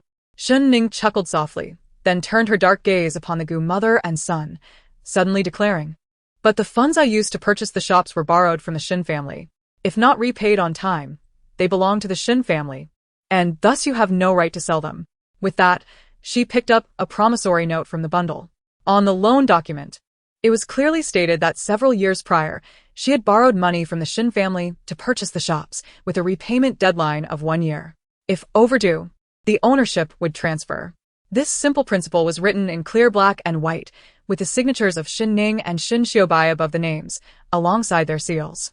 Gu Rong gazed incredulously at the promissory note before her.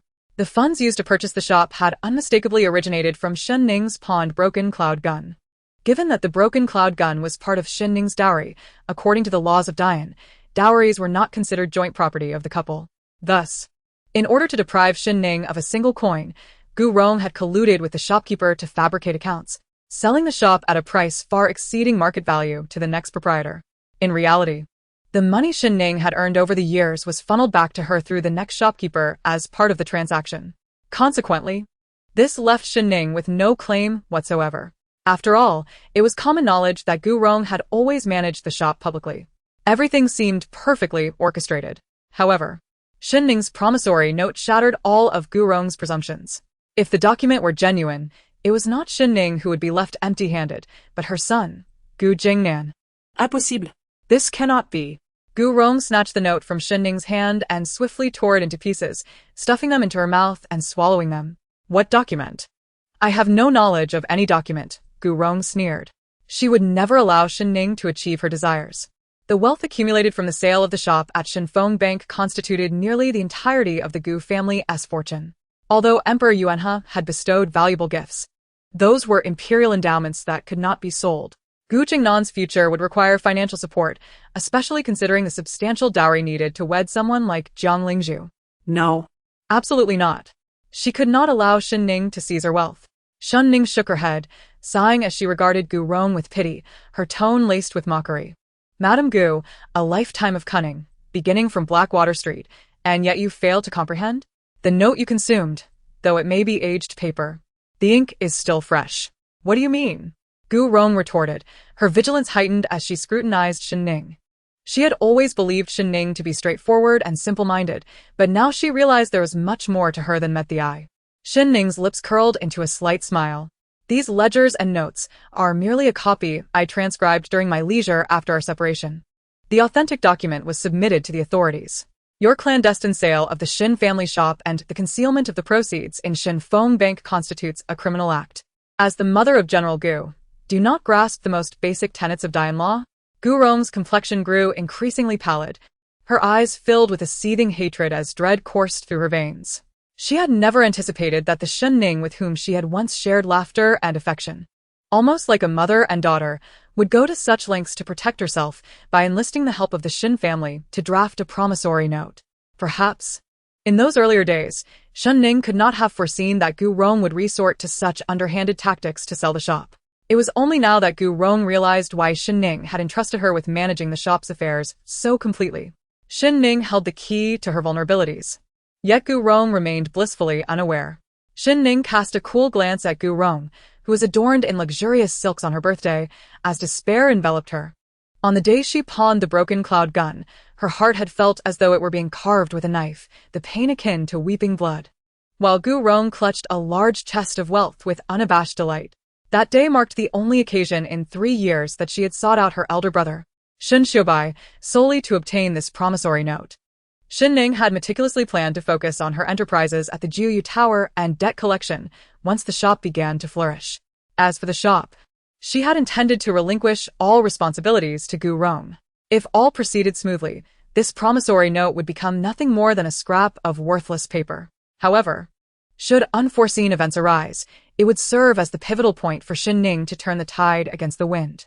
The guests in the Gu family courtyard were left agape, their gazes filled with profound admiration and respect for the figure clad in muted colors. One guest sighed. How deep must her cunning and strategy run? It is truly terrifying.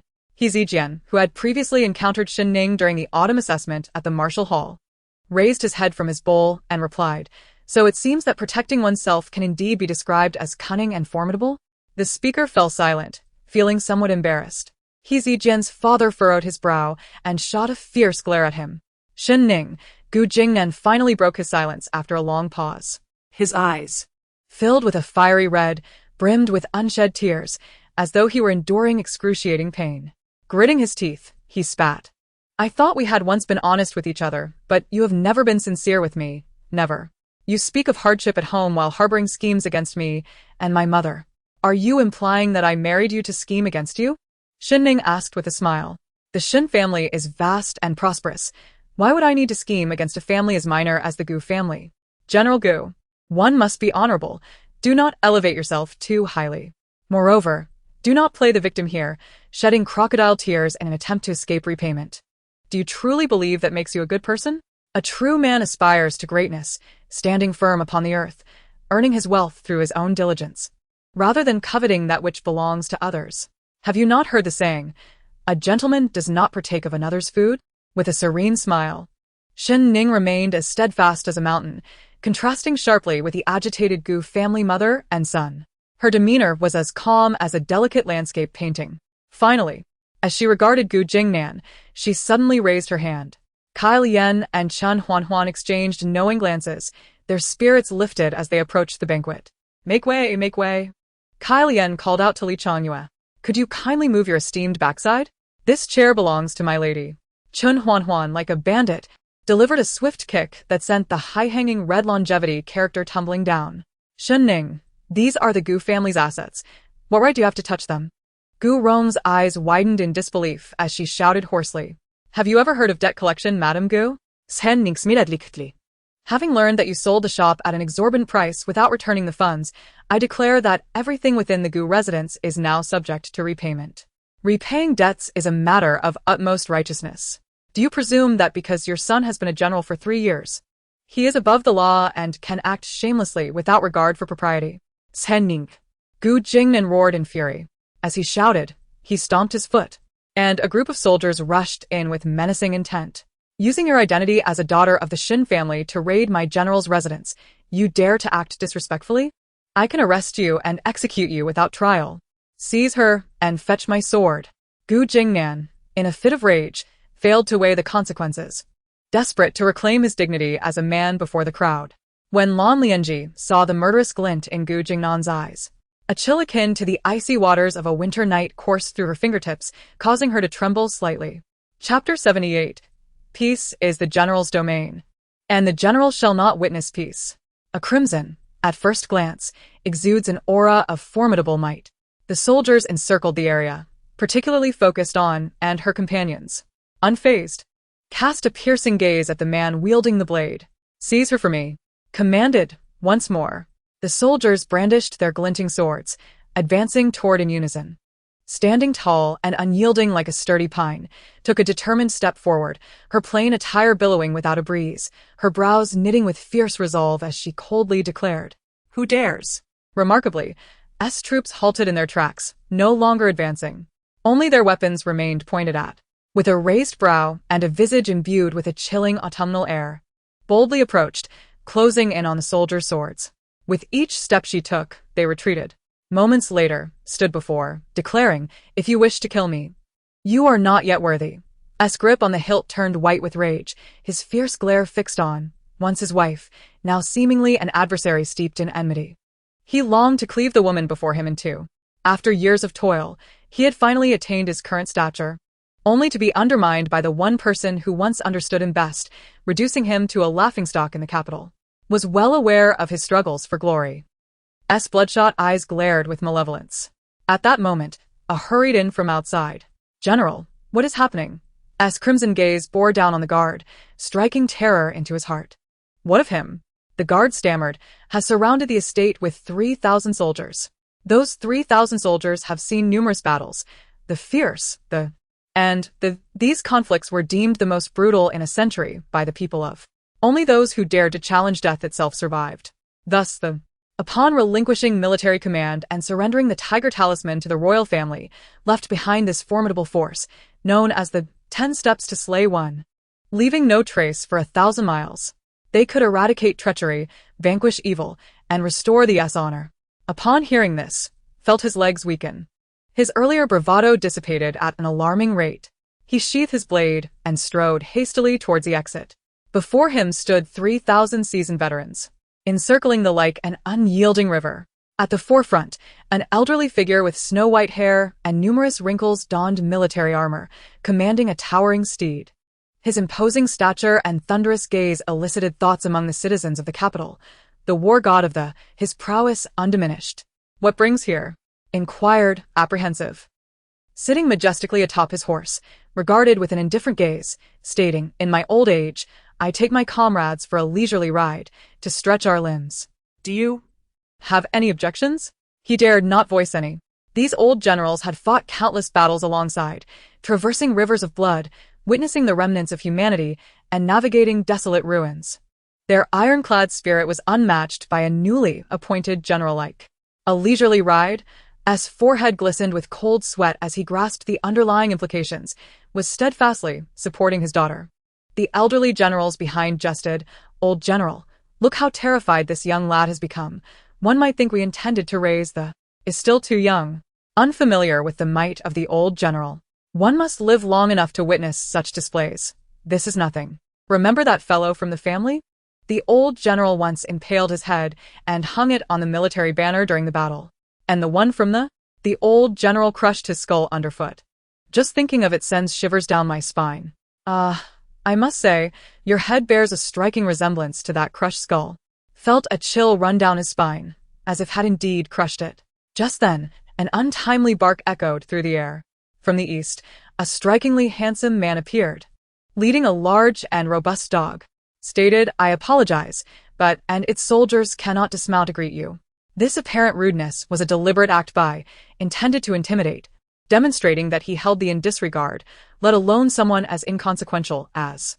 Additionally, it served to distance himself from who, despite being the favored brother of was not the designated heir in the eyes of the late emperor. That honor belonged to the young.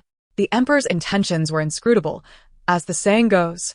To accompany a sovereign is to walk with a tiger. One must tread carefully lest their entire lineage be extinguished. Understood well. Peace is achieved through the general's resolve. The general must not witness tranquility. With a smile, interjected, as has an old ailment and is a crucial minister of, there is no need for formalities. I am merely out for a stroll with my dog. Do not forget to greet. Woof, woof.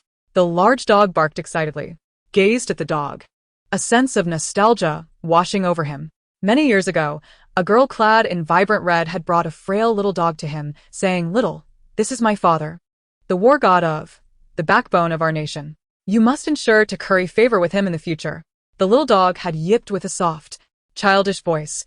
S' expression softened. In his youth, he had been bitten by a dog and had harbored a deep aversion to canines. However, in later years, when his daughter was absent, he often snuck into the quiet hall to play with the dogs. After returning from visits with the old chancellor, he would bring treats for, much to his chagrin, who would exclaim, "The dogs of the feast on my provisions. I believe you are the true dog, so cunning and untrustworthy." As for, his expression shifted dramatically upon hearing the name. The spectators were filled with confusion. Why had the dog-walking and the horse-riding war god both converged upon the? What an intriguing occurrence. Chapter 79. Having fought for decades, traversing over corpses and walking alone through graveyards, this dog is rather amusing. Stroked his beard, casting a warm glance at. Perhaps understood the praise implicit in his words, for he excitedly wagged his tail, circling steed several times. The old generals of the behind them found this spectacle utterly fascinating. With his unyielding demeanor, had fought for decades, traversing rivers of blood and walking alone through desolate graveyards. Even the wolves in the wilderness feared the bloodshed and thunderous aura that surrounded him. Yet this dog not only showed no fear but also displayed remarkable affection towards. An old general inquired, "My lord, is this dog named?" "Indeed. A splendid name indeed. Most befitting of its essence." Upon hearing these words, Gu Jingnan's countenance darkened to an unprecedented shade of green. This was no mere slap to his face. It was akin to having his visage ground into the earth with relentless force. After years of blood, sweat, and toil, he found himself equated to the likes of a dog. "General Gu," Shen Guishan declared. Despite Gu Jingnan's simmering resentment, he could only swallow his indignation and respectfully clasp his hands before the elder seated prominently before him. "The conflicts in Yan and Qi have been arduous over these 3 years, Shen Guishan continued. "I have heard that my son, Shen Jingfeng, has visited your territory a few times. Is there truth to this?" At once, Gu Jingnan's heart raced as he lifted his gaze to the old general. Yet, the elder remained composed and unperturbed. "Indeed, there is such a matter," Gu Jingnan replied weakly. The elder wore a faint smile, recounting how a military genius had emerged from the great Qi, known as the Admiral of Dinghai. His swordsmanship was not only masterful, but his strategic prowess had repeatedly led smaller forces to victory over larger ones. Gu Jingnan had suffered considerable losses in their initial encounters. Yet he had ultimately managed to turn the tide. "General Gu, you possess both strategy and valor," the elder remarked. Gu Jingnan's garments were thoroughly soaked with perspiration. The Admiral of Dinghai had once forced him into retreat, reclaiming several cities in less than 3 months. During his darkest nights of turmoil and sleeplessness, Shen Jingfeng had taken time to strategize amidst the chaos of battle, aiding him through overwhelming odds. It was during his first encounter with Lan Lianji that Gu Jingnan had sustained injuries. To bolster the morale of the troops, Shen Jingfeng donned a mask, taking up his identity to repel the enemy's admiral and princess, Lan Lianji. Gu Jingnan was profoundly grateful for his timely assistance. Shen Jingfeng placed a reassuring hand on Gu Jingnan's shoulder, stating, "You are, after all, my brother-in-law. With our youngest sister having passed shortly after birth, we now have but one sister left. Gu Jingnan, do not hold the Shen family in disdain. We have never rejected you. Some matters simply require time for validation. In 10 years, should you become the backbone of the great Yan, my family will not only support you but will respond to your every call." Though Gu Jingnan was touched by Shen Jingfeng's timely aid, he remained skeptical of the latter's assurances regarding the Shen family's goodwill. As they parted ways amidst the falling snow at the border, the moon cast a clear glow over the distant desert. Shen Jingfeng embraced him, saying, "Gu Jingnan, do not let my sister down. She is a person of deep emotions. When she is hurt, she does not cry out but internalizes her sorrow. You are the one she has chosen, and we all trust her judgment." With that, Shen Jingfeng rode off into the night, the light of the stars and moon illuminating his path. Gu Jingnan watched him depart, filled with admiration for this formidable brother-in-law. In time, the citizens of the Great Yan attributed Shen Jingfeng's strategic insights to Gu Jingnan, who basked in the glory of victory since returning to court. Yet, at this moment, he felt a profound emptiness. As Gu Jingnan hesitated, words caught in his throat, he was acutely aware of the penetrating gaze of the old general, which seemed to peer into the depths of his soul. "I hear that General Gu has captured the favor of a fair maiden." "Congratulations," Shen Guishan remarked with a smile. Gu Jingnan forced a smile in return. At this juncture, Chen Huanhuan and Kai Lian had moved the guest tables and chairs outside the estate, leaving the guests feeling quite awkward. Having attended numerous banquets, this was their first experience of being stripped of seating. Chen Huanhuan, a martial artist of considerable strength, effortlessly carried tables, with chairs draped over her shoulders. Outside the courtyard, Shen Xiaobai, being tugged by his younger brother Shen Qingshan, peered discreetly at this extraordinary young woman. "Brother, who do you think will marry such a remarkable girl?" Shen Qingshan pondered aloud. Shen Xiaobai's deep, gentle gaze followed the sun's rays, settling on the capable Chen Huanhuan. "She is quite gentle," he remarked quietly. Shen Qingshan nearly choked in disbelief. He glanced around, finding it hard to reconcile his brother's perception of Chen Huanhuan with the notion of gentleness. With a sudden thud, Chen Huanhuan discarded her load. Noticing Xin Guishan and the king of Beiyuan, she hurriedly approached to pay her respects, then turned to Gu Jingnan, asking, "General Gu, are you not to execute my lady as you once threatened? If I may be so bold, when shall that occur?" As her words fell, the atmosphere around them seemed to freeze, an oppressive tension enveloping Gu Jingnan. "General, you wish to execute the young lady?" Xin Guishan inquired. No, General Sen. "It is all a misunderstanding," Gu Jingnan stammered, anxious to clarify the situation.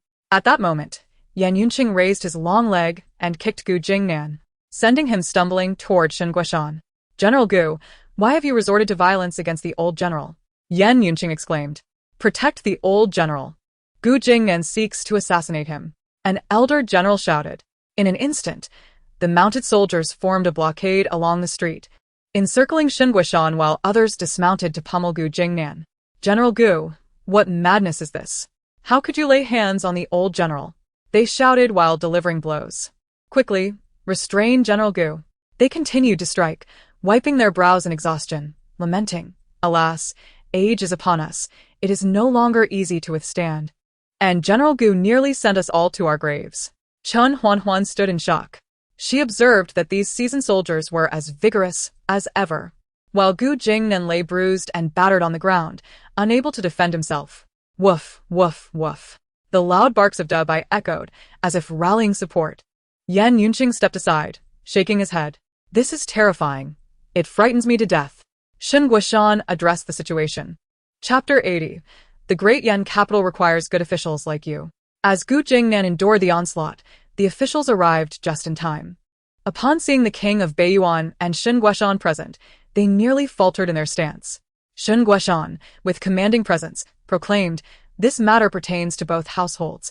You all shall handle it with impartiality." "Yes, yes," the officials bowed respectfully, preparing to address the issue of Gu Rong's illicit sale of the Shen family shop, which inadvertently implicated the Shen Feng money house and the newly appointed shopkeeper, Lu Yukai, a man of commerce from the capital, who happened to be Gu Jingnan's close companion.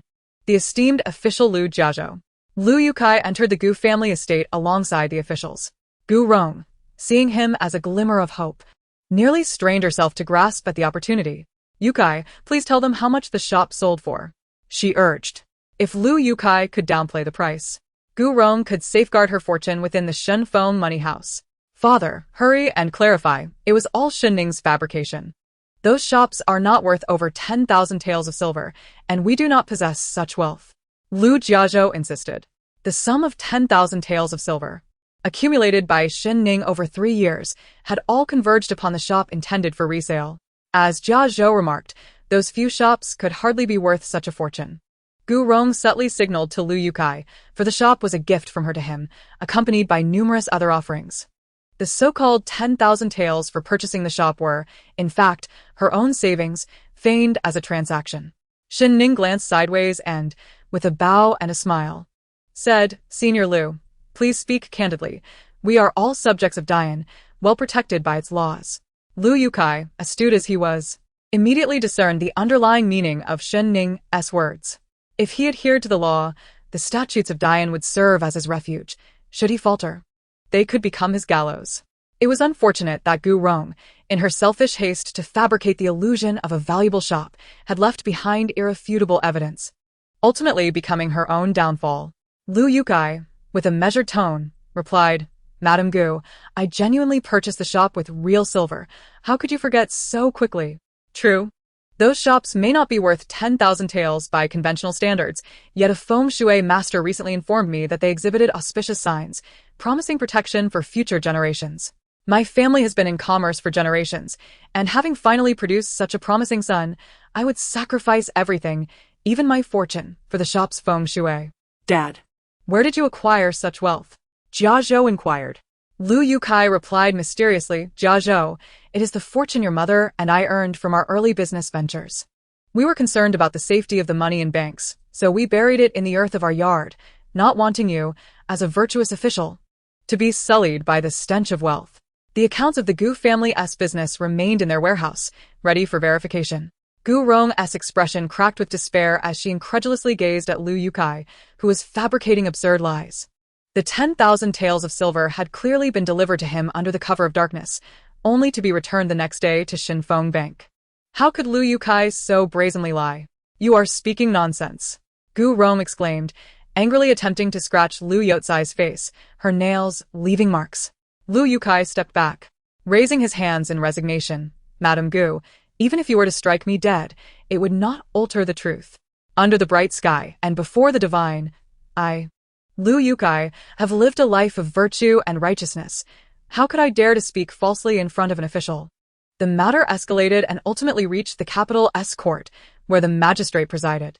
Lu Yukai maintained his original statements. Gu Rong, kneeling in the court, lamented, Heavenly Lord, Shen Ning, this wicked woman, is full of schemes, coveting the wealth of the Gu family. Lu Yukai presented ancient business ledgers and the receipts from the shop sale, complete with Gu Rong's signature, which could not be falsified. Shen Ning submitted her own accounts and loan documents to the magistrate. The case was straightforward, and the magistrate was nearly enlightened. He couldn't help but glance at Shen Ning, who stood quietly, like a gentle breeze on a winter's day, awaiting the magistrate's verdict with serene patience.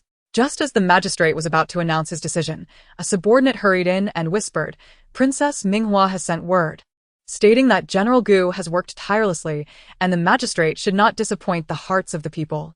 The implication was clear. He was being urged to side with Gu Rong. The magistrate lowered his voice and inquired, Has General Shen brought troops to the Gu residence but not to the court?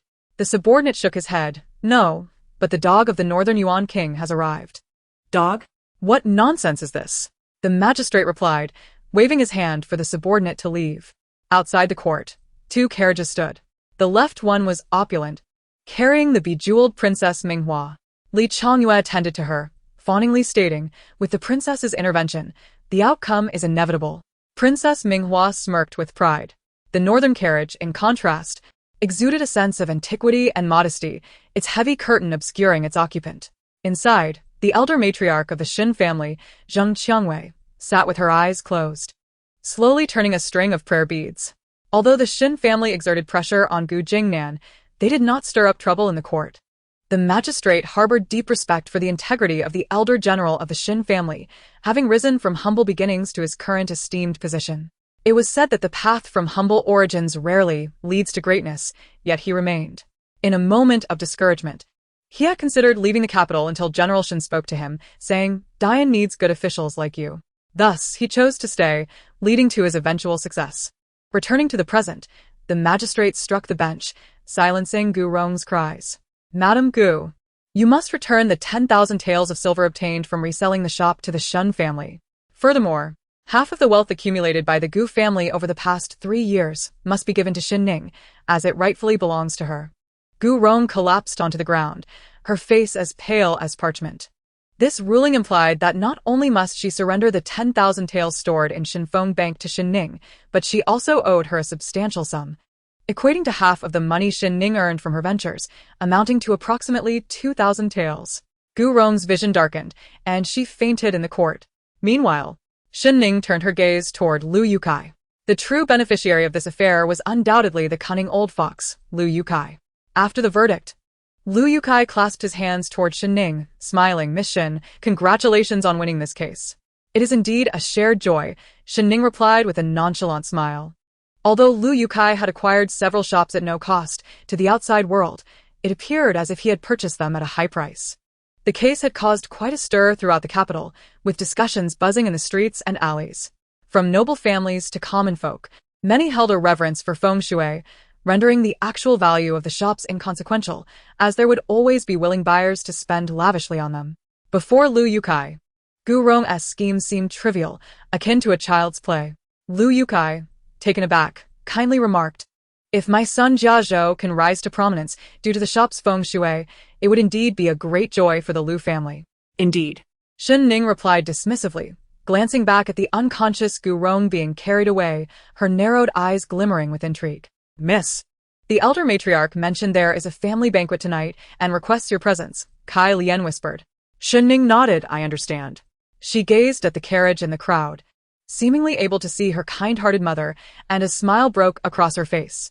However, upon returning home, Lu Yukai faced his son Jiazhou, who pointed an accusing finger at him, saying, "Father, Jing Nan is my friend. Your actions will place me in an unjust position. How am I to face him in the future? You are merely a matchmaker, and he a military commander. Unless absolutely necessary, what business do you have with him?" Lu Yukai took a sip of the steaming hot tea, savoring it with a pleased sound. Lu Jiazhou's eyes reddened. "Father, once Jing Nan ascends the ranks, and I marry Princess Yongin and Miss Lingzhu, let us see how you will curry favor with old Madame Gu." The Gu family was on the brink of collapse. Their grandeur nothing more than a fleeting illusion. The fall of a high tower was merely a matter of time. "You know nothing." Lu Yukai shook his head, gazing at his son with disappointment. "You are too naive. Gu Jing Nan is fickle. Only a fool would marry his daughter to such a man. His so-called achievements are intricately tied to the Shen family. Without them, would he be where he is today? It is infuriating that Gu Jingnan cannot see beyond his short-sightedness. You should avoid him in the future." Lu Jiazhou struggled to comprehend his father's words. Setting down half of his teacup, his father continued, "In life, you must learn from me. Regardless of who wins in the struggle between the Gu and Shen families, I will always benefit. Though I am a merchant, I have only taken your mother as my wife, which is far superior to Gu Jingnan." He cautioned, "Do not underestimate Shen Ning just because she is a woman. The storms she faces far exceed your imagination. Her calmness and wisdom make the Gu residence merely a tool for her. I do not expect you to climb the social ladder, but do not offend the Shen family too severely." Lu Jiazhou listened, only partially understanding. Lu Yukai moved to the window, gazing into the night, sighing. The waters in the capital run deep. In the Gu residence, Gu Rong awoke from a nightmare. Drenched in sweat, her eyes glared with a twisted rage. "What you have done will bring retribution upon you. The Shen family will pay, you venomous woman. And you will surely descend into hell." Lan Lianji sat beside the bed with a solemn expression, holding a bowl of calming medicine. "Drink this first," she urged. Gu Rong flung the bowl aside, her eyes bulging with fury. Suddenly, she threw off the quilt in a panic. "My money, I must retrieve it from the Shenfeng Bank." Lan Lianji's face darkened. "There is no need to go. The Gu family savings have been taken by the authorities and given to the Shen family." Gu Rong was struck as if by lightning, turning back in disbelief, tears streaming down her face as she clutched Lan Lianji's sleeve. "Lianji, you are not deceiving me. Are you? Tell me you are not lying." That evening, officials visited the Gu family, informing them that they had 2 weeks to repay the 2,000 taels owed to Shen Ning, but the Gu family had no money left. Gu Rong felt despair enveloping her bit by bit. "Ah!" she cried, "My son is a general, a great general." Tears streamed down her face. "I will seek Master Hingyang and Miss Lingzhu. They will surely seek justice for the Gu family." Lan Lianji scoffed. "Li Hingyang, a master of his generation, and Miss Lingzhu, who looks down on others. If you go to them now, covered in dirt and shame, will they still regard Gu Jingnan favorably?" Yes, you are right, Lianji. The priority now is to remain calm." "Where is Jingnan? Why hasn't he come to see me?" Gu Rong asked, her eyes reddening. Lan Lianzi deeply. In a moment of desperation, Gu Jingnan lost his senses and attempted to confront General Shen, but was beaten by 3,000 men from the Shen residence, sustaining multiple injuries. Gu Rong nearly fainted again upon hearing this. Under normal circumstances, she would have noticed Lan Lianji's cold detachment, but now her thoughts were solely on her son. She hurriedly dressed and rushed to Gu Jingnan's room, where she found him lying on the bed, looking unrecognizable. She burst into tears. "Son." Gu Jingnan struggled to open his eyes, weakly calling out. Gu Rong grasped his hand, weeping, "My child, the Shen family is too cruel, too cruel. How could they treat us this way? Shen Ning, that vile woman, do not fear. No man will want her, even if she is the daughter of the Shen family. She is simply unworthy of you." At the mention of Shen Ning, Gu Jingnan's heart filled with pain and resentment. "You are a great general, a glorious great general." Gu Rong consoled him. Just then, a maid entered, carrying a tray covered with red silk. "General, old madam, this is 100-year-old Ganoderma and ginseng sent by Miss Lingzhu. Both excellent tonics." Gu Rong's eyes brightened. "Quickly, prepare it for the general. Jingnan, see how considerate your future wife is." "What of Lianji?" Gu Jingnan inquired. Gu Rong replied. "What can she do? She cannot bring you remedies like Lingzhu." Though she is called a princess, she cannot gather any money to help you in your urgent need. Outside. Blood coursed through Lan Lianji's veins, chilled by the winter air. For a moment, she felt lost, as if she were a mere joke. With a self-deprecating smile, she glanced at Shen Ning's handkerchief before wandering to the most secluded courtyard. She climbed onto the roof, sitting atop it, gazing at the bright moon. At that moment, a troop of cavalry rode past along the long street, coincidentally brushing by Lan Lianji. Tonight, young Master Shen seems eager to return, one of the riders jested. Indeed. General Shen left the capital shortly after his wedding, and it is said he hasn't even held his bride's hand. After 2 years away, who wouldn't be anxious? The cavalry laughed heartily. Lan Lianji, bathed in the moonlight, turned to look. She saw a formidable troop of cavalry approaching, led by a man clad in armor. A long sword at his side, exuding a rugged masculinity. His obsidian-like eyes gazed resolutely ahead, unafraid of any foe. The horses galloped swiftly, stirring up a gust of wind. This man and his steed seemed the wildest of the plains. As the cavalry passed by, Lan Lianji caught a glimpse of their retreating figures. Suddenly, she stood, her eyes widening in recognition. That silhouette seemed familiar. In the past, during a battle, she had been reckless, provoking the enemy general against the warnings of the General Pingxi. To her shock, she was swiftly subdued, the enemy's blade at her throat. Yet instead of killing her, he had said, "You may go." When she asked why, he replied, "I do not slay the worthless or women, and you happen to be both." With that, he rode off with a striking grace. Now. The figure before her seemed to merge with that memory, so strikingly similar. This is impossible, she whispered to herself, tears brimming in her eyes, repeatedly telling herself it was merely an illusion. In a world of generals, countless figures bore resemblance. Surely such likeness was not unusual. The night deepened. The crescent moon hung low. A chill of early winter wind crept through the courtyard. A Ning, Zheng Qiangwei handed the banknotes from Shenfeng Bank to Shen Ning. "These are the earnings from your hard work over the past 3 years. You should hold on to them well, and if you find yourself in need, do not hesitate to tell your mother." Shen Ning nodded, signaling to Cailian to accept the notes, adding, "In a few days, there will be a sparring match between Jean and Fengming Martial Hall. The winner will receive a longevity red crown and ginger flower tea personally cultivated by Master Zheng. Mother must accept the prize. Do you truly believe you will emerge victorious?" Zheng Qiangwei inquired with a smile. "I aspire to win," Shen Ning replied resolutely. Zheng Qiangwei observed Shen Ning, feeling a sense of relief. Compared to the earlier days, when Shen Ning had just returned to the residence, her current spirited demeanor brought genuine joy to Zheng Qiangwei's heart. Miss Chen Huanhuan approached, stating, "I just visited Huangwu Pavilion and the students are diligently practicing, showing remarkable progress." Upon seeing Chen Huanhuan, Zheng Qiangwei's eyes lit up. "You must be Miss Chen," she remarked. "I am Chen Huanhuan, a student of Huangwu Pavilion, and I have paid my respects to the matriarch Shen." Chen Huanhuan bowed her head in greeting. "What a lovely name," Zheng Qiangwei commented. "It was given by your mother, who wished for you a life filled with joy and peace, encouraging you to smile, often during your youth." Chen Huanhuan suddenly raised her gaze, deeply looking at Zheng Qiangwei as if struck at the softest core of her soul, her eyes glistening with unshed tears. After a moment, the girl nodded earnestly and broke into a radiant smile. Upon entering Qingyu Hall, Shen Xiaobai was greeted by the sight of the young girl smiling genuinely under the moonlight, her eyes shimmering with a hint of red. She was both tender and resolute, akin to a climbing flower, distinct from the delicate blooms of the capital. "Brother, you have arrived," Shen Ning said with a slight smile. "Yes, the dishes at Rongyan Hall are ready. I informed uncle and cousin about it earlier. We may head over now," Shen Xiaobai responded. Zheng Qiangwei inquired, "And your father?" "He has gone to sharpen his knife," was the reply. Chen Huanhuan blinked in surprise. However, Shen Ning pressed her lips together tightly. Zheng Qiangwei glanced at Shen Ning, smiling without uttering a word.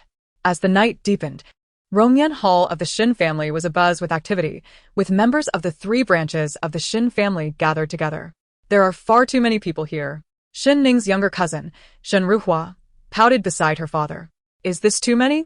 Shen Guohai asked. "If your aunt had not left home without a word, we would likely have even more guests." The Shen family's young aunt had become a taboo subject. During the lifetime of the family patriarch, her name was seldom mentioned. Shen Ruhua frowned, questioning why her second uncle would host a family banquet on a non-festive day. Shen Guohai lightly tapped his daughter's head. Why not enjoy the feast? It's free food, so eat well. Members of the Shen family gradually entered Rongyan Hall, settling around the large table. Though Nailanqing had been punished earlier, she now eagerly flitted about, greeting the newcomers. And Ning, I have heard about today's events. It must have been exhausting. That magistrate judged brilliantly. How dare the Gu family engage in selling Shen family properties for a mere 10,000 taels? Such a heartless act. Each word was a trap for Shen Ning. Nailanqing's repeated mention of the Gu family's betrayal aimed to attribute the money to the Shen family. Without needing further elaboration, Shen Ning's elder aunt, Shen Dama, interjected, 10,000 taels is no small sum, and Ning is truly a good child, bringing so much wealth to the Shen family. Where is the money from the Gu family, cousin Shen Ning? Shen Ruhua inquired. Chen Huanhuan frowned at this.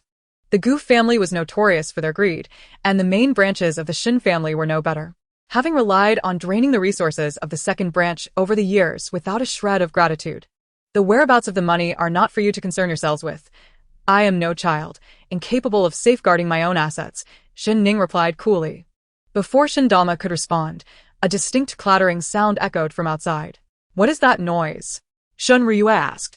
Shen Guohai, startled, hid behind his daughters. Zheng Qiangwei calmly remarked. Guoshan's knife has grown dull.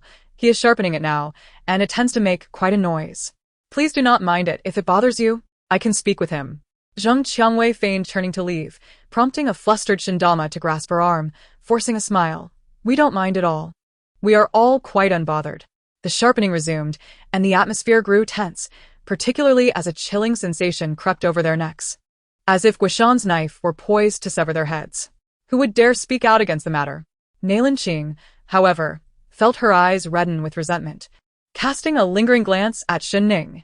She had presumed Guoshan disdained Shen Ning, yet it became evident that he had been diligent in his care for her. In contrast, no matter how hard she, as the eldest daughter-in-law, tried, she remained an outsider in Guoshan's eyes. Suddenly, Shen Ning's clear, tranquil gaze met Nailanqing's. Nailanqing's expression twitched, quickly transforming into a smile. Shen Ning feigned ignorance, offering a slight, knowing smile. The sharpening continued, creating an atmosphere of unease. Guoshan entered with a sharp knife in hand, asking, why has no one touched their chopsticks? Is the food unpalatable or the wine unpleasing?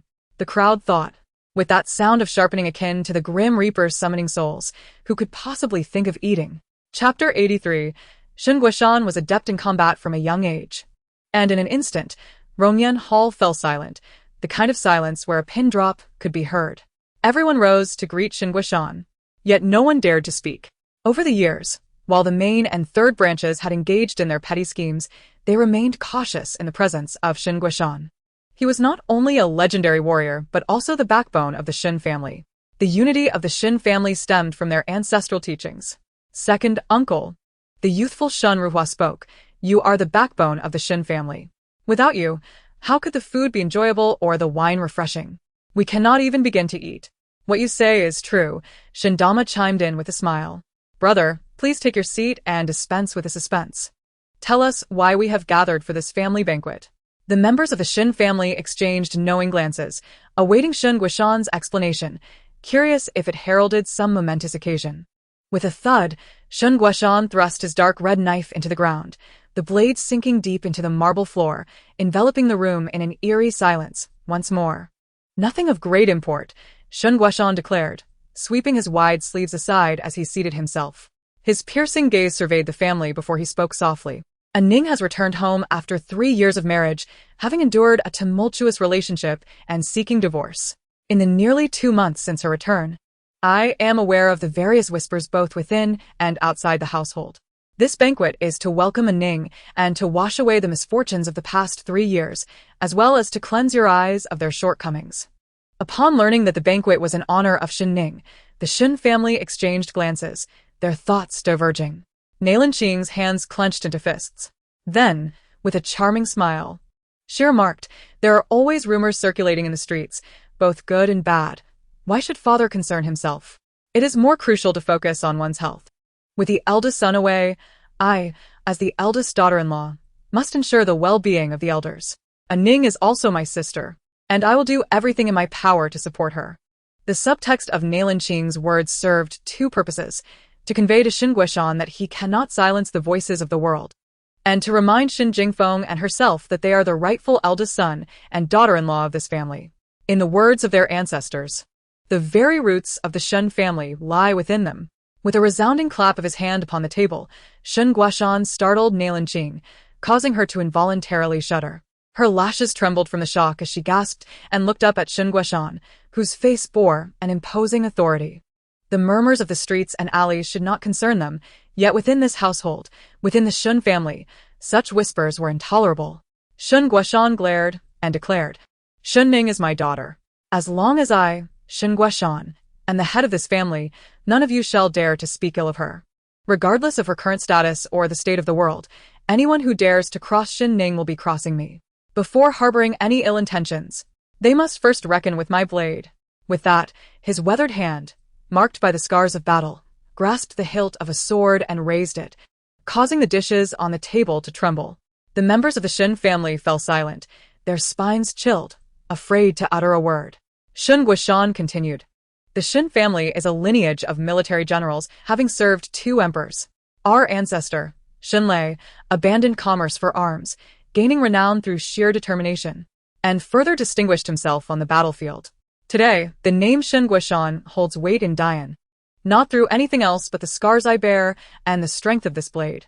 Though I have aged and am nearing my end, I still adhere to my principles. I disdain cunning plots and prefer the straightforwardness of combat." Shen Ning sat quietly at the table, her eyes glistening with unshed tears. Yet the corners of her lips turned up gently. A warmth blossomed within her heart, melting the glaciers deep within her soul. "What is this all about?" Shen Guihai, from the third branch, interjected, "The children are present. Talking of knives and battles is merely scaring them, isn't it?" Yet inwardly he grumbled, "Fine, fine. We all know Shen Guishan has been a fighter since childhood, but must he always use the same old rhetoric? If the children of the Shen family were all such timid souls, the family would have perished long ago." Shen Guishan scoffed. Shen Guihai, maintaining a stoic demeanor, remained silent but inwardly cursed. This man is intentionally mocking him. Everyone in the capital knows that he was raised under Shen Guishan's fist. He would not yield. Shen Guishan surveyed the room and spoke again. "Shen Ning is not just anyone. She is a legitimate daughter of the Shen family. Do any of you dissent?" The onlookers glanced at the sword, hesitant to voice any objections. Shen Guishan made it clear, any dissent would be met with swift retribution. He added, "We are all family. If there are any grievances, speak plainly. I am a man of kindness and good nature." Shen Ning could only smile wryly at his words. The others exchanged uneasy glances and shook their heads in agreement. The matriarch of the Shen family declared, "A Ning is a genuine young lady of the Shen family. That cannot be disputed. I have watched her grow up, and should anyone dare to bully her, I will be the first to oppose it." Others chimed in, "Second uncle, I have admired cousin Shen Ning since childhood. She has always brought honor to our family. Cousin A Ning, I hear you are staying at Zijing Wutong. Is that truly better than being at home?" Shen Ning offered a faint smile, responding perfunctorily. Shen Guishan stated, "Shen Ning, I have heard about the matters at the court and the Gu family. You are quite clever, knowing to draft an IOU. I wish I could have seen Gu Rong's expression. I merely borrowed fifth brother's money, and drafting an IOU was the most reasonable course of action," Shen Ning replied, her words carefully measured.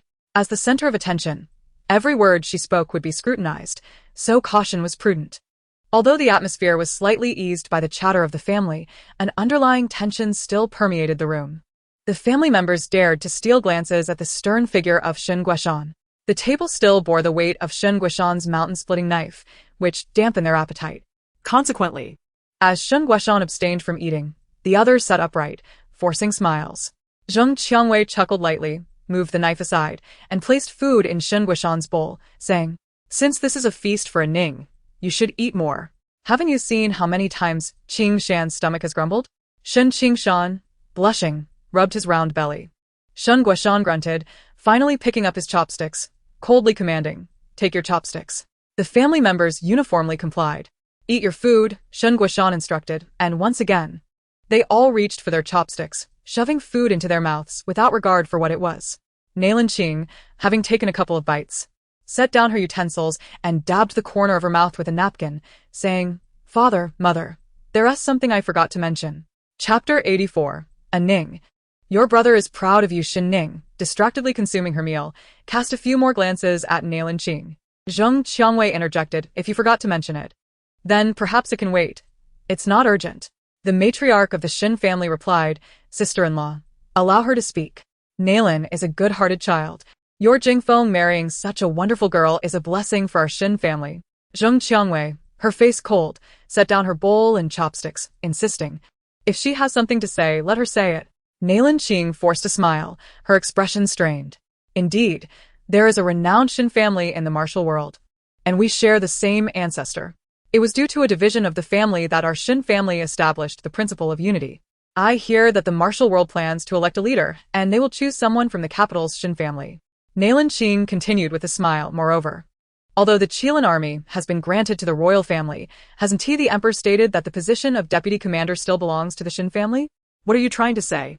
Zheng Qiangwei inquired.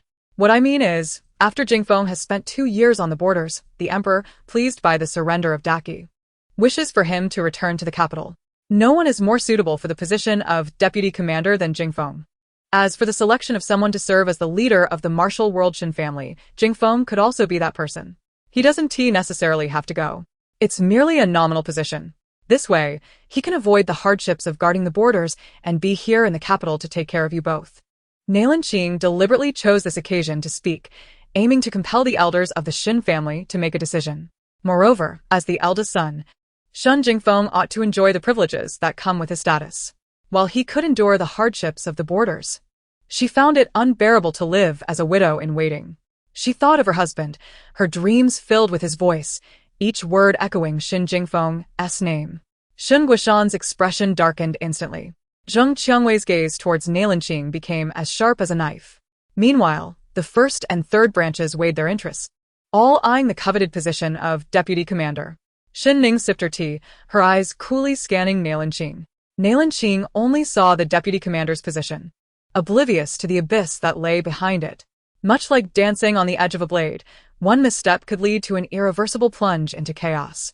Madame Shen chuckled and remarked, speaking of which, my eldest son, by age, is several years senior to Jingfeng and is the eldest grandson of the Shen family.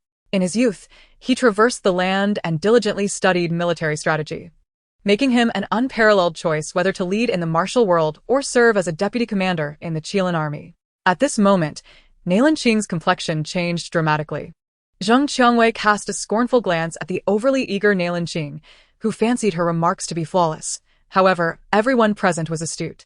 Only Shen Guishan's formidable blade could quell the prevailing chaos.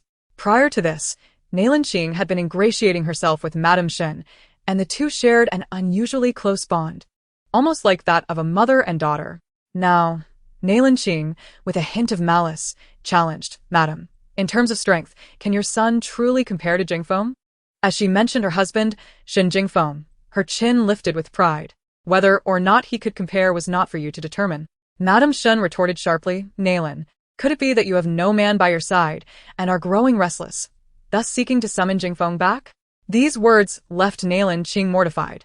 Gritting her teeth, she exclaimed, what I say reflects Jingfeng's own intentions. You may disregard his well-being outside, but as his wife, how could I not care or feel for him? Zheng Qiangwei slowly traced the patterns on her cup, a glimmer of coldness flickering in her eyes. Nailan Qing's statement was clearly an attempt to compel her and Shen Guishan to take action. Yet, this matter was far more complex than Nailan Qing had anticipated. Was it not? If it were truly my intention, how could I be unaware of Shen Jingfeng's thoughts?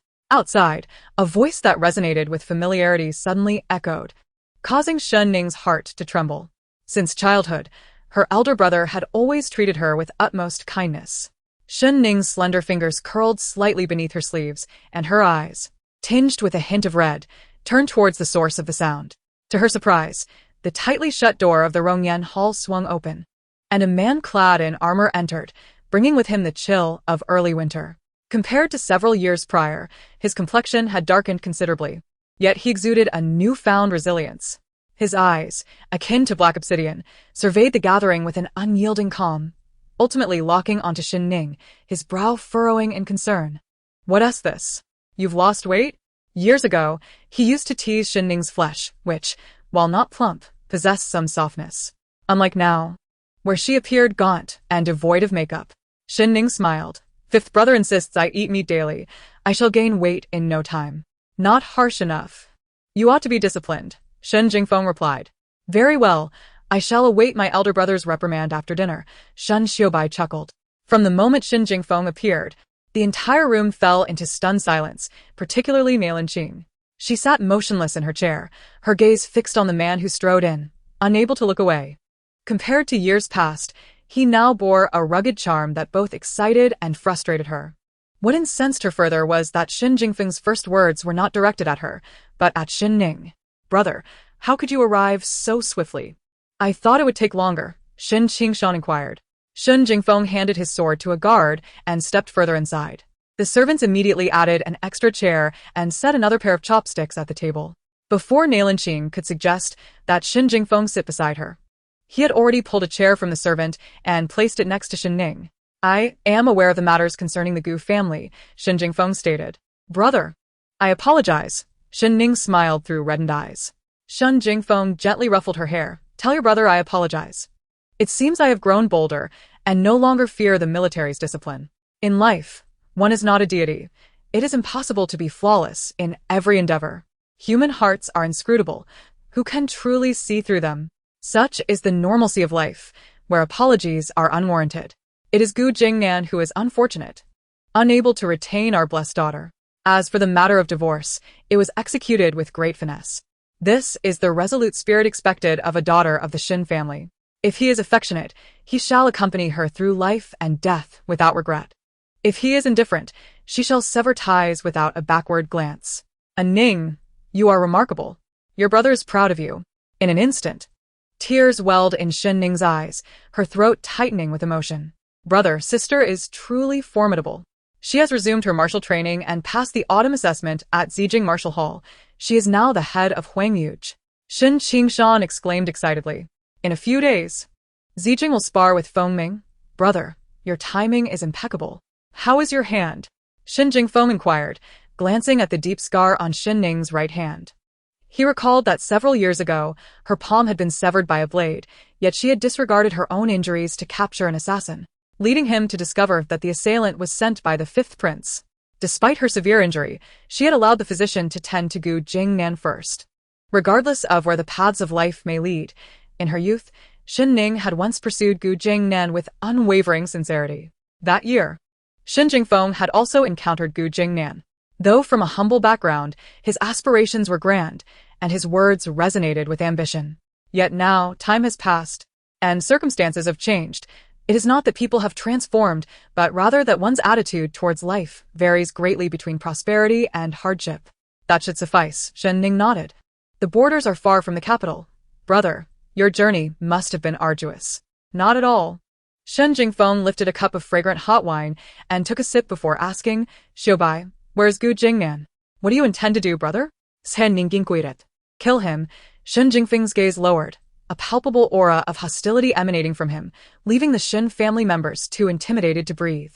Shen Ning felt a jolt of alarm and quickly restrained her elder brother. She understood all too well Shen Jingfeng's unwavering resolve. If he were to step out that door, Gu Jingnan's life would undoubtedly end at the edge of his sword. However, Gu Jingnan was also a general. A hasty act would only burden Shen Jingfeng with a crime, leading to imprisonment. A life for a life does not operate in such a manner. Zheng Qiangwei sighed inwardly as she observed Shen Jingfeng. A mother knows her son best. Perhaps Shen Jingfeng's heart had long since ceased to beat on the night he wed Nailan Qing, or perhaps it had died the day Yi Qingcheng departed the capital. Since then, he had been merely existing like a walking corpse. Brother, you mustn't, Shen Ning implored, her voice barely a whisper. Gu Jingnan is not worthy of tarnishing your sword. Shen Jingfeng gazed at his sister beside him, noticing the pain reflected in her eyes. He then relaxed his imposing demeanor, breaking into an easy smile. I was merely jesting, sister. Why take it so seriously, just like when we were young? Come, let us eat, have more meat. Just like Qingshan, who is adorably round at such a young age. Shen Ning's face lit up, her eyes sparkling like stars. Shen Qingshan wrinkled his nose. Great.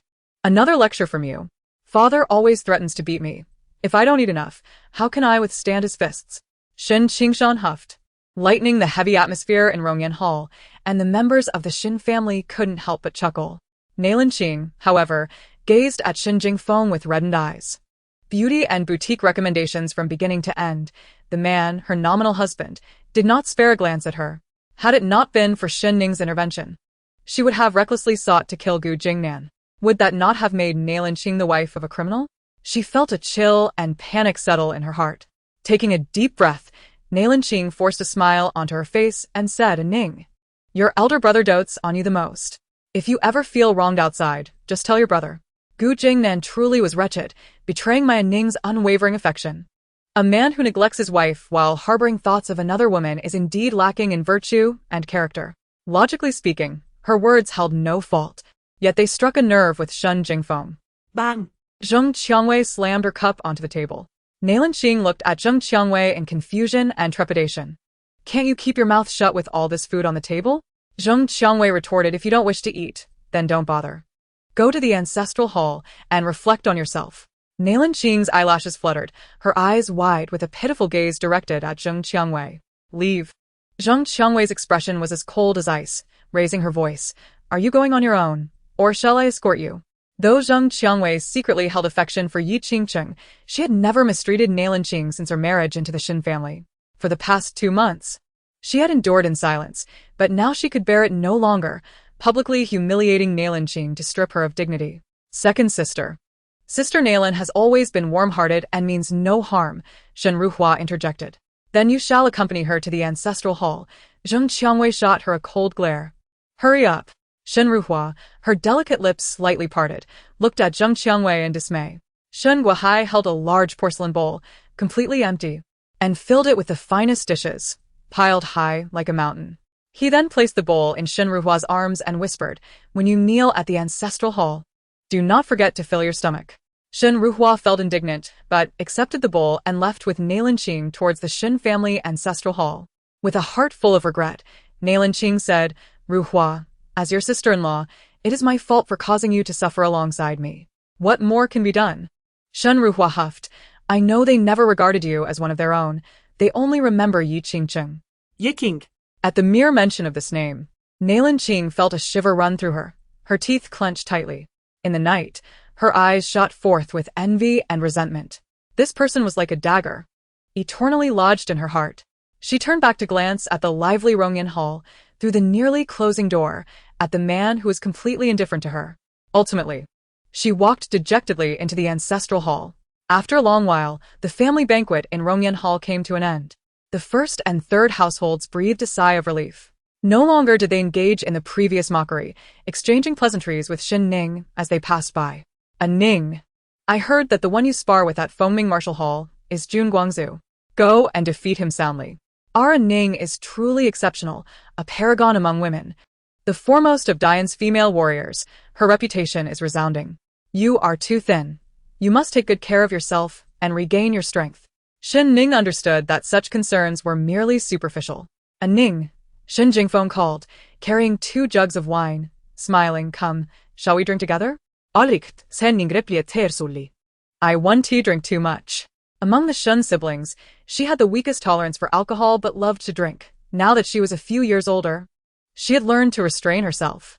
Shen Jingfeng nodded and called out as he left, Xiaobai, Qingshan, why aren't you coming along to drink with the Ning? Coming. Shen Qingshan wiped his mouth and jogged after them. In Rongyan Hall, only Shen Guishan and his wife remained. Jingfeng was still thinking about that child. Indeed. Shen Guishan replied helplessly. Zheng Qiangwei gazed out at the deep night, sighing. The Shen family not only produces warriors, but each one is also deeply affectionate.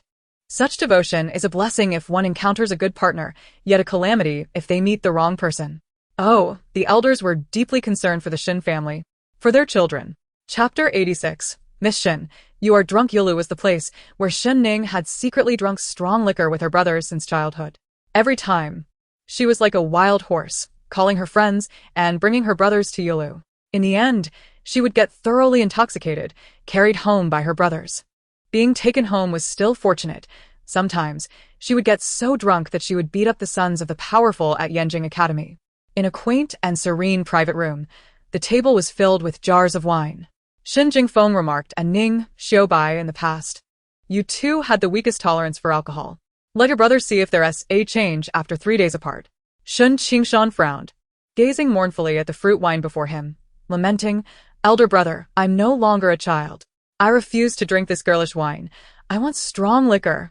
You can drink that once you marry, Shen Jingfeng replied. Shen Qingshan pointed out, but fifth brother hasn't he married? Why should he get to drink? Because I am your fifth brother, Shen Xiaobai chimed in cheerfully. Shen Ning watched her 2 elder brothers and her still youthful younger brother.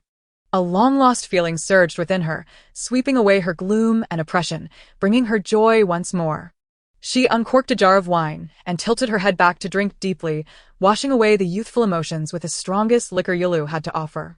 If only the second, third, and fourth brothers were still in the capital, how wonderful it would be. Shen Jingfeng sighed, bringing the wine to the window, and noticed a lavish carriage that spoke of wealth. It was clearly from the Beiyuan Palace. He withdrew his gaze and took a drink, then remarked, When we were young, I often followed the storyteller at Yulu to learn ghost stories. When our parents weren't watching, I would gather you all in one room to share those tales, causing you to tremble under the blankets in fear. But a Ning would earnestly declare, there are no ghosts in this world. As long as one does not commit wrongful deeds, at that time, I believe my sister, Shen Ning, would surely achieve great things in the future. Even if she married into the Gu family, I still held that belief. I thought that the square courtyard of the Gu family could not contain my sister's grand aspirations. Shen Xiaobai, while drinking, remarked, Indeed, back then a Ning feared nothing. Even our father couldn't handle her, and only you, elder brother, could keep her in line. Having said that, he gulped down more strong liquor. To this day, he believed that Shen Ning's misfortunes over the past 3 years were due to him. He continued to drink deeply. As Shen Ning finished 1 jar of wine, she opened another. Unknowingly, it became the 3rd jar. The alcohol took effect, and her cheeks flushed a rosy hue. Embracing the wine jar, she raised it towards the vase before her, exclaiming, Elder brother, I toast to you. After this drink, we shall each go our separate ways. I shall call you elder brother, and you shall call me father. With a splutter, Shen Qingshan sprayed fruit wine everywhere. Cautiously glancing at Shen Jingfeng's expression, he found him leaning by the window, not angry, but with a look of affectionate amusement. Shen Jingfeng was indeed thoughtful. He understood that even if the sky were to fall, Shen Ning would keep it buried in her heart. Such suppression could not bode well in the long run. Drinking was the sole means of catharsis for Shen Ning, despite her poor tolerance for alcohol. At this moment, she grasped the vase, weeping, Brother, after so many years apart, you have shrunk so much. With a crash, the vase shattered. Shen Ning crouched down, eyes reddened, lamenting, Why have you disappeared? Shen Jingfeng burst into hearty laughter. Just then, he spotted a figure adorned with a white conical hat, weaving through the crowd on the long street at night. The figure was enchanting, clad in a pale blue robe. He declared, I shall step out briefly. Wait for my return. Shen Jingfeng nimbly leaped through the window, light as a swallow, effortlessly traversing rooftops in pursuit of the silhouette that had entered the worry-free pavilion. Inside the night rain pavilion, the inebriated Shen Xiaobai sat cross-legged, muttering to himself, Marry a wife. Who would want to marry? Do I seem like a marrying man? Meanwhile, Shen Ning sorrowfully gazed at the remnants of her brother scattered across the floor. Seizing the opportunity in her brother's absence, Shen Qingshan stealthily approached the wine jar, sitting down and drinking heartily, finding the liquor increasingly delightful. After half a jar, he felt the world spinning, stars dancing before his eyes, his once round pupils now comically crossing. Soon, darkness enveloped him as he collapsed, still smacking his lips, exclaiming, Delicious. More, I wish to drink more. It was evident that the household could not function without Shen Jingfeng. Shen Ning picked up the shards of her brother. One piece at a time. Brother, you may go. I will take good care of this family. Her steps wavered. Yet her tone was earnestly resolute as she bowed 3 times to the fragments of the vase on the table. Clutching a jar of wine, Shen Ning stumbled out the door, drinking as she walked. Despite her head spinning and her stomach burning, her heart felt light and liberated. Miss Shen, 17, stationed at the door, gasped in surprise upon seeing Shen Ning around the corner. What are you doing here? My goodness, how much have you drunk? Inside the elegant private room, Yan Yunche sat before 4 or 5 individuals wearing conical hats. Your Highness, there may be disturbances in the eastern regions. Let us conclude today's discussions. The conversation of the hat-clad figures was abruptly silenced by Yan Yunche's decree. The others exchanged bewildered glances. We shall discuss this tomorrow. In a mere 3 breaths, all present vanished at his command. The man's nonchalance bore an innate pressure, rendering those present breathless, as if grasped by the throat. Though the hat-clad figures were perplexed, they swiftly held their breath and vanished like phantoms into the inky night. With a creak, Yan Yunche opened the door to find Shen Ning handing a jar of wine to 17. 16, you wish to drink? I am not stingy. Let me share a jar with you. It must be tough facing a man like the North Yuan King. How pitiful. Shen Ning comforted 17, patting his shoulder. Do not be sad. Life is not long. Bear with it, and in the next life, do not let him be your master.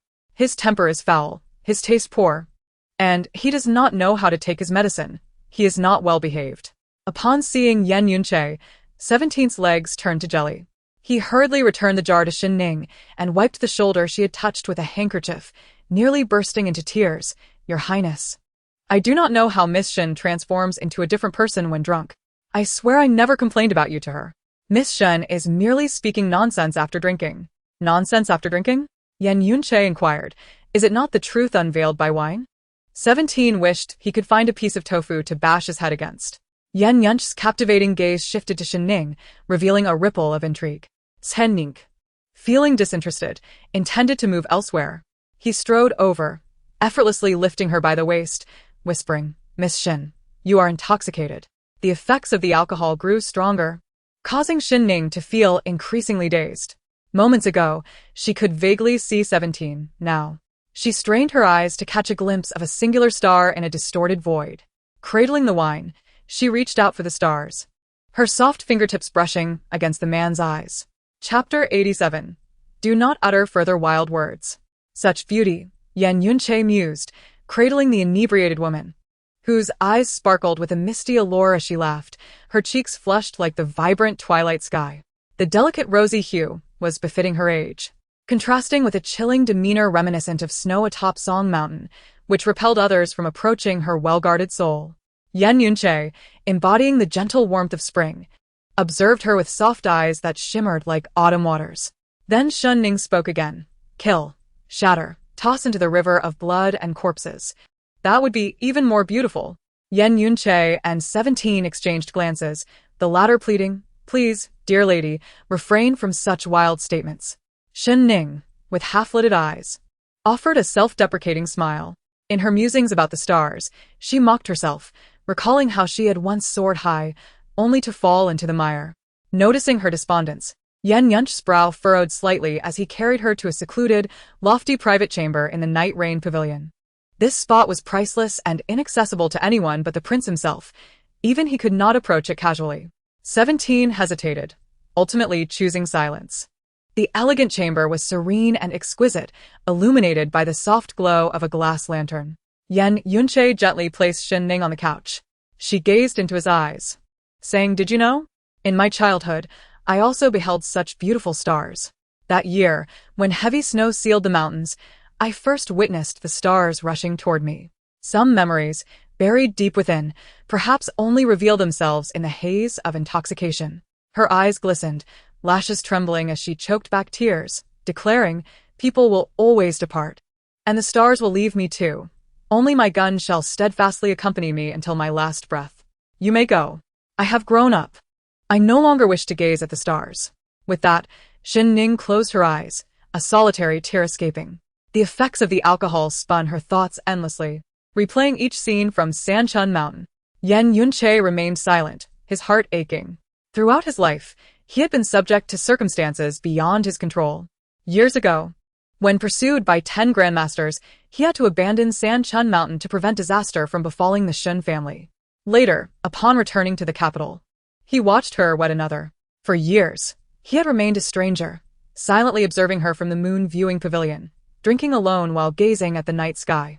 During that time, he had discreetly arranged for Mr. Wei to prepare a prescription for Gu Jingnan, sending it anonymously. 1 year, just one, he would find a way to elevate Gu Jingnan to the highest echelons to see if she would remain loyal regardless of her circumstances. Gu Jingnan chose the path of rebellion against a Qi, with Shen's old general's concessions and his assistance. If not for that, Would those generals eyeing her position not have devoured her alive? 3 years later, he witnessed her resolutely divorce her husband, dancing with her gun beneath the moonlight. How could it not be painful? Miss Shen, I am sorry. It is my fault. He draped a silken blanket over her gently, recalling the past vividly. That year, when the little girl first laid eyes on him, she exclaimed, "Big brother, your eyes shine like the stars in the sky. They're so beautiful." At this thought, the man couldn't help but curl his lips into a smile. On the couch, Shen Ning held a wine jar in her hands, draining it completely. The indulgence of a gentleman can be spoken of. However, the indulgence of a lady is unspeakable. She chuckled softly, discarding the empty jar only to reach for another. Life often presents more disappointments than joys, yet one can hardly share such sentiments with others. Looking back at the desolate past, returning brings neither wind nor rain, nor clear skies. So be it. She drank again, laughing to the utmost. Do not worry about the long road ahead. The winds of fortune will surely come. Come. Let us drink together, she beckoned to Bai. Do not mimic the annoying demeanor of the Prince of Beiyuan. Shen Ning playfully wrapped her arms around Yan Yunche's neck, splashing wine onto his face. Being a dog is not such a bad thing, Shen Ning sighed.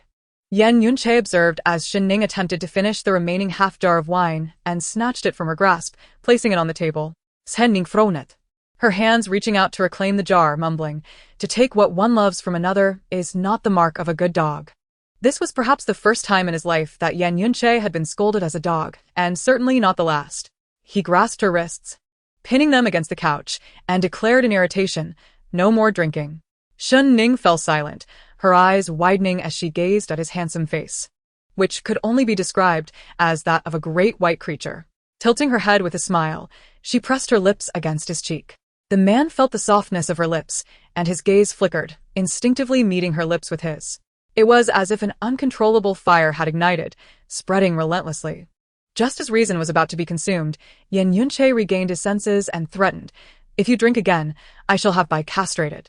However, the woman on the couch did not fully comprehend. Feeling a bit warm, she kicked off the silk quilt and called out, "Waiter, bring the finest wine in the capital." Yan Yunche helplessly replied, "Very well, I shall bring it to you." He then instructed someone to prepare a hangover soup and fed it to Shen Ning sip by sip. While it wouldn't completely sober her up, it would prevent her from suffering a headache the next day. "It tastes awful," Shen Ning remarked. "It's delicious," he comforted, offering her another taste. Shen Ning shook her head, insisting it was still unpleasant. "Then let us try another wine," Yan Yunche continued to feed her. And so, he coaxed her into consuming a bowl of hangover soup.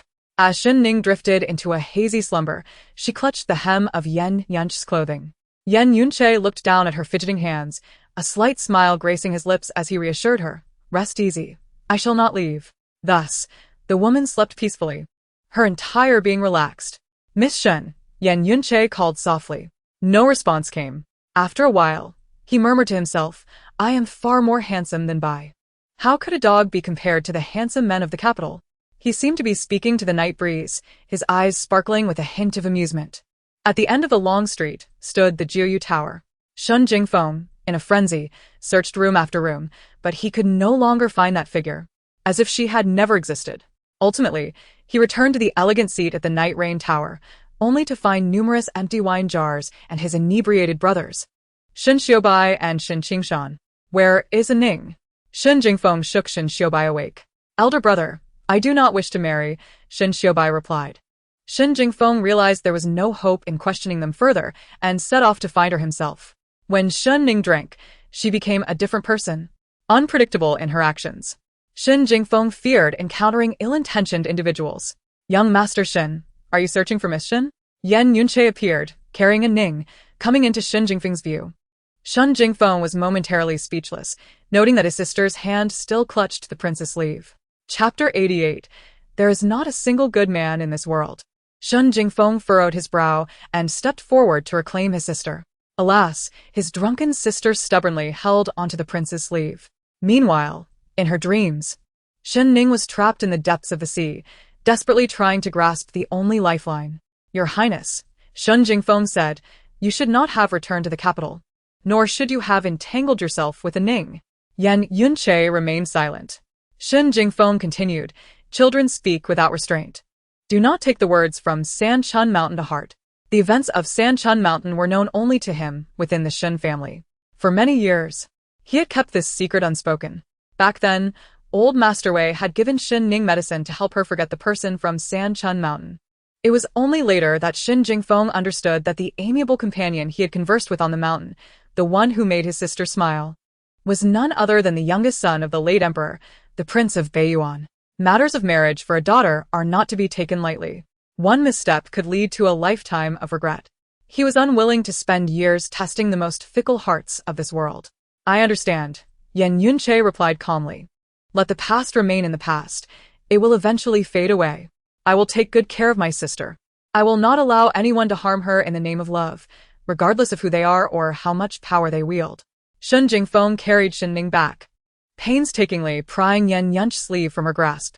As they walked, he warned Ning, remember, there is not a single good man in this world, including myself.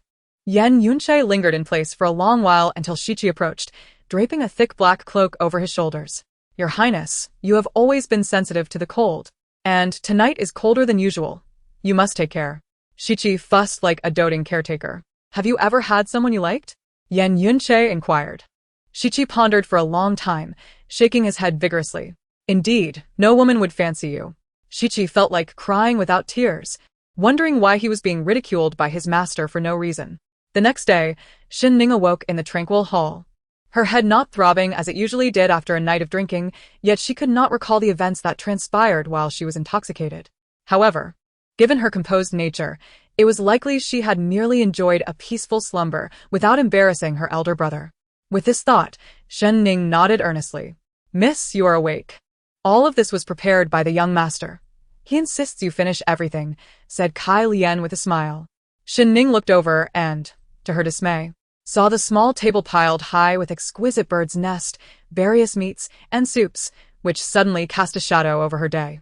She sighed deeply, feeling both love and resentment toward her elder brother. Where is my brother? Shen Ning inquired. He has been summoned to the palace, Kai Lian replied, bringing over the bird's nest. Do not worry, miss. There is a banquet at Huangwu Pavilion, so you can enjoy your soup. Shen Ning's brows twitched several times as she struggled for a moment, but ultimately opened her mouth to drink the soup. She truly feared her brother would return home from court and do something even more outrageous. Nailanqing knelt in the ancestral hall for an entire night, only returning to her room with the support of her maid when dawn broke. She lay on her bed while Xiao Yu knelt beside her, massaging her legs and sympathetically saying, Madam, you have worked tirelessly for this family. How could the old lady treat you this way?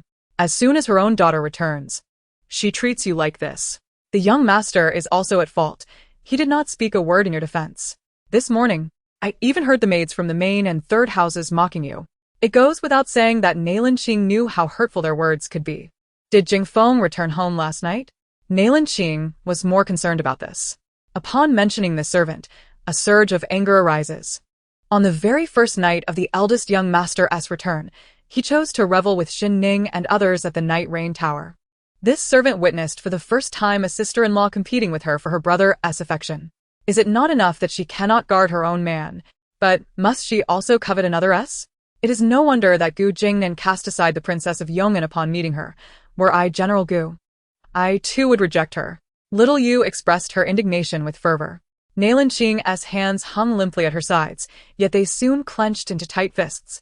Little Yu, choking on her words, lamented, Miss, you have already sacrificed a child for the elder master. How can he treat you this way? Nailanqing, having entered the Shen household pregnant out of wedlock, unfortunately lost the child shortly after due to an unintentional push from Shen Qingshan. As a result, Shen Qingshan bore a heavy guilt for a long time, while Zheng Qiangwei sought various ways to compensate Nailanqing. Nailanqing's gaze faltered momentarily before she spoke. Now that Jingfeng has returned, let us properly adorn the house. He does not favor gaudy and superficial embellishments. We must redo everything. When Jingfeng arrives, please invite him over. I recall today marks the anniversary of our unborn child. Speak to him kindly. Yes, my lady. However, as night fell, Shen Jingfeng had not yet returned to the estate. Little Yu inquired everywhere, only to discover that Shen Jingfeng was sharing meals and lodgings with the cavalry she had brought back. With a sharp crack, Nailanqing furiously hurled a teacup to the ground. It was evident that another day of solitude awaited her. She could almost foresee how the young ladies of the capital would mock her. What an extraordinary display of anger! Zheng Qiangwei's voice broke the silence. Nalin Qing looked up to see Zheng Qiangwei entering, her foot now positioned by the shattered teacup. "Mother, what brings you here?" Nalin Qing stammered. "Little you. Why on earth are you smashing teacups?" "I am in the wrong. Forgive me, madam," Little you pleaded, prostrating herself on the floor, drenched in cold sweat. One must adhere to the decorum befitting their station. A servant who acts with such recklessness in the presence of their master commits an act of insubordination. Zheng Qiangwei spoke coldly, then turned her gaze to the visibly uncomfortable Nalin Qing, reminding her, "Nalin, I seldom admonish you. But today I wish to impart this wisdom. In life and in deeds, sincerity and intelligence are paramount. However, excessive cleverness leads to manipulation. One must never lose sight of what truly matters. The journey of life is long, not to be traversed in haste, but rather with consistent dedication. Only sincerity captivates the heart. Should one resort to scheming, prioritizing selfish interests, they will find themselves abandoned and infamous." With that, Zheng Qiangwei deemed her message delivered. Leaning on her cane, she departed with a somber air. Nalin Qing bit her lip, concealing the tumult of emotions hidden beneath her dark lashes. Shen Ning had been compelled to rest for several days until the day of her sparring session at the Fengming Martial Hall, when she was finally released from the Shen estate. Upon her arrival at Huangwu Pavilion to summon students for the competition, she noticed them returning the weapons she had brought back, one by one. "Master Shen, we shall refrain from participating in this sparring session. These weapons are rightfully yours. We cannot bear to take them," one student explained.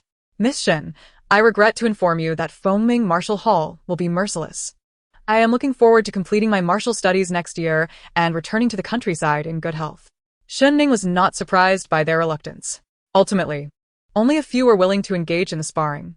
Yi Jingxi, Li Shucheng, and a scarred girl named Xiao Chuchun were eager for the challenge. Shen Ning calmly stated, "These weapons and items were acquired for you. If you choose not to participate, I will not insist. Everyone has their own aspirations, and it is essential to respect that. Keep the weapons and wealth.